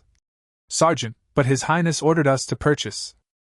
I will take full responsibility for violating military orders, the sergeant said firmly. We cannot make things difficult for His Highness. We have come all the way here, and we must not let this go to waste. Your Highness is going to take you outside the Great Wall. When the soldier heard this, his eyes suddenly dimmed and he handed over the grain bag in his hand. The sergeant held the knife in one hand and took the grain bag with the other. Can we let them go? The captain asked coldly. The guy sneered and waved his hand, and the evil servant behind him reluctantly made way. The soldiers were filled with grief and indignation, but there was nothing they could do. They could only clench their fists and leave angrily. The waiter held out his hand to the captain and said, Bring the food here, and you can get out of here too. The captain sneered and held the food in his arms tighter. My prince ordered me to sell food. This is a military order. How can I be worthy of His Highness if I can't even bring back a grain of food? The guy's eyes widened immediately. Okay, you dare to play tricks on me? There was a flash of cruelty in the sergeant's eyes. Ever since he followed His Highness, no one dared to show off to him like that. He made up his mind and kicked him. What if I play tricks on you? I'll kick you again. The kick hit the guy right in the abdomen, causing his eyes to go black and he collapsed to the ground instantly. When the evil servants of the Wang family who were around saw this, they were stunned at first, then became angry and began to wave the sticks in their hands and smash down viciously. Chapter 59 Baiting for Big Fish. Seeing that the sticks were about to fall, the soldiers who had left earlier were filled with indignation and wanted to turn back to help the sergeant. But at the end of the street, the sound of bowstrings vibrating suddenly came, filled with murderous intent. Let go! Li Che's cold voice rang out. The crossbowman in the first row subconsciously pulled the trigger, and rows of crossbow arrows whizzed out, instantly shooting down a group of evil slaves on the spot. Before the evil slaves could react, the first row of crossbowmen had already retreated and the second row of crossbowmen stepped forward. Let it go again! There was another hail of arrows, and the evil slaves were terrified and howled like ghosts. 2 consecutive waves of crossbow arrows had already broken the courage of the evil slaves, and they dropped their sticks and knelt on the ground begging for mercy. Ignoring the wailing and pleas for mercy coming from his ears, Li Che rode forward without looking away, with his personal guards following closely beside him. Arriving in front of the captain, the latter knelt on one knee respectfully. "Your Highness! Why don't you fight back?" Li Che asked. The sergeant held the grain bag tightly and said in panic, "According to military regulations, we cannot attack civilians." "Open your eyes and look, are they civilians?" Li Che raised his voice and swept his eyes over the soldiers. "Open your eyes, who are the common people and who are the jackals?" Many soldiers lowered their heads and dared not answer. In the grain shop, a scholar in a long robe ran out, and when he saw the slaves lying on the ground, his face turned pale. "Prince of Ninggu," the scholar shouted, "what has my Wang family done wrong? You let your soldiers kill innocent people indiscriminately. Are you trying to force us to buy and sell?" Li Che looked at the scholar and sneered. "Forced buying and selling? As a vassal king of the imperial court, how could I do such a despicable thing?" The scholar just breathed a sigh of relief, but heard Li Che continue. "After I take something, as long as I don't pay for it, it won't be considered forced buying or selling, right?" The scholar's face suddenly changed, and his lips trembled. What are you going to do?" "All troops, listen up!" Li Che ignored him and shouted loudly. Many soldiers gathered and punched their chests together. "Yes! All troops, listen up! We are here to raise food and money for the army. You may use any store of the noble families at will. If anyone obstructs us, kill without mercy!" The soldiers responded excitedly. "Yes, sir!" Without the constraints of military discipline, the soldiers were like tigers descending from the mountains, rushing straight into the shops, taking whatever they saw, and kicking anyone who dared to block their way. They are a group of fierce criminals, so asking them to rob is considered a professional task for them. Li Che was also busy. He ordered the personal guards to supervise the soldiers and ensure that they would only attack the aristocratic families. In the market, it is easy to distinguish between the noble families and the common people. The noble families all have their own shops with employees wearing uniform, which looks very formal. Ordinary people would at most set up a small stall, and most of them sold their goods on the street. Li Che had no interest in robbery. They are all poor people, and you can't make much money from them, and it also ruins their character. Seeing the scene in chaos, the scholar in Wang's grain shop took advantage of no one's attention, turned around and ran out of the market. Bai came up to Li Che and pointed at the scholar's back. "Your Highness, this boy should have gone to report the news. Do you want me to bring him back?" Li Che smiled and shook his head. "Don't worry, put the bait out, then you can catch big fish." The Wang family courtyard was not far from the market. When the scholar stumbled into the gate, Wang Lin came up to him. "Chong'er, what happened outside?" "Uncle." The scholar was still in shock. Li Che! Li Che! What happened to Li Che?" Wang Luan had a bad feeling. "Li Che has gone crazy!" Wang Chong finally took a breath. "If we don't sell the grain to him, he will send his soldiers to rob the grain. Now the whole market is in chaos." Wang Luan was speechless when he heard this. "We are all upper-class people, and we should be playing the game of power. How can there be someone like Li Che? When you can't beat yourself, you start robbing. What's the difference between this and a gangster?" At this time, other noble families also received the news of the fair and gathered at the Wang family mansion. "Brother Wang, the Prince of Ninggu is acting recklessly and our family's shop has been robbed. Brother Wang, what should we do about this disaster? My store has accumulated 3 months' worth of goods, and I've already found a buyer. We can't let that lunatic snatch them away." Wang Luan looked gloomy. The loss from the shop being robbed was a small matter, but what the family could not really afford was the loss of credibility. The reason why aristocratic families can dominate and act tyrannically is that they have more credibility than the government. The common people only know about the aristocratic families, not the imperial court. Moreover, many of the goods in the store have already been sold. Buyers who can trade with aristocratic families are naturally either rich or noble. Almost all of them are from the same aristocratic families, high-ranking officials, or even foreigners. If we break our promise to them, the consequences will be disastrous. That's enough! Wang Lun shouted. What's the point of arguing? The most urgent thing is not to let Li Che take those goods away, otherwise if the master blames us, we will all be to blame. Someone asked. Li Che has soldiers in his hands, how can we stop him? Li Che has soldiers, but you don't have any? Wang Lun glared. Don't think I don't know that you all have retainers and private soldiers at home. Why not wait any longer now? Everyone looked at each other, no one dared to say a word. Although raising private soldiers is illegal, it is a custom common among aristocratic families and is considered an unwritten rule in this circle. But letting private soldiers attack a vassal king's troops would be a serious crime. What are you still hesitating about?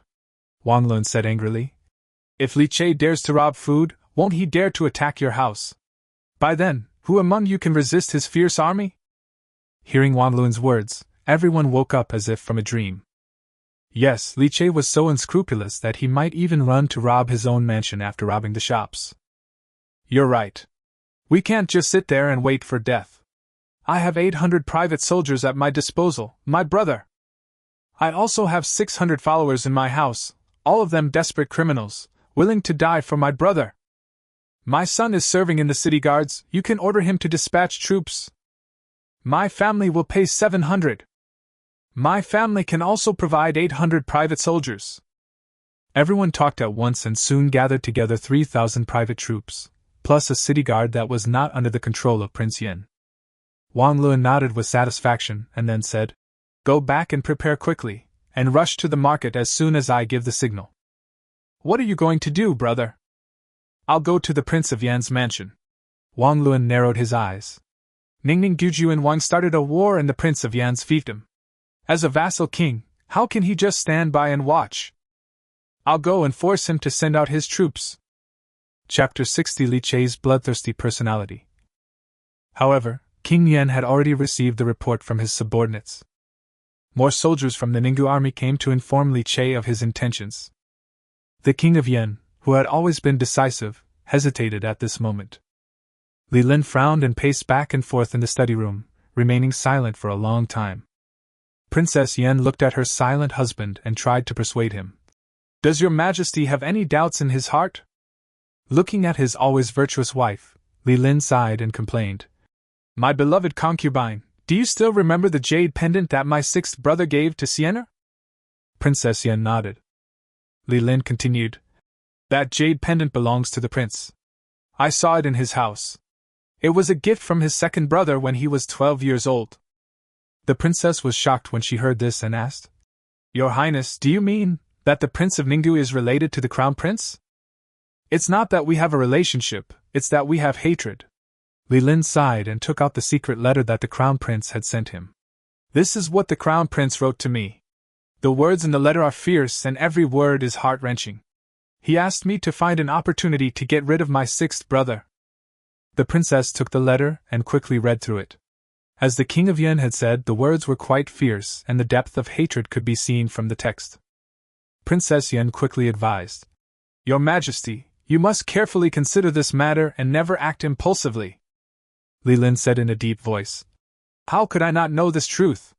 Daqing has barbarians causing trouble outside and noble families colluding with each other inside. Why would the princes fight against each other? Not to mention that my sixth brother is quite heroic and we hit it off right away. How could I harm him just because of a letter? Li Lin crumpled the letter paper into a ball in pain and lowered his head. But my brother, the Crown Prince, has been very kind to me. If it weren't for him, I would. The princess gently stroked his back and said softly, Good deeds are good deeds, and hatred is hatred. Your Highness has no grudges against the Prince of Ninggu. How can you harm him just because of the personal grudge of His Royal Highness the Crown Prince? After hearing what Princess Yan said, Li Lin raised his head, his eyes moving around, as if he understood something. He knew that his wife's words made sense, but the prince's kindness was more important than Mount Tai, and he really couldn't make a decision. Princess Yan added, What's more, the Ninggu County Prince is now at war with the noble families, which may be his intention to clear the obstacles for you. Your Highness must not repay kindness with hatred. Li Lin's clenched fists loosened. At this time, a personal soldier came to report. Your Highness, Wang Lun of the Wang family is here to see you. Li Lin stood up and said coldly. I know, please invite him to the hall. Seeing her husband's gloomy face, Princess Yan subconsciously grabbed his sleeve and said, Your Highness. King Yan patted her hands and said softly, Just be patient, I already know what to do. Your Highness, we have searched 11 shops and have replenished all the food, leather, cloth, medicinal materials and other supplies. The guard stood beside Li Che and bowed to report. But there are too many of them. I'm afraid we can't take them away. I'm afraid we need a convoy to transport them. Li Che nodded slightly, turned around and looked at the mountains of supplies piled up on the street, feeling a little excited. So many supplies are enough to support the team to reach Shanhaiguan, and there will be quite a lot left over. The aristocratic families are indeed rich enough to rival a country. Only they can amass such wealth in such a remote place. Go back to the camp now and pass on my order. Li Che threw the military token to him. Order the entire army to break camp and bring all the baggage to assemble here. Everyone? Yes, we'll leave now, Li Che said firmly. We've robbed so many things, why don't we leave quickly? Are we still waiting for the victim to come to us? The guard was stunned for a moment, then took the order and left. About a quarter of an hour later, the mighty Ninggu army marched into the market. Soldiers and laborers began to load the carts, and every shop was searched clean, leaving not even a grain of rice behind.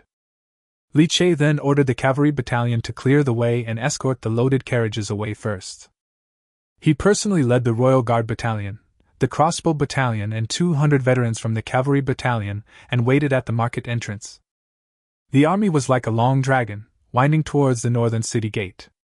Suddenly, at the corner of the street, a team of city defense soldiers, armed with spears and wearing leather armor, emerged with disorderly steps.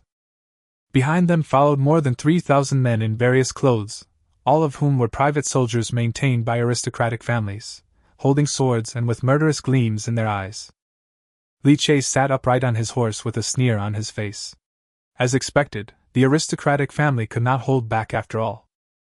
The leading general was a little nervous at first, but when he saw that the main force of the Ninggu army had withdrawn and only Li Che and a few hundred soldiers were left at the street corner, he immediately gained confidence and shouted loudly.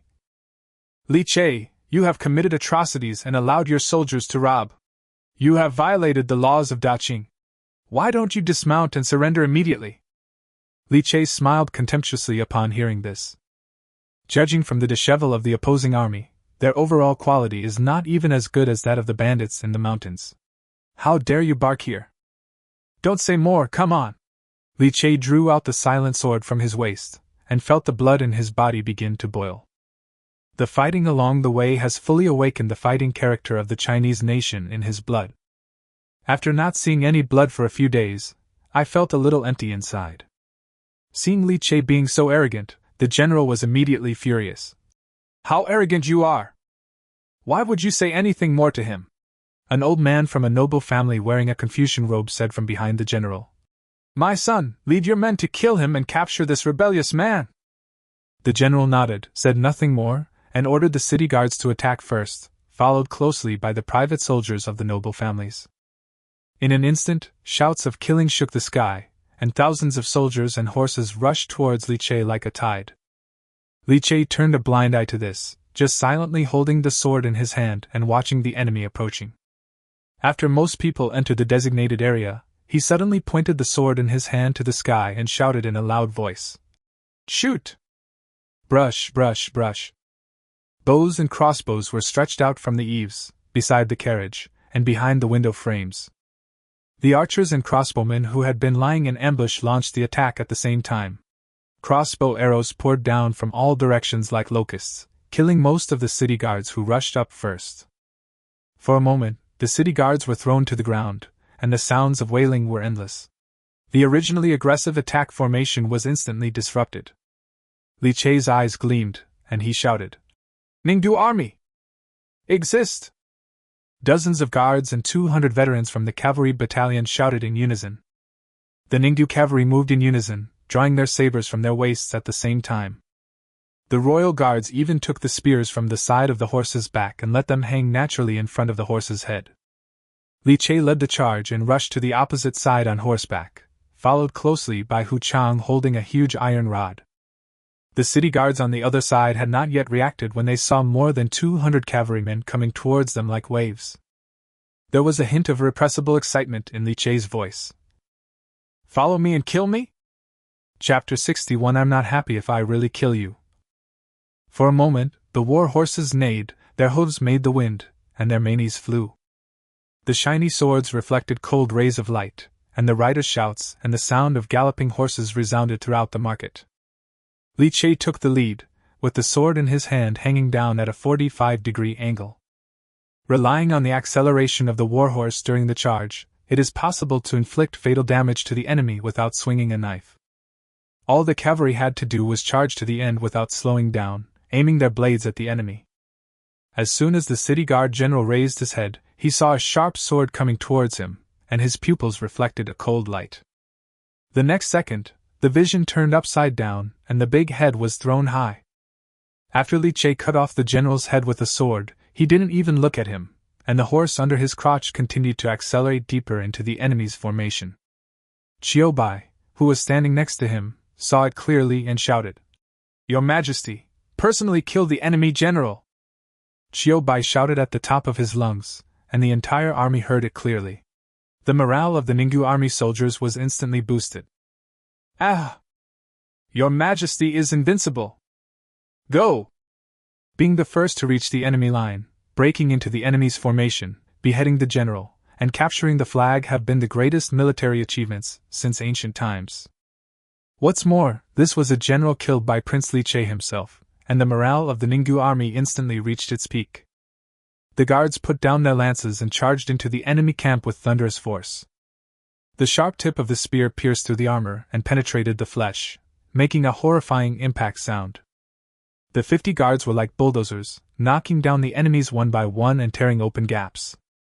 A few lucky soldiers managed to avoid the attack of the lances, but before they could gain a foothold, the 200 cavalrymen following them wielded their sharp sabers and ruthlessly chopped them to the ground. The moment the two lines came into contact, the city guards collapsed instantly. The Ninggu cavalry broke through the enemy's formation like a hot knife through butter, their horses' hooves ruthlessly trampling the remaining soldiers and sweeping towards the private soldiers of the aristocratic families in the rear. The old man from the noble family was horrified, and quickly pulled over 2 private soldiers, shouting, "Quick, stop them!" Frightened words came out of the old man's throat, and an arrow followed. Whoosh! The old man fell to the ground with a feather arrow hitting his throat. Blood instantly dyed his clothes red and spread on the ground. The head of the Yang family was shot by an arrow! Screams of fear echoed among the crowd, and then spread into boundless fear. Li Che put down the bow and arrow in his hand and shouted, "Follow me to break the formation!" The guards around him sped up again, and lowered their lances again after they were raised up due to piercing the enemy's body. Faced with the Ninggu cavalry getting closer and closer, the private soldiers' formation began to loosen. The people in the middle of the formation began to drop their weapons and flee to the shops on both sides. The private soldiers at the front had no way to retreat or avoid danger, so they had to charge forward. No matter how frightened they were, the Ninggu cavalry finally arrived before them. As the tip of the wedge formation, Li Che took the lead and was deeply embedded in the enemy's formation. The personal guards behind him acted like blades, cutting through the enemy formation. Every time Hu Chang swung the iron rod, there was a sound of bones breaking, and dozens of private soldiers flew backwards. The private soldiers' formation began to collapse under the impact, but the Ninggu cavalry's charge never stopped. The warhorse neighed and dust flew. Li Che suddenly tightened the reins, and the warhorse under his crotch stood up and stopped in front of several people from aristocratic families dressed in gorgeous clothes. These people from aristocratic families thought that they were safe and sound hiding in the formation, but they never expected that Li Che was so brave.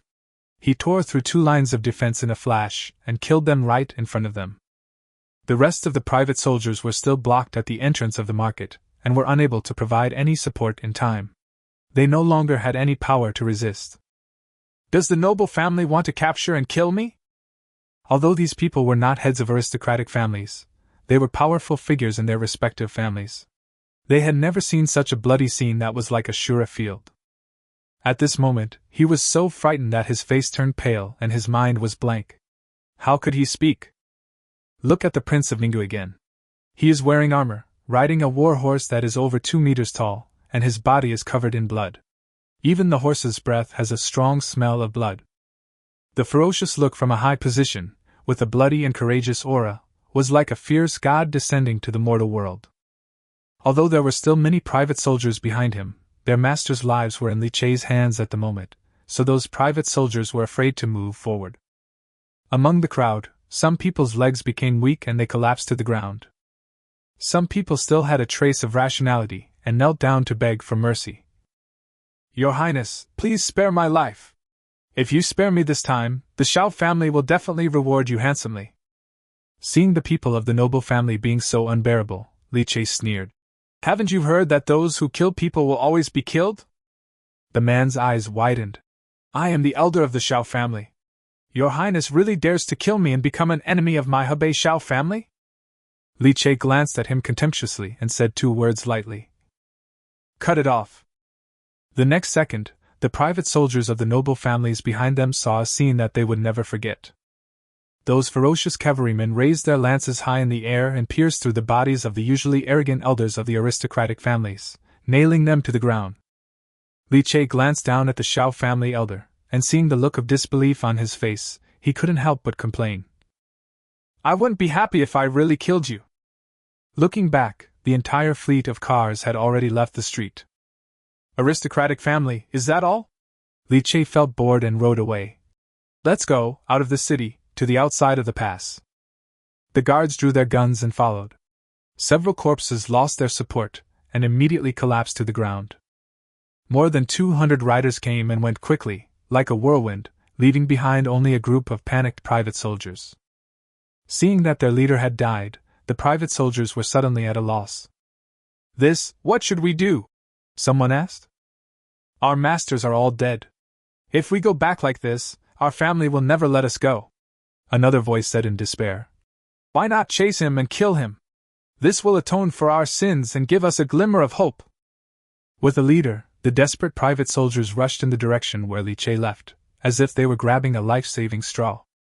Qiu Bai rode his horse side by side with Li Chei. After seeing this scene, he whispered, Your Highness, they are catching up. Li Chei looked back and said calmly, Don't worry about them, they are just a bunch of stray dogs. These private soldiers of noble families have been indoctrinated with loyalty and righteousness since childhood and have long since become tools. Now that the head of the family is dead, he will certainly seek revenge at all costs. There were only more than 200 riders around him, and he was able to kill those leaders of the aristocratic families because he caught the enemy off guard. Now that the goal has been achieved, there is no need to fight these private soldiers anymore. The sound of horse hooves was rapid and dense. Li Chei and his party galloped along the street and soon approached the north gate of Dongping County. Just when he thought he was about to leave the city smoothly, Qiu Bai beside him suddenly exclaimed, Your Highness, look ahead. Li Chei looked up and saw a dark crowd at the city gate. An army was blocking the way like an iron wall. This team was in neat and solemn formation, obviously an elite force, and was definitely not comparable to the half-baked city guards just now. In the setting sun, the cold light reflected from the soldiers' armor was frightening. The ranks slowly parted, and a general wearing goose feather armor rode out on his horse, with a long sword hanging from his waist and a stern expression. It was Prince of Yen Li Lin. Chapter 62 Farewell to Prince Ninggu. Stop! Li Chei raised his hand and tightened the reins. The cavalry behind him slowly stopped. Li Chei looked at the man in front of him in silence. The two of them stared at each other through the smoke and dust without saying a word for a long time. Li Chei was the first to break the silence and asked, Fourth brother, do you really want to fight me?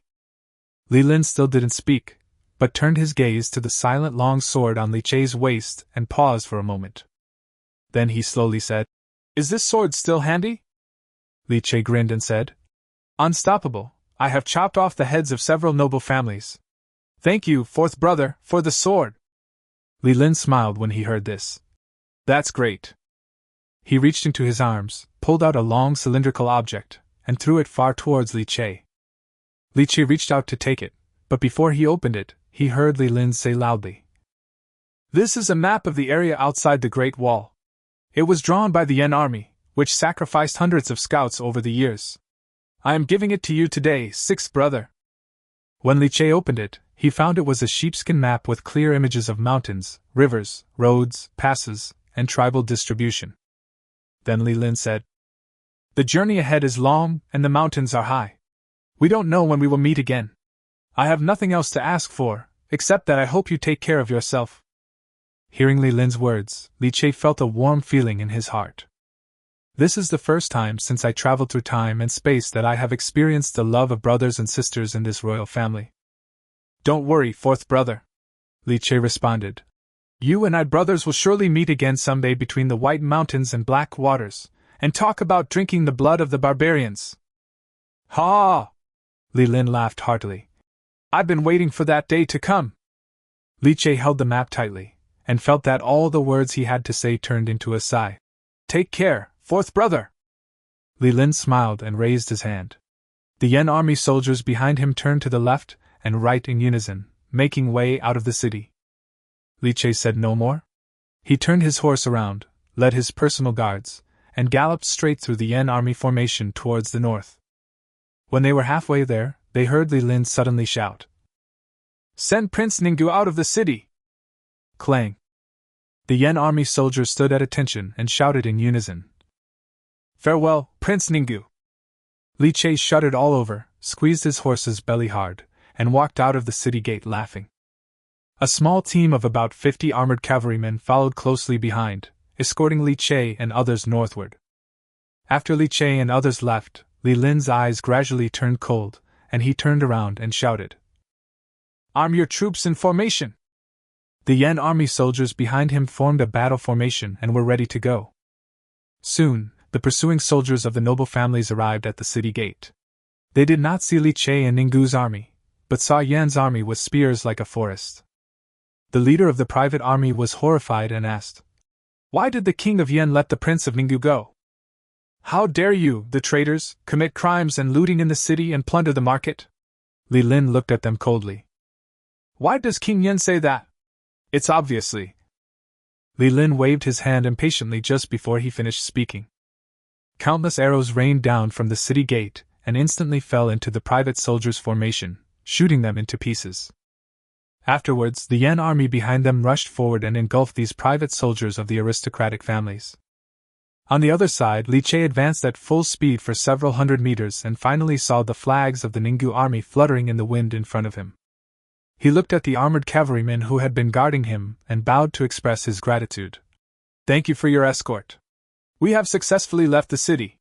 You may return and report now. Unexpectedly, all the armored cavalrymen stopped their horses and, led by the cavalry commander, knelt on one knee in front of Li Che. Li Che was surprised and said, What are you doing? Get up quickly. The cavalry commander took off his armor, revealing a young and handsome face, and said respectfully, We are willing to follow His Highness and go outside the Great Wall together.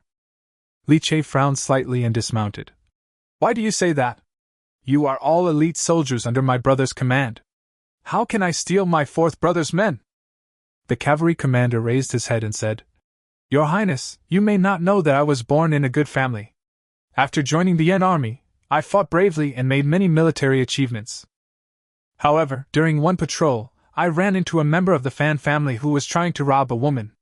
I beat him up and severely injured him, and the Fan family started to hold a grudge against me.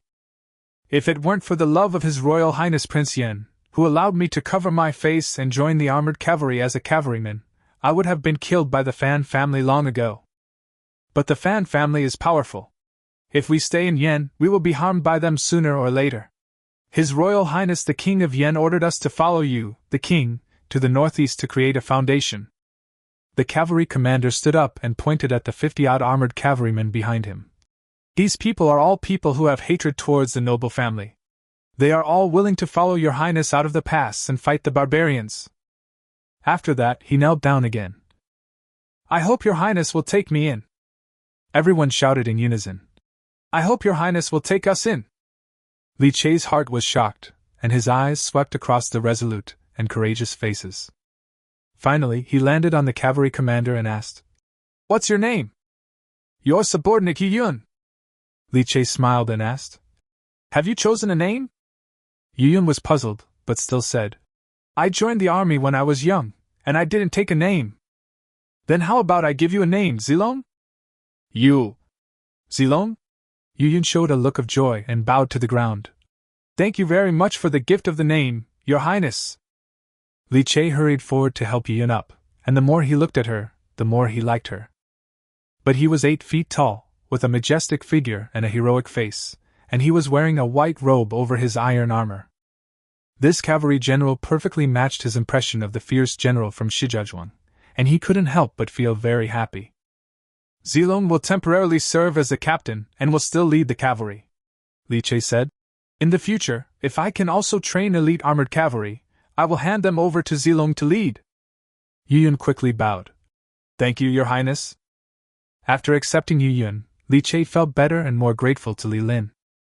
Armored cavalry was a strategic weapon in that era, and the king of Yen was willing to give it to me. He was really good to me. With these 50 armored cavalrymen as a prototype, as long as the productivity of the territory can keep up, he will be able to pull out a fully armored iron army soon. After reorganizing the troops and counting the losses, Li Che was surprised to find that there was not a single casualty on his side in the previous battle. Only one guard stabbed someone too hard and dislocated his arm. This also shows that the strategy of suppressing bandits and training troops along the way has been quite effective. At least that group of criminal veterans have transformed into battle-hardened elites, and will become the backbone of the military in the future. After leaving Dongping County, the team moved forward again. The next stop is Shanhaiguan, known as the #1 pass in the world. Chapter 63, the first level in the world. The morning light was just breaking, and the dry grass was rustling on both sides of the dirt road. As we headed north, the coldness grew stronger. A carriage rolled over dead branches and leaves, heading further north, and the air became increasingly cold. Today, Li Che rarely rode a horse. He sat opposite Qianbin in the carriage, with Xiuwen serving on the side. Qianbin placed a piece and saw Li Che staring at the chessboard absent-mindedly with his eyebrows slightly furrowed, so he asked, "Your Highness, is there anything bothering you?" Li Che came back to his senses and sighed. "The closer we get to Shanhaiguan, the more uneasy I feel. I always feel that I am not well prepared." Qianbin smiled and said, "Your Highness, if you have any concerns, don't keep them to yourself. You can speak frankly. I would like to hear the details. It's just a little sad. Even for a person like Fourth Brother, his territory is not peaceful. There are still restless people making trouble. This shows how difficult it is to govern a place. I thought it was too simple at the beginning." As Qianbin placed his pieces, he began to persuade. "Then, Your Highness, what do you think are the aspects that need to be accomplished in managing the affairs of a place?" Li Che thought for a moment and said, "We need to work on the military, politics, agriculture, industry, and commerce at the same time." "Yes, very insightful." Qianbin clapped his hands in admiration. "Then how much have you achieved now, Your Highness?" Li Che smiled bitterly. "The army is just beginning to be established, and the organization is not complete. Most of the battalion-level officers are temporarily replaced by the captains. The military and political affairs can only be regarded as a rough form. As for the political affairs, we have not yet reached the fiefdom, and have not encountered any specific problems. However, there are very few people who can read under my command, and I am afraid they are not up to the task. As for agriculture, industry, and commerce, there is no way to talk about it. Only the craftsmen are sufficient, and the basic scale of agriculture and commerce has not yet been formed. According to this calculation, the army under my command is actually quite outstanding. It is the only one I can show off." Qianbin shook his head helplessly. "Your Highness is worried about something too far-reaching. I am just a math teacher and cannot help Your Highness much. But in my opinion, what Your Highness needs most right now is a strategist who can plan and strategize." After hearing Qianbin's words, Li Che suddenly became enlightened. "Yes, what I lack is a strategist like Zhuge Kongming, who has extraordinary talent and can plan strategies. People like Qianbin are all professional talents, and are more than qualified to be in charge of a department. but when it comes to coordinating the overall situation and winning a battle thousands of miles away, there is still some lack of skills. Don't worry, Your Highness. There are tens of thousands of exiled prisoners in Ninggu County. Among them there must be the wise and resourceful people that Your Highness needs. Qian Bin comforted. Li Qian nodded slightly, feeling a little relieved. After pressing down a piece casually, he said with a confident smile, Master Qian, you lose? Qian Bin stared at the chessboard with wide eyes, the smile on his face gradually disappearing. Huh! How can this kid connect 5 chess pieces together and say that I lost? Shanhaiguan is sandwiched between high mountains and the sea, and is the only vital passage from the central plains to the outside of the pass. In the 3rd year of Taisha in the Daqing reign, Emperor Qing ordered Duke of Wei Shuizhong to lead an army to the north. The barbarians were frightened and fled, and never dared to look south from then on. Afterwards, Shuizhong was ordered to build a pass and defenses here. Because it is backed by Yanshan Mountain in the north and borders Bohai Sea in the south, it was named Shanhaiguan. As the first important road to the northern barbarians, Shanhaiguan has always been guarded by generals of the Shui family. On that day, Shuizhen was discussing matters in his mansion when he suddenly heard an urgent bell ringing from the direction of the city wall. He stood up suddenly and ran quickly to the top of the city wall. On the city wall, the defenders had already heard the news and were preparing for war in a tense and orderly manner. Quick, quick, quick! Close the city gates! Load the crossbow and prepare to meet the enemy! All troops put on their armor and defend the city! Seeing Shuizhen coming, the deputy general on duty quickly came over and reported. General, the scouts reported that a group of about 10,000 people were spotted heading towards the pass from the south. There are many horses in the team, about half of them are cavalry, but the distance is still too far to see the flags clearly. Shuizhen nodded slightly and looked into the distance, only to see a dark shadow vaguely appearing on the horizon, slowly moving towards Shanhaiguan. Could it be the army of the King of Yen? The deputy general looked puzzled. Who else but the King of Yen could have such a large number of cavalry? But why did the King of Yen come to us if he is not stationed in Yen? Shuizhen shook his head gently. In my opinion, the person who came is not the Prince of Yen, but the Prince of Ninggu. Prince of Ninggu? The deputy general's eyes widened in disbelief. How is this possible? Didn't the news from the capital say that Prince of Ninggu was not favored by His Majesty, and only brought more than 1,000 criminal soldiers with him to his fiefdom? Shuizhen had no answer to the deputy general's question. He really couldn't imagine how a vassal king who was not even a prince could expand his team tenfold in such a short time. But there is no need to understand all this. As a military general guarding the border, the most taboo thing is to be involved with the vassal kings. Soon, the team gradually approached, and a soldier with good eyesight recognized the words on the king's flag. General, this is the banner of the Ninggu County king. As soon as these words were spoken, the defenders were in an uproar. Ordinary soldiers were not as well informed as the generals. They had never even heard of the name of Prince Ninggu, let alone why he led his troops here. But they knew that after leaving Shanhaiguan and going a little further north, there was a place called Ninggu County, which was nominally also a territory of Daqing. Quiet! Deputy General Shuizhen shouted, and the noise on the city wall gradually dissipated. He turned to look at Shuizhen beside him and asked tentatively, General, since the Prince of Ninggu is here in person, should we open the city gate first and welcome the prince in? Shuizhen had a blank expression on his face. He glanced at the troops with flags flying under the city and asked, What is our duty in guarding Shanhaiguan? The deputy general answered without hesitation. Of course, we are to resist the enemies outside the pass and protect our Daqing territory. Then, who are the enemies outside the Great Wall? Shuizhen's tone was calm, but it struck the deputy general's heart like a huge bell. Of course it's barbaric. The deputy general's voice stopped abruptly, and cold sweat seeped out of his forehead. Enemies outside the pass. Ninggu County is also outside the Great Wall. These border troops, while guarding against the barbarians, also have the responsibility to monitor the Prince of Ninggu. Seeing Shuizhen's calm demeanor, the deputy general didn't dare to think any further and only felt a chill on his back.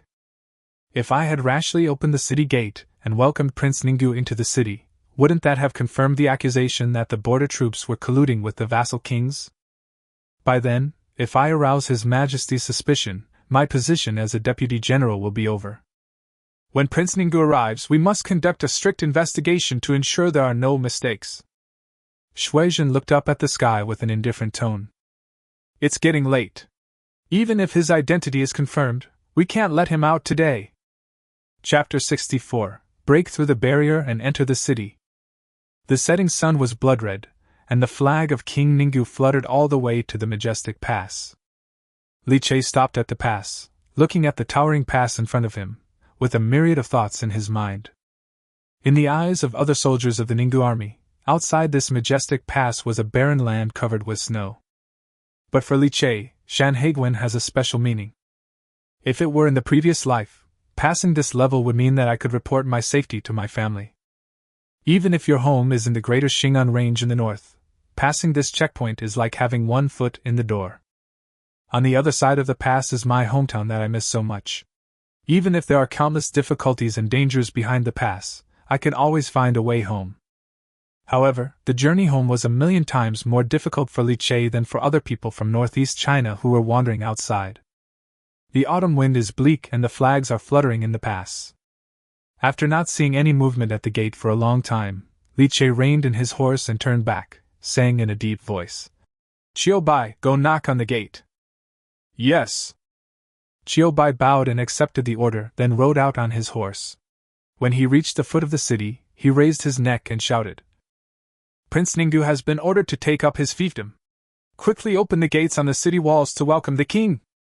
Shuizhen heard the sound and looked down at the city. But the army below the city was in neat order, and the soldiers were all strong and brave. Although they had no hostility, there was a murderous aura that reached the sky. Shuizhen came from a family of generals, so he could naturally see the extraordinary nature of this army, which had truly been baptized by blood and fire. I secretly sighed in my heart that the rumors were indeed not credible. How could Prince Ninggu, who could lead such a powerful army, be a cowardly and incompetent prince? It is clearly a tiger that has been dormant for a long time. Now that it is out of the cage, it is likely to shock the world. As his thoughts surged, Shuizhen remained calm and winked at the deputy general beside him. The deputy general understood what he meant, stepped forward, and said loudly, "Does the visitor have a pass?" The ancient people were not stupid. They knew that population was a country's most important resource, and ordinary people certainly could not leave the country without permission. Only those with a customs clearance document will be allowed to pass through the border, otherwise they will be regarded as smuggling. Hearing the deputy general's words, Chiu Bai frowned. "My prince has been ordered to go to the vassal state, with the royal seal and imperial edict as proof. Why does he need a pass?" The deputy general looked at Shuizhen in embarrassment. Shuizhen's expression remained unchanged, and he said in neither humble nor arrogant manner, "In this case, please show me the imperial edict or the royal seal to verify its authenticity." "How dare you?" Chiu Bai was furious. "How can you just look at the royal seal and the imperial edict whenever you want?" "Without proof, I cannot open the door," Shuizhen said calmly. "You!" Chiu Bai's eyes widened with anger. The general upstairs had a bad temper and was stubborn, so he had no other options and could only look back at Li Che. Li Che pondered for a moment, as if he had figured something out, and smiled calmly. "In that case, let him see it." Uncle Yang took out the royal seal and imperial edict from the carriage and walked to the city gate. Chiu Bai shouted again, "Can you see clearly? Hurry up and open the city gate." Shuizhen frowned and replied, "It's dark and difficult to read. Please send me the royal seal and imperial edict so I can examine it carefully." Chiu Bai became even more furious. "Don't push your luck. This is my duty." Shuizhen refused to give in. Li Che was watching from behind and felt that this person was interesting. He smiled and said, "It is inconvenient to show the royal seal to others, but it is fine to give the imperial edict to him." "Your Highness!" Qian Bin opened his mouth to persuade him, but Li Che raised his hand to stop him. "Master Qian, rest assured. I don't think he would dare to disrespect the imperial edict." A hanging basket slowly descended from the city wall. Chiu Bai carefully placed the imperial edict in it, and the hanging basket slowly rose. Then there was a long silence.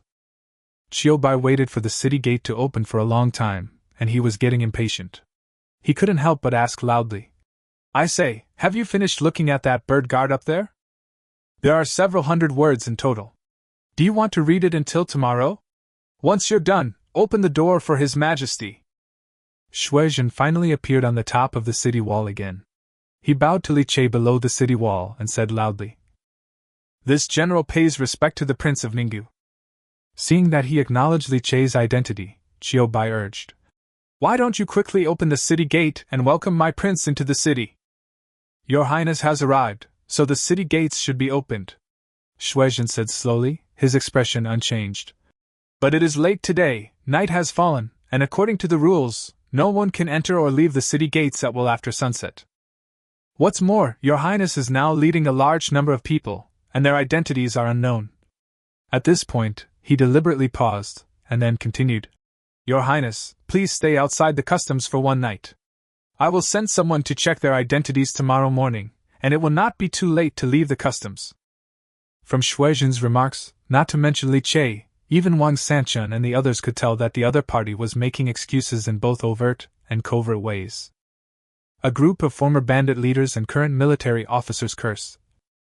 "What did you say, you bastard? How rude of you! My Highness has come all the way here. Enter your mother's hole, and I'll tear your stinky mouth apart. This guy is clearly trying to make things difficult for me, Your Highness. I'm going to kill him." The other officers were all giving their all, but Yuyun was the only one at a loss. He wanted to curse along, but he couldn't open his mouth. The middle and senior officers of the Ninggu army have little education, and they use insults in a very low-level way. A simple, straight bitch is an extremely dirty swear word. Thief is an insulting word. When a person sees his own mother, a part of his body becomes stiff. It can be said to be both dirty and insulting. Shuizhen was born into a military family, the legitimate son of Shuizhong, Duke of Wei. He had never heard such filthy words, and his face turned pale immediately. "Rules are rules!" Shuizhen shouted. "This general has the responsibility to defend the territory. How can I abandon my duty just because of your threats? Prince Ninggu, you allowed your rude men to insult the border generals. I will report this to His Majesty and report you." Li looked at General Guan and found him more and more interesting. He waved his hand, and the people behind him stopped their verbal attacks. "That young general, are you really not going to let me pass?" Li tone was calm, but with a sense of oppression. Shuizhen stiffened his neck and said firmly, "It is already late. I have no right to let Your Highness pass. If Your Highness insists on passing through, then order your army to attack the city and destroy the pass, and then step over my body to pass through."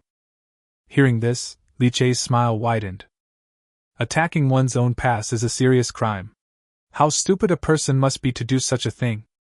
Thinking of this, Li looked at the other defenders and said with a kind smile, "Everyone has heard it, your general asked me to do this. I have never heard of such a request in my life, so of course I have to satisfy him." As soon as these words came out, Shuizhen was stunned. Not only Shuizhen, but even the captains who had cursed the most fiercely just now were frozen. "What are you standing there for?" Li looked at Wang Sanchun and others behind him and drew the long sword from his waist. "Ninggu army, listen to my orders! Break through the barrier and enter the city for me."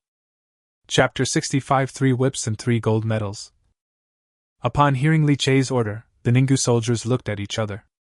It is true that everyone is a criminal, but they also know that attacking their own pass is a serious crime, no different from treason. How come Your Highness's order is even crazier than that of us criminals? The army was completely silent except for the whistling of sand and wind. Everyone hesitated and dared not move forward.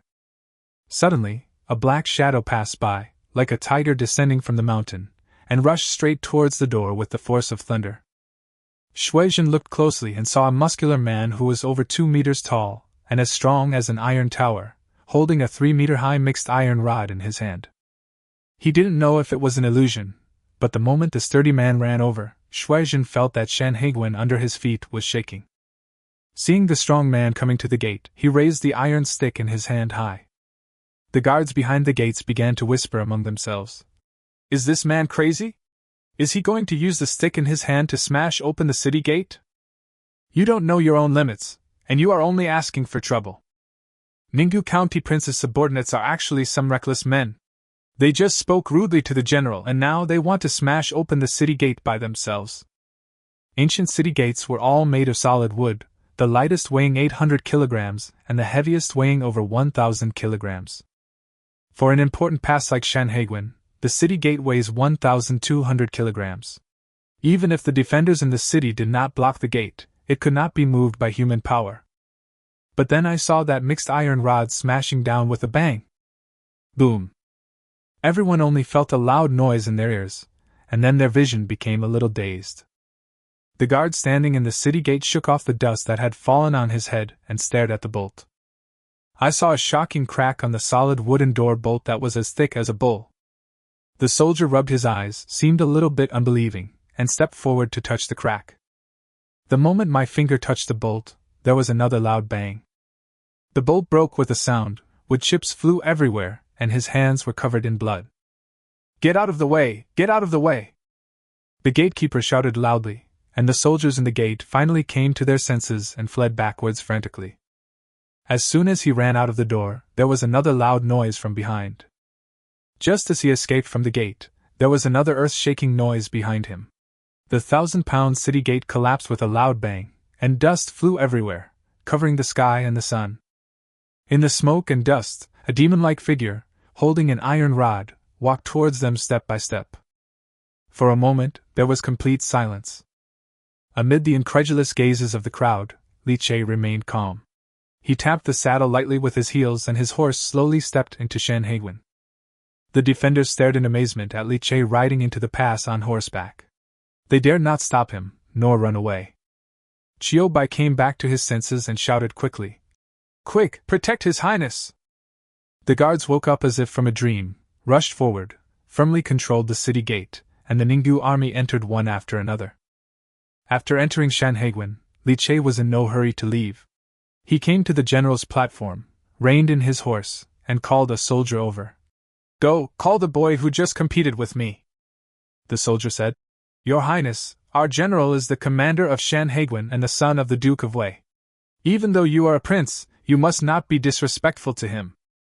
Liao looked at him with a half-smile.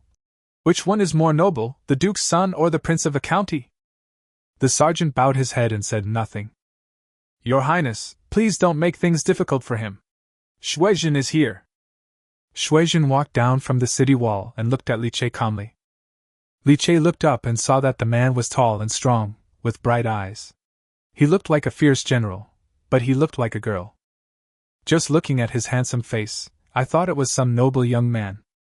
"General Shui, you are so powerful!" Liao snorted coldly. Shuizhen looked up at Liao and said, "I am just following the imperial decree. But your Highness allowed his troops to destroy the pass and break into the city today. I will report the truth to the court." "What a stubborn Shui family elder brother!" Liao did not get angry but laughed instead. He raised the horsewhip in his hand and whipped Shuizhen hard. Snap! Snap! Snap! The soldiers only heard 3 whip sounds and Shuizhen half knelt on the ground with his face covered. The deputy general was horrified and stepped forward to stop him. "Your Highness, calm down. General Shui." Li's eyes turned cold, and he kicked the deputy general's helmet firmly. "Get lost! Who do you think you are? You are not worthy of talking to this king!" The deputy general was stunned by the kick and stood there at a loss as to what to do. The defenders of Sanhedrin lowered their heads, tightly grasped their weapons, and gritted their teeth. Shuizhen had always enjoyed prestige in the army, and was treated like this by Liao for no reason. The soldiers naturally felt unfair for him. At this moment, Shuizhen only needed to give an order, and the surrounding soldiers would rush forward and hack Liao to death. Chiyobai and other personal guards were also aware of this. They all held their swords at their waists, and guarded Liao vigilantly. Liao snorted coldly and turned to look at the north gate. "Open the gate, I want to leave!" Seeing that the soldiers did not move, Chiyobai walked over with a few bodyguards, fiercely pushed away the guards, and opened the northern gate. Liao looked back at Shuizhen and threatened, "Next time you see me, be more considerate." After saying this, he left in a leisurely manner with his personal guards. The Ninggu army followed behind and marched out of the pass in a mighty manner. Seeing Li Che walking away, the deputy general hurriedly stepped forward to help Shuizhen up. "General, are you okay? This Prince Ninggu is really abominable. He treated the general like this and even kicked me. He is so arrogant and domineering." He stepped forward and pulled off Shuizhen's hand that was covering his face. He suddenly froze in place. How could this happen? Shuizhen's face was white and clean, without a single scar. "Don't make a sound," Shuizhen whispered. "Your Highness just sucked the air, he didn't hurt me at all." "Ah?" The deputy general looked puzzled. "Why is Prince Ninggu like this? Don't you understand? These 3 whips have confirmed the fact that Prince Ninggu and I are at odds. Once this matter is reported to the court, it will prevent His Majesty from being wary of me. Even if the Prince of Ninggu rebels in the future, I won't be implicated because of these 3 whips. Your Highness, those weren't 3 whips, they were 3 golden medals of immunity from death." The deputy general suddenly realized and looked at Li Che's receding back with more respect in his eyes. "I see." The deputy general's face was filled with regret. "Damn it, why did your Highness only kick me just now?" The deputy general looked at Shuizhen anxiously. "General, I always feel a little unsure. Should I chase him and let His Highness give me a few more whips?" "Roll." "Okay."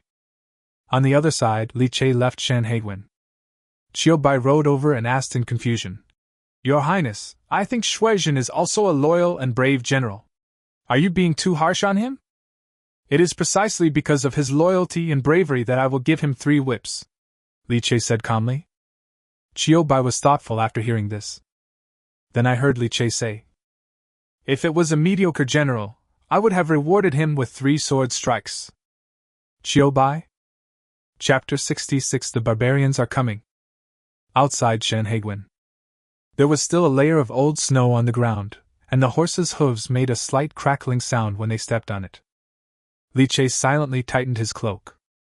"I don't know if it's a psychological reason, but I always feel that the temperature dropped several degrees instantly after leaving Shanhaiguan." As soon as they left Shanhaiguan, Li Che ordered the entire army to rest, and then took out the map that his 4th brother had given him before leaving, and looked at it carefully. On the map, the mountains, rivers, counties and cities outside the Great Wall are all marked. Ninggu County City is the destination of this trip. Li Che muttered in his mind, referring to the memories of his previous life, and quickly determined the location of Ninggu County City.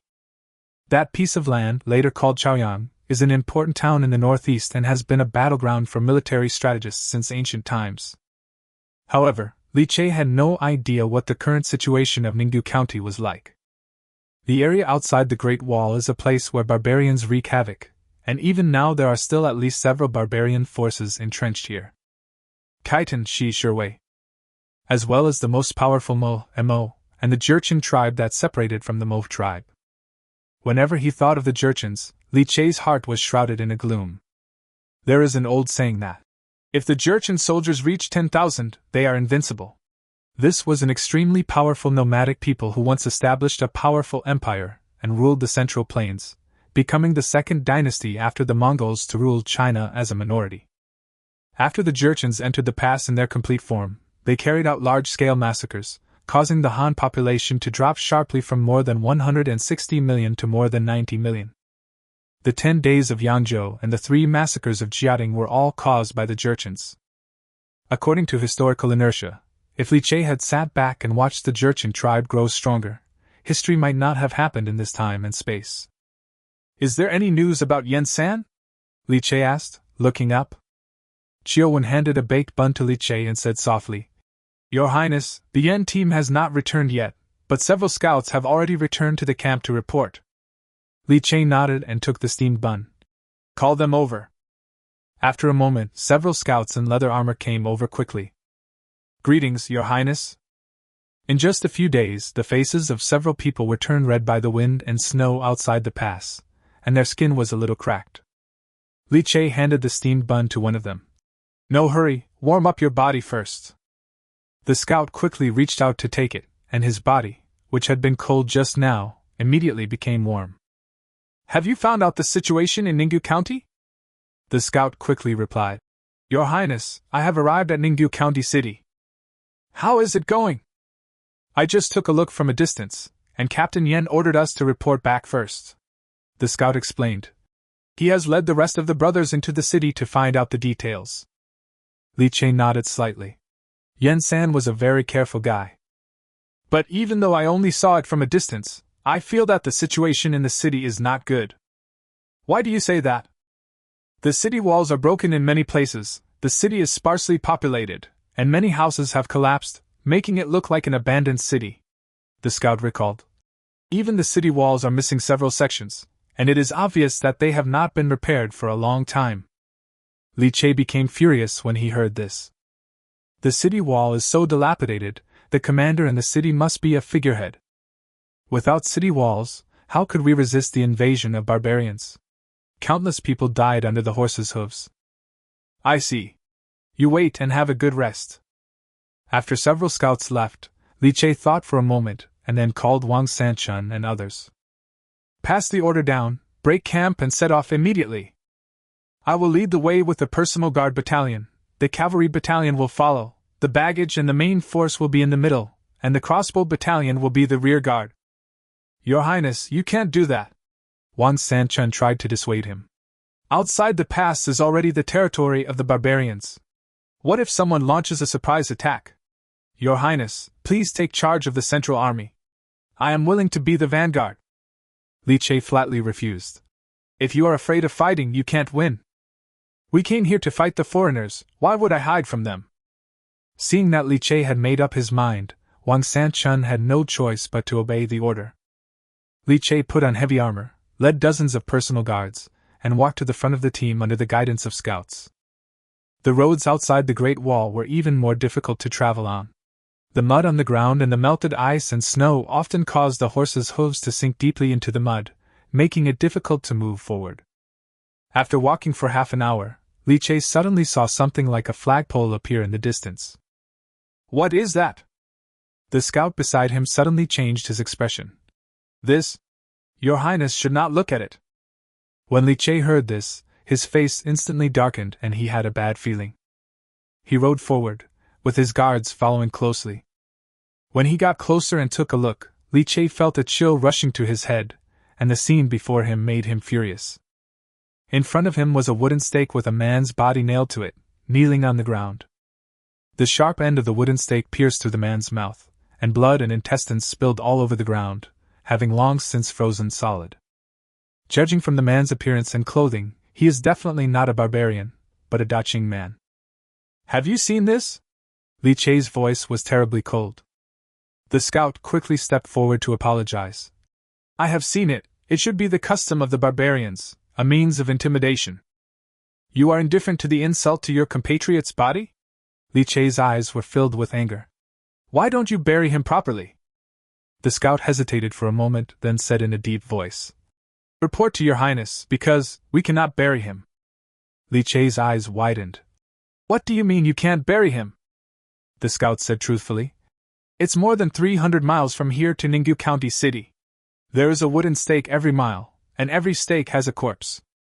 There are more than 300 bodies, and we only have dozens of scouts.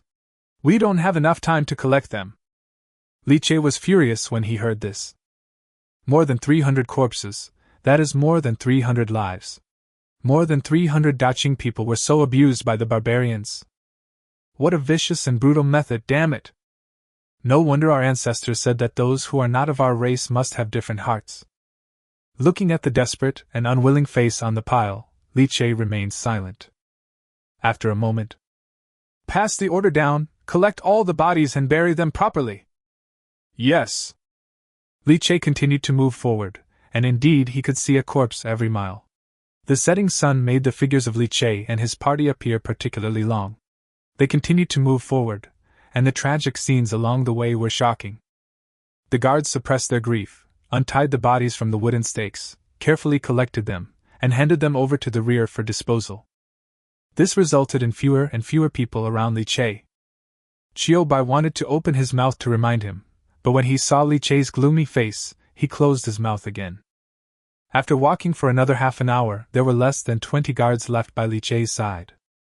Suddenly, the shadows of several unfamiliar cavalrymen appeared on the mountain road in the distance. Chiu Bai's pupils shrank sharply, and he quickly warned, "Your Highness, there is a situation."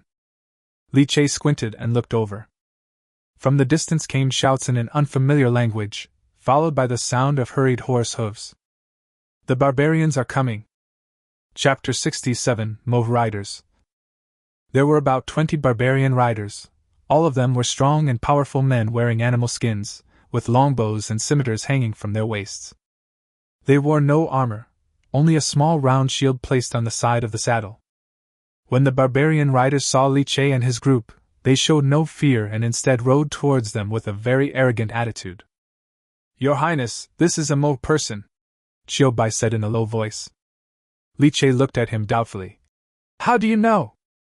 "My family was once a powerful family in the north. I learned their language when I was young and can understand a few words. And the Mo people are the easiest to identify. The Khitan, Goryeo, and Shui people all don't braid their hair. Only the Mo men like to braid their hair down to the back of their heads." Li Che took a closer look and found that the barbarians opposite him all had a small braid on the back of their heads. Unlike the braids seen in Qing palace dramas, their braids were uglier and shorter, like a rat's tail. The man in the lead seemed to be a small leader, with an ornament similar to a tiger or leopard's tail tied to his braid. The Mo people's horses were extremely fast, and they arrived in front of Li Che and others in a flash. Seeing this, the guards wanted to draw their swords, but Li Che raised his hand to stop them. The leader with the beast's tail tied to his neck came up to Li Che arrogantly and muttered a bunch of words. "What did he say?" Li Che asked Xiang Qiubai with a frown on his face. Qiu Bai listened attentively, his face becoming increasingly ugly, and he said in a deep voice, "He asked us why we put these bodies down. Don't you know the rules? Ask him, what are the rules?" Qiu Bai looked at the man and said a series of words. The Mo leader seemed a little surprised that Qiu Bai actually understood their language. After a brief moment of astonishment, he responded. After hearing this, Qiu Bai was furious and gritted his teeth and said, "He said that these corpses are a warning to the Xia people from the many barbarians outside the Great Wall. This is not our Xia people's territory. Let us behave ourselves. Any race in the north has a higher status than the Xia people. If you dare to resist, your fate will be the same as those people. There is no Qin and Han dynasty in this world, so other countries and races still call the people of the Central Plains Xia people." Qiu Bai looked at Li Che indignantly. "Your Highness, those corpses turned out to be warriors who fought against the barbarians." Upon hearing this, Li Che's eyes swept across the faces of the barbarians, finally fixing on the leader, with a cold light flashing in his eyes. "Just tell him." Li Che suddenly stopped talking halfway and sneered. "Never mind. I am a bunch of bastards, damn him!" The silent sword at the waist was unsheathed, a cold light flashed, and a sword slashed out. Before the Mo leader could react, he felt a chill on his neck, and a head flew high into the air, blood gushing out, leaving only a headless body on the horse's back. While the other Mo riders were stunned, Li Che's personal guards had already drawn their swords and jumped on their horses, neighing and rushing forward like arrows. In an instant, 7 or 8 Mo riders were beheaded and their blood splattered 5 steps away. The Mo riders were used to seeing criminals from Daqing exiled here, and they thought that the people of Daqing were weak and could be bullied. They never expected that Li Che and his men, who were outnumbered by their own group, would dare to attack them. By the time he came to his senses and wanted to escape on horseback, it was too late. Li Che's personal guards took out their crossbows from their waists, strung them, and aimed at the remnants of the Mo who were fleeing in panic. Whoosh whoosh whoosh. Just a few steps away, more than 10 crossbow arrows, carrying the breath of death, accurately pierced the chests of the Mo people, knocking them off their horses one by one. At this point, more than 20 Mo riders were almost wiped out, and only the last 3 riders managed to escape with their lives. Li Che did not order a pursuit, but calmly took the bow and arrow from the side of the horse, bent the bow and put the arrow on it in one go. Whoosh! Whoosh! Whoosh!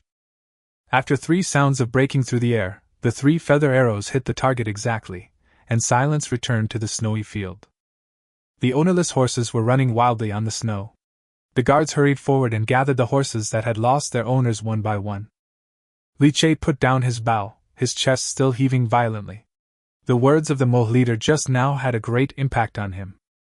He never thought that the Xia people living in Ninggu County, which was clearly part of Daqing's territory, had become the lowest race.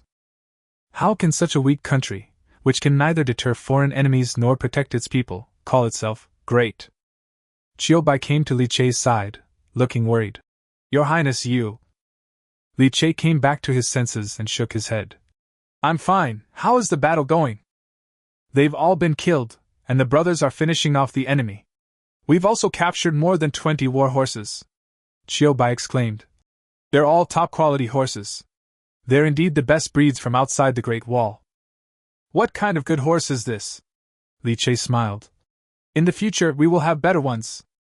The horses that the Mo people rode were a hybrid of Mongolian and Kazakh horses. Although these horses had great endurance and good load-bearing capacity, they were only barely qualified as war horses. The real fine horses are found far away in the western regions, especially in the distant country of Dayuan, where there are fine horses with superior speed and explosive power that can run 1,000 miles a day. Clean up, let's move on, eh? Li Che suddenly caught a glimpse of a corpse on the ground that actually moved. Then the corpse suddenly jumped up, turned over, rode on an ownerless warhorse, and fled desperately into the distance. Hurry! Don't let him run away, inform him! Li Che shouted loudly. However, the guards around him were busy cleaning the battlefield, and at this moment, Li Che was the only one still riding on the horse. Li Che made up his mind, and without thinking twice, he spurred his horse and chased after the fleeing Mo man. He subconsciously reached behind him, but felt nothing. Then he remembered that he had handed the bow to Qiubai after shooting the arrow. Damn it! Li Che cursed and accelerated to chase after him. Qiubai's intermittent voice came from behind. Your Highness, slow down. Hurry up and chase him. If His Highness loses even a hair, you and I will die. The personal guards quickly mounted their horses and chased after them, but Li Che and the fleeing Mo rider had already run too far, and now only their backs could be vaguely seen. Fuck your mother, you bastard, don't run! Li Che whipped the horse with all his might, but his riding skills were still not as skilled as those of the Hu cavalrymen, and he saw that the other party was about to escape into the vast snow forest. In a flash, Li Che made up his mind, drew the sword from his waist, aimed at the rider's back, and threw it with all his might. The silent sword flew through the air and took the head of the barbarian. Duam! The Mo rider only felt a flash of cold light behind his head, followed by a dull pain in his scalp, and was so scared that he almost fell off his horse. When he raised his hand to feel around, he found that his head was not injured, only the hilt of the sword hit him. Then he turned around and laughed mockingly at Li Che. You savage dog, I'm going to eat you alive! Li Che was so angry that he whipped the horse and chased after him again. However, the distance between the two was getting farther and farther, and the Hu cavalry was about to disappear in the vast snow forest. Suddenly, a black shadow jumped down from the forest. The black shadow was agile and landed steadily on the Mo rider's horse. Then, a scream came from the horse's back. Chapter 68 Inner City, Outer City and Cannibalism. But the black shadow was agile and wrapped around the limbs of the Mo rider like a snake, making him unable to move. Then, the sound of breaking bones was heard. The black shadow exerted force again, and actually pulled the Mo rider off his horse. Whoa! Li Che was horrified and quickly stopped his horse in front of the two men. I saw a thin man standing up from the snow, while the Mo rider collapsed to the ground, groaning in pain, and unable to stand up. Yen-san? Li Che looked at the person who came in surprise. Yen-san pays respect to His Highness. The person who came was Yen-san, who was sent by Li Che early on. He is... Don't worry, Your Highness. We have removed all his joints. He will definitely not be able to escape. Yen-san grinned. Sure, where did you learn this trick? Li Che felt much more relaxed and patted Yen-san on the shoulder. Yen-san happily came over and said, We, the gentlemen on the beam, all know some techniques of shrinking bones. It's easy to dismantle a person's joints. Not bad, not bad. Li Che praised sincerely. It was really appropriate to promote Yen-san to the position of scout in the first place. Among all the teams, Yan San's ability in fighting on the battlefield may be the worst. But apart from the battlefield, his skills may be the best in sneak attacks, assassinations, reconnaissance, and other missions. How did you get here? Li Che asked again. Yan San picked up the fallen silence sword for Li Che and presented it to him respectfully, then replied. I have already found out the situation in Ninggu County. I am worried that your highness will be anxious, so I asked the others to hide in the city while I will go back first to report. Li Che put Jing Mo back into the scabbard. Hearing that Yan San had already figured out the situation in Ninggu County, he hurriedly asked, What's the situation? It's not optimistic. Yan San's face was solemn. There are starving people everywhere in the city. The people have no land to farm, no livestock to graze, no homes to live in, and only have straw mats and animal skins to cover their bodies. Countless people have frozen to death. We entered the city as if we were entering an empty space. The gates were wide open, but there was not a single soldier guarding them. Rather than calling it a city, it was more like an unattended refugee camp. Li Che looked grim. Has it become so difficult? Hardship? Your Highness is really wrong. This city is very prosperous, Yan San said in a strange tone. Li Che was startled and asked, Why do you say that? Your Highness, you may not know that Ninggu County is divided into the inner city and the outer city. What I told you before was only the scene of the outer city. The inner city is more than 10 meters high, and there are well-dressed and well-equipped soldiers patrolling all the time. It would be quite difficult for my subordinates to sneak in. The city is full of streets and alleys, with high walls standing tall, like a maze. The pedestrians are dressed in gorgeous clothes, and the air is filled with the aroma of wine and meat. There is no sign of hardship at all. When Li Che heard this, his expression became even more solemn. Without Yan San's explanation, he almost understood what was going on. The rich have wine and meat, but the poor freeze to death on the streets. There are class differences everywhere. It is not uncommon to see people at the lower level suffering while those at the upper level living in luxury. But he never expected that in this bitter and cold place outside the Great Wall, surrounded by foreign races, it was exactly the place where the people of Daqing should gather together for warmth. It is really chilling that these people are so ignorant of restraint and rely on eating people to live their happy lives. What is even more shocking to my subordinates is that there are barbarians entering and leaving the inner city freely. Yan San said another jaw-dropping thing. Li Che narrowed his eyes and suppressed his anger. Are you sure? I guarantee this with my life. This is not a lie, San said firmly. For people like us, knowing people is the foundation of our lives. We cannot afford to make any mistakes. Those barbarians are wearing gold and silver, going in and out of several high-ranking mansions, and accompanied by beautiful women. It is obvious that they have a high status here. Collaboration with the enemy and treason. Li Che gritted his teeth, anger blazing in his eyes. This is a capital crime. Not only that, my subordinates also observe the inner city walls. Although they are extremely strong, there is no trace of war. Yan San continued. This shows that the barbarians plundered Ninggu County several times a year, and the outer city walls were almost completely demolished, but they never attacked the inner city. On the contrary, in the outer city, the people are poor and destitute, with nothing. Not even a young woman can be seen, as they have all been looted by the barbarians. Li Che stood up suddenly and paced back and forth, his heart filled with anger. What Yan San said made him shudder. The inner city of Ninggu County was such a filthy place. No need to say more, I understand. The reason they don't need to farm and raise livestock is that they treat the people from outside the city as cattle and sheep and livestock, and they join forces with foreign tribes to exploit the people's flesh and blood layer by layer. They closed their city gates and reached an agreement with the barbarians, treating their compatriots as goods and handing them over to the barbarians. Yan San hesitated for a moment, then bowed and said, Your Highness is wise, that's right. That's why I dare not delay and come to report to Your Highness first. If this is true, the people in power in the inner city will definitely not want Your Highness to enter the city to share the benefits with them. If Your Highness goes there rashly, you may encounter unexpected events. Moreover, the situation in the inner city is also very complicated. I even saw people wearing official uniforms from the previous dynasty walking back and forth. I guess it's not a monolithic place either. Your Highness may be able to maneuver between the two, win over one side, suppress the other, and gradually take control of the inner city. Although Yuan San was a notorious bandit, he often went in and out of the palaces of princes and nobles, and his horizons gradually broadened through what he saw and heard.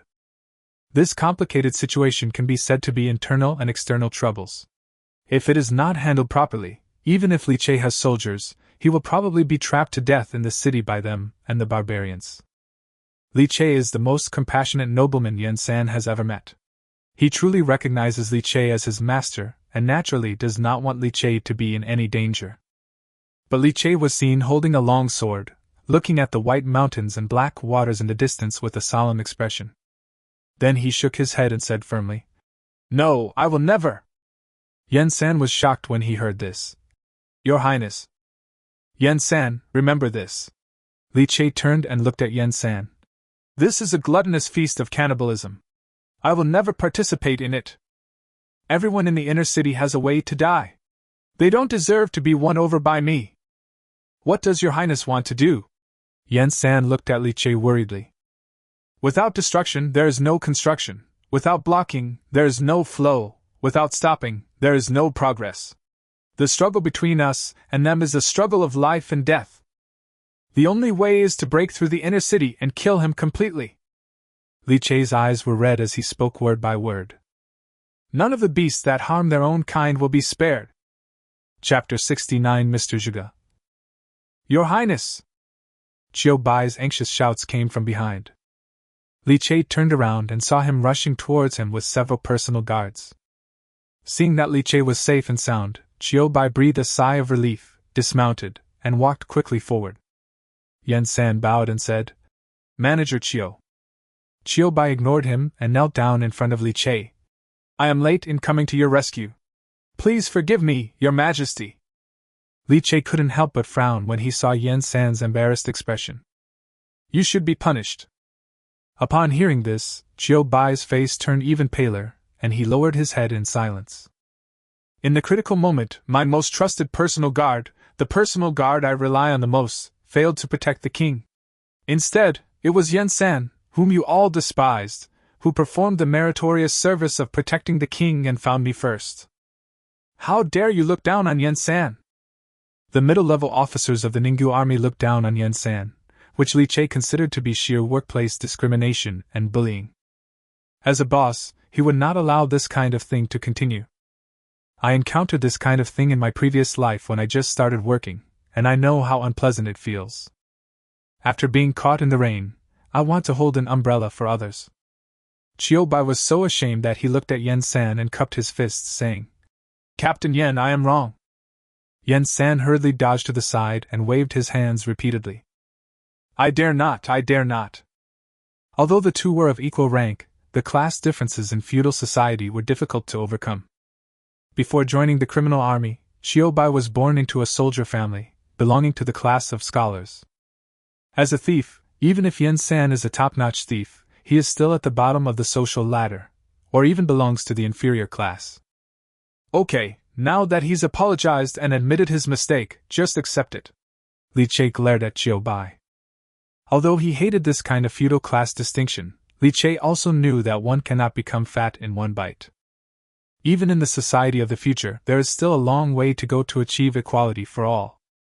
But at least under his command, there can be no distinction between aristocratic families and untouchables, which is a similar trend to the caste system of his third brother. "Order the entire army to rest where they are." Li Che looked at Qiu Bai. "We need to make a new plan." The north wind was biting, and the Ninggu County city was like an icy cage crawling on the vast earth. The city is filled with broken buildings and covered with snow, giving off a desolate vibe. Wang Lu tightened his tattered coat and blew a puff of white air onto his frozen hands. "This damn place is really freezing cold." Being from the south of the Yangtze River, he had never experienced such extreme cold. He felt that the biting cold seemed to freeze his blood.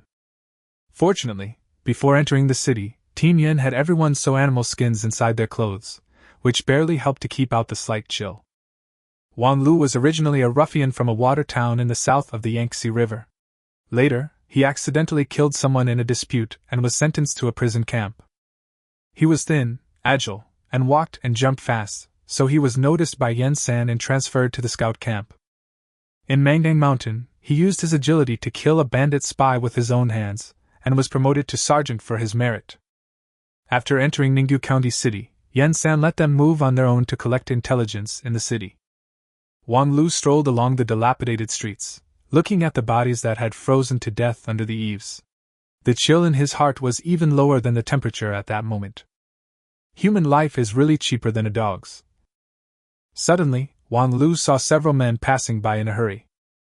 It's not surprising that there are men, as men are the most numerous in Ninggu County.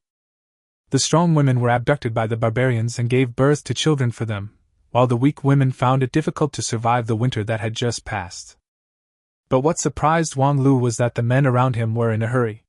After talking to each other, they were all rushing to one place. As a scout, Wang Lu immediately noticed that something was wrong.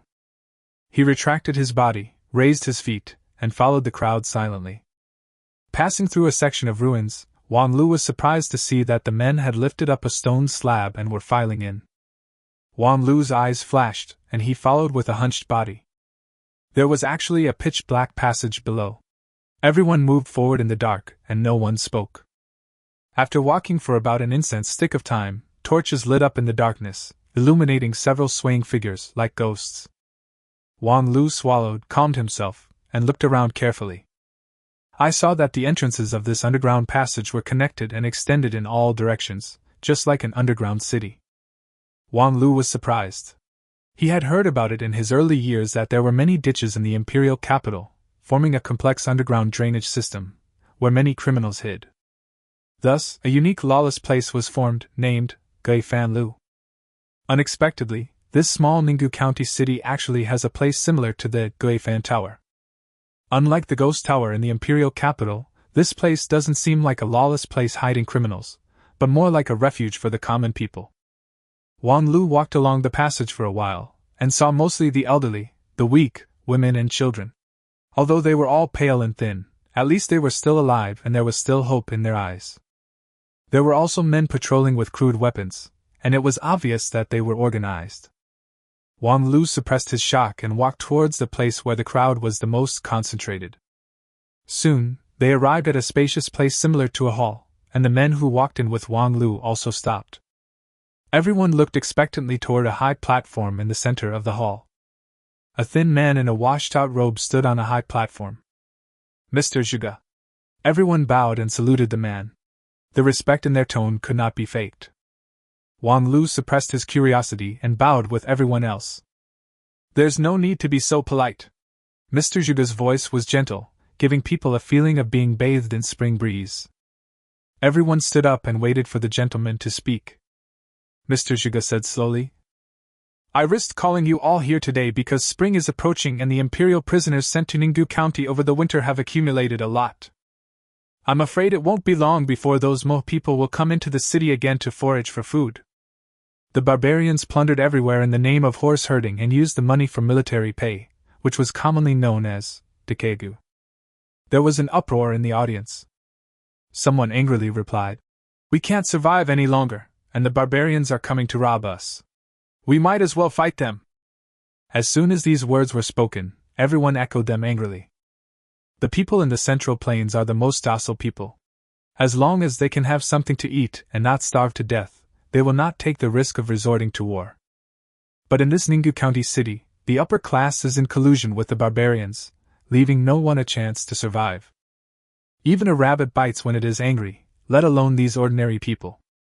Mr. Zhuge shook his head and waited for everyone to calm down before speaking. It's not that we didn't resist, but what was the result? Tens of thousands of people were left with nothing, and more than half of them were brutally slaughtered by the barbarians. He paused and said earnestly, The government doesn't care about our lives, but we must cherish ourselves. Be patient, and there will be hope. Chapter 70. This group of people, I will protect them. Looking at the figure on the platform, Wang Lu's eyes flickered. How could this person have such prestige that he could bring together tens of thousands of people from Ninggu County? And it seems that he should still be the one in charge of this underground city? Such a talent must be used by your highness. But after a little thought, Wang Lu decided to continue observing without saying anything. The water in Ningyu County is too deep. What if this Mr. Zhuge protects the people on the surface, but is actually a lackey of officials behind the scenes? In this dirty world, there are many despicable people who say one thing in front of you and another behind your back. Mr. Zhuge, in your opinion, how should we deal with this? A commoner asked respectfully, his tone full of anxiety and expectation. As soon as these words were spoken, Wang Lu saw that Mr. Zhuge's face turned pale. He took a deep breath and said in a deep voice, "It's still the old rules. When the Mo people come to attack, all women, children, old and young should hide in the begging cave. But the outer city cannot be empty. Otherwise, given the temperament of the Mo people, they will not leave until they have plundered enough. In addition to the new prisoners, we also need some young and strong people to take the initiative to go to the ground to fill the number." Wang Lu stared at the figure on the platform in amazement. Is it really necessary to go to this extent? Looking at the people around him, they all looked normal, as if they were used to it. For those who take the initiative to go to the surface, their families can live in the Qinghua cave forever. If they unfortunately die, we will do our best to take care of their families. After saying this, Mr. Zhuge seemed to have lost his strength and remained silent. The people in the audience also remained silent, and the atmosphere was extremely depressing. Wang Lu secretly shook his head and thought, how could anyone be willing to risk his life for such a dangerous thing? Given the barbaric nature of the barbarians, they will never stop at looting. When they get angry, they may even kill people for fun. Even ants try to survive, let alone humans? At this moment, a loud voice suddenly rang out from the crowd. "I'll go." A tall and thin man walked out of the crowd, stood up suddenly, pointed at his empty sleeves, and said, "I am already a cripple and I am afraid I won't live much longer. I just hope that after I am gone, Mr. Zhuge can take care of my 60-year-old mother." Mr. Zhuge looked at the man with a complicated expression and bowed deeply without saying a word. "Count me in. It's not a sure death, I'll go too. Mr. Zhuge, please don't make it difficult for me.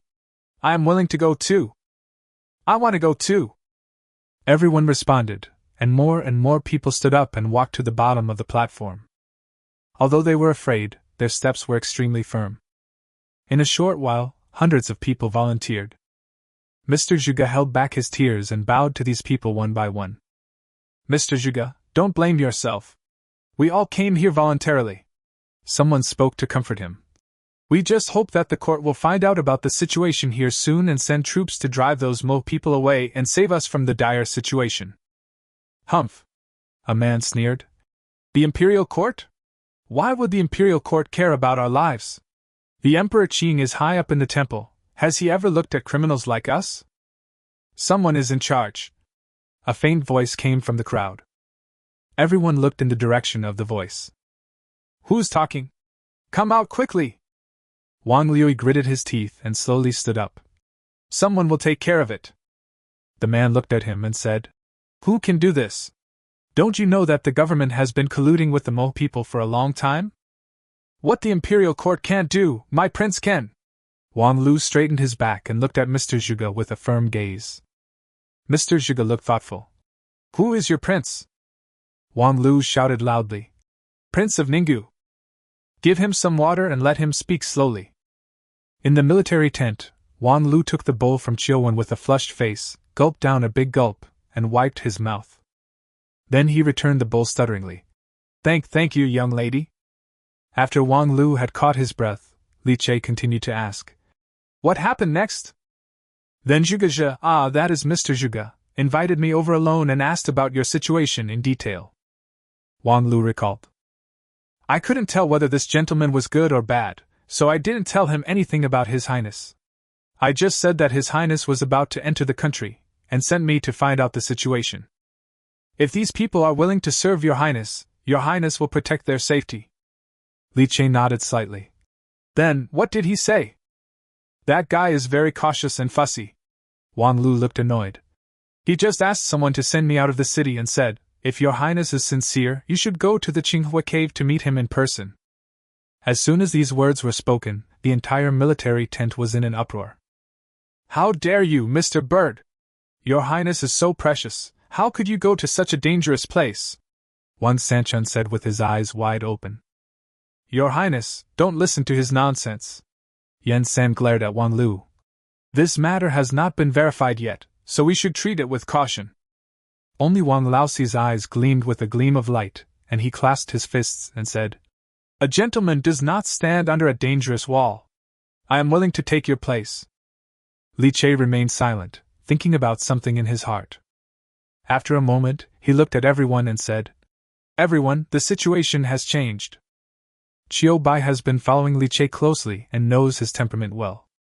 Hearing this, my heart skipped a beat, and I thought to myself, this is not good, His Highness is going to put himself in danger again. Your Highness, please think twice, Qiu Bai advised. You must not bring a large army with you when you go to the Qinghua cave. What if the news leaks out and the people in the inner city take advantage of it to cause trouble? If we bring a large army with us, the inner city will definitely notice it and inform the Mo people. Li Che nodded and looked at Qiu Bai. So, you will go to the inner city for me? Me? Qiu Bai's tone changed. Li Che looked at him and said with satisfaction, Yes, you are about the same size as me, and none of them have seen me before. If you put on the royal robe, who can tell the difference? Qiu Bai shook his head repeatedly. No, how can a lowly person like me wear the king's robe? Stop talking nonsense. Li Che looked at the guards beside him. Go! Help Chief Steward Qiu change his clothes. They took a step back to the left and right and shouted, Yes, in unison. One of them supported Qiu Bai on both sides and dragged him out of the tent regardless of his screams and howls. Watching Qiu Bai being dragged away, everyone looked at each other, all worried. Our prince is wise, but he is too stubborn. Once he has made up his mind, no one can persuade him. As a lord, how can you take such a risk? Thinking of this, Qian Bin couldn't help but persuade. Your Highness, may I ask how you plan to talk to Mr. Zhuge when you meet him? Of course I'll tell him. Li Che raised his lips slightly. From now on, I'll protect this group of people. Chapter 71, Enjoying the Snow with the King. When Li Che said this, everyone fell silent. It is the duty of the princes to protect the people under their command. Li Che was standing for justice, and as his subjects, they really couldn't say much. The only way was to persuade Li Che to bring more people. Your Highness, the royal guard should accompany you. The 50 armored cavalrymen under Yu Yun's command should also provide guard duty. Let's take the crossbow battalion with us as well. The place is small and cramped, and the light crossbows can be just the right size to use them. The scouts are familiar with the roads in the city, so let's take them along as well. Cavalry battalion. Everyone was talking at once, and Li Che was so annoyed that he shouted impatiently. Stop! Take this and that. According to your opinion, can I borrow another 10,000 cavalry from my fourth brother? Qian Bin stroked his beard and nodded. That's good. Li Che didn't know whether to laugh or cry when he heard this. After a heated debate, it was finally decided that Li Che would only take the personal guard battalion and the crossbow battalion, while the scout battalion would be on guard outside. In addition, Yan San, Yu Yun and several other team leaders with good skills will also go with him to be responsible for protecting Li Che closely. Li Che finally managed to escape and ordered everyone to go down and prepare, while he turned around and went to the back tent to look for Qiu Bai. Qiu Bai, wearing a royal robe, stood at the corner of the tent with a sad face, looking uneasy. Wearing a royal robe was the height of usurpation in ancient times, and for Qiu Bai, the pressure was enormous. Seeing this, Li Che frowned and scolded. How can you be so timid? What prince is like you? You are like a thief. Qiu Bai said with a sad face. I am not a prince anyway. That's enough, Li Che said helplessly. You are the only one under my command who comes from a noble family. If you don't go, are you going to let Wang Sanchun and the others go? As for the appearance of Wang Sanchun and his gang, they were all burly and ferocious looking. He looks like a villain who eats several children in one meal. How could he pretend to be a prince? On the contrary, Qiu Bai, after all, was born into a wealthy family and had an air of nobility about him. Stand up straight, relax your mind, and come see me when you are ready, Li Che ordered. Qiu Bai had no choice but to straighten his back with a forced smile. After Li Che left, he heaved a sigh of relief, letting go of his cautiousness, but with a hint of worry between his brows. The guard who was helping him put on his clothes was stunned. At this moment, Chiu Bai no longer looked like the cautious servant he had just been, but had more of the demeanor of a powerful and noble young man. Although not as majestic as His Highness, he still has some of the demeanor of a wealthy and noble man, and looks vaguely like a prince. Butler, you! The guard was speechless. What's this? I was well dressed and well fed when I was young, so I can still pretend. The guard was confused. Then you just now, why don't you understand? Chiu Bai smiled. If I put on the royal robe, I will really look like your highness. What will your highness think? You must know how to hide your edge in everything you do. Although this is a small matter, you must not make his highness unhappy. The guard suddenly realized and seemed to be thinking about something. Chiu Bai then realized that he had said too much, and quickly made amends. Keep your mouth shut, kid. Don't tell his highness about this. The guard nodded. Don't worry, I'm the most tight-lipped one. After one stick of incense, the guard stood in front of Li Che and said truthfully, Chief Steward Chiu said that if he put on the royal robe, he would look a bit like His Royal Highness. Chiu Bai, who was standing by, watched helplessly as the personal guard sold him out, his face full of disbelief. Li Che looked at Chiu Bai with a half-smile and asked, Did you really say that? Chiu Bai was so frightened that his face turned pale. Just as he was about to kneel down on the ground, he suddenly remembered that he was still wearing the royal robe, and his bent knees stopped abruptly. Your Highness, I am guilty. Okay, being cautious is not a bad thing, Li Che said lightly. But don't be so cautious in front of me in the future. I'm not that sensitive. Yes. Chiu Bai breathed a sigh of relief and glared at the guard fiercely. The guard seemed not to see it, and acted as if it was a matter of course. Chiu Bai cursed in his heart. Just wait, you little brat, I will make things difficult for you in the future. Are you planning to make things difficult for others? Li Che glanced at Chiu Bai. Chiu Bai lowered his head quickly. I dare not. Don't bully me, I think this kid is very loyal. Chiu Bai forced a smile and said, It's pretty good. Okay, let's get down to business.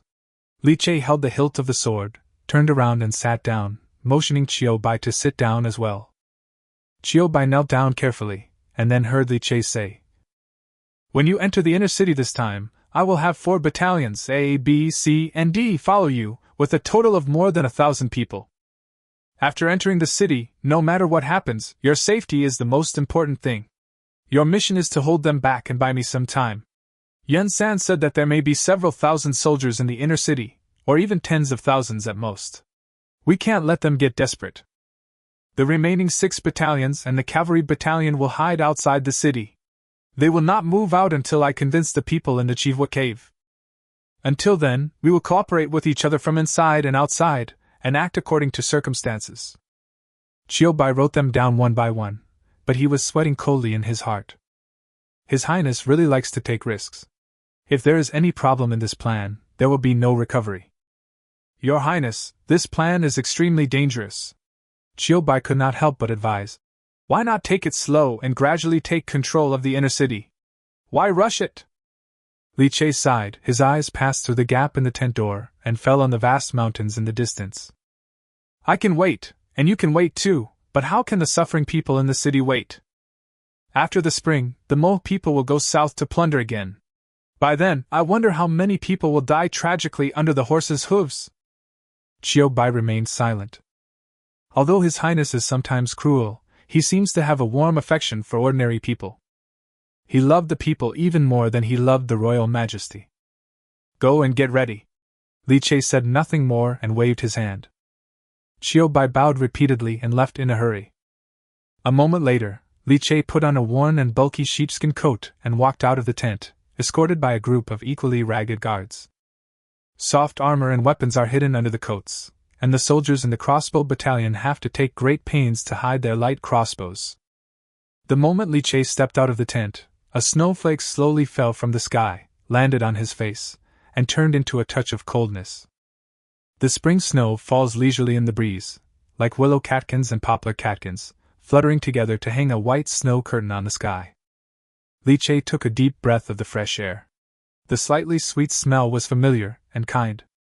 He smiled suddenly and murmured, "Gentlemen, come and enjoy the snow with me." Chapter 72. I'm late. Your Highness, the Ninggu County city is ahead, Yen-san said in a low voice. Li Che didn't need to be reminded. His eyes had already fallen on the dilapidated scene in front of him. The city walls were in ruins, with huge gaps everywhere, and they looked as if they were nothing. Some people even built huts on the ruins of the city walls and lived in them. Li Che took a deep breath and felt that his blood pressure was a little high. Ninggu County City was originally an important military town that guarded the border and resisted barbarians. Now it has fallen to this point, with even the basic city defenses gone, and the people can only eke out a living among the ruins. How sad this is! Li Che couldn't bear to look at it any longer. The miserable situation of the refugees around him made him feel heartbroken. He suppressed his grief and anger and asked in a deep voice, "Wang Lu, where is the entrance to that cave? Take me there directly." Wang Lu did not dare to delay and responded immediately, leading everyone through the crowd. Although Li Che rejected the opinion of his subordinates to bring too many soldiers, the number of people in the Royal Guard Battalion and the Crossbow Battalion alone was not small. Hundreds of strangers walked into the county town together and went directly to the entrance of Chihua Cave, soon attracting attention. More and more people gathered, holding axes and sticks in their hands, staring at Li Che and his group vigilantly. When Wang Lu turned into the alley with the stone slabs, several men suddenly stopped them. "What are you doing?" Upon seeing this, Wang Lu quickly took off his cloak and smiled. "Brother, it's me. We've met downstairs before." The sturdy man looked carefully and recognized Wang Lu. He said in a bad tone, "What are you doing here again? Didn't Mr. Zhiga let you go?" Wang Lu didn't care and continued smiling. "Brother, please take me to see Mr. Zhiga. I have something important to discuss." The sturdy man looked at Wang Lu suspiciously, then turned his gaze to other people, and finally landed on Li Che. I remembered that Wang Lu once said that there was a Ninggu County prince who would soon be enfeoffed and could save the people from dire straits. Could it be that this prince really came? Compared with others, Li Che's face is too fair. Moreover, the temperament that is a mixture of royal descendants and modern people is so outstanding that one can tell that he is of extraordinary status at a glance. The man couldn't help but think in his heart, could it be that the person in front of me is the Ninggu prince who is about to be enfeoffed as Wang Lu mentioned? He actually had the guts to disguise himself and sneak into the city. He was quite courageous. Thinking of this, a glimmer of hope ignited in my heart. Perhaps he can really become a ray of light in troubled times and save thousands of people from dire straits. "Come with me," the man said slowly, looking at Li Che. "However, not all of you can come in. 10 people at most." Wang Lu was immediately anxious. "No! How can we ensure the safety of 10 people?" "No problem," Li Che said with a smile. 10 is 10. Wang Lu immediately looked at Li Che eagerly, winking wildly. "My dear prince, why did you suddenly speak? Isn't this an exposure?" Li Che remained calm and looked at the guide. "Young man, is this feasible?" The man saw that Li Che was dignified and had no arrogance in his behavior, and he immediately liked him, but he still said reservedly, "Yes." Li Che nodded, turned around and gave orders, allowing only Hu Chang, Yu Yun, Wang Laozi, Yen San, Wang Lu and 4 personal guards to accompany him, while the rest of them waited outside. "Let's go," Li Che said to the man. Seeing that he acted decisively, the man couldn't help but respect him and raised his hand to salute. "This way, please." Just after taking a few steps, I suddenly heard a burst of noisy sounds behind me. When everyone looked back, they saw a team with the king's flag coming from outside the city, causing the people in the city to flee. On the royal flag, the word Ninggu was clearly written. The team did not stop, but went straight through the ruins and headed straight for the inner city. The man was surprised and suspicious when he saw this, and his face suddenly turned cold. "Aren't you the Prince of Ninggu?" Since the real Prince of Ninggu has already gone to the inner city, the person in front of him must not be him. So what are their intentions? Could it be that he came here on behalf of Prince Ninggu to eradicate the Chihua Cave? Li Che's expression remained unchanged. "Brother, just take us to see Mr. Zhiga, and I will explain it to you then." The man's face was uncertain. Although he had murderous intentions in his heart, he did not dare to act on his own because the matter was of great importance. I could only snort coldly. You'd better not play tricks. Everyone walked down along the stone slabs. It was Li Che's first time walking in this ancient underground drainage system, and he couldn't help looking around curiously. Although it was damp in the begging cave, it was unexpectedly not cold. At least it was slightly higher than the temperature outside.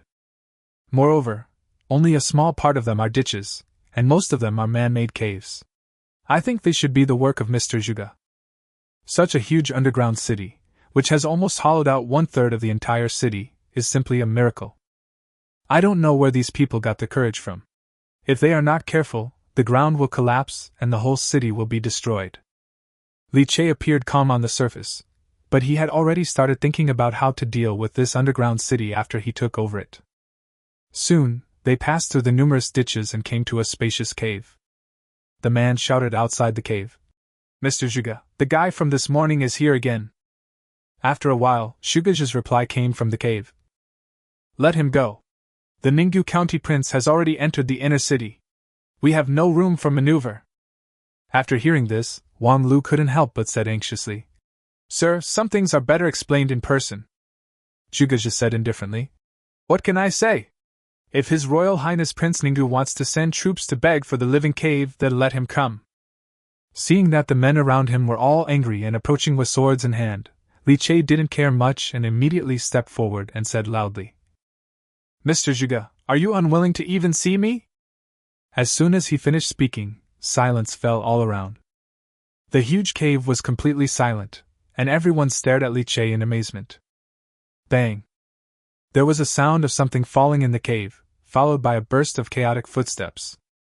Zhuge ran out barefoot. When his eyes fell on Li Che, his eyes suddenly turned red. "Tell me, who are you?" Li Che smiled and said, "This Prince Ninggu Li Che." "What's the proof?" Li Che reached into the lining of his clothes and took out a square seal. "Here is the royal seal. You will know it at a glance, sir." Zhuge took the royal seal from Li Che with trembling hands. After examining it carefully, his lips trembled slightly. "Why are you here, Your Highness?" Li Che's face became serious. He straightened his back, looked around at the ragged people, and bowed deeply in the astonished eyes of everyone. "I came here to apologize to the people of Daqing in Ninggu County. I am late." Chapter 73 Zhuge's Confession. Li Che's words were deafening, like the sound of a huge bell, booming in everyone's ears. The apology from a prince undoubtedly had a subversive power in this era. Since ancient times, imperial power has been granted by heaven and is supreme. Will the almighty heaven apologize to humans? The previous Emperor Yang was licentious and immoral. What kind of disaster did he bring to the world? Even so, even at the moment his country was destroyed and he died, the people of the world did not receive an apology from him. In Li Che's time and space, Emperor Wu of Han had a sudden realization and changed his ways in his later years, and his act of issuing the Luntai Edict of Criticism made him the greatest emperor of all time. From this we can see that, under certain conditions, the royal family's apology is not incompetence, but bravery. Zhuge took a deep breath and gradually regained his composure. He suppressed the turmoil in his heart, looked around, and said in a deep voice, "Everyone, go and do your work. Remember, this matter must be kept secret." Everyone agreed in unison, looked at Li Che with complicated expressions before leaving, and then dispersed. "Your Highness," Zhuge said respectfully, "how about we go in and discuss it in detail?" Li Che had no objection and walked into the cave. Everyone behind him tried to follow him, making the already narrow entrance even more crowded. "Okay, you guys just stay outside and guard," Li Che said. "But," Yen San said anxiously. "No buts." Li Che paused slightly and looked at Zhuge in front of him. "I believe Mr. Zhuge will not harm me." Everyone was hesitant, but Hu Chan was the only one who was already squatting at the entrance of the cave, carrying a stick. Hu Chan was Li Che's confidant, and when everyone saw him acting like this, they decided not to insist and just stood guard at the door. Zhuge heard it carefully and paused for a moment, but said nothing. The two men walked into the cave, and with the faint light of the torches on the cave wall, Li Che looked around curiously. The cave was filled with books, with boxes of them carefully protected placed everywhere, and there were even some ancient bamboo slips among them. Books were family heirlooms in ancient times. From this, it can be seen that Mr. Zhuge seemed to have an extraordinary background and a prominent family background. Li Che asked curiously, "I wonder which family Mr. Zhuge comes from?" Zhuge turned around with a wry smile on his face. "I'm sorry to make you laugh, Your Highness. I am from the Zhuge clan of Langia. Due to family affairs, my entire clan moved here." Li Che was secretly amazed when he heard this. The Zhuge family of Langia, a family of prime ministers in the previous dynasty. 3 prime ministers from one family, a well-known and prestigious family. After Emperor Yang of the previous dynasty burned himself to death in the imperial palace, the glory of the Zhuge family came to an end. The Zhuge family followed the previous dynasty's Taizu in starting a rebellion and had a close relationship with the royal family. After Emperor Yang died and the country was destroyed, the Zhuge family naturally could not escape being held accountable. However, the Zhuge family had too much prestige among the aristocratic families, and even Emperor Qin did not dare to exterminate the clan, so they could only be exiled to Ninggu County. The Zhuge family moved to Ninggu County with their entire clan. "How come I only saw you, sir?" Upon hearing this, Zhuge looked ashamed and suddenly fell to his knees. "Sir, why is this happening?" Li Che asked in surprise. "The Zhuge family is guilty." Zhuge gnashed his teeth, feeling extremely ashamed. "Except for Zhe, all members of the Zhuge family live in the inner city. Everything they did was rebellious." Li Che was shocked when he heard this. "No wonder I didn't see any other members of the Zhuge family. How could such a century-old family have all run to the inner city?" Originally the whole clan was going to move north, but unexpectedly the whole clan surrendered to the enemy. 3 prime ministers in one family. Even if we don't ask you to save the world, at least you can't be willing to surrender to the barbarians, right? He took a deep breath, looked at Zhuge and asked slowly, "Why don't you go, sir?" Zhuge gritted his teeth and raised his head. "I would rather be a ghost of Dashia than a slave of the barbarians." Li Che showed admiration on his face. Fortunately, there was still a tough guy, and the backbone of the Zhuge family was not completely bent. He stood up and helped Zhuge up, and said softly, "The affairs of the Zhuge family have nothing to do with you, sir. Why don't you tell me in detail about the affairs of the inner city? As for the Zhuge family's affairs, this king will make his own decision." Zhuge stood up and opened his mouth to speak, but ultimately swallowed back his words of plea. Blood is thicker than water, no matter how bad his people are, he cannot just sit back and do nothing. He could only calm his mind and describe the general situation of the inner city. "There are 3 forces in the inner city today. One is the government, the second is the old people from the previous dynasty, and the third is the envoys of the barbaric tribes. Since the construction of Ninggu County, the imperial court has sent officials and troops to settle there. At first, they were able to control the city and arrange for new criminals to move in an orderly manner. However, the Ninggu County city was in constant conflict with various barbarian tribes, soldiers suffered cumulative casualties, and there was no replenishment of troops, resulting in the government's control becoming increasingly weak. Later, the government was weak and the army was almost non-existent, becoming puppets in the hands of the old guard and the barbarians, at the mercy of others. Li Che nodded silently, understanding. To put it bluntly, good people don't get good rewards. Those Daqing officers and soldiers who dared to fight the barbarians died in the battle, while the cowards survived. The bodies of the loyal heroes who sacrificed their lives for the country are still warm, while those who live in disgrace have seized high positions. How can such a government have any prestige? As for the old guard from the previous dynasty, they are the largest force in the inner city. After the fall of the Huan dynasty, Your Majesty successively convicted more than 10 noble families and moved them all to Ninggu County. Although these noble families were in decline, a lean camel is still bigger than a horse. They had many servants, tenants, and retainers who were loyal to them, and almost all of them brought their families with them. This led to the increasing power of the old guard from the previous dynasty, and they gradually developed into the largest force in the city and the real rulers. The corners of Li Che's mouth twitched. Thinking of his previous life, who believed that this group of people were suffering outside the Great Wall, and who often interceded for the old people of the previous dynasty, He couldn't help but slap himself twice. What kind of suffering is this?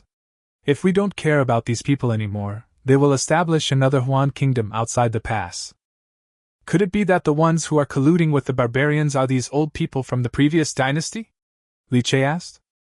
Zhuge Zhe nodded. That's right. After the old people of the previous dynasty came to power, they did not want to fight with the barbarians, so they invited the leaders of various tribes to enter the city to discuss matters of peaceful coexistence. The barbarians took advantage of the situation, demanded countless money, and made all kinds of unreasonable demands: no repairs to the city defenses, no county soldiers leaving the city, no civilians raising horses, etc. In order to maintain their own peace, these old men from the previous dynasty actually agreed to all of their requests. They also spent a huge amount of money to build an embassy in the inner city, allowing dignitaries of all ethnic groups to enter the city at any time to do evil and seek pleasure in the city. And those ordinary barbarians, whenever they are short of food and grass, will cross the border to plunder the outer city, and the group of county soldiers in the inner city will not care about this. Li Che couldn't help but sneer when he heard this, and he was furious. The Daqing version of the humiliating and unequal treaty, right? Being so spineless, it was no wonder that the Huan dynasty was destroyed.